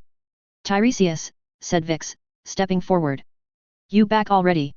"Evidently," Clark remarked. "Anything exciting happened while I was away?" The young guard shrugged. "Not that I heard." "Well, that's not bad news." He turned to Halford, who remained silent. "May I pass?" Halford stepped back and waved him forward. The courtyard was busy and ringing with anvil hits, animal noises and carpentry. At first no one even noticed him entering the courtyard. He brought the cart to the stables, where a stably boy came out to greet him.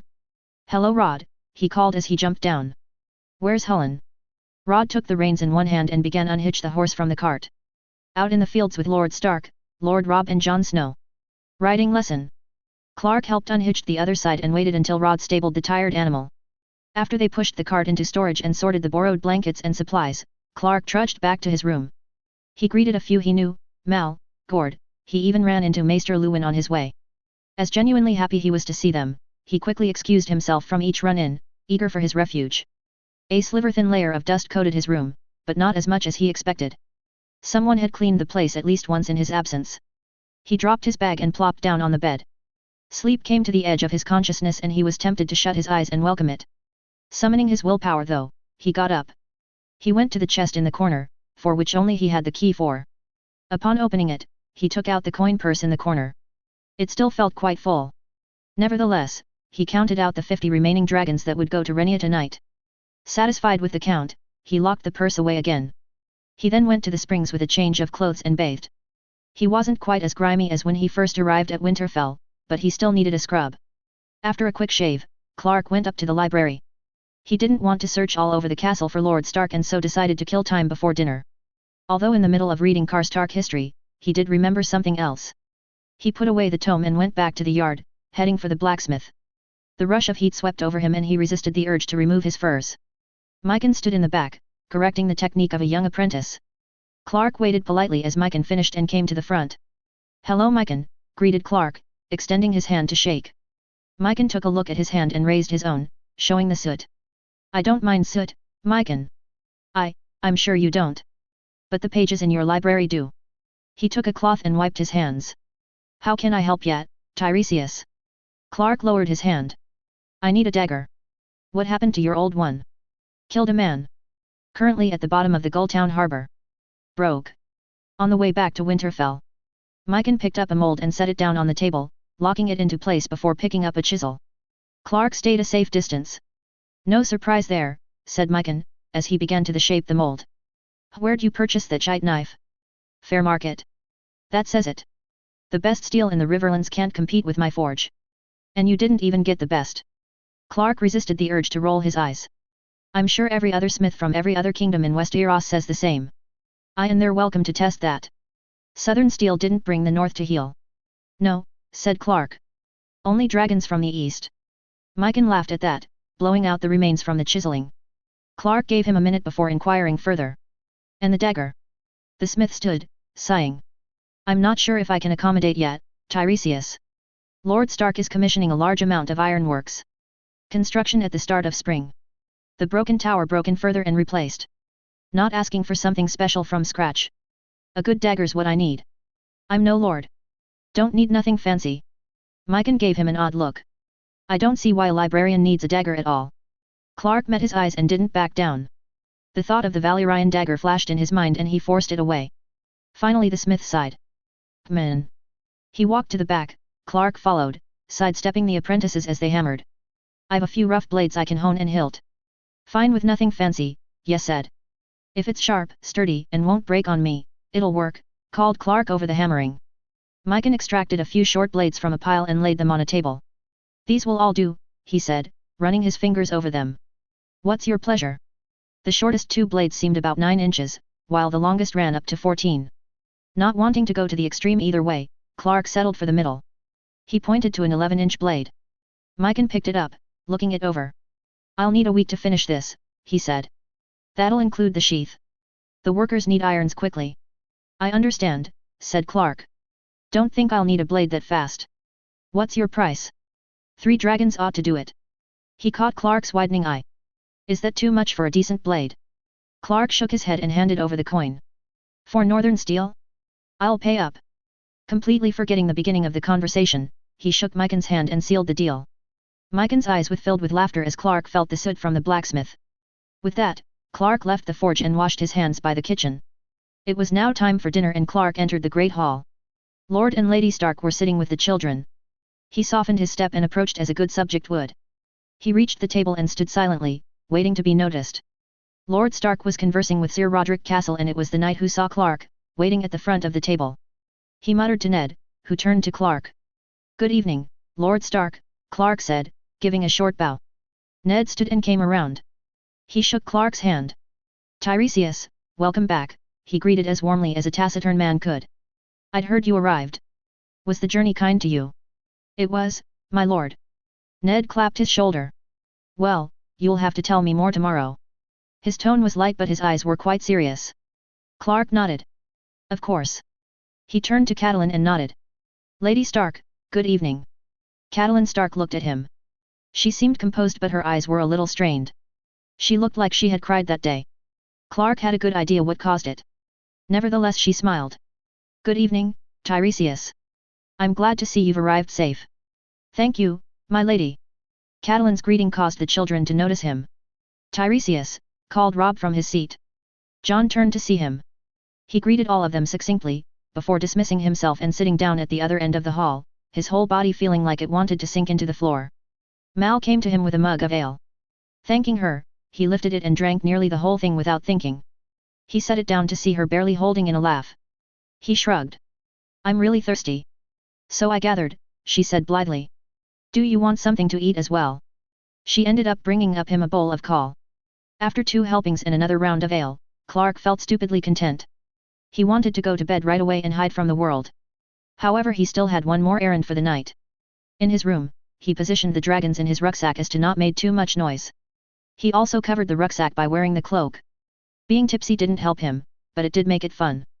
Finally he got it right, and after grabbing the handkerchiefs, he wandered out of his room. The warmer, comparatively, night air meant that the silent, solitary, snow-laden walks to the brothel were gone for the next several years. Wintertown was no gull town, but a few people were out enjoying the evening. Clark didn't bother to greet them. They all ignored him as well. The noise of the brothel swept over him. Ambra saw him and rushed over. "Tiresias," she said, shaking his hand. "Welcome back, welcome back. Didn't expect you here tonight. You had Renia all to yourself, after all." Clark smiled, he hoped in a friendly way. "She forgot some handkerchiefs. I'm just here to return them." He held them up. "Can I go back there?" Ambra shrugged. "Sure, why not? Treat my place as your own, why don't you?" He patted her shoulder. "Ambra, you're a peach." She whacked his hand away, laughing. "Fuck off." Unable to suppress a grin, he exited into the hallway, hearing Ambra yell after him, "Make sure you're out of there quick. You didn't pay for tonight." He came to her door and knocked. After a minute, Renia opened the door and stood aside, shutting it after he entered. Clark tossed the handkerchiefs down on the bed. He swung the rucksack around, extracting the purse and placing it on the bed as well. He opened it and stood aside. Renia stepped forward, staring at the purse. She placed her hand inside, running her fingers gently through the coins. "Do you want to count it?" asked Clark. "I'll do it later, but this looks about the same." A silence fell on them. Renia tied the purse shut and placed it into that small chest that wasn't usually there. Hitching his rucksack back onto his shoulders, Clark adjusted his cloak and went to the door. "I should go now," he said. "See you." "Tiresias," Renia turned back to him. "I don't want you to come back. Not to me. You can come here and be with any other girl. But not with me." Clark stood dumb by the door. A part of him wanted to argue, ask why, but another part just knew and understood. It stung, but, well, there really were no buts. "I understand," he heard himself say. "If I come, I won't ask for you." The fire crackled. He hung his head trying to think what he wanted to say. He lifted his gaze to see Renia staring steadily at him. "Thank you for coming with me," he said, before opening the door. A young girl was carrying a guard to her room, her excited laughter filling the silence before she disappeared. "Goodbye, Renia." He shut the door and walked away. Trudging back to the castle, he removed his cloak as usual, feeling the cool air. A strange feeling was going through his chest. It wasn't heartbreak. But it wasn't far off. A tavern came up on his left and it was very tempting to go in. He sighed and walked past. It wouldn't do for the future of Westeros if he drowned himself in drink and emotional ambiguity. Peter Baelish was dead. He had hurt people for that. He would probably have to hurt a lot more people before this whole thing was over. He would have to accept that. If not, well then, perhaps he was the wrong person to wake up on that hill in the Riverlands. Chapter 14. Clark stood in Ned's solar, waiting for him to appear. It was early in the afternoon and the midday meal wasn't enough time for his hand to loosen up. He'd spent 4 straight hours writing to various holds and castles for the library's expansion. The work had piled up in his absence. After not writing for 6 weeks, the cramp in his hand was not backing down. He massaged it gently, ignoring the urge to sit. Footsteps came down the hall. He turned to see Lord Stark opening the door. There were no guards in the hallway, or so he glimpsed before the door was shut. Clark inclined his head. "You summoned me." Ned nodded and went to his desk. He opened a drawer and extracted a letter. Instead of sitting behind the desk, however, he came to the fire and took one of the seats there. He gestured to the other, which Clark took for himself. "Thank you," he said. Ned nodded, looking at the fire in the hearth before turning to Clark. "Did you succeed in what you set out to do?" Clark was a little taken back by the opaqueness of the question. After all, they discussed openly killing someone, but he nodded quickly. "Yes," he said. "Yes, I did." Ned met his eyes for a moment, before handing him the letter from his desk. Clark took it uncertainly. "I received that from the capital 2 days ago," stated Ned, his voice low. "From the hand of the king. Jonaran." Ned nodded, his eyes waiting. Clark unfurled the parchment and read. "Dear Ned, Lord of Winterfell. Lisa has gifted me with a son, your new nephew, Robin. I thank the Seven that he has survived the birth, avoiding the fate of his stillborn siblings. He is not healthy enough as to completely assuage my fears, but he still breathes. I ask you, Ned, or more so, your wife, if she could send comfort to my wife. It was a difficult labor for her. Not only did the memories of her previous attempts haunt her, but she was overcome with grief before the birth of Robin. A few days before the birth, we had received word that Lord Peter Baelish was brutally murdered in Gulltown, where I had appointed him as head customs officer. He had shown great promise. His death is a horrible tragedy, felt deeply by my wife. As you know, Peter and she and Catelyn were friends from his fostering at River Run. It was actually Lisa who had recommended Peter for the position. I'm not too proud to deny that my wife was infatuated with Lord Baelish, that he was her true desire. Every noble in the Seven Kingdoms knows the nature of our marriage. I don't resent her overwhelming grief, but I'm unable to comfort her. The sight of her real husband when she is consumed with the murder of her preferred man is too much for her. She won't see me and she won't leave little Robin's side. Her ladies-in-waiting cannot comfort her. The boy is everything to her now. I know Catelyn is unable to leave Winterfell with children so young, but if she could send Lisa a condolence as well as keep a regular exchange of ravens, that might cheer her. Please forgive me an old man's rambling. I give thanks that the winter was short and wish good fortune for you and your family. With all my affection. John. Hand of the King. Clark lowered the letter and sank further into the chair. He handed it back to Ned, who took it wordlessly. Congratulations on the new nephew. Ned nodded, though the gesture seemed automatic. I had never met Lord Baelish, he said. But I have heard of him. From Catelyn. The duel with Brandon, Clark mused. Ned looked at him sharply, then back to the fire. I suppose I shouldn't be surprised that you know of that. Clark shrugged. He never got over her. Lisa was a cheap substitute when he was bedridden and weak. Truthfully, I don't believe she would appreciate a condolence from Lady Catelyn.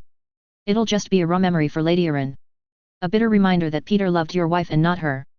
On that, Lord Stark got up and went to his desk. He placed the letter down and bowed his head, his hands pressing against the surface. There was nothing said for a while. Finally, Clark got up and walked to the desk himself. He waited for the Lord of Winterfell to collect his thoughts. Ned was still staring at the desk when he spoke. Was Lord Baelish in your visions? A thorn in our side. Clark took a calming breath. Does it matter now? Silence reigned in the solar. When Ned Stark gathered himself, he raised his eyes to meet Clark's. I will not ask you what happened during your absence or what you did. But in the future, if you're under my roof and protection, you will disclose your actions and explain their necessity. Is that understood? Clark nodded. I understand. He hoped he wouldn't have to break that promise. Sinking into the chair, Ned sighed. Clark relaxed himself. So, he began. The broken tower. Ned nodded. I inspected the ruins during your absence with Vayen Poole and the Masons. We considered rebuilding from the present state, but that's more trouble than it's worth. So we're going to begin tearing it down the first week of spring. Place a structure for food storage there. A keep without the hot spring waters coursing through them. Well, that's a beginning, I suppose, said Clark, walking to the window. The broken tower stood in the distance. The beginning of Bran's journey. If that was gone, would the three-eyed raven still reach out to Bran through his dreams? Or the reeds? He turned back to Ned. I'll warn this about any food stored here, Lord Stark. When the dead attacked Winterfell, they crumbled quite a bit of it. If you defeat them, but they manage to destroy the food, then the people will starve and die anyway. The food stored should be made to move with evacuees down south, if that step is taken. We'll take that into consideration. Lord Stark stood up and crossed to the map on the north, beckoning Clark to follow him. We'll begin negotiations with the Reach to export more dried goods to the north in the coming years. We've always been self-sufficient when it comes to feeding ourselves. Anything we import will be a boon to our stores. Ned gestured to the various lands. As for the north, the most fertile of our lands are these areas. I've already sent riders to inspect the various farmlands there. Any room for expansion in the fields? Correspond with the respective lords holding them. For any extra hands and funds needed, we'll find a way to supply them. He glanced at Clark. You won't be needing 100 dragons for each venture, will you? Clark shook his head. I'll try and keep the ventures as inexpensive as possible.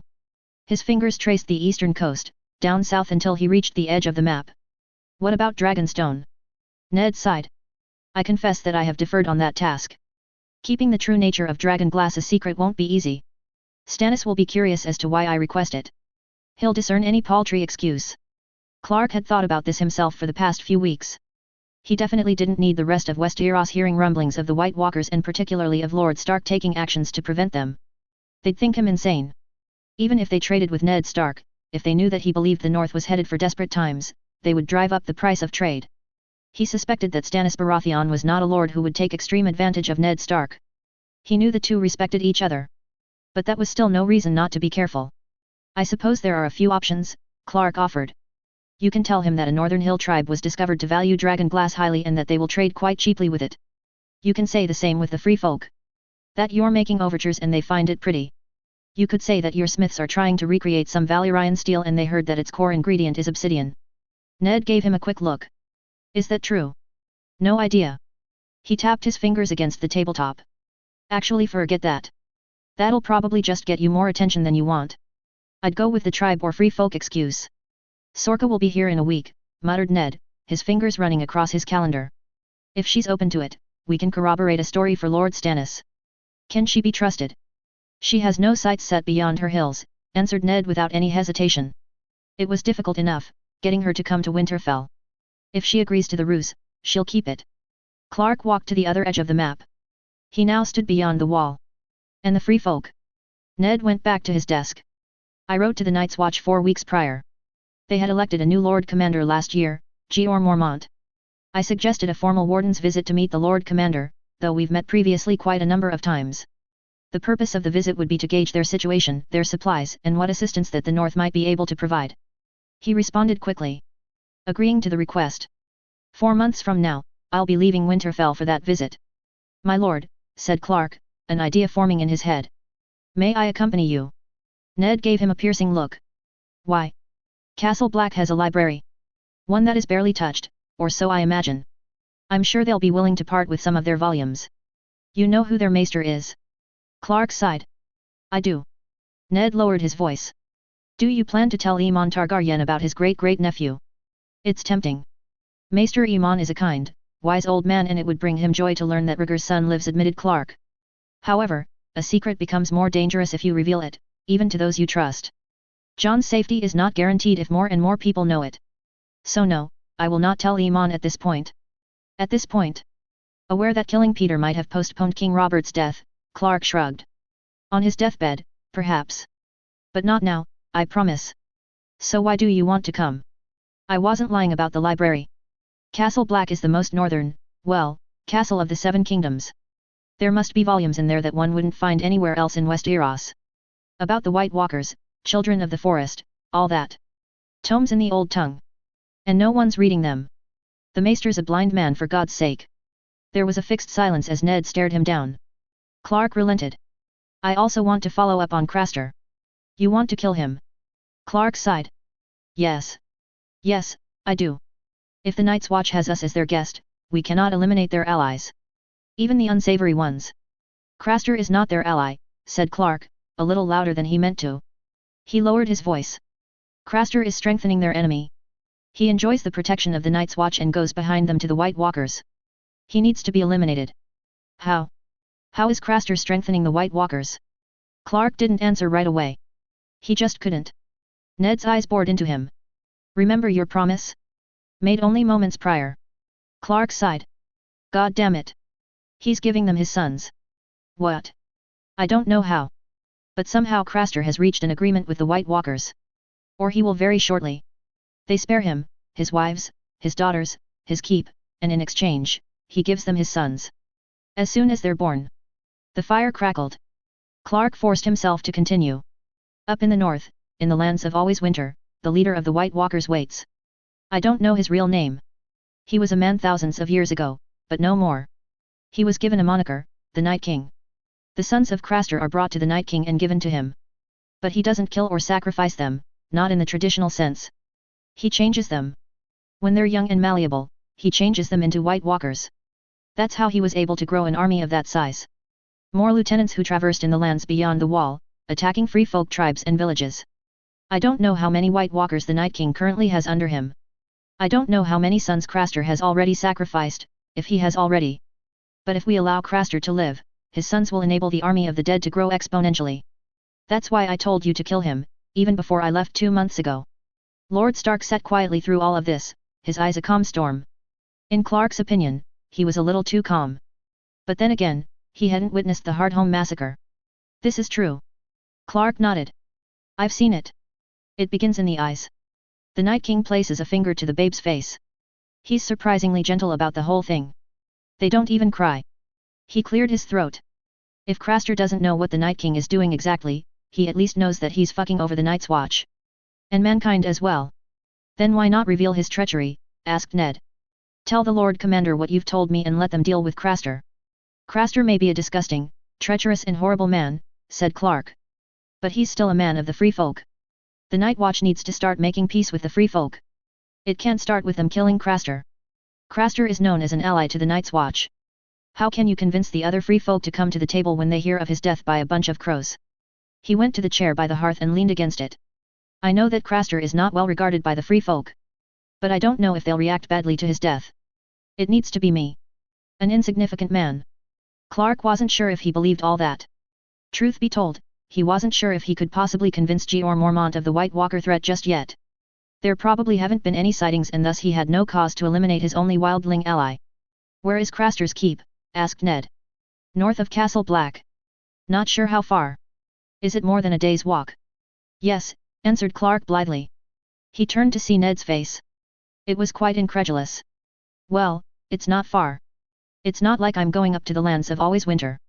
I can find out when I get to Castle Black, but it's not an impossible journey. How are you going to do this? Asked Ned, his tone bewildered. A journey of probably several days? Alone beyond the wall? It's much colder up there than it is in Winterfell. You'll freeze or starve before you even get near Craster. There was a silence in the solar. Clark walked from the chair back to the map, facing Ned. Lord Stark, he began. Trust me, when I say that I can handle the cold beyond the wall. It's no stranger to me. I'm not saying there's no risk, but killing Craster is a gamble that could pay off immensely for the North. I don't need you to understand how I'll survive. All I need from you is your approval to accompany you to the wall and an opportunity to go beyond, without the Night's Watch knowledge if necessary. Will that be possible? They stared at each other for a solid while. Finally Ned breathed and nodded. Very well. 4 months from now, you'll accompany me and my men to the wall. You'll speak nothing of John to Maester Iman. You'll select some books for our library and when we leave to inspect Eastwatch, you'll have your chance to disappear beyond the wall, to face Craster. Clark nodded, smiling. Thank you, Lord Stark. But I promise you, I won't disappear. I'll come back. Ned did not return his smile. You shouldn't be so confident. If what you warned me of is true, there are things beyond the wall that one man cannot handle. You smile at the thought of entering that cold and murdering a man. Are you fully aware of what you've asked of me? The smile dropped from Clark's face instantly. Lord Stark, I was simply grateful that you acquiesced my request. I don't mean to make light of what I must do. Lord Stark nodded. All right then. I'll speak to you later as the departure nears. He went to his desk and sat down. Clark gave a short nod and left, sensing the dismissal. He strode down the corridors, his mind wandering. Am I making too light of the situation? Minimizing the implications of my actions, dismissing the difficulty of carrying them out? Killing Peter was horrifying and hard, but did it also embolden me too much? I got away with it. He hasn't been dead a month and I'm already planning the next one, cheerful to go beyond the wall. Into the cold that I'm pretty sure won't affect me. What if I wake up one morning and my immunity's gone? What if killing simply becomes harder and harder? Or the opposite? What if it becomes even easier? Do I become as ruthless as Tywin? Destroying everything to shape a future that maybe wasn't meant to be? Clark walked on, unwilling to dismiss these thoughts. Unable to, as well. Sometimes there were days when he just couldn't shake them. During his workout that night, Clark heard the door creak open behind him. He was suspended from a ledge, fully extending preparing for a final pull-up. The intruder stayed by the door and he decided to finish before speaking. He'd increased his repetitions and his arms were burning, protesting the abuse. However, the trip beyond the wall was looming in his mind and it pushed him to be as physically fit as possible for that landscape, even if the beginning of spring would bar the worst cold. So ignoring his stress and leaning into that power gifted into his fingers, he brought himself up slowly and methodically. He stayed for a time, lifted the rest of his body and sat on the ledge, breathing heavily and looking to the open door. John was at the door, his face questioning. Clark nodded. Hello John, he called from the ledger, in between breaths. How have you been these past 2 months? The boy shrugged. I've been all right. Clark shoved himself off the ledge, landing lightly on the ground. Did you come here for a spar? He followed Clark as they traveled from the stables to the training yard. Have you been training with Sir Roderick every day? Asked Clark, as they entered the deserted area. And Rob? Theon too. John added, a little too darkly. How's their swordplay? They came to the racks with the wooden swords. Jon considered the question, his lips pursing. Rob's good, he said finally. He's not as fast as me though. I have to slow down for him. He pulled his reliable practice sword out. And Theon's stronger than us both. A little faster than me. Clark selected his own sword. Well, he is older. That will even out. He strode out to the yard and took his position. Do you not get on well with Theon? Jon lowered his eyes to the ground. Clark gently brought his sword to Jon's chin, prompting it up. And you're dead. He dropped his arm, but Jon's face remained on his. Eyes up in the yard, always. I know Sir Roderick taught you that at least.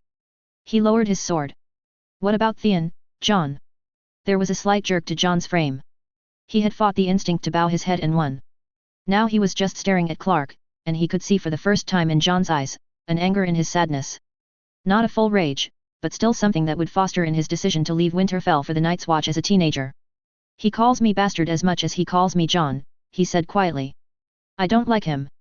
Clark still didn't know whether or not he wanted Jon Snow to join the Night's Watch again, given that he could take steps to avoid Jon's death. There was misery at the wall to be sure, but beyond that, Jon found people other than his siblings, black brothers and free folk alike, who accepted him unconditionally, based on his own merits and not just his presumed name. The boy before him wanted that community. A throne wouldn't give him that. However, that could be decided at a different time.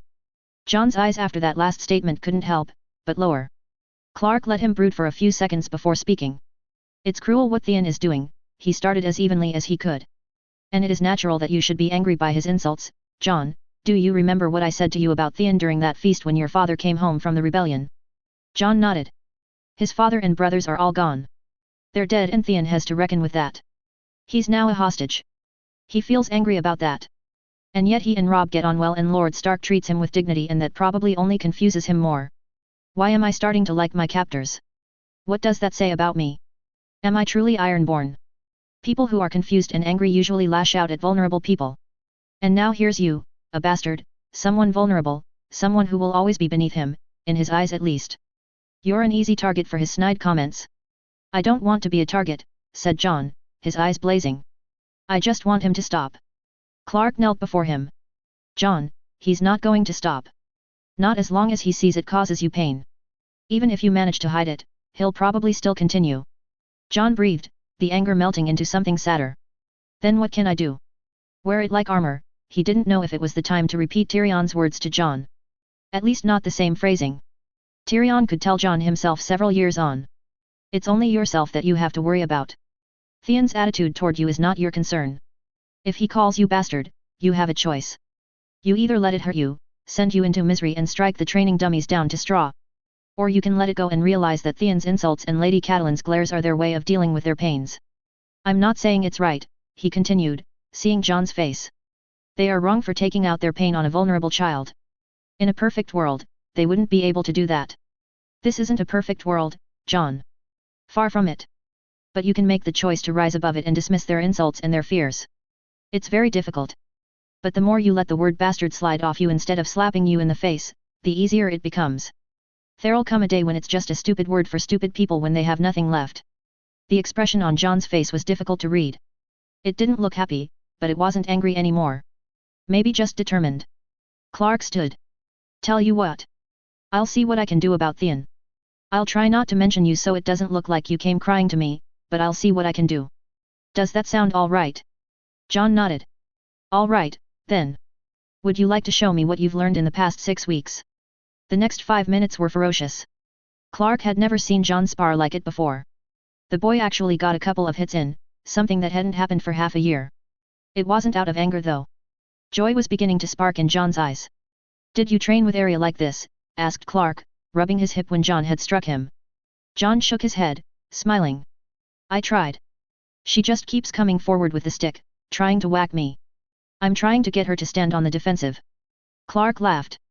Best of luck with that. But she likes it though. Told you she would. Jon's smile quickly disappeared as he looked behind Clark. The boy backed up from Clark immediately, dropping his sword to his side. Clark turned to see Sir Roderick Castle standing by the brazier, his hand resting easy on the hilt of his sword. His expression was inscrutable, his eyes piercing Clark's own steadily. Determined not to be cowed, Clark nodded to the knight. Good evening, Sir Roderick. Sir Roderick gave a nod to the greeting and stepped forward, coming to a halt a safe distance away. Clark glanced at John, who kept his eyes on Sir Roderick. A brief silence followed, as Sir Roderick looked between the both of them. Well, he said. Do continue. John, after a few seconds of processing what he just heard, got into his starting position. Clark hesitated, trying to discern the expression in Sir Roderick's eyes. The knight met his eyes evenly and Clark simply saw a calculated daring, neither friendly or hostile. Ultimately it didn't matter. Whatever Sir Roderick was thinking, he was the true authority of the training yard. So Clark turned to John and took his position.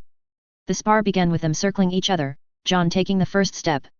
They circled for about 10 seconds before John came forward with his first swing.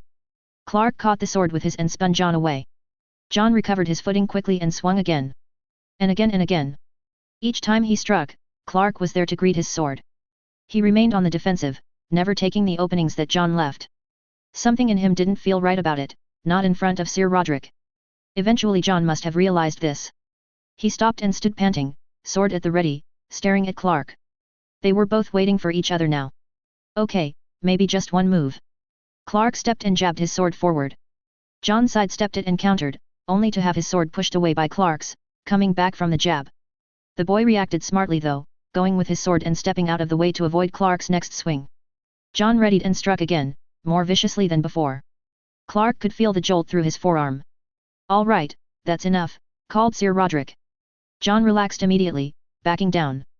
Lad, put those two swords away and go inside. You're done training for tonight. Sir Roderick, said John. Clark handed the wooden sword to John without a word. John put the swords away quickly and left, leaving Clark alone with Sir Roderick. The knight stepped up to Clark, staring at him directly in the eyes. Clark returned the favor. Thankfully the contest didn't last long before Sir Roderick spoke. Tiresias, Sir Roderick said. I don't believe that we've ever conversed at length. Man to man. I suspect you're right there, Sir Roderick, said Clark, adding the title a little too late. Well, I'd amend that tonight, if you have the hour free. Sir Roderick took a breath, his whole frame easing. What say you? Would you join me for a drink in Wintertown, Tiresias?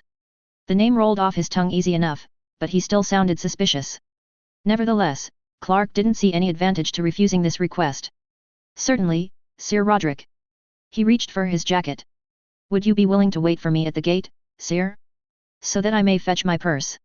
Sir Roderick waved the question away. No need, Tiresias, no need. Tonight's drinks come at the expense of yours truly. Clark pulled on his jacket, nodding. Thank you kindly. After you then. A half hour later, Sir Roderick and Clark clinked their mugs and toasted Winterfell, the Starks, the end of the Greyjoy rebellion and the coming of spring. Ale coursed down his throat easily. He felt mildly embarrassed when he saw how Sir Roderick has taken only a small sip of his drink. Not to worry, Sir Roderick, he nodded to the knight across from him. I may drink quickly but not much.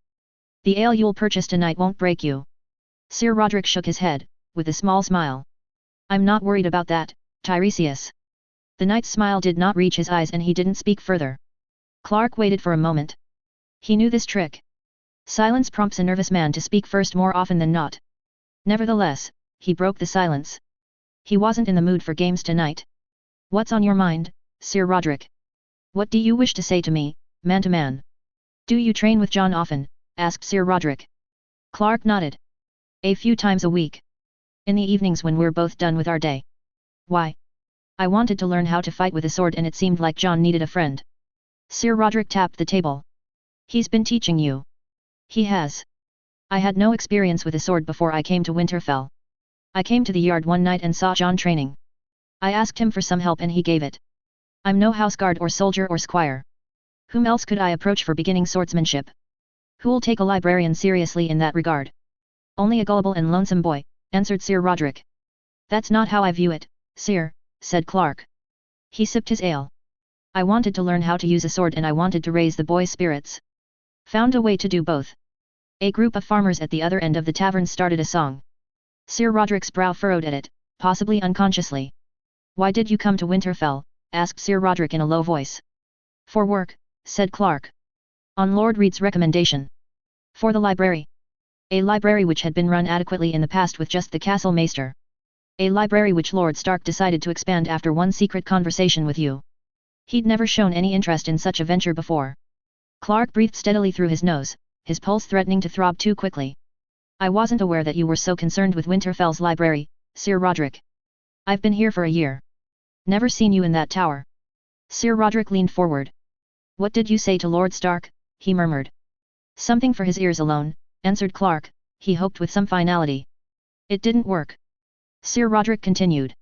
What did you say to him to let you continue to stay at Winterfell? To invent a job for you? To consult you immediately after he heard of the Greyjoy assault? Have you asked Lord Stark this? I'm asking you. Here and now. What do you believe, Sir Roderick? That I threatened Lord Stark? That I blackmailed him into some foul arrangement? One in which I stay in Winterfell and improve a library? For fair wages? I'm not stealing the wealth of House Stark. All I know is that you're a charlatan, said Sir Roderick, his eyes blazing. You're not a man I trust. You say you're a librarian. I don't know any man of letters who could down Anther Aperford in 2 hits. Clark didn't blink. The man was drunk and it took more than 2 hits. He has £100 on you and you beat him, that's all I heard. Sir Roderick took a draught. Is that true? What does my word matter, if you don't trust me, said Clark, wincing a little once he said it. He looked around the room. Their conversation remained unnoticed by the rest of the patrons. Most of the attention was toward the terrible singing of the farmers. Clark turned back to Sir Roderick. Sir Roderick, I don't want to fight with you, said Clark. You're right, in that Lord Stark essentially invented this job for me. The library is a project that isn't urgent to the north but I'm doing my best with it. I came to Winterfell to belong somewhere and Lord Stark was kind enough to do that for me. I asked for work. He asked me my skills. I told him truthfully, reading, writing. I had also worked in archives for a time.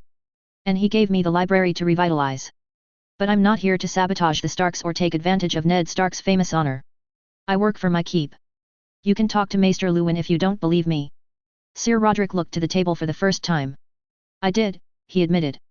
He says you're a hard worker. Keen-minded. That's very kind of him. Clark took a sip. Upon lowering his cup, he saw that Sir Roderick had fixed his eyes on Clark again.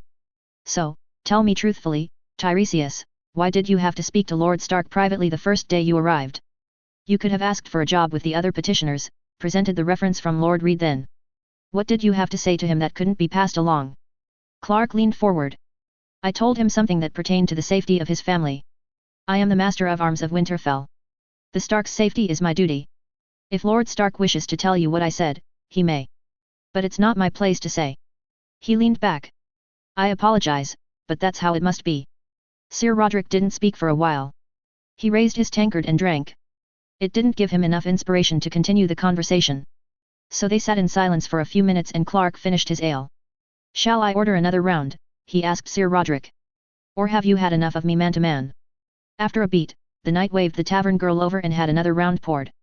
They clinked their tankards again, without any toasts or salutes. The warm lager coursed through him and Clark dreamed of how delightful a cold drink would feel. His eyes met Sir Roderick's over the tankard and he lowered his drink. So that's 2 drinks I owe him. So Jon Snow's your first sword instructor? Asked Sir Roderick. Clark nodded. He is. You've never picked up a sword before. A knife, well, had a knife. But I, never held a sword. A small smile formed on the knight's face. Bit of a difference between a knife and a sword, isn't there? Clark matched the knight's smile. There is. He took another sip. So, as Master of Arms and an honorable knight, how did I look? Like an idiot who's never used a sword before. That was a little crushing to the spirit, which Clark responded to with another sip. Sir Roderick continued. You're fast. Based on what I heard, you're probably much faster than what you showed me tonight. You've gotten by on that speed and your form, well, it looks like the form you get from second-hand instruction from a young boy. Clark felt a need to defend Jon, but Sir Roderick waved it away. Jon's a talented lad. Better than most boys with 2 years on him. If he continues to train, when he's grown, he'll be a force to be reckoned with. That doesn't mean he'll be able to adequately instruct you. Right now, it shows. Your duels are between 2 beginners, trying to grow. You can't help but take shortcuts. Warriors need discipline when they're starting out. A little boy in want of a friend won't be able to give it to you. There was a break as Sir Roderick drank. Clark took it all in. It was more or less what he'd been telling himself from the beginning. He knew that he would have to move on to a sharper instructor if he wanted to survive. I'd hate to tell Jon that I couldn't spar with him anymore. You can still spar with the boy, Tiresias. Jon Snow won't be affected by your inadequate swordsmanship. I'll keep him disciplined. But you need to find someone else as well. Someone you'll allow to beat you down and build you up again. So you won't be caught in a situation where your speed and agility are not enough. Do you understand? He wanted to nod and end the conversation. However, he knew that wouldn't be constructive. Well, who's gonna to teach me? He asked. I'm guessing not you. That'd be a good guess. I doubt there's an instructor in Winterfell, who'll make time for a librarian and his errant swordplay. Sir Roderick leaned back. I don't know about that. I talked to a few lads about you. Discreetly of course. The ones that saw you fight Anther. They're intrigued with you. My duty is the training of the soldiers of Winterfell. What they do with that training is their own business. As long as they conduct themselves with honor, it's no concern of mine. They wouldn't lose their honor by training a charlatan. Their eyes met and for a solid time, they didn't blink.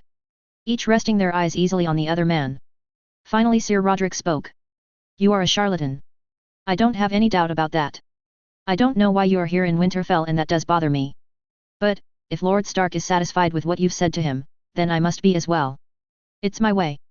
Besides I don't know an evil man who would put such time into cheering a lonely child. The walk back to Winterfell was quiet at first, with Sir Roderick seeming quite content with the silence. They'd come to an unsteady truce. However, Clark was not quite satisfied. He wetted his lips and whistled softly. It was a bit of a bastard rendition of the Barber of Seville, at least as much as he could remember from the Bugs Bunny cartoon. He only went on for about a minute before looking over to Sir Roderick's face. The knight's face had tightened considerably. Are you not a music lover, Sir Roderick? He gave a fierce shake of his head. I've a low tolerance for it, Tiresias. Duly noted. Clark stood in his small gym. He doubted he would have total privacy in this space for very long. With the construction surrounding the broken tower, there seemed to be not a single area of Winterfell that wasn't being utilized for the project. Whether it be storage area, a workplace or anything else. He had just picked up his finished dagger from Mycon. The sheath was attached to his belt and he was running his fingers over the blade. It was beautiful northern steel. Simple, unadorned, and strong.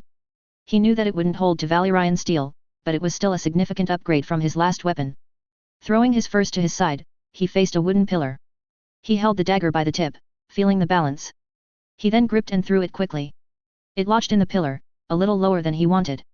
Not quite the accuracy I saw from Arya during the forge play between her and Gendry, but not bad. He extracted the knife and sheathed it, before picking up his cloak and leaving the room, stepping out into the stables. Rod gave him a strange look. The lad was used to him going in and out of the small room. The sound of the dagger striking the wood was new though. Clark nodded to Rod and proceeded out of Winterfell and into the town. He went off the main path to a patch of smaller cottages. Pulling up to the third one, he knocked.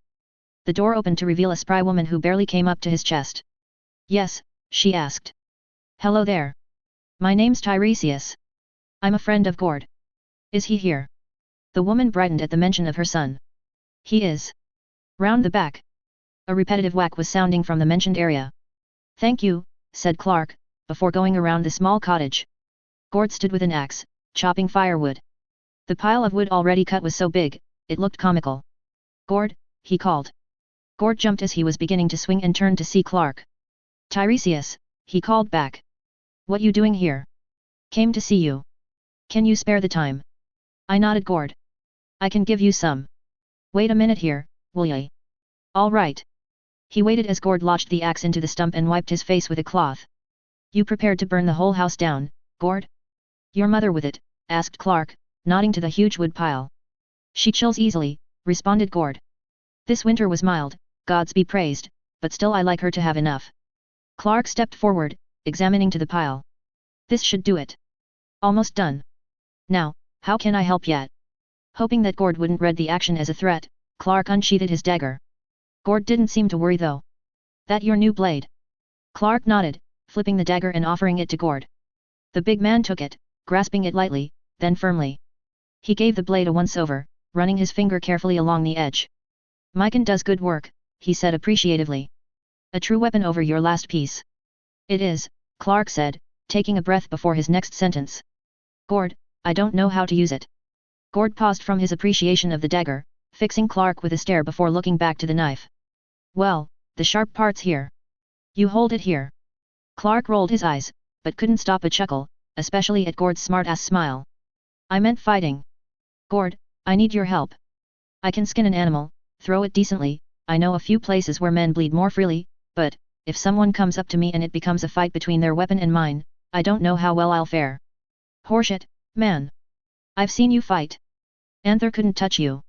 That's just fisticuffs, plus a foot to the face. What happens if we draw blades? Gord's smile was slowly disappearing. What about John? You and him, you spar quite a bit. Clark hoped that John wouldn't take this the wrong way. And will continue to do so, as long as he wants. I like sparring with him. But I cannot wait until he's grown to duel with a bigger opponent. I started sparring with John because I didn't even know the basics of swordplay and now, I need something more. So, could you help me? Please. Anxiety filled him as he waited for Gord to consider the question. The Stark soldier crossed his arms as he did so. How often do you spar with John in the evenings? Is it a set schedule? He asked finally. Clark shook his head. It's not. One of us would usually approach the other. About 3 times a week. Well, if you don't want to stop sparring with the boy, you'll need to set aside certain nights for you two. You want my help, our time together will need to be set around my duties. Is that all right? A weight left Clark's chest. Ask and you shall receive, sometimes. Yes, that's all right. Gord picked up the axe again. I'll meet you in the training yard tomorrow before supper. Before. The training yard was usually full right before then. Soldiers and guards cleaned the equipment after a day's use. That's a little bit of an unwanted audience, Gord. His concerns were waved away. They'll leave for supper before we get started. I'll say I've got additional duties that night. Gord stuck out his hand. Does that sound all right? Clark shook his hand. It does. Thank you, Gord, thank you. I'll repay you somehow. I swear it. Gord laughed. How? I earn more than you. Fair point. See you tomorrow night. A week later, Clark wandered over to the archery range. Through the grapevine, he had heard that the young Greyjoy hostage spent his free afternoons there. Sure enough, Theon stood with his bow taut and ready to fire, as tall and proud as the boy could muster. Clark stood in the shadows, letting him have his concentration. This was the one place where Theon Greyjoy, thinking himself alone, dropped his youthful bravado. He released the arrow. Clark's eyes managed to follow it to the target, where it stuck in the outer margins, along with the previous arrows. Theon threw down his bow. Piss and blood, he hissed, his voice pitching high. He turned and froze, seeing Clark under the balcony. Clark merely nodded. He strode past Theon toward the target and extracted all the arrows in the hard-packed straw. Once he was done, he walked back to Theon and deposited all the arrows in the standing quiver. He finally looked to Theon, who was just looking like he didn't know what to make of him. How old are you, Theon Greyjoy? Theon blinked and for a second, he seemed to want to challenge Clark, fixing him with a stare. However, Clark returned his look and waited patiently. Finally, the boy relented. 9. Well, Theon, I've never seen a 9-year-old marksman before. He glanced to the target. At least, all your arrows managed to hit the straw and stick. Your opponent is now critically injured, probably be dead come evening. That didn't elicit a laugh from Theon. Clark sighed. That jape never works. My name's Tiresias, by the way. I know what your name is, Theon muttered. Well, at the risk of sounding patronizing, the point is, you shouldn't get frustrated because you're not an expert yet. That'll come with time, practice, and more delightful swears. My personal favorite is fuck you, you fucking fuck. That got a wide-eyed response from Theon. Clark opened his bag and pulled out 2 small tomes. I was going over the works detailing the Stark history. Found some works that could interest you, if you find it in your spare time to crack open a book. Theon looked only barely interested, but the sight of a tall adult handing you something is hard to resist when one's still a child. He glanced at the top one. The War Across the Waters, he read out loud, his interest peaking at the title. It involves one who shares your namesake, remarked Clark. Theon Stark, who defeated the greatest Andal invader, Argos Sevaenstar, and raised a fleet to take the Three Sisters and attack the Fingers, with the bloody corpse of Argos attached to the bow of his flagship. Theon's eyes widened at that. Clark raised a warning finger. Don't get too excited by that, Theon. That accounting's not for you to develop a bloodlust. The boy's eyes fell and he raised the second tome. And this? The Sailing Wolf. An accounting of Brandon the shipwright. A Stark who loved to sail and who raised the northern naval fleet to a mighty strength. His son burned all the ships, murmured Theon. You know of him? My father. Theon stopped himself, looking at Clark with wide eyes. Your father? Asked Clark, not too gently. He knew the boy had no desire to be coddled. Theon swallowed. My father liked to laugh about it. About Brandon the Burner. How he destroyed the ships. How the Wolf King crippled the north through his tears. He was a king, and he was weaker than a woman. The boy's voice grew quieter. But if Theon Greyjoy was in danger of tears, he didn't show it. Not to Tiresias nor to any resident of Winterfell. To any man in that regard. Clark sighed. Brandon the Burner may have been a king. He also was a son grieving for his father. He didn't have to destroy the ships though. It was a grand fleet by many accounts. He tapped the tome in Theon's hands. This is just one of them, more of a cheery retelling. What do you say? Enough to chance a read. Theon looked over the tomes again before nodding. Good, said Clark. I want those back in the same condition, mind you. You're welcome to take as many books from the library as you want. But for the sake of my sanity, please handle them carefully. Agreed. Theon nodded, placing the 2 tomes on the table next to him. Clark picked up the bow, running his hands over it. Bit small for me, he said. Do you mind if I borrow your target for a round of arrows? Surprise ran over the boy's face. What? Your bow and arrows? May I borrow them for shooting? Theon's smile came back, with mild arrogance lining it. You dabble in books. What do you know of archery? Clark shrugged. I suppose we'll find out. He unclasped his cloak and removed it, placing it and his bag on the table. It wasn't his first time at the archery range in Winterfell. He had already run his brain dry, trying to remember all the tips he had picked up at Boy Scout camp. All it was now was practice. The arrows he shot weren't humiliating, but his progress was slow. Dear Lord, please make me look somewhat competent. He set his feet and knocked an arrow. Don't take your time. That's one thing you won't have in battle.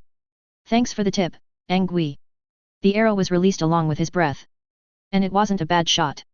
It was quick, sure, and stuck in the third margin from the center. Whoever would have been on the receiving end of that arrow would have been quite hurt. He turned to Theon with a shrug. The arrogance was still there, but it was more tempered. I know, said Clark. Not my strong suit. But I work on it. I shoot better than what you saw, said Theon. I really do. I believe you, said Clark. Robb and Jon say you're the best archer among them. I hear you regularly hit the center. He knocked another arrow. I also hear you're a bit of a prick. He released the arrow. It hit the second margins this time, right of center. Clark turned back to see Theon's expression. It was more sober and a little defensive. I don't blame you, Clark said. Well, not that much, but I do understand. My father and siblings may not have been killed in a rebellion. But I do know what it's like to lose everything you once knew and to be an outsider in the north. He picked up his third arrow, knocked it, pulling the string back. I also miss the sea as well. I grew up around water and it's beautiful here. But there's always something missing. The arrow hit near his second one. As he pulled for his fourth arrow, he saw Theon's face. His guard was up, but he hadn't run away. I'm sure you knew that I wasn't a northerner. You're not a prisoner, said Theon. Clark shook his head. No, I'm not. He lowered the bow and arrow.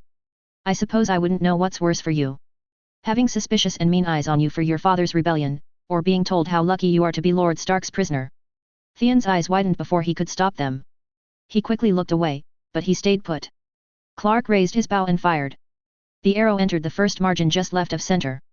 Neither. Excuse me, asked Clark. Theon swallowed. Never mind. Clark reached for the final arrow. He didn't knock it though. I suppose it's also challenging for you. You like Robb Stark. He's becoming your friend. You like Lord Stark. His strength is unlike your father's. It draws you and you hate that. What am I doing? Growing cozy with the enemy of my family. I said never mind, insisted Theon, his voice raising slightly. The defense was raised again. Clark rubbed his temple. A little too much, too soon. Theon, I gave you those tomes because I wanted you to see something before it was too late. Before you became more confused. There is a place here for you at Winterfell. Maybe it's a little tense now. But the rebellion is over. You're not betraying your father or brothers, because you've become friendly with the heir of Winterfell. Your grandfather certainly wouldn't have thought so. You're a Greyjoy. You'll always be a Greyjoy and nothing will change that. But if you wish, you can be something else too. As the years go by, you can become a rock in the lives of these people. You can be valued. You can be loved. Clark turned to the target and shot his final arrow. It didn't quite hit center, but it was only a few inches off. He offered the bow to Theon. Or you can grow into a bigger asshole. It's your choice. Theon took the bow wordlessly. Clark walked and extracted his arrows from the target. When he returned, Theon was still in the same spot, gazing at the bow, not really seeing it. Clark placed the arrows back in the quiver and fastened his cloak. When was the last time you wrote to your sister? That brought the boy out of his daze. He shook his head. I haven't. Clark picked up his bag. If I were you, I would. It might save you some trouble down the road. When you're searching for some balance. If she gives you grief for becoming too northern. Not to mention that it'd be nice to actually correspond with remaining family members. She probably misses you. Theon's eyes fell to the ground. She's fat and ugly. Didn't realize your family had to be pretty to remain family. Besides, Theon, said Clark, kneeling down to his level. You're 9 and you know nothing of women. He smiled and clapped Theon on the shoulder, before standing to walk away. He turned though a second later.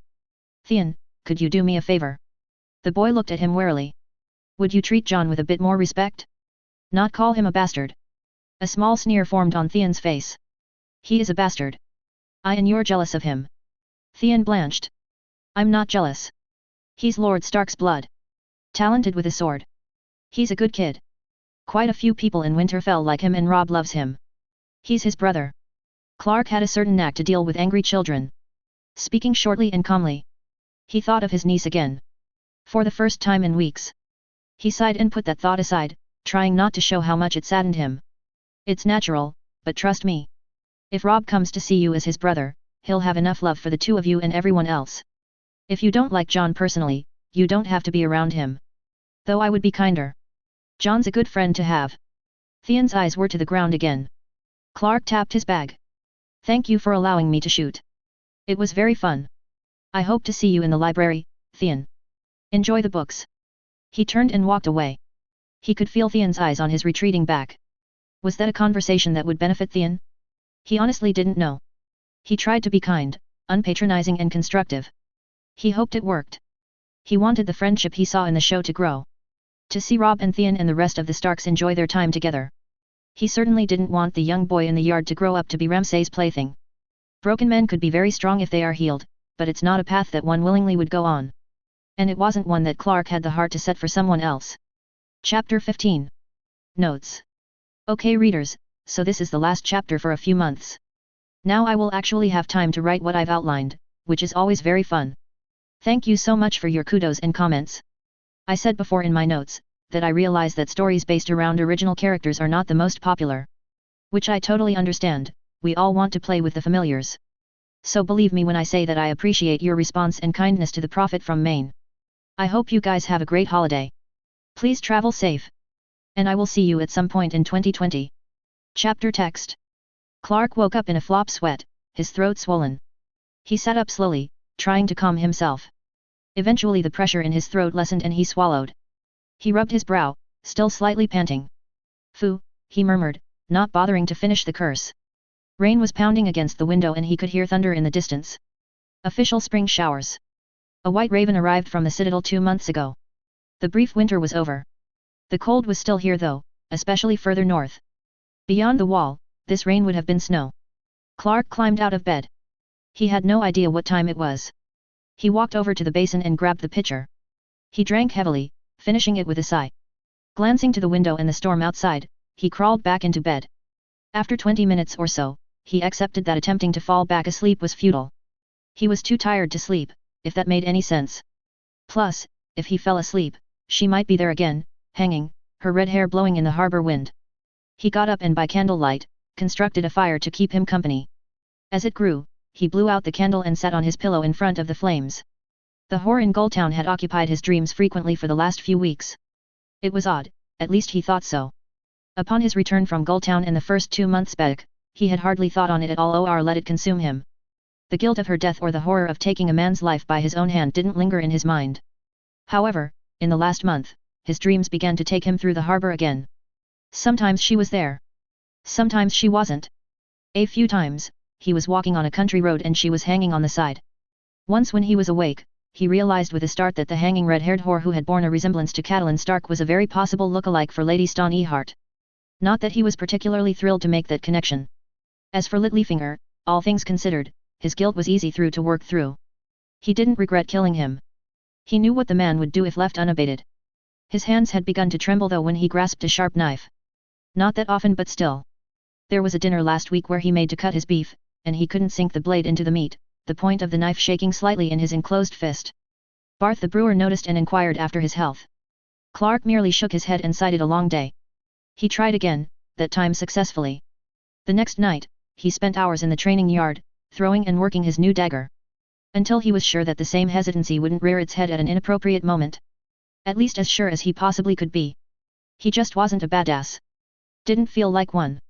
He knew he was blessed with new talents and he could keep a calm enough head, but he still hated the idea of killing. He couldn't even play football as a kid because he didn't like hitting people. Obviously he'd changed a little on that front, but it was still something he didn't like. The crackling of the fire combined with the storm outside made for a meditative atmosphere. He felt the anxieties in his mind lessen as he focused on the dancing flames, the shadows across the stone, the heat on his bare chest. He winced and brought his hand to his shoulder. Gord had gotten him good the other day in training. If he was allowed to move as he wished and follow the instincts screaming in his head, the spars might have ended differently. However, for the last 3 months, he imposed the handicap. He couldn't twirl away, duck, step aside or anyway dodge the oncoming attacks. It was all parry, deflect and counter. There would be a day when his speed failed him and he had to defend on actual skill with his sword.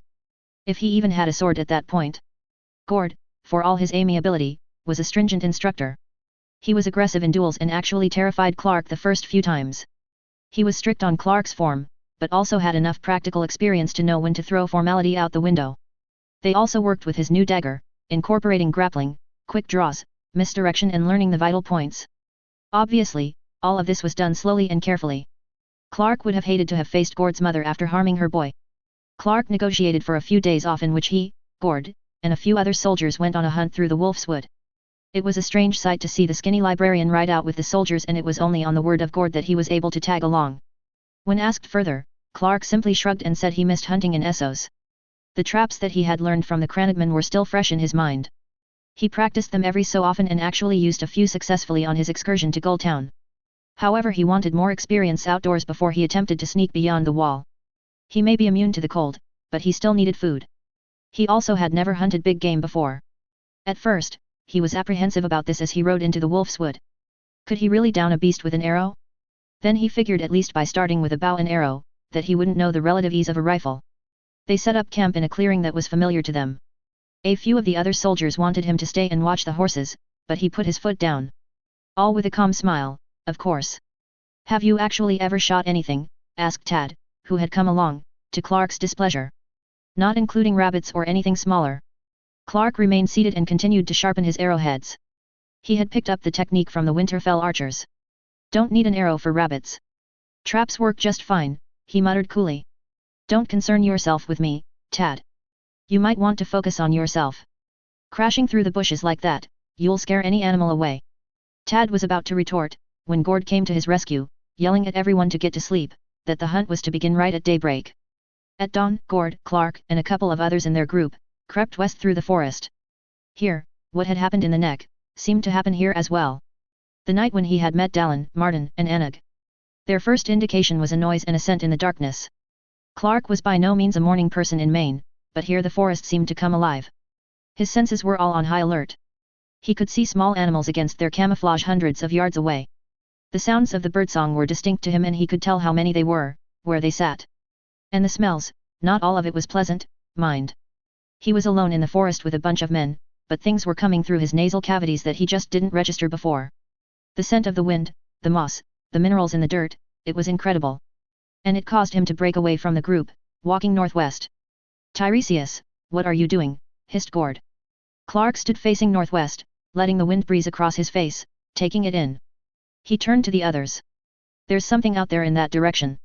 Not far and we're downwind of it. The tracks lead west. We can always come back and follow if this doesn't pan out, but there's something out there," insisted Clark, his voice dropping to a whisper. He readied his bow and extracted a couple of arrows in preparation. Well. It took a little more convincing, but finally they agreed to check it out.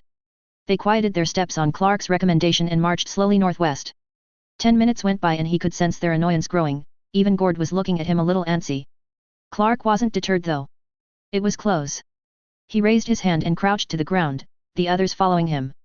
He snuck up to a fallen tree. Gord came up to him, looking to where Clark was staring. "I don't see it," he breathed, shaking his head. Clark pointed, and Gord squinted, following his finger. It took a minute and it had to move, but finally Gord saw it too. A beautiful, fat stag was walking calmly south. It hadn't noticed them. Gord alerted the others and a couple extracted their bows too. No one else talked. Clark hadn't moved, his bow was already in front of him, his arrows resting against his leg. Once the men were hidden themselves, he felt Gord come behind him. "You found it. Do you want the first shot?" whispered Gord. After a beat, Clark nodded. It was better to take his first shot now, rather than beyond the wall without any support. Gord signaled to the others that Tiresias was going to shoot first and turned back to his librarian friend. "Get to the edge. I'll spy and let you know when it's about to enter your range." Clark nodded and crept to the edge of the fallen tree, still out of sight from anything coming from the north. He felt Gord behind him. The man moved quite silently for someone his size. "You ever shot a stag before?" Gord murmured. Deciding for honesty, Clark shook his head. He knew that Gord wouldn't tell the others. "Aim for the lung, his broadside. If he keeps going that way, he'll give you a nice shot. Tap you once to knock and draw. Another tap to shoot." "All right." Clark nodded. Gord checked that they were still downwind and raised his head to peer over the fallen tree. Clark positioned himself and readied his arrow. Ever since his conversation with Lord Stark about heading beyond the wall, he'd spent some part of every evening in the archery range. He'd improved, definitely, but he had never shot anything living. He stared at the forest, where his target would be coming into sight shortly. Gord hadn't moved yet, and so he waited. The birdsong continued merrily and insects spoke. No indication to the stag that an amateur hunter was waiting to kill him. All for the sake of practice. A couple of minutes went by. The stag was taking its time. Finally, it came into view, but it was still too far. It was a beautiful creature, foraging in the new spring foliage for food. It continued south. When it was 30 yards away, Gord gave him a light and silent tap on the back. He knocked his arrow and drew. The drawing of the bowstring was slightly prominent in the quiet forest. The stag raised his head to listen, but it didn't flee. That's what killed it. Clark released his arrow and hit the side of the stag. It jolted for a second before it went down. Knocking another arrow, Clark stepped forward with Gord. The others followed right behind, a few voicing their congratulations. "Was that all right?" muttered Clark to Gord, out of earshot from the others. Gord approached the stag carefully. "He'll die soon enough," Gord declared, before looking up and seeing the look on Clark's face. He cleared his throat. "Course, it'll go quicker. Nice stab through here." He tapped the spot. Clark dropped his bow and drew his dagger. "First blood this blade will taste as stag, hope this doesn't mean I'll be killing Baratheons." Clark came to where Gord was crouching. He placed the tip to the indicated spot and pushed. It entered easily enough. Mycon did good work after all. Clark peered over to the stag's face, to his dark eyes with quickly draining spirit. "I'm sorry. Thank you for your meat and skin."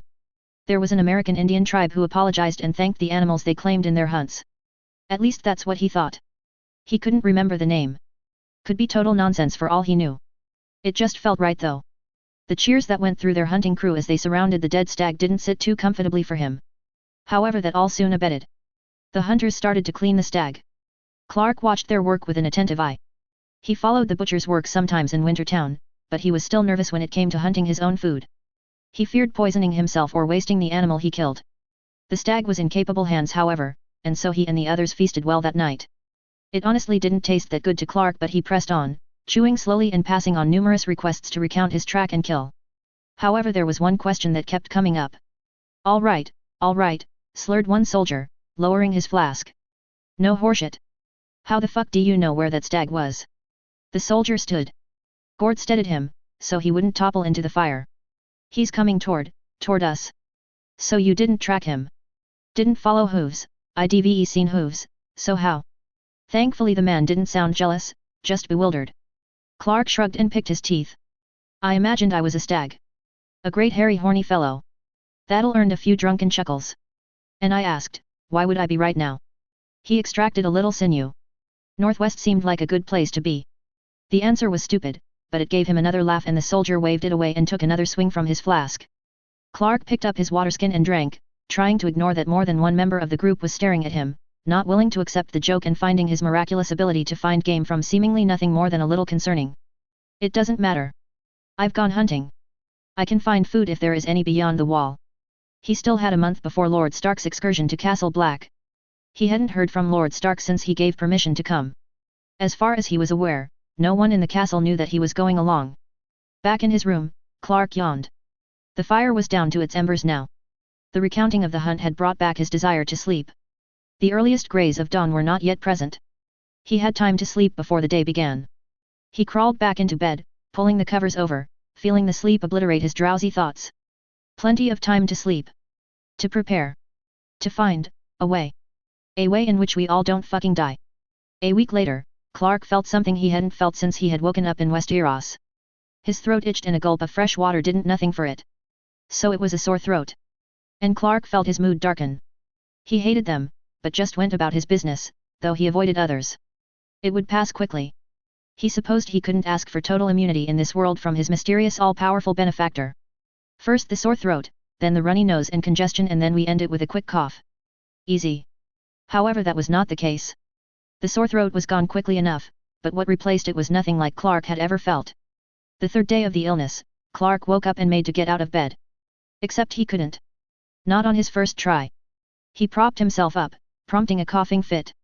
He sat in bed for a long while, trying to get his breath back. He glanced at the rising sun through the window. He didn't have a set time to be in the library, but he needed to get going. He fumbled into some clothing and made for breakfast. At least he couldn't be chilly anymore. Managing to get to the kitchens without leaning on the walls, he tried to focus, but all the smells just made him want to vomit. He finally just grabbed a half loaf of rye bread and practically ran out, almost stumbling into Mal. "Watch it." "Sorry, Mal, sorry," he mumbled. He blinked and she came back into focus. The annoyance slid from her face as she got a look at his face. "You all right, Tiresias?" Clark blinked. And I was on the tip of his tongue, but it wouldn't come out. The intolerance for bullshit was battling it out with the stoicism. Both traits were heavily encouraged in the North. Right now, Clark was too tired to referee that fight. So he mumbled incoherently and turned to leave. A firm but gentle hand grasped his elbow. "Can you say you're all right, Tiresias?" asked Mal, her brown eyes boring into his. At least he thought they were brown. The world was beginning to swirl. "Tiresias." The world righted and Clark opened his eyes to see Mal still there. Otis had joined her from his perch outside.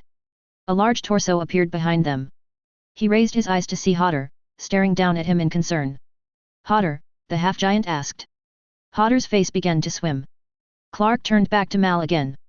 I'm sorry, Mal," he began. His legs were beginning to tremble, his head starting to nod. "I can't, I'm."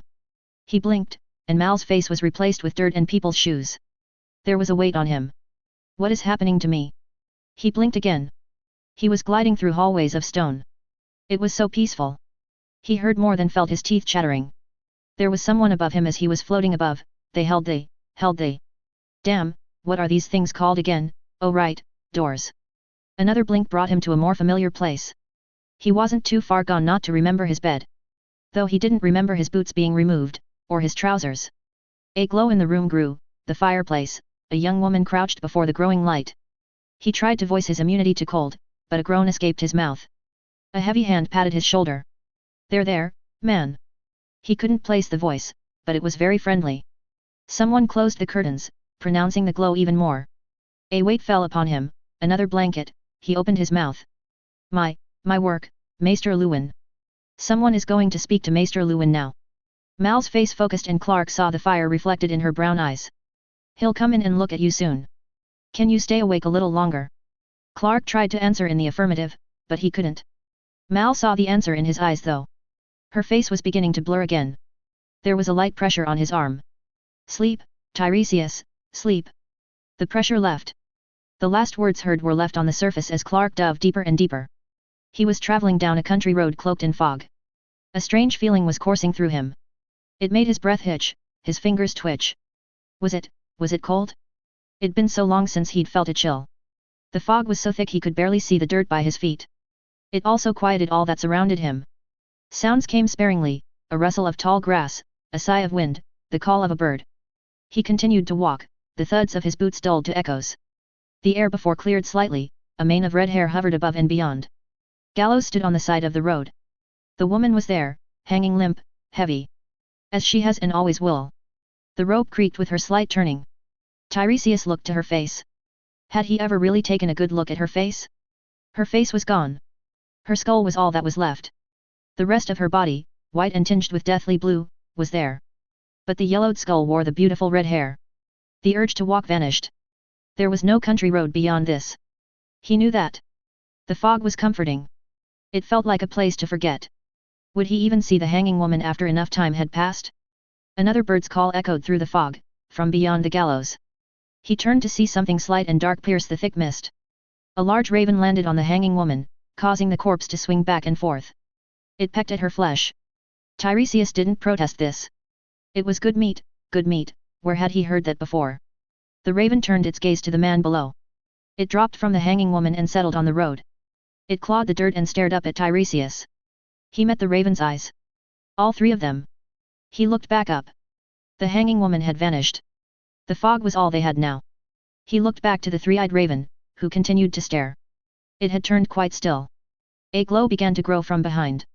He turned and saw the light from a distant fire. He stepped forward, the white fog giving way to an increasing darkness surrounding the flames. The raven called farewell to him. He turned to see it fly away into the fog. That glow became more and more pronounced. The darkness deeper and deeper. Clark blinked.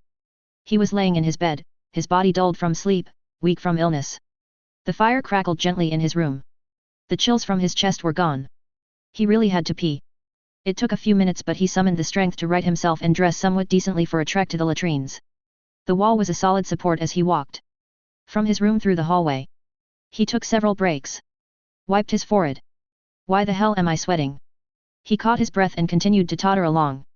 He finally reached the latrines and relieved himself, bracing against the back wall, his arm shivering. Was that your introduction, three-eyed raven? I suppose you know of me now. Howland Reed's warning about dreams echoed in his mind. It could have been a coincidence. A ripple from the show that just resurfaced in his head. Was that it? Or was the old man in the tree really reaching to see him? Is that why I'm so damn sick? I'm no green seer. Can I even see you in dreams? Perhaps only the kind of delirious dreams that belong to the bedridden?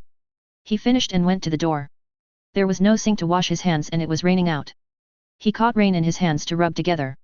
It felt only more unclean in a way. Did you do this, old man? Did you? Tiresias? Is that you? He turned from the door, his hands still dripping from the rain. A figure came forward from the shadows.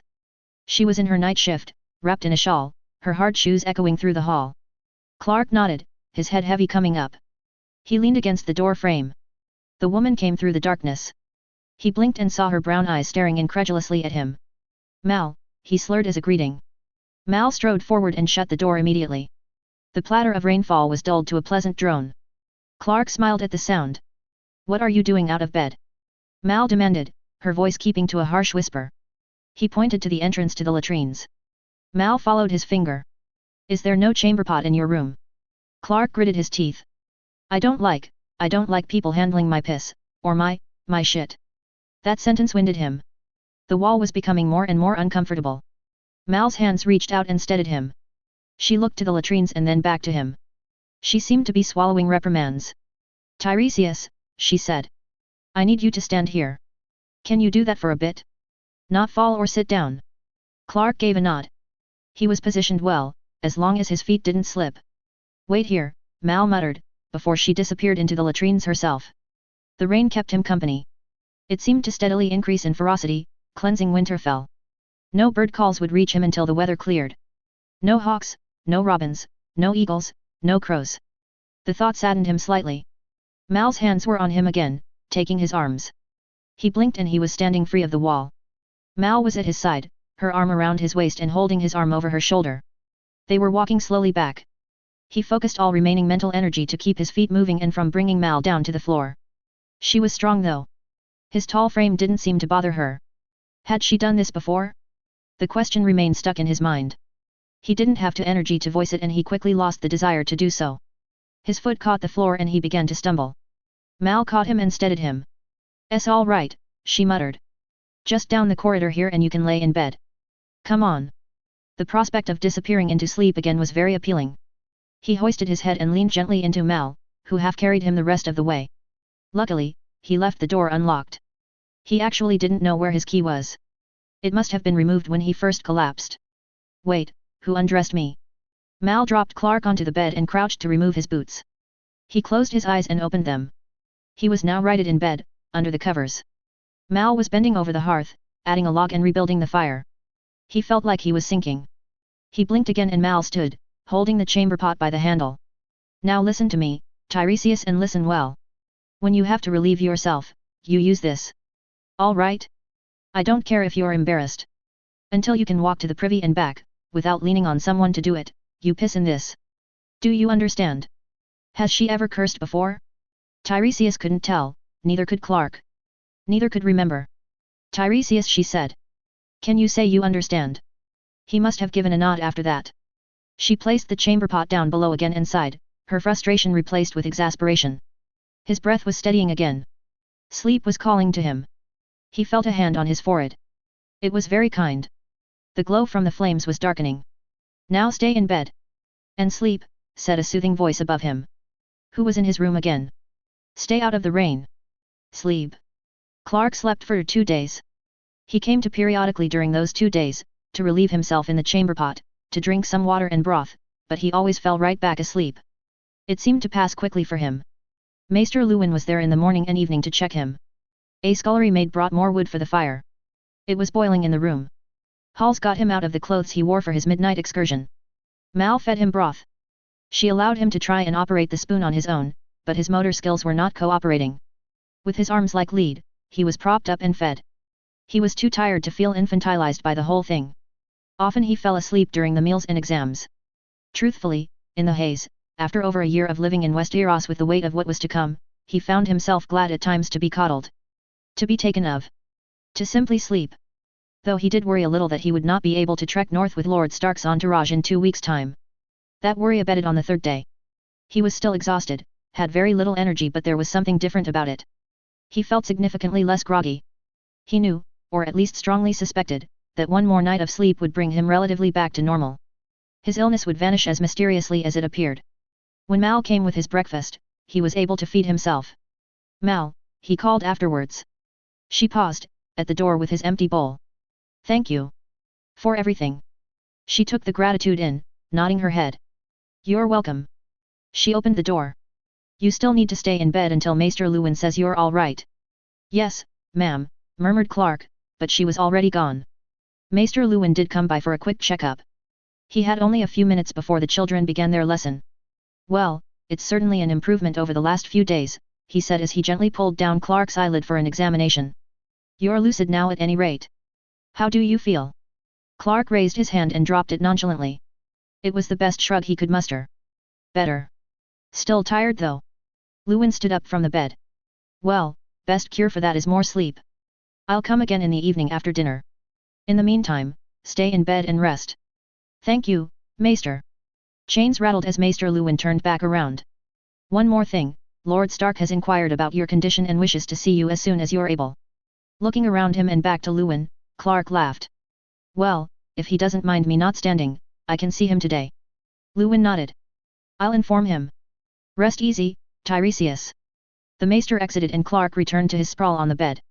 He was done sweating profusely, but the room still felt quite warm to him. He was unable to tell whether it was pleasant or not. The rest of the day passed without incident. Mal returned soon with a bit more food since he'd drank all his broth at breakfast. After much pleading, she opened the window for a few moments. He was sure his room was quite pungent after many days with no air circulation, and the wind after the early spring rain was very welcome. He slept sparingly through the rest of the morning and the afternoon. After lunch, there was a knock on his door. Hello, he called and the door opened. Rob, John, Sansa, and Arya came into the room. Arya was holding onto John's hand and Sansa was clutching a bunch of blue winter roses in front of her. She nodded in greeting. Good afternoon, Tiresias.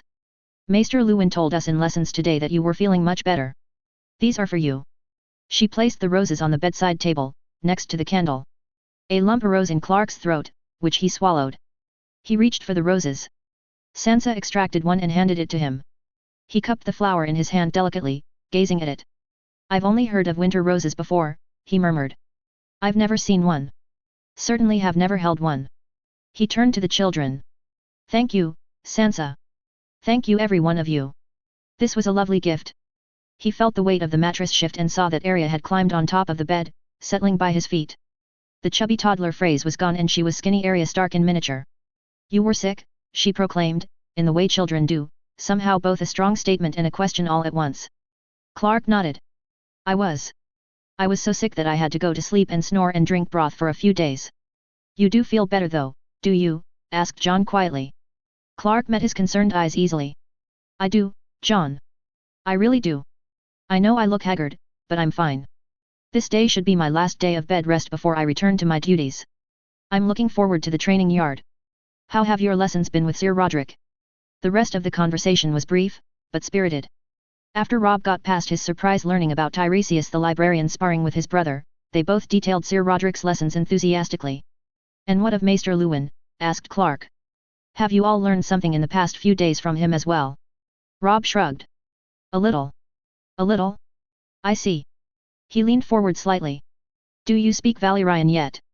The eyes from the children widened. Clark looked to all of them, one by one. He was sure he spoke correctly, albeit slowly. He couldn't be sure. Learning a language is nigh impossible without a practice partner. Will no one speak?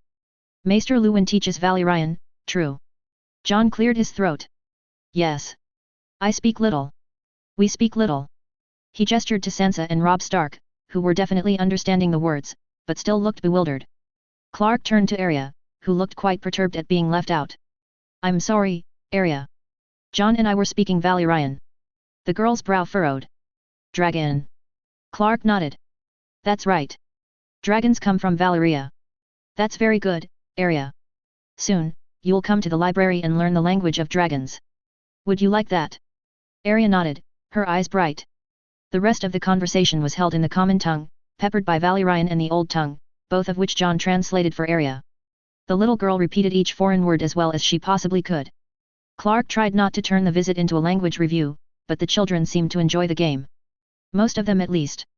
Robb was very polite and played along, but he could feel the future Lord of Winterfell growing antsy. By the time the children said goodbye and left, Clark was exhausted once again. He fell back asleep for a few hours and woke up to the scullery maid closing his curtains and placing fresh logs in the fire. Girl, he said. She started a bit, but rose. Yes. Her eyes were very big. He took a deep breath. Have you been in here every day that I've been ill? Keeping the fire going. The girl nodded. I have, yes. What's your name? I'm sorry, but I'm afraid I don't know it.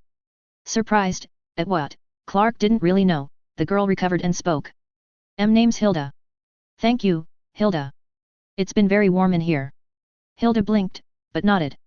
She picked up her tote bag just someone knocked on the door. Come in, Clark called. Lord Stark opened the door, his eyes going from Clark to Hilda with her tote bag. She gave a short curtsy. Lord, she said, before exiting quickly. Lord Stark closed the door after her and crossed to the bed. How do you feel? Clark sighed. Better. Maester Lewin will be back after supper to see me, but I suspect he'll clear me for duty. I should be back in the library tomorrow. Ned nodded. Good. The chair for Clark's desk had been moved to the bedside for Mal, Lewin, and others. Ned sat, his eyes leveling with Clark's. Do you still wish to trek north to the wall with me? He asked quietly. Yes, said Clark immediately. Will you be healthy enough? As long as we don't leave tonight, I'll be all right, said Clark. We leave in a fortnight, correct? Ned leaned forward, the chair creaking. Do you still plan to go beyond the wall? Should Lord Commander Mormont refuse to move against Craster? Clark resisted the urge to make light of Ned's caution. He doubted there were any enemy spies in Winterfell, but then again that's the sloppy attitude that got a lot of people killed in the show. And so he lowered his voice even more. Yes, I do, he muttered. There were moments though when he wondered whether or not killing Craster was the right thing to do. Not even regarding the endless rapes of his wives and daughters, there was the bargain he managed to strike with the White Walkers. If Craster was killed and the White Walkers couldn't get his sons, would they start raiding more free folk villages to take the baby boys? Ultimately however, that was a scenario that Clark was prepared to risk. In the next decade before Craster's death, he would provide the Night King with several new White Walkers, enabling a swifter end to the free folk. That must not happen. Not that he said any of this out loud to Lord Stark. Ned simply looked at him after he answered in the affirmative. Clark held his gaze. He was weak at the moment, but still strong enough not to back down. Finally Ned reached into his pocket. I've something to show you, he said, pulling out an object covered in cloth. He handed it gingerly to Clark. It was rather light. Careful, there's a little sharpness to it. Clark unfurled the cloth gently, revealing a small slab of obsidian, shiny in some places, dull in others, with hints of purple and blue interspersed in the darkness. He turned to Lord Stark, unable to keep a small smile from his face. Lord Stannis. Ned nodded. That's a small bit of our first shipment from Dragonstone. Lord Stannis was questioning, but Sorka and I talked 2 months ago and she agreed to corroborate a story about jewelry for furs. I won't say that Lord Stannis entirely believes it, but he has agreed to a light mining operation in that beach cavern. He only asked me to cover the labor and shipping cost, plus a light fee for his services. For now. Clark turned the dragon glass over in his hand. The firelight shone beautifully through it. Well, dragon glass is worthless to the rest of the kingdoms, he muttered, his eyes still drawn to the obsidian. On one hand, that means you get it cheap.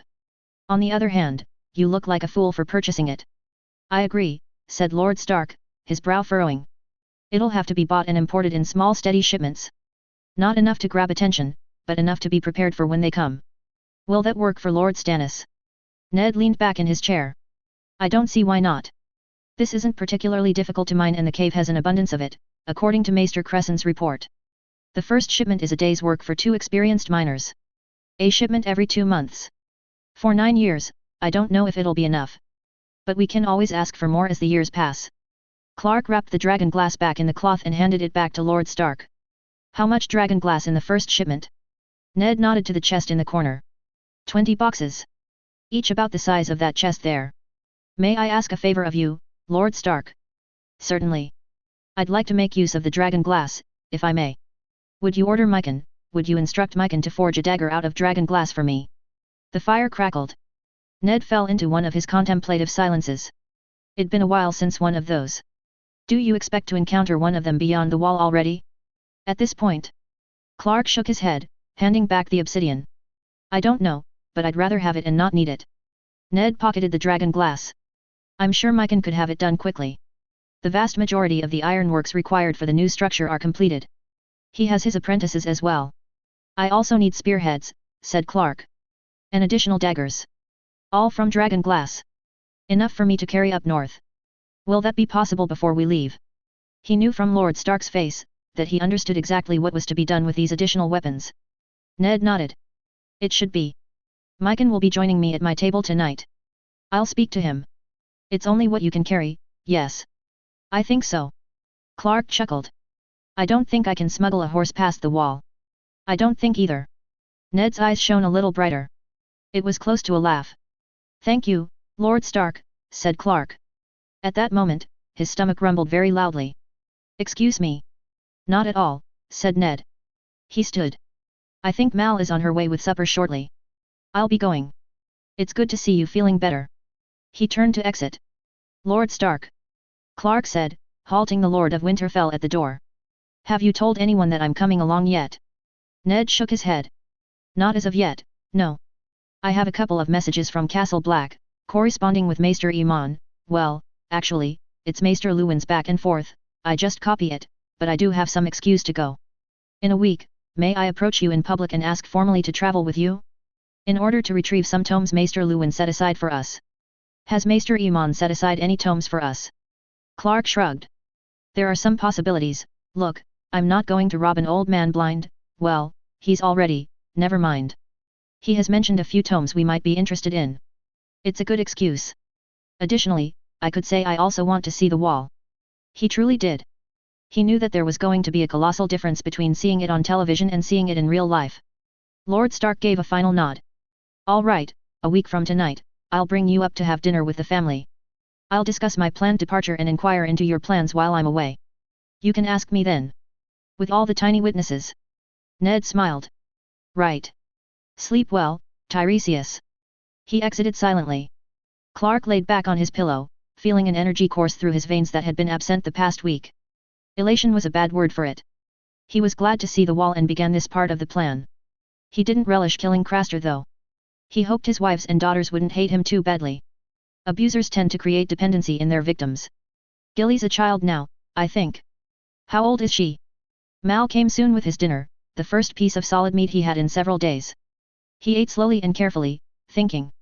He had to get back to the library, to research all he could concerning Beyond the Wall. The hunt proved that he could be a wolf, sniff his way to food, to safety, and probably all the way to Craster if he concentrated. He paused in the middle of lifting his venison to his mouth at the thought. Sniff my way to Craster. Lowering his fork, he felt his breath quicken. Enhanced senses, agility, immunity to the cold, sent to protect House Stark. Clark started laughing, softly at first, but it grew. Thankfully he was alone in the room. He set aside his tray and placed his head in his hands. The laughter died down and he was left shaking his head, grinning like a maniac. The strengths of a dire wolf, well, I don't know how well they climb, but I like it. Got the body hair for it anyway, well done, you bastard. I know you said not to wonder who you are. But thank you and well done. Jesus Christ. Eventually he calmed enough to pull his tray back and finish his meal, the expected come down from this elated discovery coming later than he thought. But still it came. It would do him good to not overly rely on whatever he was given by his mysterious benefactor. He had to prepare. He needed more information and the library was key. At Winterfell and Castle Black. Beyond the wall was not his home. It belonged to the free folk, the giants, the children, to White Walkers and their whites. He couldn't waltz through it. After all, he hadn't been a wolf for that long. Chapter 16. The departure for the wall was a muted affair for the inhabitants of Winterfell. Lord Stark had insisted on it. Not wanting to depart with a huge fanfare. Farewells were exchanged the night before, as the men would be leaving at dawn. 50 guards would accompany Lord Stark and Sir Roderick to the wall. Clark was the outlier to this group and he definitely felt like it. There would be no horse for him. Instead he would be riding in the wagons with the stewards. Not that that particularly irked him. When it came to his augmented abilities in Westeros, horsemanship was not one of them. The wagon may jolt a little in keeping up with the riders, but it was a small price to pay in order to tag along. He exited the kitchen, carrying his rucksack and a cloth bag full of warm bread. Most of the soldiers were already mounted and the wagons were lined up, ready for departure. Clark found his vehicle and climbed aboard, giving a nod to Steph, the steward who sat at the reins. He tossed the bag of bread down by the dried goods and made his way to his corner of the cart, where he had placed a large trunk. Despite knowing that he probably didn't have time to fetch anything that he might have forgotten, he nevertheless opened the trunk to check its contents. Most of the trunk was empty. The excuse for its presence was the transportation of tomes from Castle Black to Winterfell. However, in the corner sat a tied bag. He patted the bag, confirming its contents. Underneath, laying diagonally was his latest purchase, a yew bow with a few curled hemp strings in the corner and a quiver of arrows.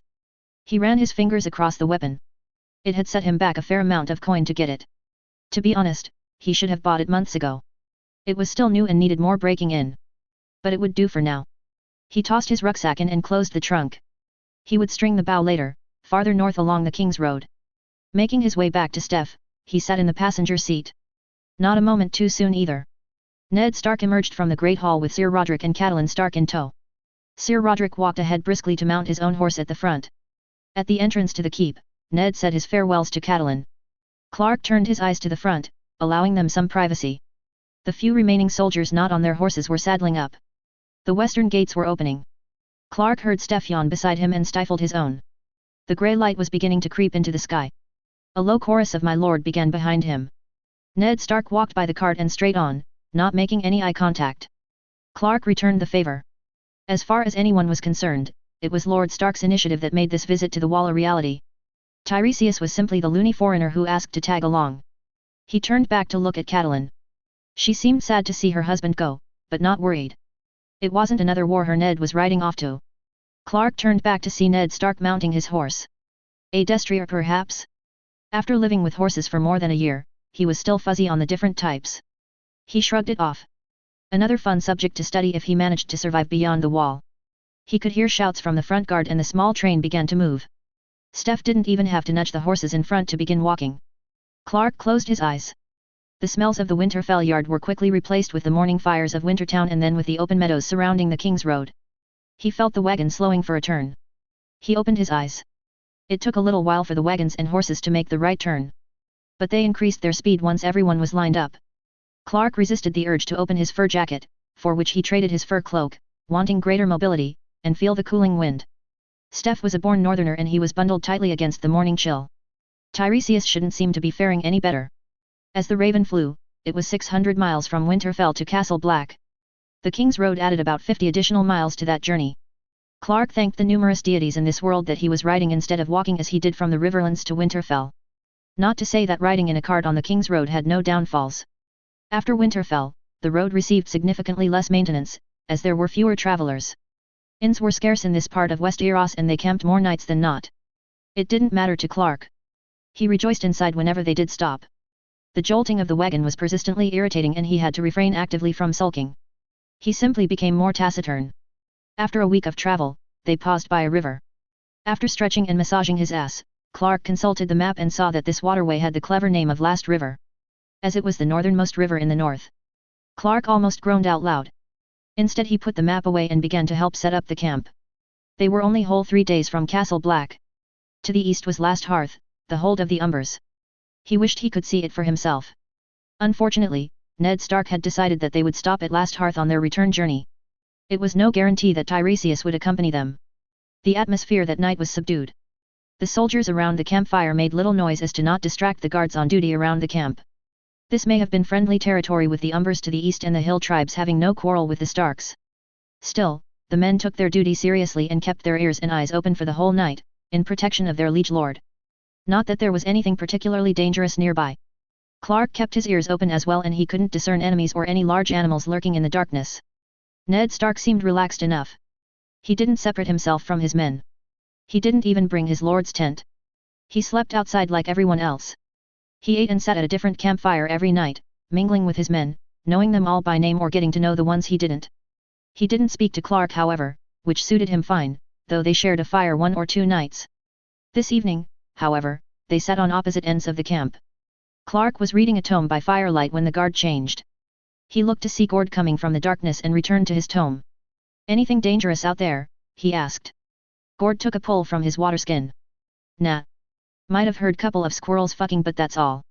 The big man sat on a log, which creaked under his weight. Clark turned a page. "Well, it's wonderfully romantic tonight." That got a good laugh from Gord. "Your words, mate. Not mine." He rubbed his face, yawning. Out of Clark's periphery, he could see the big man fidgeting, looking around, before coming to stare at the fire. Clearly, a question was at the front of his mind. "What?" Clark asked, continuing to follow his book. Gord waved it away. "Just wondering, it's romantic, Forest? Campfire."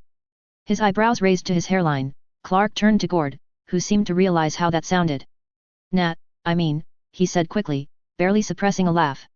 "I meant, do you think a woman might enjoy an evening out like this? Some summer night in the wood? Wine? Food? A fire and stars." Clark considered it. "Don't see why not. I like those things. But do you think," he swallowed and began again. "Do you think Gin would like that?" Powerless to stop the shit-eating grin that spread on his face, Clark returned to his book. "Don't laugh. I'm serious, mate," said Gord, laughing himself. I think it'd be nice." "It would be, are you and Gin seeing each other?" "Nah, I mean, we're friendly. She smiles at me often." He looked to Clark and sighed exasperated.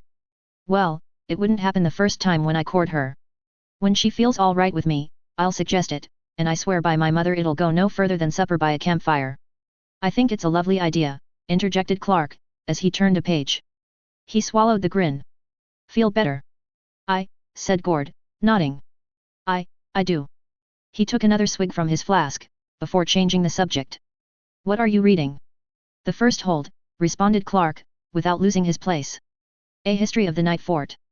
As much as they can make of it. Hardly any of it can be verified." "We're not going to the Night Fort, are we?" "Just Castle Black and Eastwatch. As far as I know." "So why you reading that?" "Trying to find the same passage that Sam and Gilly took to get back south of the wall." Clark shrugged. "I've a special place in my heart for sad and haunted places. Also, it's a wonderfully creepy story to read in the middle of a dark forest." Gord chuckled. "Fair enough. I'm sorry I haven't been able to spar with you this past week." "That's all right. You've your duty. And I mine. Just up to see a library, right?" Clark closed the tome. He couldn't concentrate on it anymore. "I'd gone up there in a short time anyway. Maester Iman has listed several volumes gathering dust that could greatly benefit Winterfell. He seems quite generous. I'm just glad I can travel with a group for once. Have some protection. Won't always be the case." Gord waved that away. "You can take care of yourself." Clark shrugged. "We'll see." Looking into the fire, Gord scratched his chest. "I think we can spare one more log before we sleep." "I'll get it," said Clark, putting the tome down and rising to cross to the wood pile. The soldiers didn't put the role of steward on him and they assisted with the camp as well. However, Clark felt compelled to help. He didn't want to feel like a passenger. He returned with a medium-sized log, which he let fall gently into the fire. The structure collapsed under the weight and he reached in quickly to readjust the wood. Careful to keep his hands away from the actual flames, he brought the fire up to a sensible roar. He sat back down and saw Gord staring at him. Yes. The big man shook his head. You've tough hands, mate. Not too hot. Clark looked at his hands and shrugged. Didn't touch the flames. Just a little heat. Not my first time tending a campfire. Gord took a swig from his flask and tossed it to Clark. Well, you SSE are more inclined to heat than us, I suppose. He took out his sword and his whetstone. Clark took his own swig and held it, letting the drink burn for a bit before swallowing. Have you ever been to the wall, Gord? Nah. Farthest north I've been is last hearth. 3 years ago. He laid his sword flat and paused. They say we'll be able to see it a day away. You've never traveled there yourself, have you? Clark gazed on the dancing flames. Only in dreams. I've flown there. Over it. Seen battles. Seen it fall. Gord chuckled, positioning his sword for sharpening. Exciting dreams. Must be all the reading. Clark felt a small smile form. That must be it.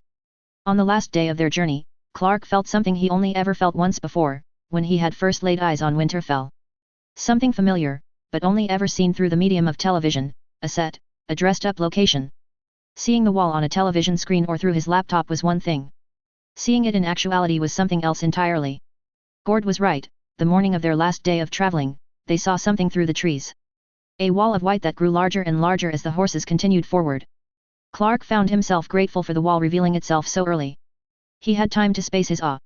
700 feet is quite a height. Seeing that height span into the distance both east and west was something else entirely. Some of the soldiers shared his awe, staring at the nearing wall wide-eyed until they remembered their duty and returned their eyes to their current surroundings. Clark didn't share their duty and continued to gawk at the wall unabashedly. Gord laughed when he saw his friend's face. Seen anything like that in Essos, Tiresias? Clark shook his head. The Titan in Bravus, the bridge in Volantis, nothing like this though. Except in dreams. My dreams. A couple of hours past midday, he saw another familiar place come into view. Castle Black was nearing and he felt his heart pounding. He lowered his head and breathed, determined not to be a grinning idiot in front of the Night's Watch. He kept his head lowered as they approached the gates. The guards were shouting above to open for the warden, having seen the dire wolf banners raised before Lord Stark. Eyes on his boots, he heard the clashes of training swords, the beating of ironworks and a persistent wind that echoed through the open yard. Finally the wagon halted and he raised his head.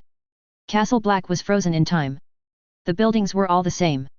Perhaps there were a few more watchmen than there were at the start of the series, but they were the same motley collection of mostly old men, criminals, poor boys with no other course in life, and they were all staring at Lord Stark, dismounting from his horse.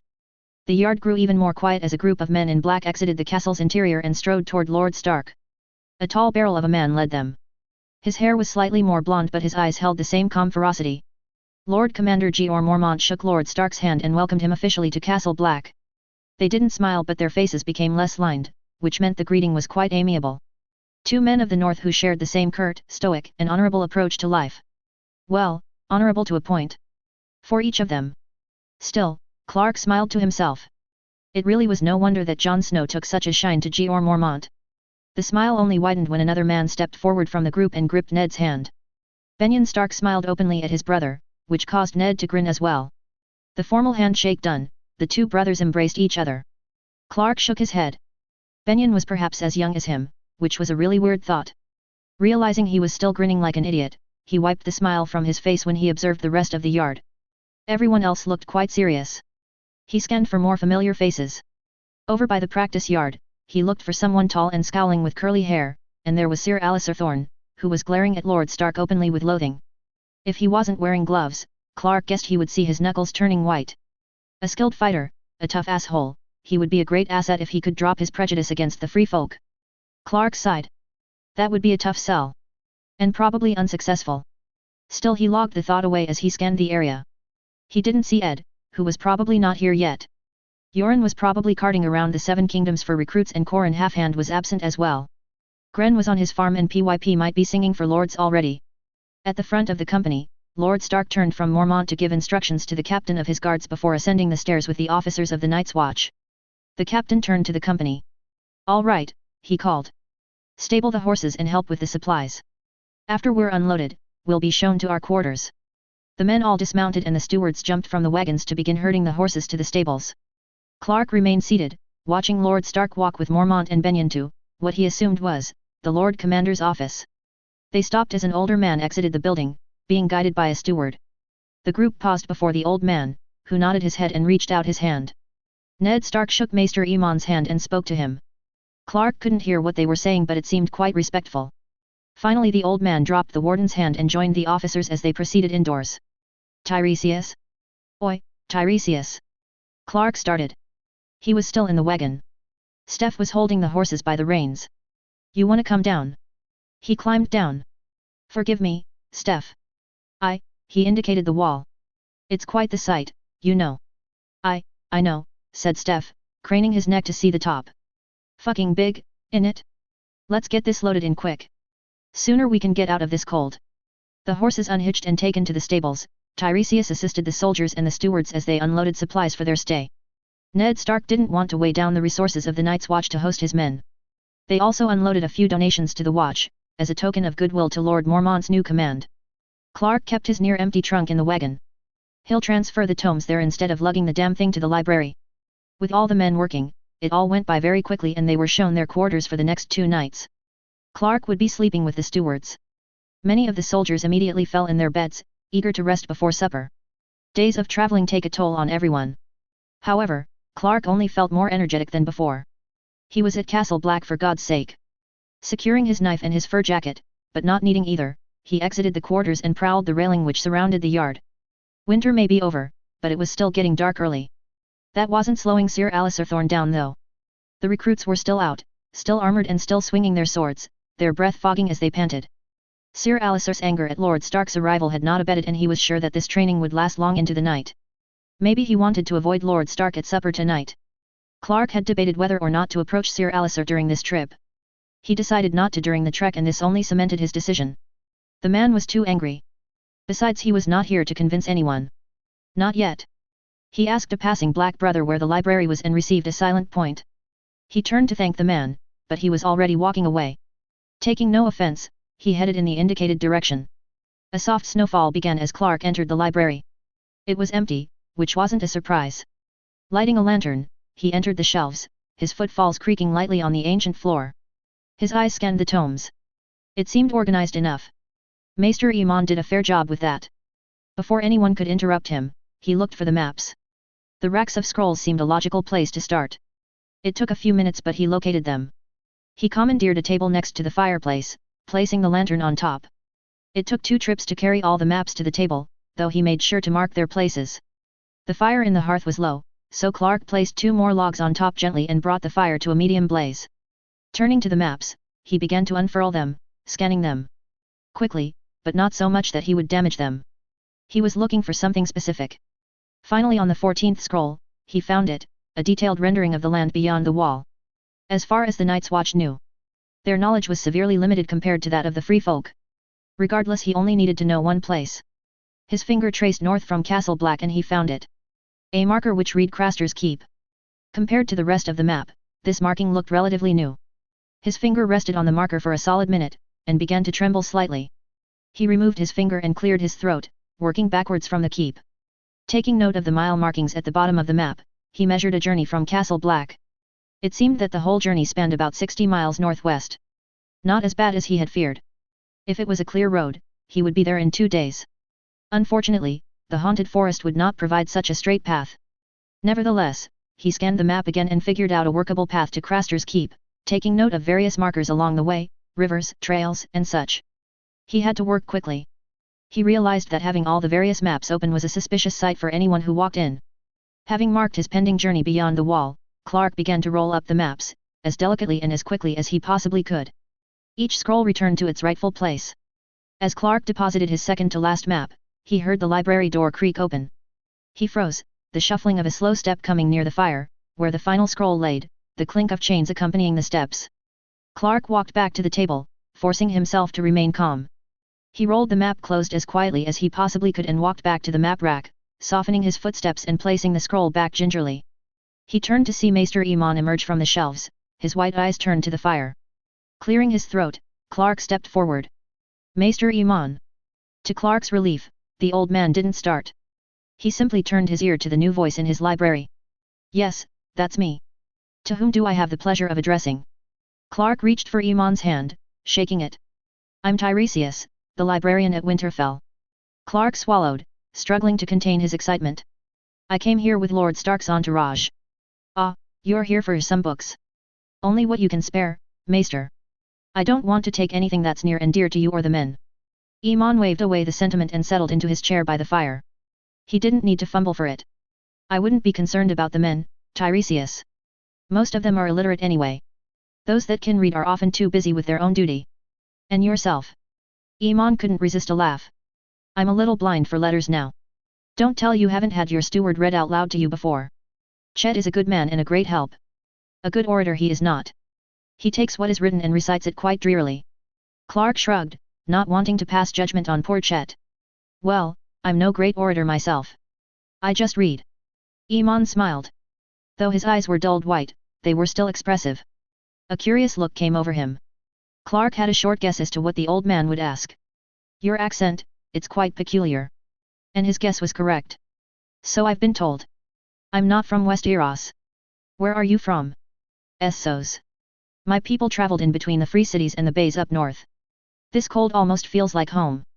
Iman hummed blithely at that, tapping his fist lightly on the chair. The fire crackled and sent soft shadows across the old dragon's face. Clark waited for him to speak. So, stated Iman. Would you care to get started? Maester. Well, you seem quite excited. Polite, but excited.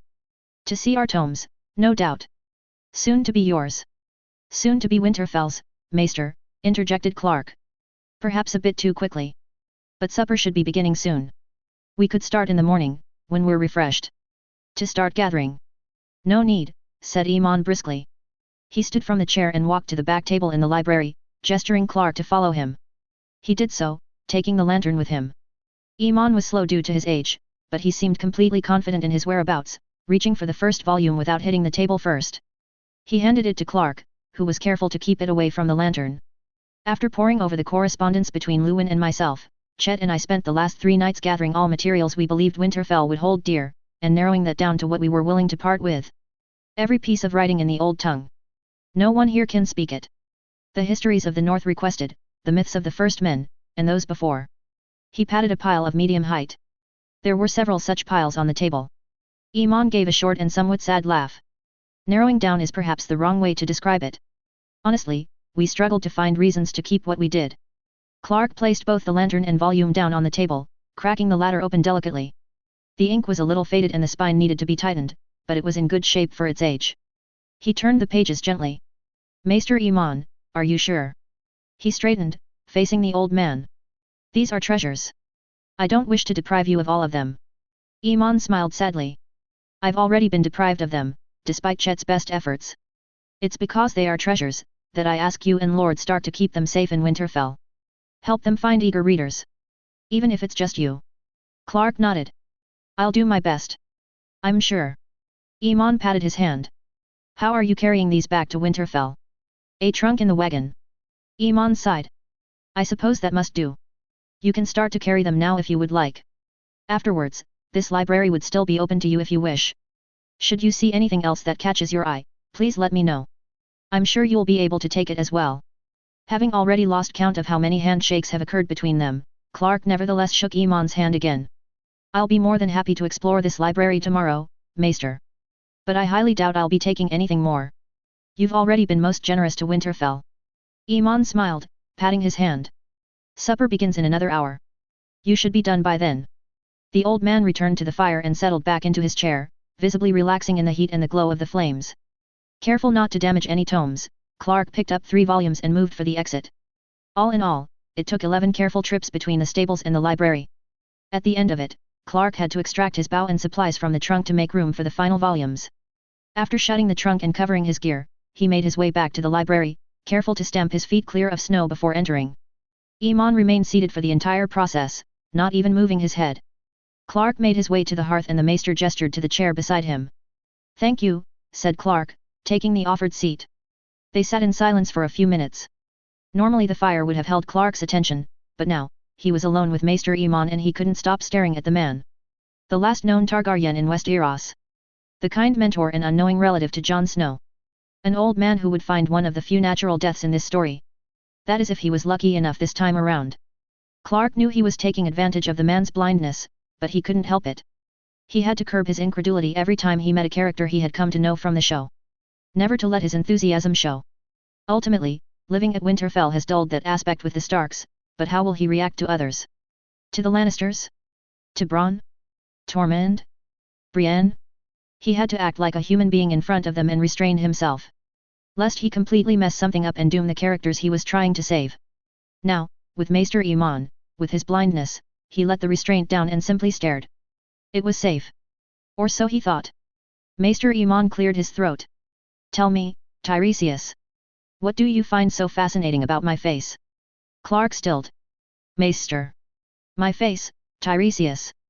Aemon's tone was light enough, but it was still sharp. You've been staring at it for the past few minutes. Averting his eyes to the fire, Clark shrugged. What if I told you, you were extraordinarily handsome? I'd call you a criminal liar. Clark laughed. He leaned back and sighed. Forgive me for staring, Maester. You're not what I picture when someone says prince. Former prince, corrected Aemon, before sighing himself. That was a long time ago. It was, said Clark quietly. I suppose I should wait until I meet more princes to make this judgment. But you're certainly the most helpful and kindest prince I've ever come across. Not a high standard, I suppose. But I thank you all the same. You're welcome. Clark's stomach chose at that moment to give a great growl, which didn't need a silent library to be heard. Excuse me. Not at all, said Aemon, as he stood. I believe that's our signal to head down to the dining hall. Would you be so good as to lend me your arm? Of course, said Clark, springing to his feet and crossing to the maester. They exited the library. There was a brother of the Night's Watch coming toward them, his arm extended. Thank you, Chet, but you may go ahead, Aemon called out, before Chet even opened his mouth. I'll be guided to supper by my new friend, Tiresias, here. You'll have one respite for the evening. Chet nodded. Of course, Maester, he said briefly. His eyes found Clark's, nodding in greeting before departing. Maester Aemon continued along, with Clark suppressing his question. However, Aemon must have sensed it anyway.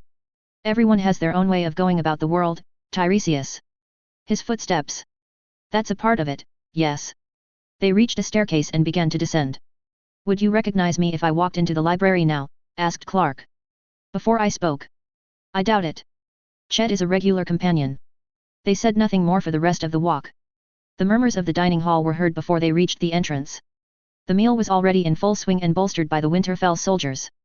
Clark pressed the door open and the noise amplified even more. They made their way around the edge of the hall, heading to the high table. There was only one empty seat there left. As they neared the high table, Aemon tapped Clark's shoulder. He lowered his head to hear. Thank you, Tiresias. I can find my place from here. Clark nodded and lowered his arm, but the maester didn't let go just yet. He leaned forward, his voice low enough to cut through the loudness of the Night's Watch and the Winterfell Guard. I'm afraid you have an additional advantage on me, Tiresias. You seem to know my full name. And I don't know yours. It's just Tiresias, Maester Aemon. He swallowed, immediately hoping the hall was loud to cover it. So Aemon wouldn't hear it. The old maester lifted his eyebrows. I see, not even Tiresias of Loreth, Soth, or Marosh. Whichever bay city your family frequented. I'm afraid not. I see. Maester Aemon gave a small smile. Well, that wouldn't be true anyway, would it? The room seemed to grow quieter. Clark glanced and saw that the men were still talking, ignorant of what Maester Aemon just said. He turned his eye back to Aemon, who was still smiling benevolently. A line from the show came to him. He smiled grimly. You grew up in King's Landing. Aemon peered at him, his eyes quite focused for being blind. Pardon. That's how you knew. You know what a lie sounds like? A common thing at court, I would imagine. A small laugh came from the maester.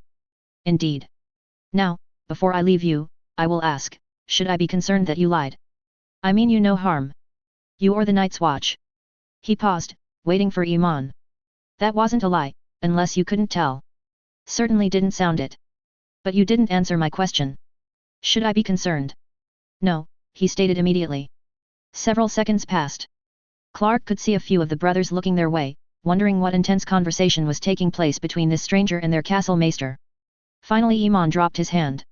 "I'll see you in the library tomorrow, my friend. Good evening." With that, Iman turned and walked toward the high table, his chains clinking. Clark forced himself to turn away and grab a bowl. He didn't need to be seen, staring shocked after the maester in front of everyone. He spooned some miserable excuse for a stew into his bowl, fetched some ale and sat down at the nearest table. He was halfway through his meal when he looked up and realized that he knew absolutely no one at the table. A few of the bearded, hardened brothers of the Night's Watch stared back at him. The rest ignored him. He nodded in greeting and turned back to his stew. New recruit. He looked back up to see one of the brothers peering at him.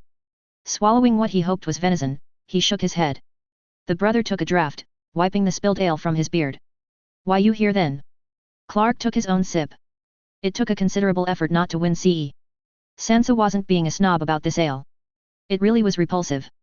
Too sour. "Here for your books. For the library in Winterfell." With that, whatever interest the men had in this stranger evaporated. They returned to their bowls. Clark took another reluctant drink and turned his attention to the high table.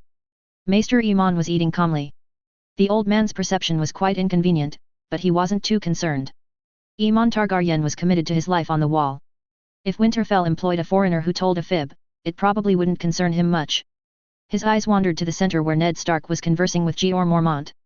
The distance and many conversations between them made it impossible for Clark to overhear, but it seemed like a calm and earnest chat.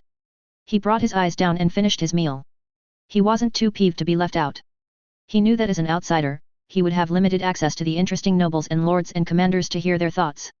Most of it would be filtered through Ned Stark. This wasn't the show where the audience was a fly on the wall to political backstabbings and war plans. In truth, there was a part of that which appealed to him. He didn't care to be known throughout the Seven Kingdoms. If he was and his deeds were made known, he would become a target himself. In the back of his mind, he gave himself a light curse for sparring with Anther Aperford. Thankfully that was a while ago and he was sure that any stories surrounding that fight had expired. His teeth slammed something hard and he fought to keep a swear in. He moved his tongue around and found a bone. Upon example of his dinner companions whenever they tasted something unsavory, he spat it out and finished his ale. The next morning, Clark rose early to browse the library. The cold was apparent, even though it didn't bite him. His breath thick as he entered the courtyard, he grabbed his flint and steel from the Winterfell wagons. He started a fire, more for the company, and began searching the shelves. Maester Iman did a thorough job cleaning out the library for them. He found no additional volumes of the Old Tongue, and the histories he pulled already had copies or similar texts in Winterfell. Not that he expected to get much out of the compiled histories. The authors of these tomes were heavily biased, and it was apparent in the writing that the reader would never receive the whole story. Funny enough, it was sifting through the biographies of individuals and cross-referencing them with the general accounts that Clark seemed to understand the bigger and more complete version of history. Combined with boring accounts of weather, trading and agricultural records, and he was somewhat able to read through whatever some old man had scribbled years and years ago. At least he hoped. He wasn't blind to bias himself. With that in mind, he went for the records. He knew that the Night's Watch couldn't let these go. He doubted there were any copies. However, he set aside numerous records of the Night's Watch, dating back hundreds of years. Their intakes, their numbers, their logged activities. He took out a bit of parchment, scribbling down a request for copied information to be sent to Winterfell. Not all of it, of course. Just enough to get an idea on how to manage the Night's Watch, or simply to know them better. Who knew?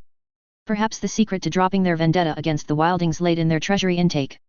He snorted, doubting it fully. But he still placed his scribbled request on top of the requested records on the table. Afterwards, he sat and wrote a letter. He paused and started again many times, wondering just how the hell to convey what he wanted to say. Finally he settled on something that he could live with it. He dried the final copy, sealed it, and threw the previous drafts into the fire. He watched them all burn, not wanting anyone else to possibly read what he had sealed away. Footsteps came from the outside and he stood as the library door opened. Steph came into the library, his eyes finding Clark's. "Lord Stark wants to see you." He didn't wait for a response, before turning and walking away. Clark pocketed the letter and followed. They straddled the main courtyard. Soldiers from Winterfell were intermingling with the Night's Watch, mostly in the training yard where spars were held under the strict supervision of Sir Alliser and Sir Roderick. They didn't look happy to be sharing the responsibility. Clark expected to be taken to the King's Tower, where Lord Stark had been given his quarters. However, Steph veered north and he saw the lift, where Lord Stark stood waiting. Oh yes. Yes. He kept his stupid grin off his face, not wanting to show too much excitement for where he realized they were heading. Lord Stark, said Steph as they approached, indicating Clark. As requested. Ned nodded. Thank you, Steph. That'll be all. As Steph walked off, Lord Stark entered the lift, his hand on the cage door. Clark followed and Ned shut it, before pulling the lever to the right. The lift began to creak and crawl upwards. It was slow, but Clark stepped to the edge, peering out over the northern landscape which emerged more and more as the lift climbed. He had forgotten what it felt like to be hundreds of feet in the air, whether in a skyscraper, a plane, or anything of the sort. The people turned to ants below him, the castle a miniature. He felt his stupid grin emerge and swallowed it before turning to Ned Stark. The warden looked calm and collected, taking in the view but not indulging himself. Was there ever a time when Ned Stark allowed himself to feel excited after childhood? Did he ever have that opportunity? Knowing that these questions probably wouldn't be answered, he settled on the matter at hand.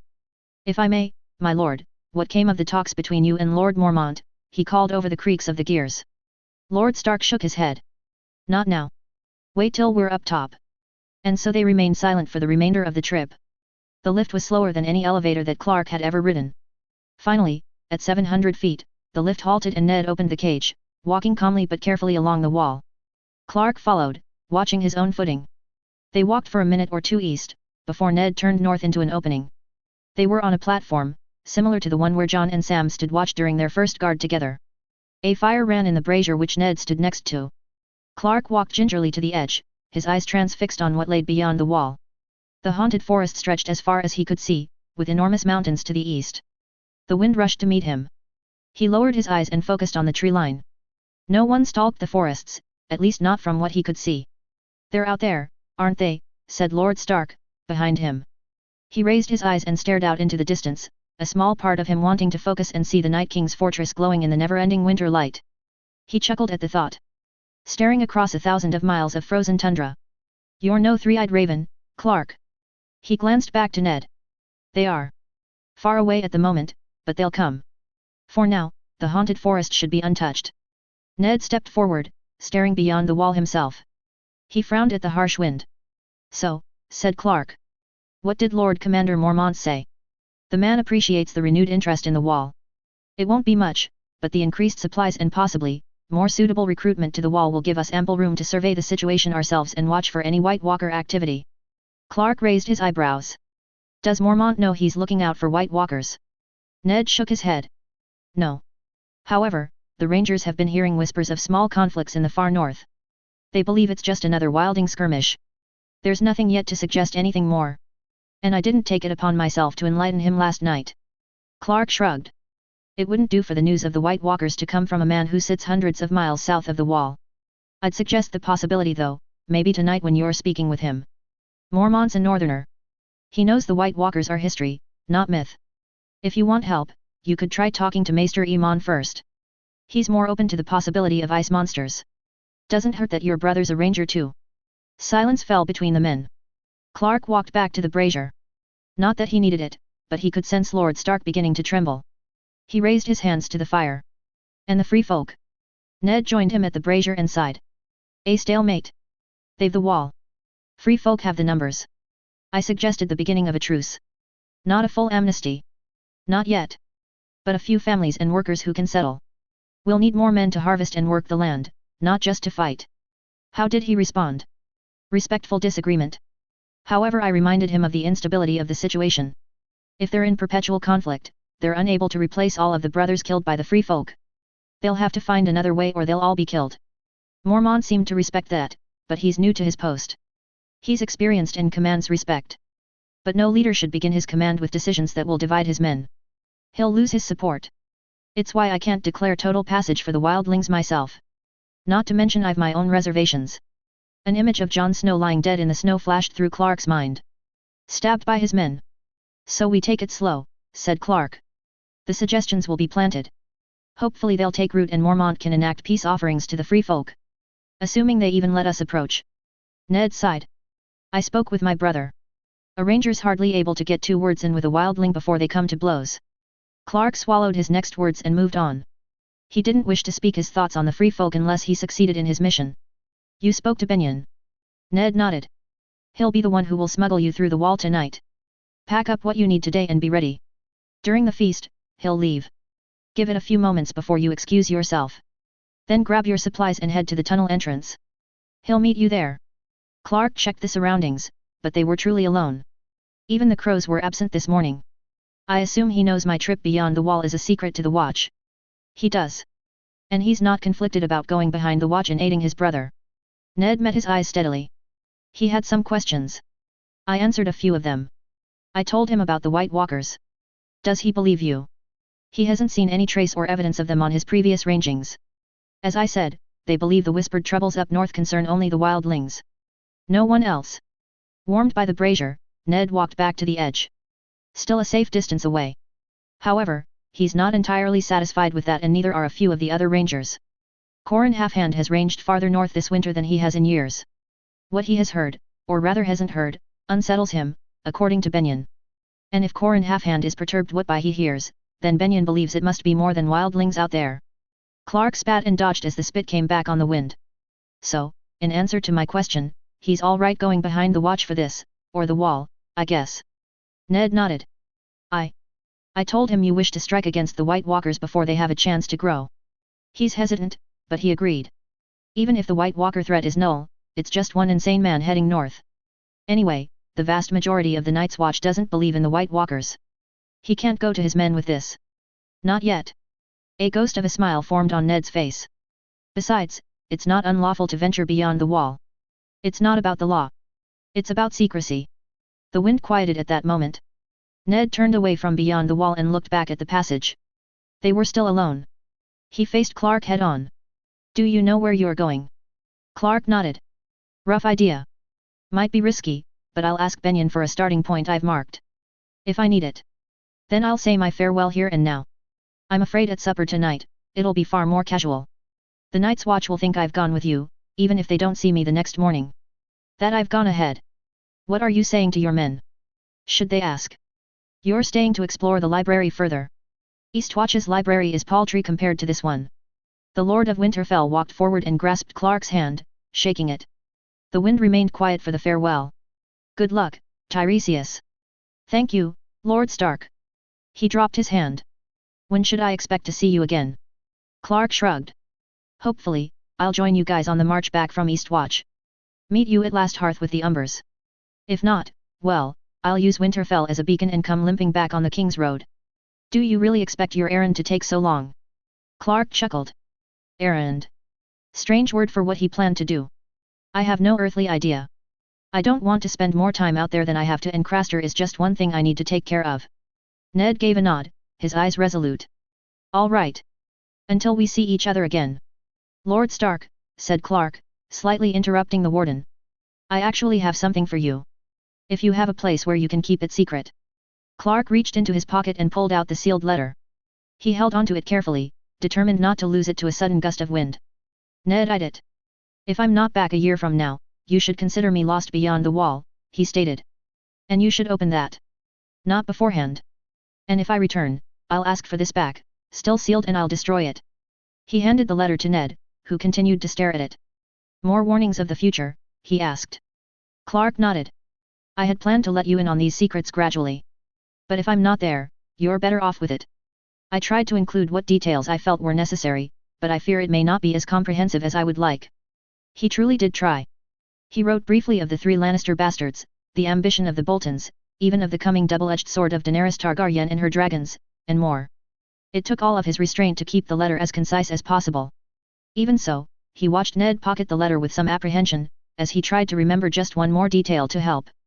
Just in case he didn't return. Ultimately though, nothing came to mind, and he simply resolved to return. Lord Stark gave a final nod and walked away. Lord Stark, called Clark. Ned stopped and turned. Even if I succeed with Craster, he began. Even if the Night's Watch, by some miracle, comes to an understanding with the Free Folk, don't underestimate your enemies. The Night King, despite all our efforts, will still have his army. Even if it's only half the size, he'll have it, and he'll bring it to the north. The wind returned and Clark had to call out that last bit. Lord Stark stayed still, his fur cloak whipping out behind him. You said enemies, he called back. Whom else do you mean? Clark gave a grim smile. Just hold on to that letter, Lord Stark. And know this, the end of days doesn't necessarily make allies of all men. He shrugged. That's it.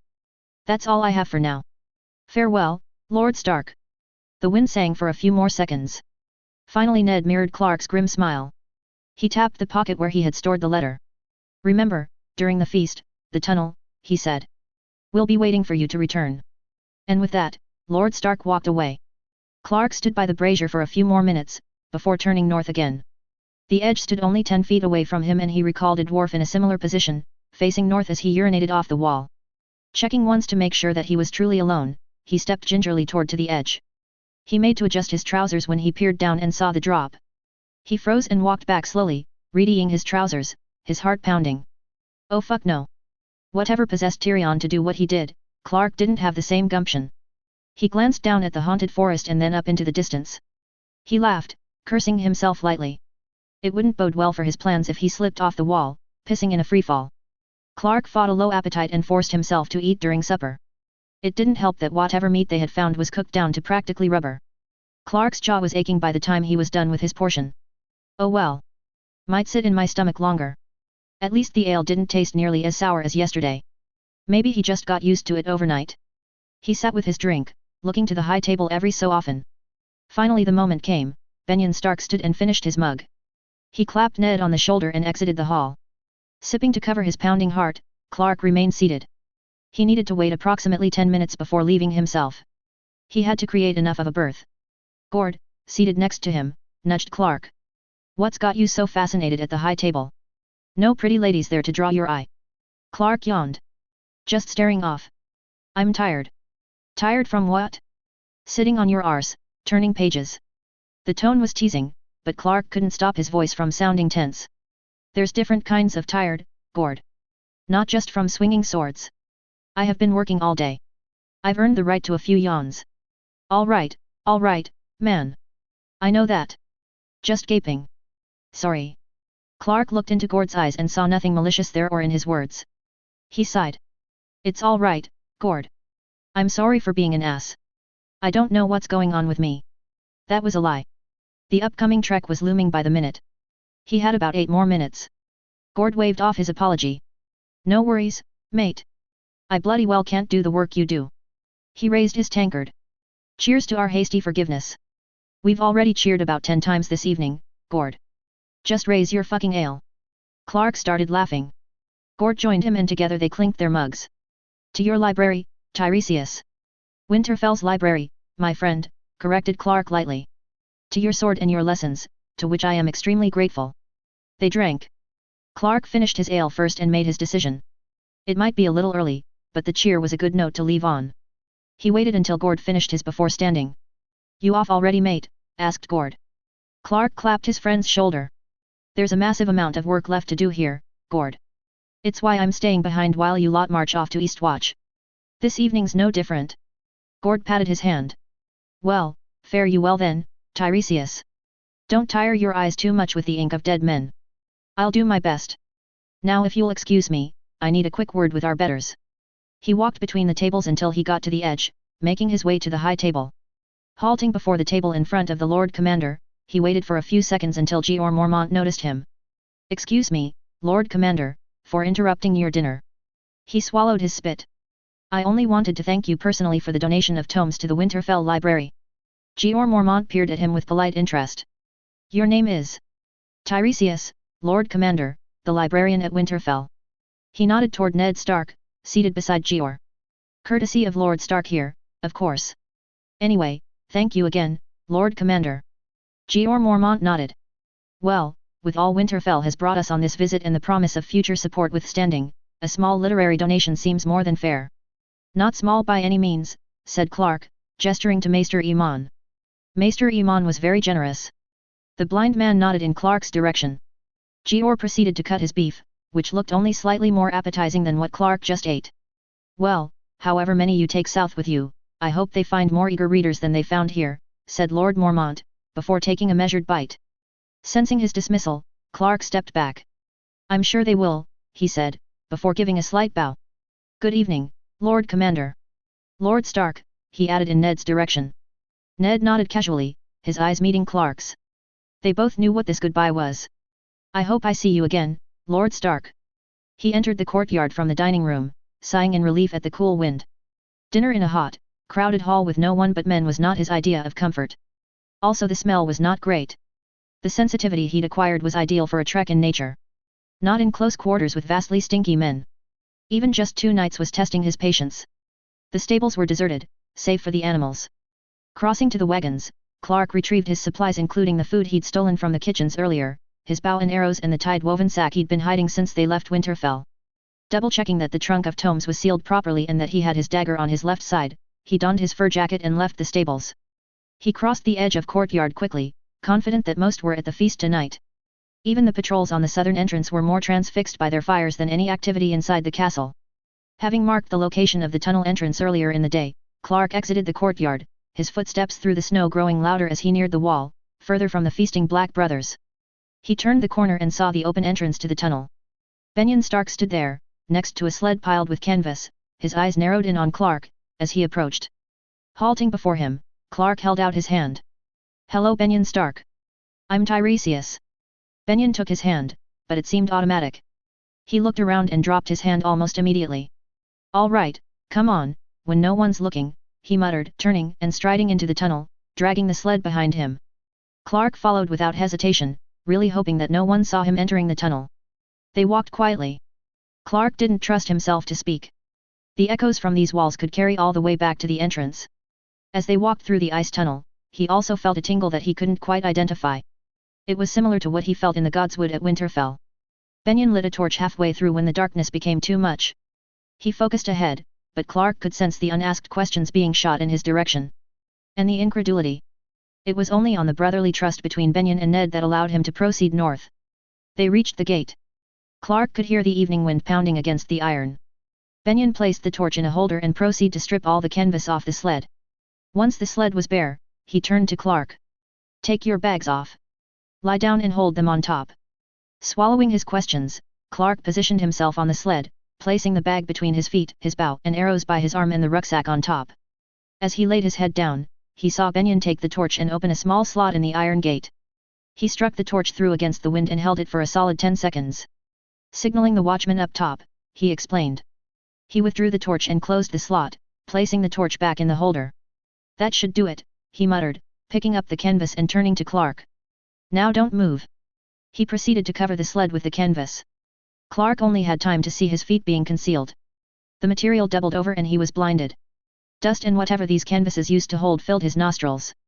He sniffed and guessed straw. Something was tightening around his feet and worked its way up his body.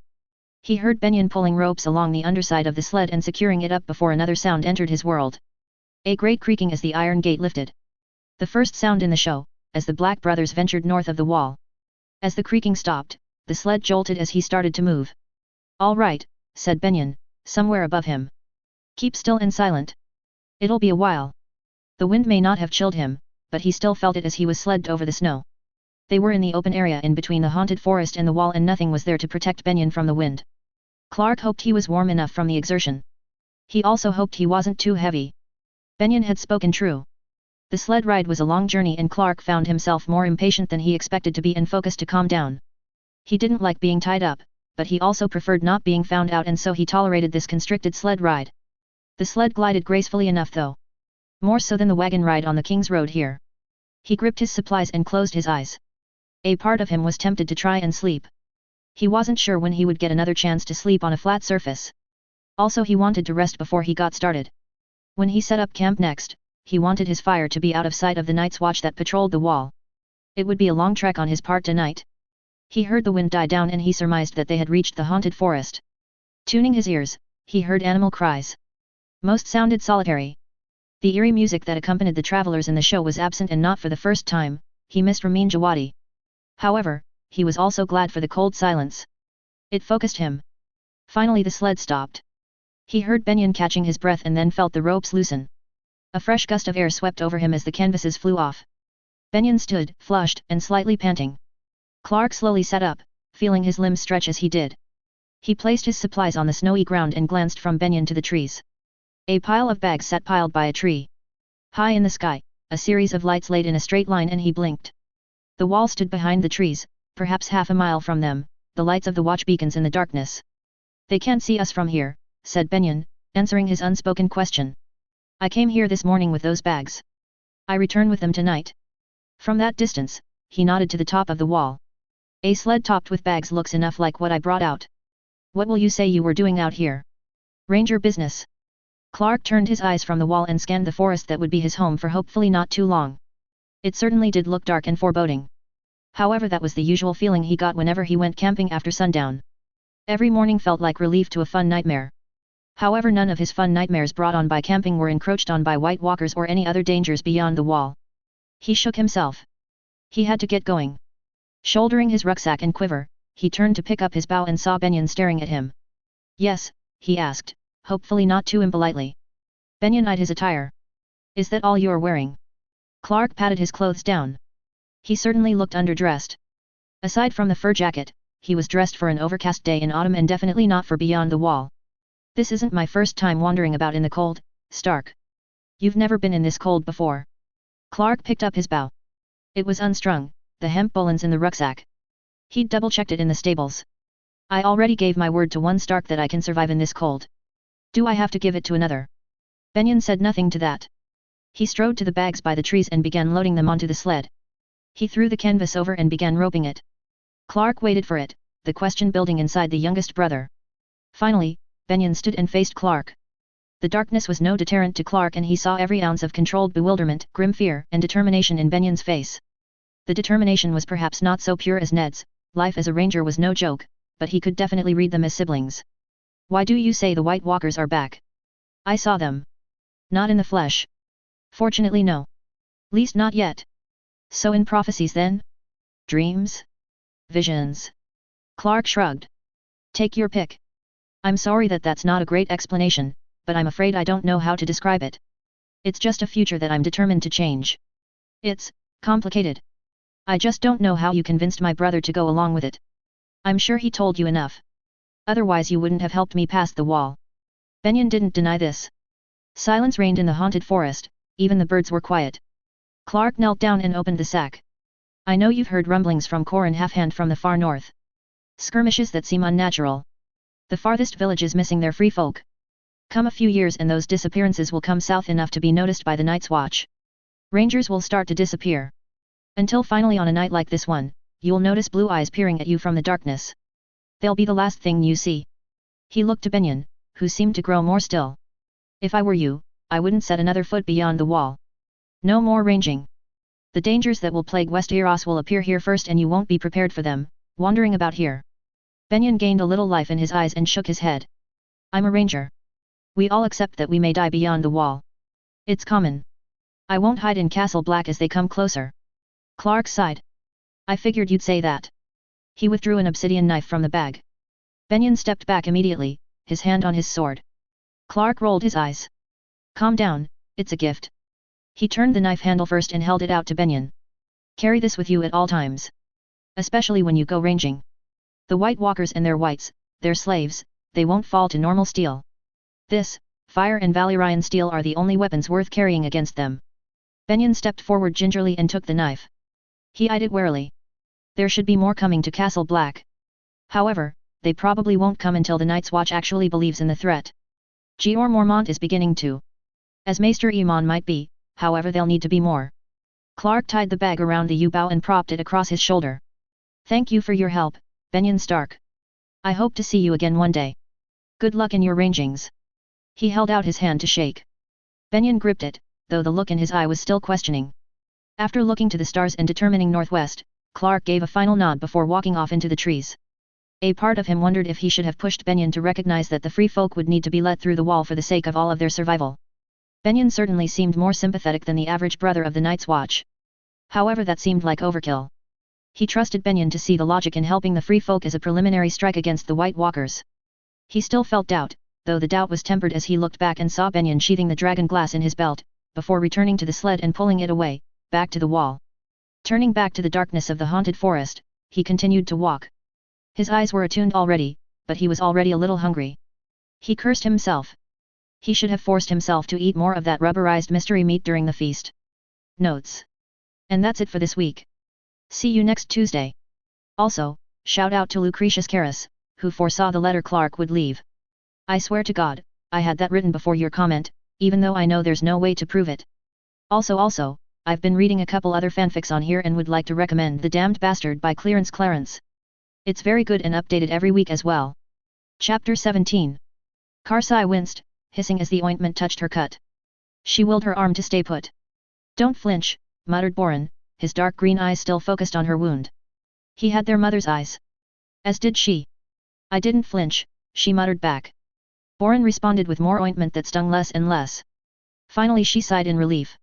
She regretted doing so immediately as she caught Boren's smirk. Shut up, she said. Yeah, the one making a mountain out of a wee cut.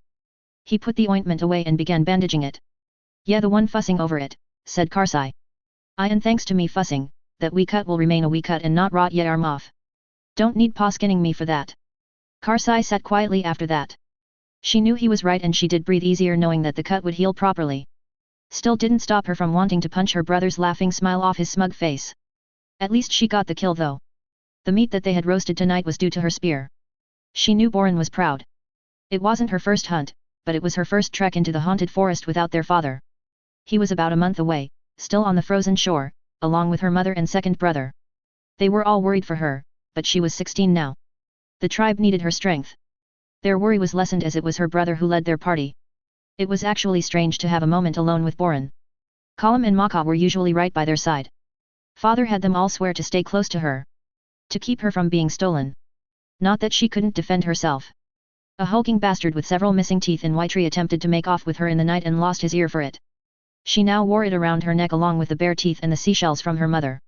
Thankfully the stink was beginning to disappear, but she still might throw it away upon returning home. That toothless man wasn't worth a keepsake. A creak in the distance prompted her to grab her spear and Boren his axes, but they relaxed shortly after. The creaking quickly became casual footfalls and they were only two people around that would approach their campfire as so.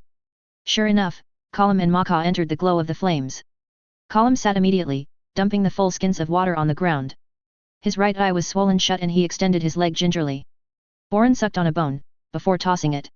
How's the eye, Colum? Fuck off, Colum growled. Karsai wasn't the only attempted stealing in White Tree. When Colum entered the village, with the use of both his eyes, he had fixed them determinedly on a lass with golden hair, like straw. That night, he disappeared from their campfire and returned shortly thereafter, limping with a bleeding face and a swelling eye. The lass didn't seem like a fighter, but apparently she had brothers. Colum stayed behind when they went to trade the next morning. Leave the man alone, Boren, said Maka, as she dropped the wood she was carrying. Both his eye and balls are swollen and he can't find relief for either. Karsai started laughing. That's not all true, Maka. He could find some relief. Why don't you go and take care of it yourself, Colum? That blonde lass might not have wanted Yesid, but I'm sure that tree over there won't mind. Boren and Maka started laughing so hard, they could barely sit upright. Colum made to stand, but still as Boren raised an axe. Careful now, Colum, he said, still smiling. That's me little sister after all. I can tell, muttered Colum, sitting back and reaching for his skin. Couple of seashelled cunts. Well, we be the only cunts ya be seeing for a good while, Colum, said Boren, his grin growing wider. So best be nice and shut the fuck up. Go on, drink ya milk. Colum looked ready to pummel Boren. Fortunately he was in no condition to wrestle anyone and just took a draught from his skin.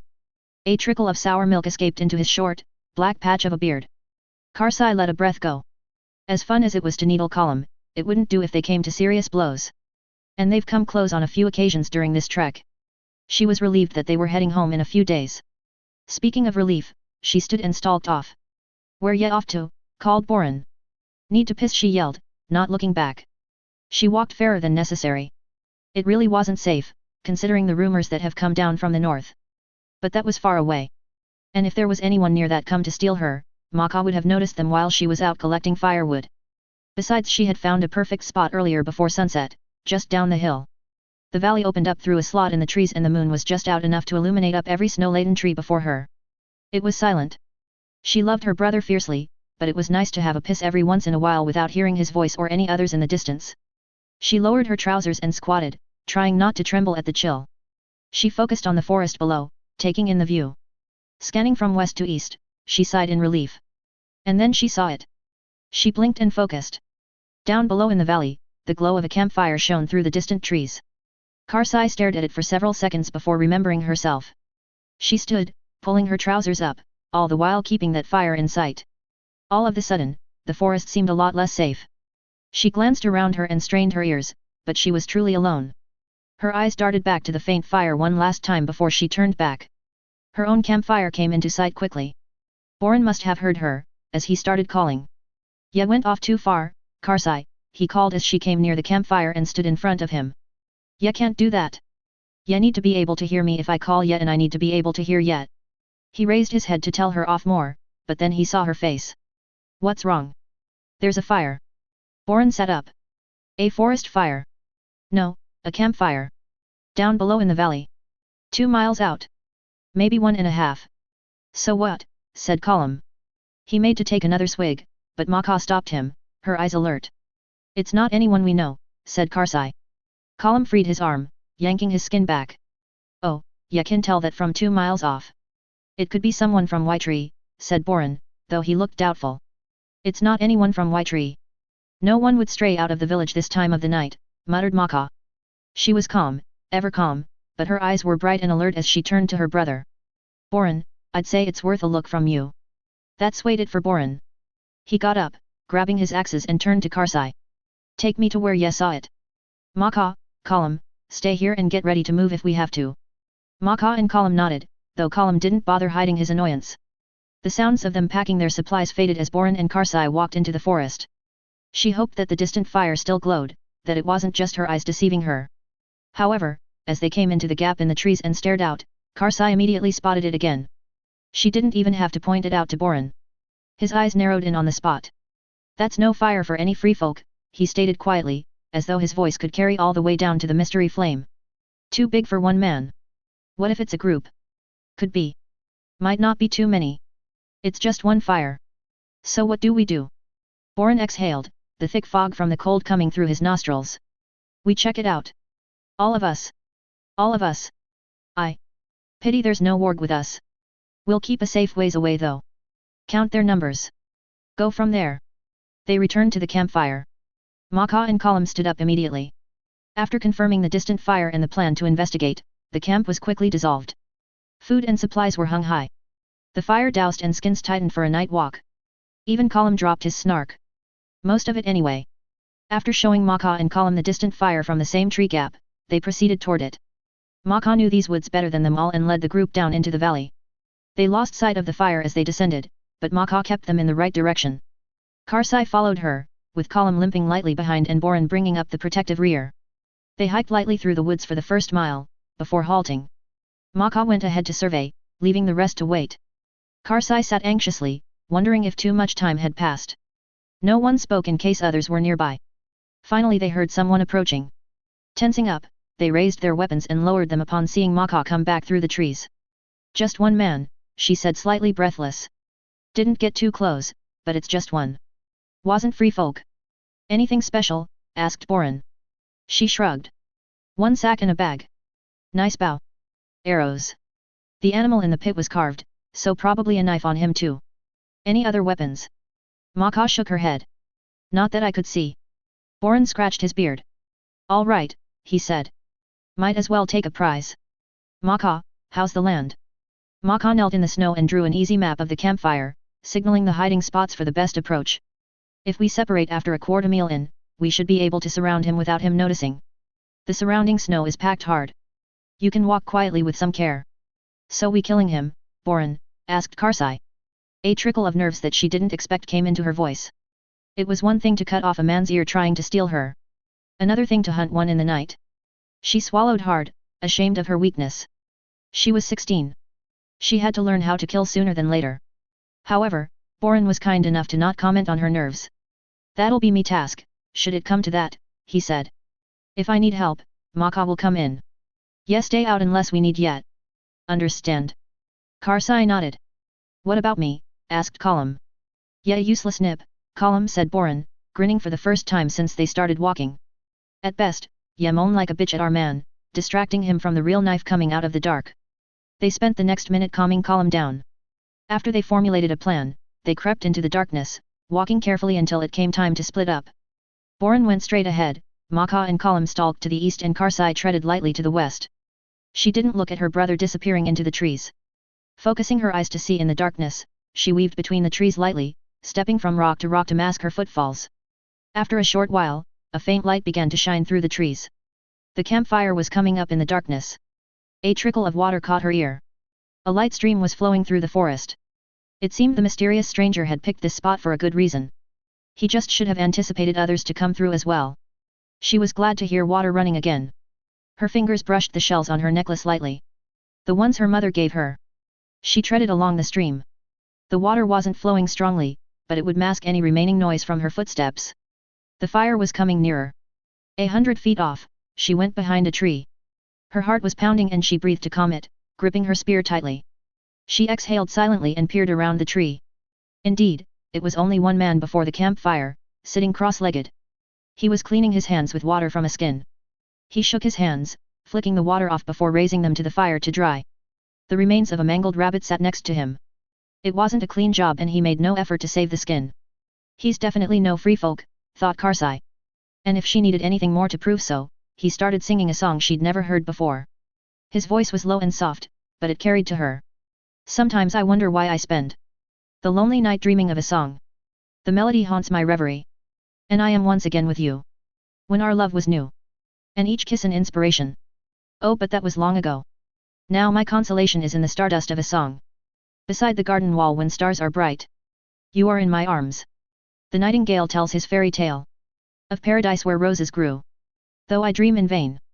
In my heart it will remain. My stardust melody. The memory of love's refrain. He started to whistle and Karsai took the opportunity to look around. Only because she knew where to look to, did she see her brother. Boren had snuck even closer to the fire. She couldn't see Maka or Colum on the other side, but she knew they were in position. The man had stopped whistling and was singing again. Though I dream in vain. In my heart it will remain. My stardust melody. The memory of love's refrain. The last note hung in the air before falling like a gentle snow. She glanced at her brother and knew that he was just as bewildered as she was. She didn't need to see his face to know that. Her whole being itched to do something, but she waited. Boren was to make the first move and right now, it seemed that he was deciding between a violent first strike or a disarming friendly approach. She could see him trying to decide which. However, before he could decide, she heard the stranger call. If you'd like to come out and join me, you're more than welcome to share my fire.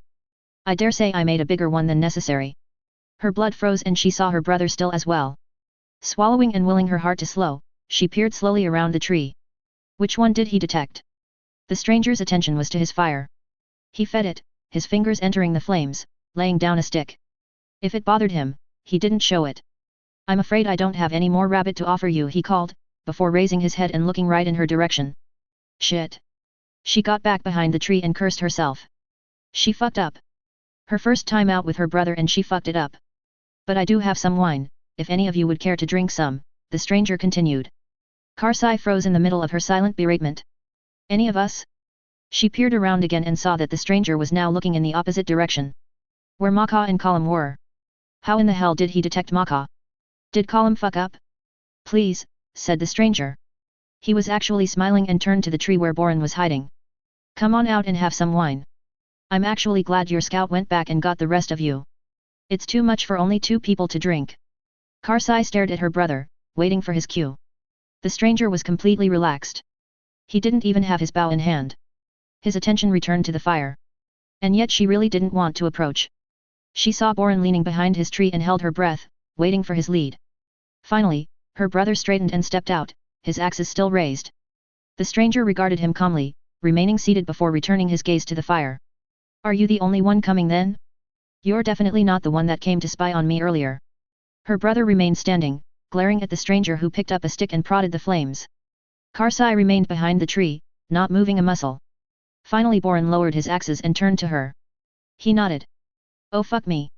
She came from behind her tree with her spear up, not ready to relax just yet. As she came into the light of the fire, Boren turned in Maka's direction, but Maka had already come forward. She had her spear up as well. Colum hadn't come with her and Karsai fought hard not to look in his direction. No doubt he was there in the dark, with his bow at the ready. All 3 of them stood before this stranger in his blaze. Karsai got her first real look at him. Maybe it was only the fire, but he was very thin. The flames created dark shadows on his face. Perhaps as old as her brother. His hair was far too short and he was shaved clean like a southern prince. The man reached behind him. Boren stepped forward, again raising his axes. He and the stranger locked eyes for a bit, but the stranger just smiled and pulled out a skin. Would you care for the wine? He asked, his voice softer than the flames. You could at least sit. Boren didn't move and neither did she or Maka. The stranger sighed. It's not poison. He tipped the skin and took a decent draught. Wiping his mouth, he looked from Maka to Boren to her. His eyes were quite relaxed and regarded her easily. Maybe too easily. His eyes lingered on her for a moment longer than the others and something shone in them that she didn't like. It wasn't the leer she saw in Whitetree or from the other men. But it didn't make her skin crawl less. He did look away, but not before smiling and tucking his head, laughing to himself lightly. Something funny about us, said Boren, who had barely lowered his axes. No, no, said the stranger, shaking his head and meeting his eyes. Just, I think you're exactly the ones I was meant to find here. Maka met Karsai's wary stare with her own. The stranger held out the skin again. So, would any of you care to sit? Or to drink? I wish you would. This wine is too sweet for me to drink alone. The river and fire conversed alone for a time, while the rest of them waited for someone to break the silence. Finally Boren lowered his axes. He crossed and snagged the skin from the stranger roughly, but the stranger's hackles didn't raise. Boren sat down, facing the stranger, whose attention fell again to the fire. Her brother drank carefully and Maka gave Karsai a significant look. The free folk had differing views on many things, but guest rights were held as high here as they were south of the wall. Many free folk would say that they had forfeited the right to attack and rob this stranger, by taking his offered drink. And he had lost the right to harm them as well. Then again, whoever this man was, he was no free folk. This campfire or any other spot north of the wall was not his home. Karsai felt that and she was sure that Boren did too. Boren lowered the skin and passed it to Maka. She sat and drank too and passed it back to Boren, who hesitated before offering it to her. Without taking her eyes off the stranger, she sat next to her brother and took the wineskin. She drank and nearly gagged. The stranger was right. It was too sweet. She capped the skin and tossed it back. The stranger caught it without looking up. As his arm raised, she could see a sheathed dagger at his side. Good craftsmanship. And real steel too, probably. If it should come to attacking this man, she would claim the dagger from his corpse. Convince Boren to let her have it. Could probably slice through ears easier. The stranger looked from the skin to them. Would your friend care for a drink as well? The one with the limp. Karsai gripped her spear automatically. She looked to her brother and Maka. It was hard to see which of one was more on edge. The stranger glanced off in Column's direction and back to them. He's more than welcome to stay out in the cold, with that arrow pointed at my heart. Just figured he'd rather have the fire and the wine. He looked to Maka. You must trust his skill greatly. You're almost in his line of fire. Maka's jaw tightened. Boren breathed heavily through his nose. Of all of the stories, Boren had told her from his excursions, she couldn't think of anything that resembled this. The only possible explanation for this stranger's sight was through others. Were there any wargs south of the wall? Or wherever the hell this man was from? In any case, they had numbers on him and having Column in the dark from a distance seemed like a waste. Boren seemed to have come to the same conclusion and turned to the dark. He raised his arm and waved Column in. All right. Come on. Make sure ya lower that fucking arrow when ya do, he called. A few seconds passed before Column answered. All right, then. Ya fool. It's what I fucking said. Ya know him, Boren? Boren gritted his teeth and Karsai nearly laughed before remembering where she was. Nah, I don't. And thanks for telling him me fucking name. There were no further words until Column came limping into the firelight, the bow slung across his back. He dropped to the ground next to Maka, letting out a low sigh of relief, before regarding the stranger. The stranger nodded to him. Evening. Column nodded back warily. Hello, he muttered.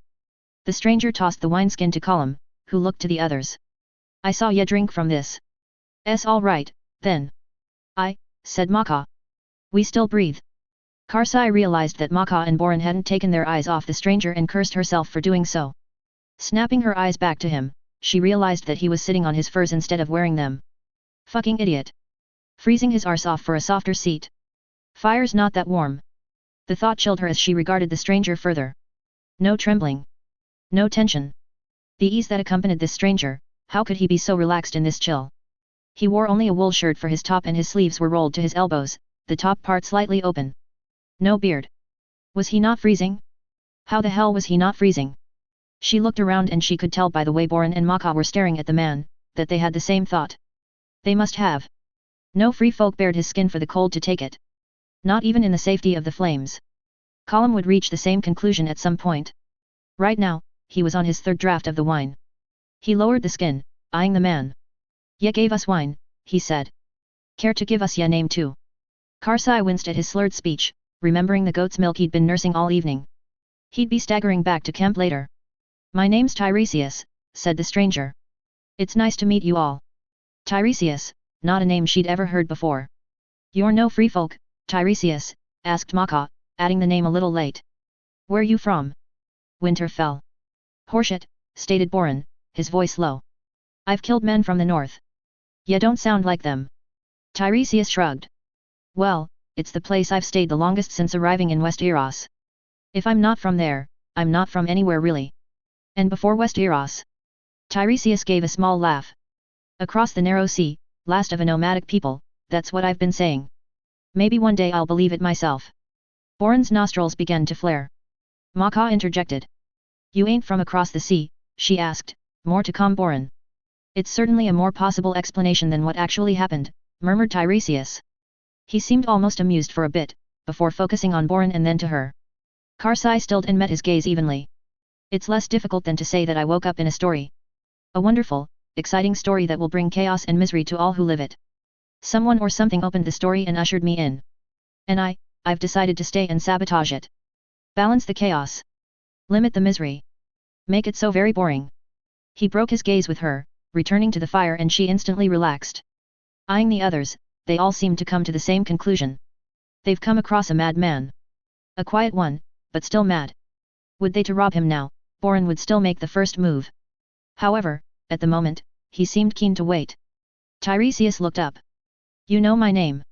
May I have the rest of yours? Unless you all wish to be called Boren." "Why?" asked Boren. "Do ye need to know who robbed yet?" Tiresias smiled. "Like to know my drinking companions." "We ain't ye companions.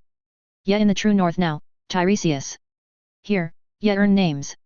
There was a pause as Tiresias absorbed these words. He nodded, the small smile still there. "How about a wager then?" he suggested, his eyes taking each one of them in. "If I can guess one of your names, not including yours," he added to Boren. The other two introduced themselves. There was a silence and Tiresias seemed content to wait it out. Glances were exchanged between the four of them and Boren became as still as stone. More to move this horseshit along, despite a strange feeling in her gut, Karsai spoke up. "I'll take that wager." "Just wait. Shut the fuck up, Boren. It's not ya name we're waging." She turned to Column and Maka. Column shrugged and after a beat, Maka nodded. Tiresias leaned behind him and pulled a couple of sticks for the fire. He laid them in gently. "Gonna read our names in the flames?" Karsai asked. "I'm no fire priest," said Tiresias. His eyes reflected the flames regardless. Never could pronounce the name of their god anyway. He leaned back, sighing. "Anyway, Karsai, thank you for taking my wager." She felt her brother tense besides her, but she couldn't move. Frozen, she sat staring at this cross-legged stranger, who threw her name out as one would remark upon a light morning snow. "I've never met this man before." "I know it." "How the fuck did he, how?" "It's just." Tiresias met her stare with his relaxed gaze. It was even kind. She found herself unnerved by that kindness. She wanted something she could fight and demand answers from. Instead she managed to swallow and speak. "How the fuck did ye know my name?" Tiresias began to laugh. "I thought I recognized you." "My god, it's remarkable, you don't know how remarkable." "I've never seen ye before in my life," Karsai snarled. "I didn't say you had." Tiresias stopped laughing, but his bastarding kind smile stayed as he gazed at her. "But I certainly have seen you. I've seen you in a very possible future." Karsai glared at this stranger, ignoring the snort from Column. "The future," Column muttered, disdain dripping from his tongue. He threw the wineskin back to the stranger. "What are ye then? To know names? To give futures? Some cockless wood witch?" His bluster wasn't shared by Maka or Boren, who sat staring at Tiresias. Boren had a dangerous glint in his eye and Karsai couldn't blame him. The knowing look in this madman's eye was more unsettling to her than any leer she could remember. Her glare felt more and more like a useless shield as the seconds passed. However, Tiresias turned his eyes to Column and Karsai remembered to breathe. "I'm no wood witch," he said lightly. "I'm just Tiresias, a very blind prophet." "Prophet," repeated Maka, her eyebrows raised. "Not a very substantial one. I only see one possible future.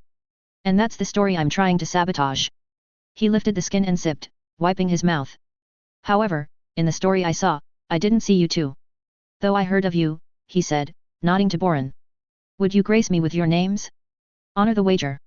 Maka only hesitated for a second before conceding. I'm Maka, she said. All eyes turned to Colum, who shrugged. Colum. Well, it's good to meet all of you, Colum, Maka, Boren, and Karsai. He turned to each of them as he said their names. Karsai felt herself wince as he said hers.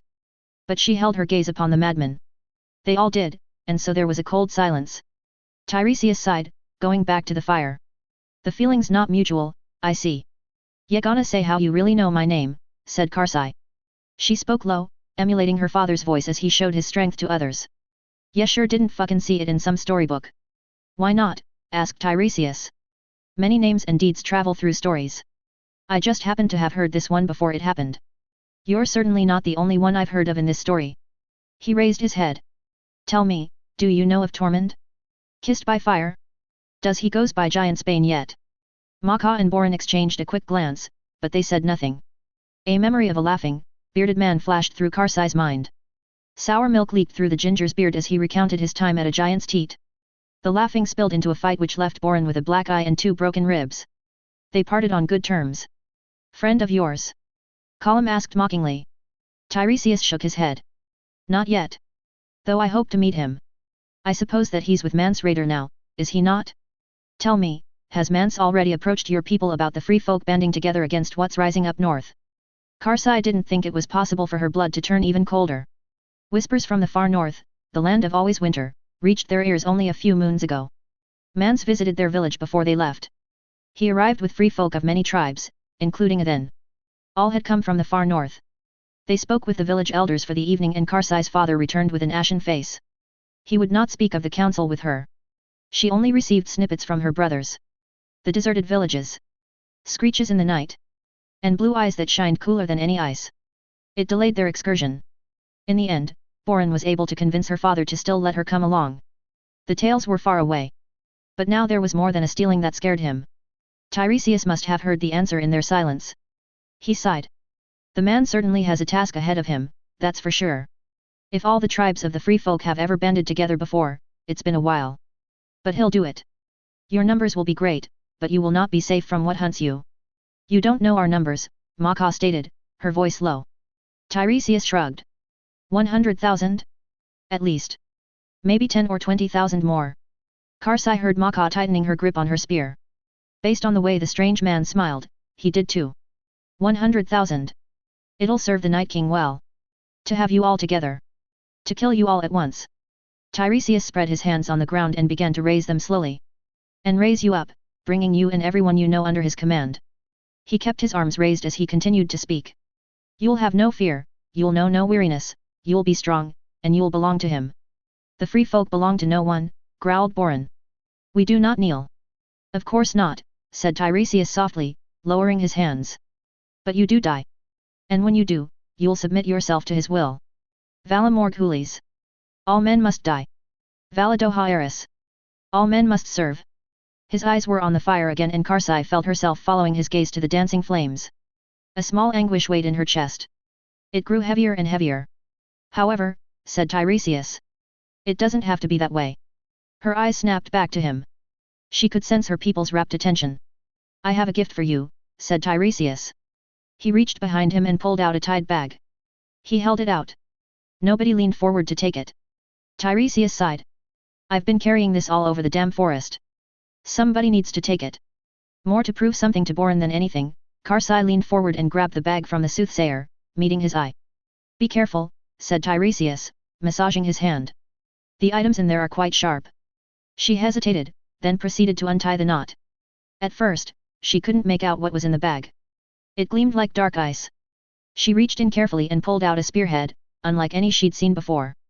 Holding it in front of the fire, she saw violet and blue through it. It felt brittle. Boren took the bag from her and reached in himself. He held out an arrowhead, also made of the dark material. That's obsidian, said Tiresias softly, just over the crackle of the flames. Dragon glass. Some stories say it's fire frozen, captured underground. It was difficult, but Karsai turned her eyes from the dragon glass to Tiresias. The creatures that you will fight have few weaknesses.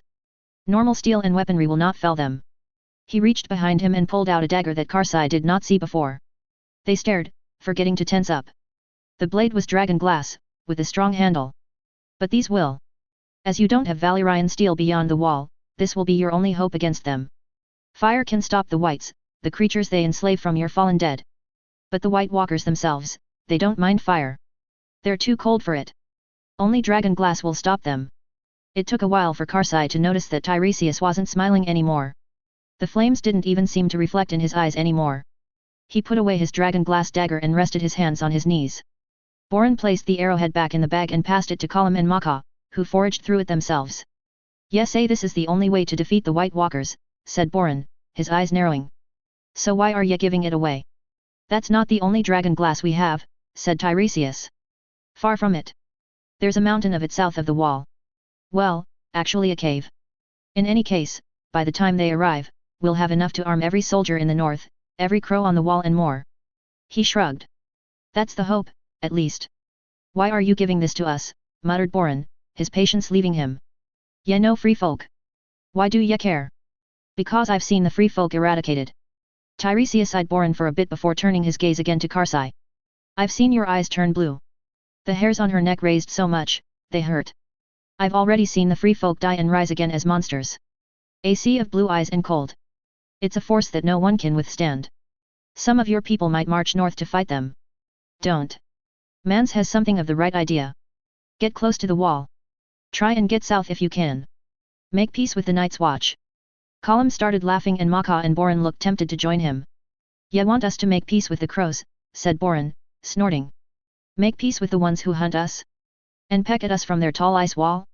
For 1,000 years, they've been our enemies. We can only make peace with our enemies, Boren. Tiresias' small smile was back. That's why it's called making peace. Boren opened his mouth, but there was a noise above them. Caw. Caw. Caw, caw. Karsai jumped and stared upwards. The light of the fire reached just high enough to the low branches of the surrounding trees. A raven sat still.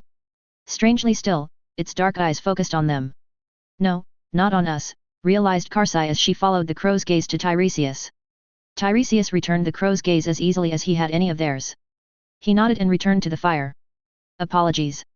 Probably shouldn't have said that. Shouldn't have said what? Asked Maka. Tiresias glanced back up at the crow. The words of a dead man. The madman and the crow stared at each other for a brief time. With one final caw, the crow opened his wings and flew. Tiresias followed the bird as it disappeared into the darkness. I spent 3 weeks wandering these woods, he murmured, still staring after the departed crow. 3 nights ago, I heard him cry above me. Right here. And I knew to wait. That the ones to whom I was meant to leave these weapons would come here. Yet took all this from a bird, scoffed Colum, though Karsai sensed unease beginning to creep in his voice. Tiresias turned to Colum, his eyes unblinking. You're here, aren't you? He turned to Karsai. You're here. She couldn't respond to that. None of them could. Tiresias stood up and stretched, throwing his arms up high. Karsai remained seated, as did the others. Not even Boren raised his axes. Picking his fur jacket up from the ground, Tiresias smiled at them. I'm so happy that I met you all, but as the crow is now gone, I must be as well, he said, pulling on his jacket. He didn't even bother to button it. He shouldered his rucksack and slung the bow across his back. If they decided to attack and take this fucker for whatever he was worth, this was this last chance. She looked to Boren, awaiting his instruction, but he said nothing. His mouth was slightly open. And she knew. Please use this fire tonight if you so choose, said Tiresias. The wood I gathered is right there. It's enough for a couple of nights. He gestured at the rabbit skins. Feel free to take the rabbit skins as well. If you want or can. I'm certain I've ruined them. He shrugged. Not one of my skills. Ya leaving right now? Karsai asked. The bewilderment in her tone was lost on Tiresias. Is that a problem? It's night. His eyes continued to bore into her, prompting her to explain the obvious. Ya don't travel at night. Tiresias smiled grimly. They do, he said. And I'm sure if they'll come by, it'll be toward an open campfire. They're up north, said Maka. She couldn't keep a tremble from her voice. That's what Mans said. The gatherings for their army, I'm sure, said Tiresias, as he slung his quiver over his left side. But a White Walker has definitely ventured south already, several times over. How far south? Asked Boren. He forgot to keep the fear out of his voice. As far as Craster's keep, Tiresias replied. At least. Even the stream seemed to fall silent. The tribes of the frozen shore, as did others, forbade any dealings with Craster, the crow-friendly, daughter-fucking waste of flesh. Boren only encountered him once. He refused to speak of it, but Karsai learned later that he had to be restrained from killing the man. Boren's eyes had turned to stone. That memory was there. Does Craster have dealings with them? He asked, a quiet snarl in his words. Tiresias exhaled through his nose. Not anymore. Karsai's eyes traveled to the dagger by the man's side. Did he really? She wasn't given a moment to finish her thought, as Tiresias walked to the edge of the firelight, before turning back. Treasure your babes. Treasure that dragon glass. They won't expect it. She felt the other three exchange looks, but she didn't take her eyes off Tiresias, who sighed. And please forgive me if I, at any point during this conversation, sounded strange or insane. I have spent 4 weeks alone, in these woods and it's not good for one's mind. He stood still for a bit, before laughing softly. I'm so glad I met you all tonight and you Karsai. She stiffened as everything faded into the night. Her brother's strength, Maka's composure, Colum's mockery. All of it escaped them as they watched this quiet madman on the edge of the light. Tiresias smiled, his teeth shining bright in the darkness. They were the straightest, whitest teeth that Karsai had ever seen. The sight of them smiling disturbed her as much as anything the man had said to them this evening. I do hope I see you again. And that when I do, you will be as you were in the story. He turned to leave, but paused and looked to her again. But without the blue eyes. I really hope that I never see those shining from you again. They don't become you. Or any of you, for that matter. Without another word, he exited the safety of the campfire, stepping over the stream. Karsai saw his slim form slip into the darkness. She tried to listen for his footsteps, but they seemed to vanish when he did. Whatever else this madman was, he was certainly light on his feet. Sound returned to her ears as they looked to each other, trying to making sense of what just happened. The trickle of the stream. The low hum of the wind above them. The hoot of an owl. He sure as fuck didn't deafen us, but it felt like it. Colum looked toward the direction in which Tiresias disappeared, then back to Boren. I take it we're letting him go. Boren glanced to him. Ya want to spend more time with that fucking loon? Anyways, how much of a chase can ya give? With ya gimp leg? It's no gimp leg, ya fucker. It's just pained. It's no excuse for letting that loon go. He had good steel. Ya saw it. He kicked the bag of dragon glass. Better than this fucking shite. Karsai raised her eyes in time to seeing Maka whacking Colum on his shoulder. Don't damage it. Colum was too dumb to see the danger in her tone. Damage it? What? He rummaged through the bag, pulling out an arrowhead. Ya really believe him? Some southerner brings some brittle shiny rock in our lands, tells us that it can down. He threw his arms about, refusing to say it out loud. Karsai didn't begrudge him. Most of the free folk didn't speak of the rumors to the north. Saying it just brought it closer. She had tensed every time the stranger just casually spewed their name. The White Walkers, said Boren, letting his axes drop completely for the first time and rubbing his forehead. Gods, some man of the free folk ye are. It's horseshit, exclaimed Colum. Did ye heard him talk? What he said? This is a story? What story? How he spoke was stranger, murmured Maka. She picked up an arrowhead of dragon glass as well, seeing the fire through it. But what he actually did say, it's too much of what he couldn't possibly know. Mance, the white demons in the north. She looked to Karsai. Your name? Boren and Colum looked to her as well. About that, said Colum. He took a swig of his goat's milk. Where the fuck have ye seen him before? I haven't, she pushed out, through gritted teeth. I don't like ye voice right now, Colum. Well, I don't like having me name known cause of ye fuck up. Colum, shut up, said Boren very quietly, his eyes still on her. The camp grew still. All of them knew this tone. Ye the first one who gave a name away tonight and that was mine. Best not to forget ye own fuck ups, I. Colum didn't respond. Boren turned to him. Colum. After clearing his throat, Colum nodded. Sorry, Boren. Boren turned to Karsai, the fierceness in his eyes melting into concern. Now, Karsai, I want ye to think. Over ye years and all ye seen and all those ye have met. Don't answer me right away. Just think. Have ye ever, in ye whole life, seen that man before? Given him ye name? A few seconds passed. Karsai didn't need them. She knew her answer before he even finished the question, but Boren needed the seconds of silence. And so she counted them before answering. I've never seen him before tonight. No chance to have given him my name. No one like him has ever touched the frozen shore. She looked around to Colum and Maka. One of us would have heard of him. Boren took that in before nodding and leaning back, sighing. I think we should stay here tonight, said Maka. It's too late to hike back and start another fire. We'll go back for our supplies in the morn and start home then. It's not that much in the light. She looked to Boren. What say you? Colum has the bad leg, but we need sleep too. Colum looked ready to tell her off, but thought better of it. He settled for the final swig of his sour milk. I agree, said Boren. He stood, looking around. Yeah, 3 sleep. I'll take the first watch. Boren, no, Karsai said. She stood too. I'll take it. With all he said, I can't sleep right now. She glanced back to the darkness where Tiresias had disappeared, then back to see her brother's nod. He gripped her shoulder. Wake me if ya need me and don't wait to do it, he murmured. Ya hear me? Karsai nodded, patting her brother's hand before moving to where the madman once sat. She settled down, placing her spear next to her. The woodpile was within arm's reach. I'll keep the fire going. Keep it warm for yet. Enough wood here to last all night. Boren donned his gloves and raised his hood, before lying down. Don't raise it too high. Unlike that mad bastard, we don't want anyone coming round. With that, he rolled over, giving his back the fire. He never slept with hot flames near his face. Colum had already laid down on his back. His eyes were closed and he was near sleep. Karsai sighed. That sour goat's milk will turn his snoring loud enough to draw unwanted guests. And that wasn't even considering the flatulence.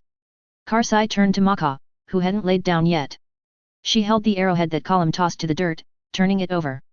Finally she returned it to the bag and tied it up again. Only then did she lay down, her head away from Colum's now snoring form. A good while passed before Karsai pulled out the spearhead she had pulled from the bag. Checking to see that no one was approaching, she gazed at the dragon glass. It certainly didn't feel strong. It was pretty though. Was this really the weapon that would strike down the terrors that they had heard of? Could such a small thing really just do the trick? If not, it was worthless.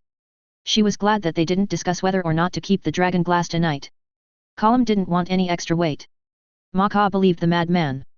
Boren didn't want to, but he was leaning toward it. She ran her finger along the edge carefully. It was sharp. For the first time since she had heard of the blue eyes in the dark, her heart became a little lighter. Looking up, she looked around and cursed. Guards shouldn't be entranced by pretty things. Not out here. She also saw that the fire was quite low and she quietly fed it with a few sticks, so that none of her companions would wake. Afterwards she pocketed the spearhead. She had hoped for a new weapon when they had approached the mystery fire. Now she had one. Even if her 3 older companions decided to toss the bag into the stream, she would take the one spearhead along. She wanted some hope against them. Just some fighting chance. Besides, she was happy with her mother's eyes. She didn't care to change them for the blue ones that this madman, Tiresias, foresaw. Chapter 18. Clark gripped the edge of the well, panting, before pulling himself over. He landed hard on the stone floor. The well was higher than he anticipated and he laid on his back in the darkness. Fuck, he breathed quietly. More than a month beyond the wall had taught him never to speak loudly when one is alone and in the dark. Who knew what lurked in the shadows? However, the seconds passed, turning into a minute and his tumble into the night fort didn't seem to bring any unwelcomed company.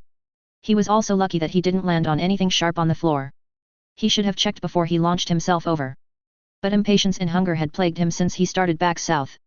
He'd spent a whole day on the other side of the wall, trying to find the hidden door that Sam and Gilly had used in the 3rd season. The one that Sam had picked up in a book. He thought that he had found the same book in the Castle Black Library, but the instructions were practically non-existent. Only that there was a door. And that it was hidden. Very well too, unsurprisingly. About a half hour ago, Clark was seriously considering just climbing the fucking thing. It wasn't rational, but he was getting desperate and weighing his options. Then as the sun set and stopped reflecting so brightly on the wall, he noticed a ridge in the ice that seemed a little too neat. That led to the tunnel and to him crawling out of the well with just a hint more grace than Sam did. Relief flooded through him as he caught his breath. He was south of the wall. He was safe, relatively speaking. A growling echoed in the small room and Clark gently massaged his stomach. He had some success hunting and trapping beyond the wall, but it took time and energy and what he caught was usually just barely enough to make up for the strength lost. He had lost weight on this excursion, no doubt about it. Tired of laying down, he forced himself up into a sitting position, leaning against the stone well. Reaching into his rucksack, he pulled the last of his smoked venison. A stag from 4 nights ago had basically saved his life and provided him enough food to make it back. The supplies that he took from Craster's were running low when he met Karsai and her people. Chewing the meat slowly, he paused, just tasting it, before swallowing. Afterwards he only wanted to gorge the rest of it, but he knew he couldn't. If he ate the rest, he might be forced to travel east to Castle Black to beg for rations. And that would raise a bunch of questions that he didn't want to answer. He needed to get south quietly. So, hating himself, he put the rest of the venison away and took stock of his surroundings. There was a little moonlight, which was more than enough for his eyes. The room was big, with a few fire pits. Chains hung on the walls. Clark didn't know enough about castles or forts to guess which room this was, despite having lived in Winterfell. A part of him thought he should explore the rest of the castle and find the best room to hide and rest in. However, he remained seated. If Mira and Hojan Reed decided on this room for their night in the night fort, then it was good enough for him too. Trying to ignore the fact that they were a group and had dire wolves protecting them as well, Clark removed his rucksack and sighed, massaging his shoulders. He was relieved to be indoors again. Even if it was in the night fort, the oldest castle on the wall, a cursed place, a ruined collection of stones and horrors. Most of the stories he knew about this place he had read in the Winterfell library. He didn't remember them from his old world. The deserters buried alive in the wall, the ranger, Mad Axe, who killed several of his black brothers, Danny Flint. The one story that he did remember made him shudder as he gazed upon the chains, the moonlight glinting off them. Of the Rat King and the gods that cursed him so. Clark may not have believed in the Christian God back in Maine, but he did believe in the ones here. All except for the 7 actually made their presence known in the show. This belief bled into his actions beyond the wall. He approached Craster's keep with his bow out and down. An arrow rested, waiting to be knocked. The darkness of the night fort vanished before him as the firelight from within Craster's grew greater. There were a few of the wives about as Clark approached the keep. They all stopped and stared at him, at his bow. He scanned them, but none carried a weapon. The younger ones glanced back at the house, fearful of Craster's reaction. The older wives just stared blankly at him. Not fearful, not perplexed. They just waited for their man to come out and deal with this stranger. Living with Craster must be a deadening experience. He scanned as well for a young Gilly, but couldn't find her. That was a small relief. He didn't want her to see this. Eventually one of the older wives whispered to a younger one, who ran into the keep. All outside just waited. No one said a word. His ears perked up at a muffled raised voice. Male, a little drunk and very familiar. A voice he really didn't want to have to hear in the flesh. A cup was thrown across the room, followed by footsteps. The door banged open and Craster stumbled through, a small axe in his hand. He narrowed in on Clark quickly though, focus flooding quickly back into his beady eyes. "Ya no crow," he called. Clark fought a smile. He looked exactly the same. Craster spat on the ground. "If ya be looking for shelter tonight, ya won't fucking find it here. This is my home. My keep. My wives. My stores. They're not for the likes of bastard southerners such as yet. Now piss off 'fore I cut ya down for pig feed." The snow fell lightly. Clark felt a little tension leave his shoulders. No invitation met no guest rights. If the gods in this world hated those who killed their guests, he imagined they had similar feelings to guests who kill their hosts. He was free now to act, at least he hoped.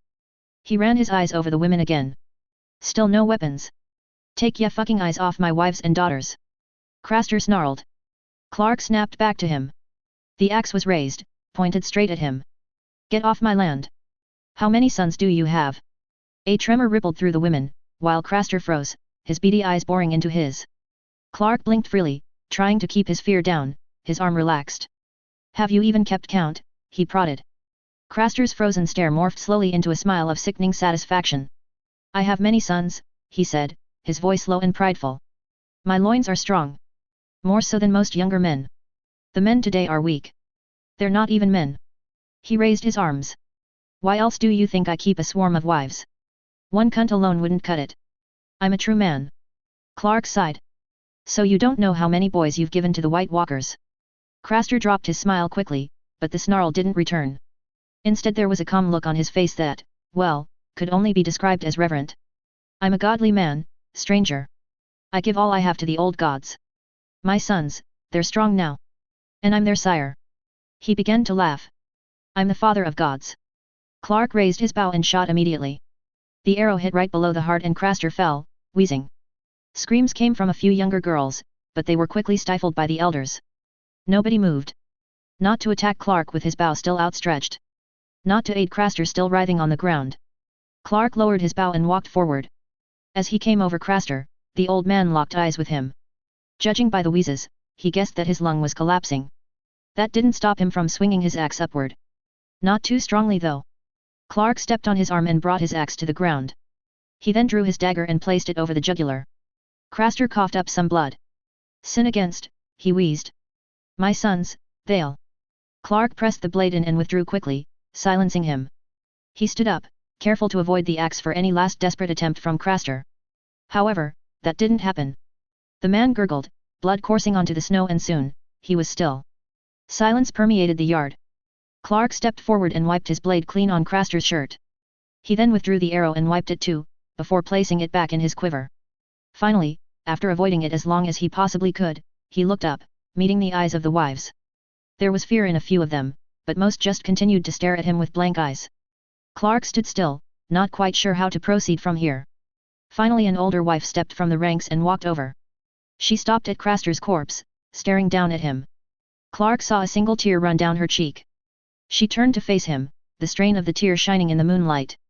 Despite that, she was quite composed. Clark forced himself not to look away. He cleared his throat. Will you and the others allow me to walk out of here? He asked, he hoped calmly.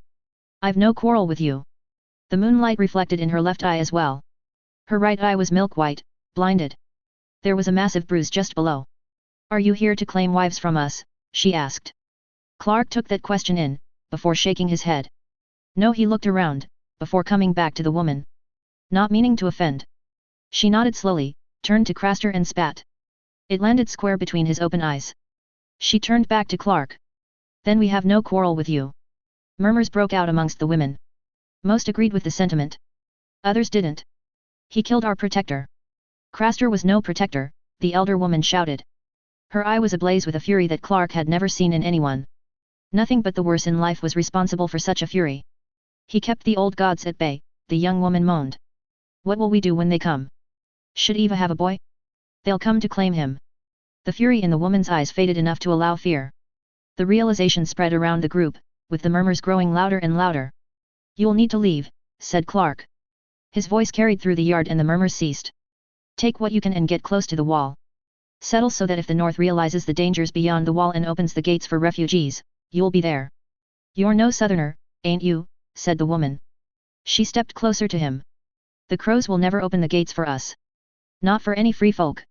I'm working on that, said Clark, forcing himself to breathe steadily. Winterfell knows of the White Walkers and knows that the free folk must come south. It's just the idiocy of men that we need to deal with first.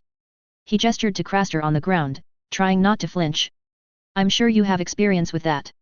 The blood was growing cold on his right hand, but he didn't feel cold, so what was that tingling through him? The woman sighed, her eyes on her dead husband. If we wait for men's idiocy to fade, we'll die long before we cross. Clark flexed his fingers. It'll take time, but there's a chance. In the meantime, you and the others, you could live elsewhere while you wait. If you could survive him, you could survive anything. The woman continued to gaze down at Craster. We won't survive when they come for the next boy. They'll find us even if we leave. They walk out of the cold. And the cold is everywhere. Clark dropped his bow and took a knee, opening the tied sack. He withdrew a dark dagger. This will stop them, he said, standing up and offering the dagger hilt first. The woman peered at the weapon, and then to him. Her gaze was piercing. It's dragon glass. Stab them with this and they turn to ice. The children of the forest used to wield such weapons. Nobody moved. The woman continued to stare at him. Clark refused to blink. Take it. When they come for the babe, use it. Her eyes dropped to the dragon glass. Finally she reached out and took it, running her finger lightly along the edge. She turned to the others. Prepare a pyre. She pointed to Craster. He needs to burn tonight. We'll sleep here after. In the morn, we leave and we burn the rest. A few left immediately to find material for the pyre. The rest trickled out slowly with wide eyes, not quite believing their new lot. They were Craster's wives 10 minutes ago and now they were widowed. Some approached the corpse, mostly the young, to see that he was truly gone. A couple also spat on him, kicked him, taking what little vengeance they could. Eventually they all left. Clark followed the older woman as she ventured back to the house. She turned to him, her single eye questioning him. I don't know if I should ask this, he said. But my supplies are low and I have another task in these parts before I can leave. Can I have some food please? Whatever you all can't carry. She stared at him before walking away. Reading a rejection, he stayed behind, but she turned and gestured for him to follow. He was led to the stores where she handed him black bread and cured meat. "Thank you," he said, placing it in the rucksack. The old woman bowed her head. 260, she said quietly. He paused in the middle of tying the rucksack shut. "What? Craster has 62 sons. Every one," he gave to them. She walked to the door, then hesitated. Bracing herself against the frame, she let the silence linger, before answering Clark's unasked question. "Craster stole me," she spoke, facing away from him. "I'm not his daughter. I gave him his first son. There were 62 of them. I heard their cries disappear in the wood. The wind carried into the house, but the woman didn't shiver. She seemed as unaffected by the cold as he was. I was here for the first wedding too." Clark tried to think of something he could say that didn't sound patronizing or stupid. He couldn't, however the woman didn't seem to expect him to. She walked away and Clark, sensing the dismissal, walked back to the front of the house. He paused to grab a skin. Smelling the wine inside, he slung it over his shoulder with the bow. Exiting, he passed Craster's corpse. Sticks covered him and the first flames were starting to spread. He didn't stop to watch the show. He wasn't ready to learn what burning flesh smells like. The keep sank deep behind him, the firelight growing weaker and weaker. He blinked to see the glint of the moonlit chains. It took him a second to recognize the night fort. He set his head back and yawned. He needed to sleep and he was as safe here as any other night beyond the wall. After a final sip of his water, he stretched out, using his rucksack as a pillow. His final thoughts before resting were of Gilly. Perhaps the reason he was eager to leave was that he didn't wish to see her, knowing that he eliminated the possibility that little Sam would ever be born into this world. He didn't regret killing Craster and certainly didn't have second thoughts about sparing Gilly from the incestuous rape that led to the pregnancy. She could have other children. And she wouldn't miss a child that she would never birth. Still, he couldn't help but see little Sam smile as he grew bigger. And it made him sad and slightly worried. How many of the younger Westerosi in this world wouldn't be conceived and born because of his actions? He didn't have the energy to ponder the question further and he fell asleep quite easily in the haunted castle. The gift was a beautiful place. He wished he had more time and resources to explore it but he had to keep moving. He had spent more time beyond the wall than he intended. Although as he thought about it, he supposed he was very lucky that he found the free folk as quickly as he did. In just a few weeks and Karsai among them too. No, he told himself. That wasn't luck. That Raven's presence was proof enough of that. He came upon the King's Road after 2 days. Sparing the north a weary glance, he began to trudge south for Winterfell. Not that he expected to see Castle Black from where he started, but he was still anxious. This little trek beyond the wall was not something he wanted the Night's Watch to be aware of. Then again, should they start talking with the free folk, it might come back to them. Probably shouldn't have told them my name. Tiresias kicked a stone away and continued to march. My name, not my new name or my chosen name. Just my name, hey. That quiet realization disturbed him a little, but he tried to put it out of his head as he continued to walk. He was grateful that he wasn't being jostled by the wagon anymore, but that meant the walk was longer and much more tiring. And having started on the King's Road on an unknown spot, he had no idea how much farther there was to go until Winterfell. In a few days though, he came across a familiar sight, where the last river intersected with the King's Road. He was tempted to stay the night here, though he still had a few hours of daylight left to hike. It would feel good to camp in a familiar place. As he explored the area where they had camped weeks prior, he noticed something though. If the Stark entourage had already marched back and continued on to Winterfell, there would be signs of a recent camp. They wouldn't just bypass it. This location was too convenient for resting and watering the horses. But all the signs of a large company camping were too old. The impromptu fire pits, the faded indents of the wagons with hoof prints, no clean bark where small branches were broken off the trees for firewood. All the signs of the Winterfell retinue were from the trek up north, the trek that he had accompanied. Which meant that the Stark entourage hadn't come this way yet. And that meant that if he turned on the road to Last Hearth, he would meet up with them, supposedly. Clark sat down on the riverbed, thinking it though. He could have just pulled all of this straight from his ass. Why would Ned Stark not be in Winterfell yet? Enough time had passed. What else would he have been doing? Also, even if he was in Last Hearth, what was the benefit in delaying his return to Winterfell? By the time he made up his mind and stood, he had nothing but flimsy excuses. He wanted to see Last Hearth, wanted to see the Umbers, wanted to take the chance that he would be reunited with the Winterfell men, whom he actually missed beyond the wall. With flimsy excuses and all, he turned east and began to follow the river. At the end of it all, the Last Hearth was only a short distance away. It would be worth the trip. And if he arrived and Ned Stark was long gone, he would look like an idiot. But at least he could maybe pick up some supplies. He was tired of hunting every night. In a sharp contrast to the abandoned, frozen castle that had fallen to the Night King, the last hearth that Clark approached was boisterous and peppered with many a light, from the torches on the walls to the open flames where he could hear the drunken singing even from a distance. It encouraged him, but he didn't quicken his step. He was too tired for that. No one spared him a second glance as he stepped through the gate. Or so he thought. He smelled the guard before he put his hand on his shoulder. "Who are ye? And what business do ye have here?" Clark turned to a breastplate that was at his eye level. He looked up to meet the guard's eye and opened his mouth when, "Tiresias? Is that you?" Clark didn't turn back around entirely as he didn't want to upset the guard. However, he did manage to catch a glimpse of Gord before the big man slapped him on the back. "You made it, man!" Finally, exclaimed Gord, before he turned to the guard. "It's all right, Harmond. He's one of us," he said politely. That earned Clark a dubious stare from Harmond. "Not built like one of you, that's for sure," the Umber guard said. "Nor like you, thank the gods for that," said Gord, as he guided Clark further into the castle. They entered the inner courtyard and headed straight for the huge kegs. "There we are," said Gord, finding an extra mug and filling it, before passing it to Clark. "Cheers, mate, cheers. Glad to finally feast with you on this journey." "A feast? We'll be packing up and headed back to Winterfell in the morn. If all else, you got great timing." Relief flooded Clark as he leaned against the keg, and he followed that relief with ale, tilting his mug after clinking with it with Gord's. The giant guard wiped his mouth and stared at him. "Gods, did you forget to eat in Castle Black?" "No. Why? I swear you lost a stone since last I saw you. The Night's Watch's food really that shite?" Clark shrugged. "Nah. Just forgot to eat sometimes." Gord nodded. "It happens sometimes. You know, I've seen some librarians so lost in their books, their stories, they forget themselves. Starve to death. Horseshit." Clark placed down his empty mug. "You don't know any other librarians?" Gord shrugged. True. I am hungry though," said Clark, pushing off from the keg. "And I do need to speak with Lord Stark." "Where is he?" Gord pointed to what appeared to be the main hall, and Clark followed. It seemed to be the popular place for the evening. He shuffled along the corridors, amongst men who towered over the average height. They ignored him entirely. He entered the great hall and spotted Ned at once.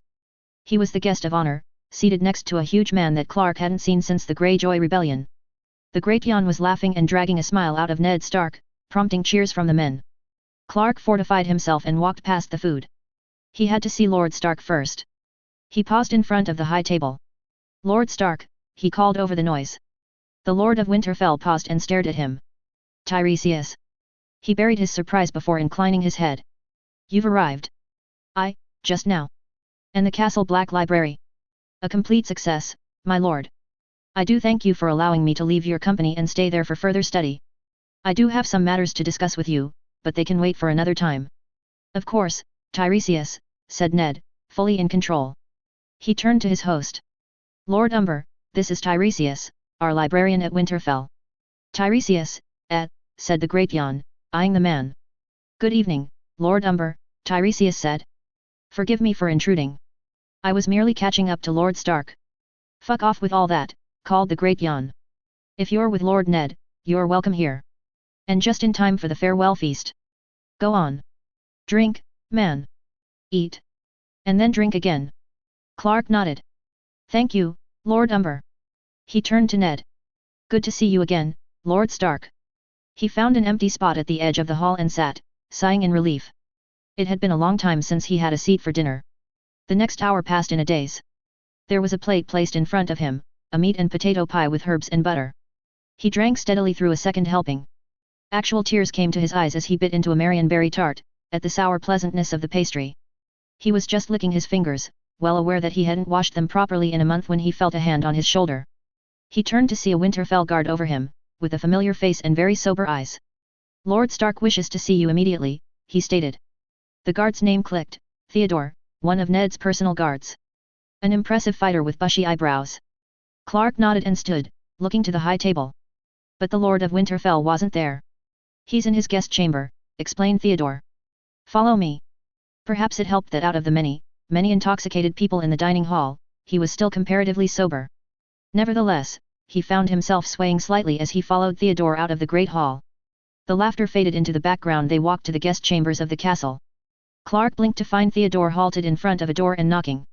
Enter, called Ned from the inside. He walked past the guard into the chamber.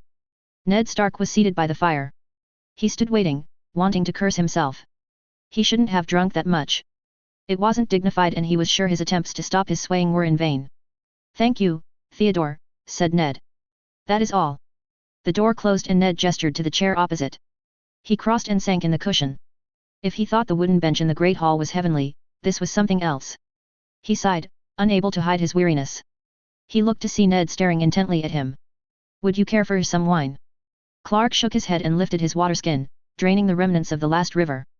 As he wiped his mouth, he couldn't resist another sigh. "I've already drunk enough to make me miserable on the wagon tomorrow," he said, smiling. "Best not make it completely unbearable." He leaned back into the chair. "I'm a little surprised to see you here, Lord Stark. I'd thought you'd be home in Winterfell by now." "I delayed," Ned responded. "It had been a long time since I'd been to Carhold. Lord Karstark hosted us for a week. We arrived here only a few days ago." "Was that for me?" "Only slightly." They fell silent for a bit, hearing the crackle of a fire. A fire that he wasn't responsible for, that he didn't have to build or tend. The thought cheered him. He knew he didn't need the warmth beyond the wall. It was just a little more terrifying alone at night with no fire. Ned Stark pulled out a letter, the one that he had passed to him on top of the wall. It was still sealed. "You didn't read it. It hasn't been a year. You returned from beyond the wall. Are you surprised?" "Yes," Ned muttered immediately. "I didn't expect you to." The Lord of Winterfell didn't finish his sentence. "He didn't have to. And yet you still allowed me to go," mumbled Clark, sinking lower into the chair. "You assisted me in crossing. I appreciate that. I truly do. Thank you for your trust." Ned glanced at him. "You look like you barely ate up there." Clark shrugged. "Turns out, hunting's a bit sparse in the true north. Especially if you're a lone traveler. But I survived. You don't appear as though you merely sat in the Castle Black Library all this time." "Well, I supposed I say that I was too engrossed in the materials and forgot to eat." He thanked Gord internally for the covering lie. And it wasn't a horrible lie. During Clark's sophomore midterms in college, he studied so intensely that he forgot meals. It brought the wrath of his sister down on him when she found out. With that memory, a dull sad pain weighed on his heart. He raised his eyes to see Lord Stark gripping the letter tightly. "Do you wish for me to keep this?" Ned asked lowly. Clark shook his head. "It wouldn't do for others to see it. Besides, it's a sloppy letter. I wrote it far too quickly." Ned nodded and tossed it into the flames. The envelope curled as it turned black. They watched until it was completely consumed, with no chance to ever be seen by unwelcomed eyes. "Do the men suspect anything?" Lord Stark shook his head. "Honestly, no one mentioned you, except Sir Roderick. He questioned your absence as we departed Castle Black. The first night as we camped along the wall." Clark sighed. "I suppose he would. How'd you answer him?" "That you had further business at Castle Black," said Ned shortly. Clark smirked slightly. That kind of tone shut down any further inquiry. At least he hoped. Ned scratched his beard. "What of your business beyond the wall?" "Craster's dead," Clark stated bluntly. He felt Ned's eyes go to him, but he kept watching the flames dance. "I shot him with an arrow and cut his throat. Saw his corpse. One of his wives, an older one. She says that he has given 62 sons to the Night King. Over the years." He turned back to Ned, only to see that his eyes too drawn to the fire as well. "So that means that at least 62 White Walkers are beyond the wall." Clark couldn't suppress a yawn. "Probably. Wouldn't surprise me though if the Night King has made others before Craster." Ned's eyes seemed to dull at that point, not even reflecting the fire at all. "Then are the wildlings already doomed?" "A certain number of them, to be sure." Clark scratched his knee. "I didn't go beyond the wall with any hope of preventing all deaths on behalf of the free folk. Just enough to make a difference when the time comes. I hope I succeeded." "Then your second objective went well." "I believe so. As well as it could." He smiled slightly, not feeling cheerful though. "We do have an ally beyond the wall. I can't speak to him directly, but he guided me to some free folk and one had a familiar face." "Mance Rayder?" Clark shook his head. "Nah, the man was farther north than me. A girl, almost a woman, who will grow to be fierce and strong. I gave her and her company the dragon glass and told them to use it wisely against the White Walkers. All of it. I gave a dagger to Craster's wives. Also, one to your brother." He turned to Ned and leaned forward. "The wives are marching to the wall. To try and distance themselves from the sons they gave. The dagger will catch the White Walker off guard the first time, perhaps the second. But they need to cross the wall in order to truly be safe. All the free folk do. We can ship all the dragon glass beyond the wall that we possibly can, but this isn't a war that they can win, even with those weapons. A silence filled the chamber. Clark glanced to the door. He hoped he had kept his voice down. Theodore didn't have to hear any of this. But I realize, he said, standing up, that it's late, I'm tipsy, we're tired, we're not at Winterfell, and we have a long journey ahead of us in the morning. So I believe we should leave it for tonight. He turned to go, before stopping himself and turning back. With your leave, Lord Stark. Ned nodded and he continued to the door. Tiresias, he said. Clark stopped with his hand on the door. Yes. Those from Craster's place? It's only his wives, his daughters? No sons. Clark nodded. That's the gist of it. I'll write to Benyon. See if he can find them and bring them through. If they agree. If the Night's Watch can be persuaded. He looked to Clark, who had come back to the fire, his hand resting on the chair. If the wildlings come through, we'll need to start slow. It can't be a full exodus. The wives of Craster, they aren't rapers, they aren't bandits. The Lord Commander might be willing, if they have employment waiting for them. Perhaps among the northernmost houses. Those are the ones who will need to be persuaded that all not wildlings raid and pillage. The Mormonts maybe, the Foresters. The Umbers, suggested Clark. Ned shook his head. I don't trust Lord Umber to protect the younger ones. He turned back to Clark and sighed. When we return to Winterfell, we'll find a way. Clark waited, but Lord Stark seemed done for the night. He tapped the chair. I'm not sure I'm that optimistic, Lord Stark. But I appreciate that you are. It's my duty, Ned said quietly. I must believe I can find a solution. I must act as if I can. That got a humorless chuckle out of Clark. I did miss you, Lord Stark. He crossed to the door, turning back as he gripped the doorknob. Good night. Theodore was still present, standing at his station.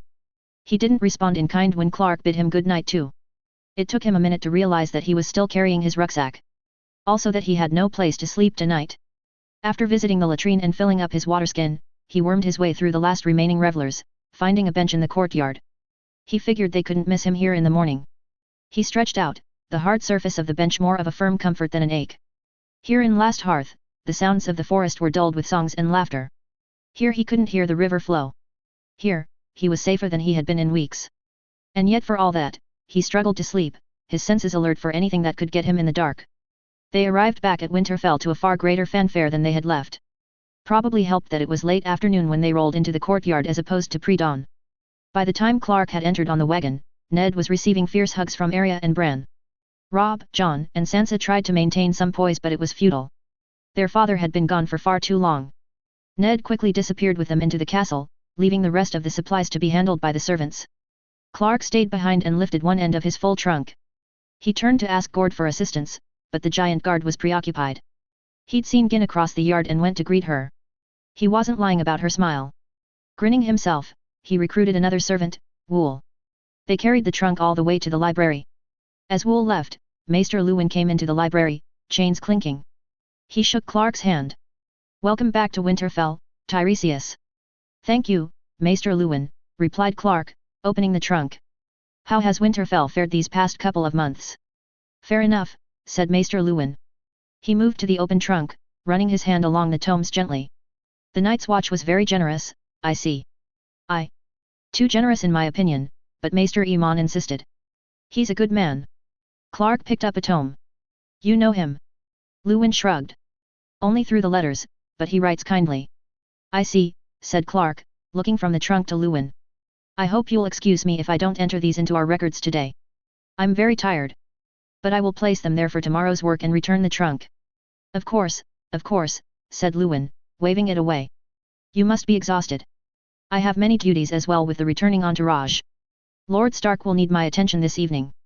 He nodded and the maester patted him on the shoulder. Rest tonight, Tiresias. You deserve it.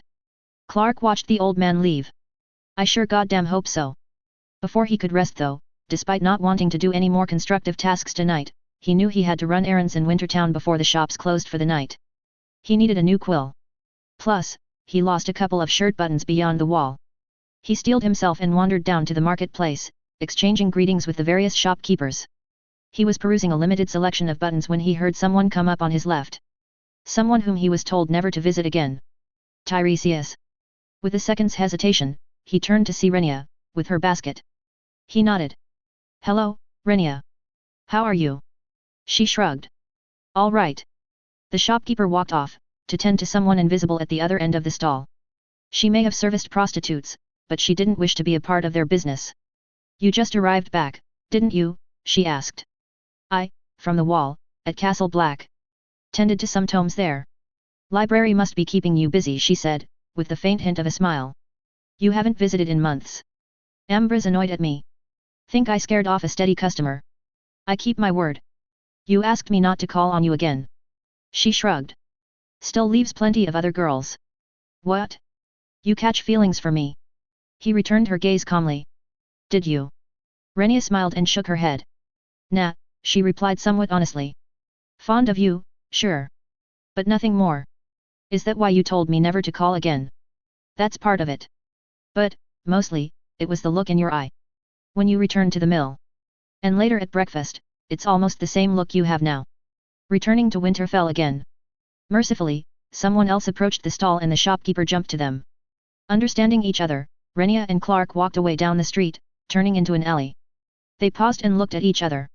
Did you find your mother's stolen treasure at Castle Black, Tiresias? She asked softly. Clark shook his head. No, I didn't. Renia sighed. Even if you were speaking true, and the man was already dead when you arrived, you're going to be around that, aren't you? He didn't confirm or deny it. However, Renia seemed to interpret his silence correctly. That thing is too much for me. I appreciate the coin I received. Maybe it will let me go home. Say Geralt Battler died. And start over again. If I could. It's not the worst idea. Tiresias, he looked at her. She looked like she was struggling to ask something. In the end, she decided against it. You're still welcome at Ambra's. I didn't mean to ban you entirely. I know. He shrugged. Just haven't felt like it. And not just because of you. The shadows were beginning to fall more quickly. If he wanted to complete his errands, he would have to move along. Good night, Renia. He stepped into the thoroughfare. How did you know? She asked behind him. He turned back to see that she gathered enough gumption to ask the question. How did you know that I would keep to your alibi? Even after there was a murder. A silence fell between them, but Renia was prepared to wait it out. Clark sighed and conceded. If you went to the authorities, you would have to disclose the true nature of our relationship. Allow your family to discover what you've truly been doing in the north. I knew that. It's part of why I asked you to come with me. There was no surprise in her blue eyes, but there was still hurt. She hitched her basket and walked past, pausing right in front of him. You need a bath, she said, before marching down the street. Clark watched her disappear. She didn't look back. Later, Clark sat in the hot springs, soaking in the heat. Renia spoke the truth. Having arrived the night before their departure at Last Hearth, he had no time to take a bath. The filth was not too noticeable out in the wild. But here in Winterfell, after not bathing since he left, his stink was obvious. He emerged from the water with his skin scrubbed raw, wishing for coconut oil. Maybe they have coconuts in Noth. He would have stayed in there all night, if not for his stomach. It growled as he stood from the water and dried. It wasn't a full feast when he walked into the Great Keep, but something was definitely thrown together for the return of Ned and company. He sat down across from Barth, always a delightful and silent dinner partner. The brewer nodded to him before returning to his dinner, and that was his welcome home. Not his only one though. Clark felt a hand on his shoulder. Welcome back, Tiresias. He turned to see Mal looking down at him, her brown eyes widening as he turned. Hello, Mal, he said. How are you? I'm well. She blinked. Did you not eat at all when you were gone? Christ, is it that noticeable? He shrugged. Probably not as much as I should have. Got lost in the pages. Forgot to eat sometimes. The dining room seemed a little warmer at the moment. Mal didn't look amused. You shouldn't forget things like that. It's not healthy. Well, it wasn't on purpose. Clark sighed. Sorry, may I have something? I'm hungry now. After a beat, she nodded. I'll bring you something. She left. Clark turned back around to see Barth look back down to his plate. All of his face seemed to be grinning except his mouth. What? Barth shrugged. Clark sighed. That's all I get from you, right? He rubbed his temple. No wonder I like eating with you. The rest of dinner passed in a daze. Not quite the daze that he had experienced at Last Hearth, but it was still a little disorientating. Comforting, but disorientating. It probably helped that he had actually eaten regularly over the past fortnight. And that he rode in the wagon, as opposed to walking all day, and that he hadn't drunk as much tonight. Tiresias. He had sensed Jon Snow approaching him, but still allowed the boy to surprise him. He swallowed some ale and turned to see the young boy right behind him. "You're becoming more and more silent," he said. "Still could use some work though. Arya puts you to shame." He couldn't stop a grin from spreading on his face, which Jon returned. He clapped the young boy on the shoulder. "It's good to see you, Jon. Sit down." He scooted over, making room. "Mal's about to bring me a dessert. I'll split it with you." Jon didn't need the extra motivation, but he still sat. "How are things here in Winterfell?" The boy shrugged. "No different," he said. "No different. Lessons, training, running about." Clark lowered his voice. "Is Theon treating you better?" They both looked to the high table. Theon was sitting next to Robb, who was staring at Ned with serious attention. He wondered what tale of the wall, last hearth, or Carhold the Quiet Wolf was relaying. Theon stared at his plate, pretending not to listen, but Clark could tell he was. Jon shrugged. "He's fine. Not nice, but better." Clark sighed. "Well, I suppose that's progress." Something caught his eye. "All right, here it is." Mal placed a baked apple in front of him. "Thank you, Mal," chorused Jon and Clark. Mal smiled at Jon, before she shot a curious look at Clark. He barely had time to register it before she turned and walked away. Clark shook his head and tried to ignore that Barth was giving him the same look as before. He divided the apple into two and gave Jon his fork. "Here," he said, pushing the plate toward him. "You first." "You sure?" "Honestly, I don't care for baked apples. You can even have it all if you want." Jon shook his head. "That's all right." The young boy took a few bites as Clark nursed his ale. Finally Jon turned to him. "You were at Castle Black all this time, right?" Something like that." "What was it like?" Clark heard the hidden question. Jon Snow wasn't nearly as sneaky as he believed. He sighed to himself.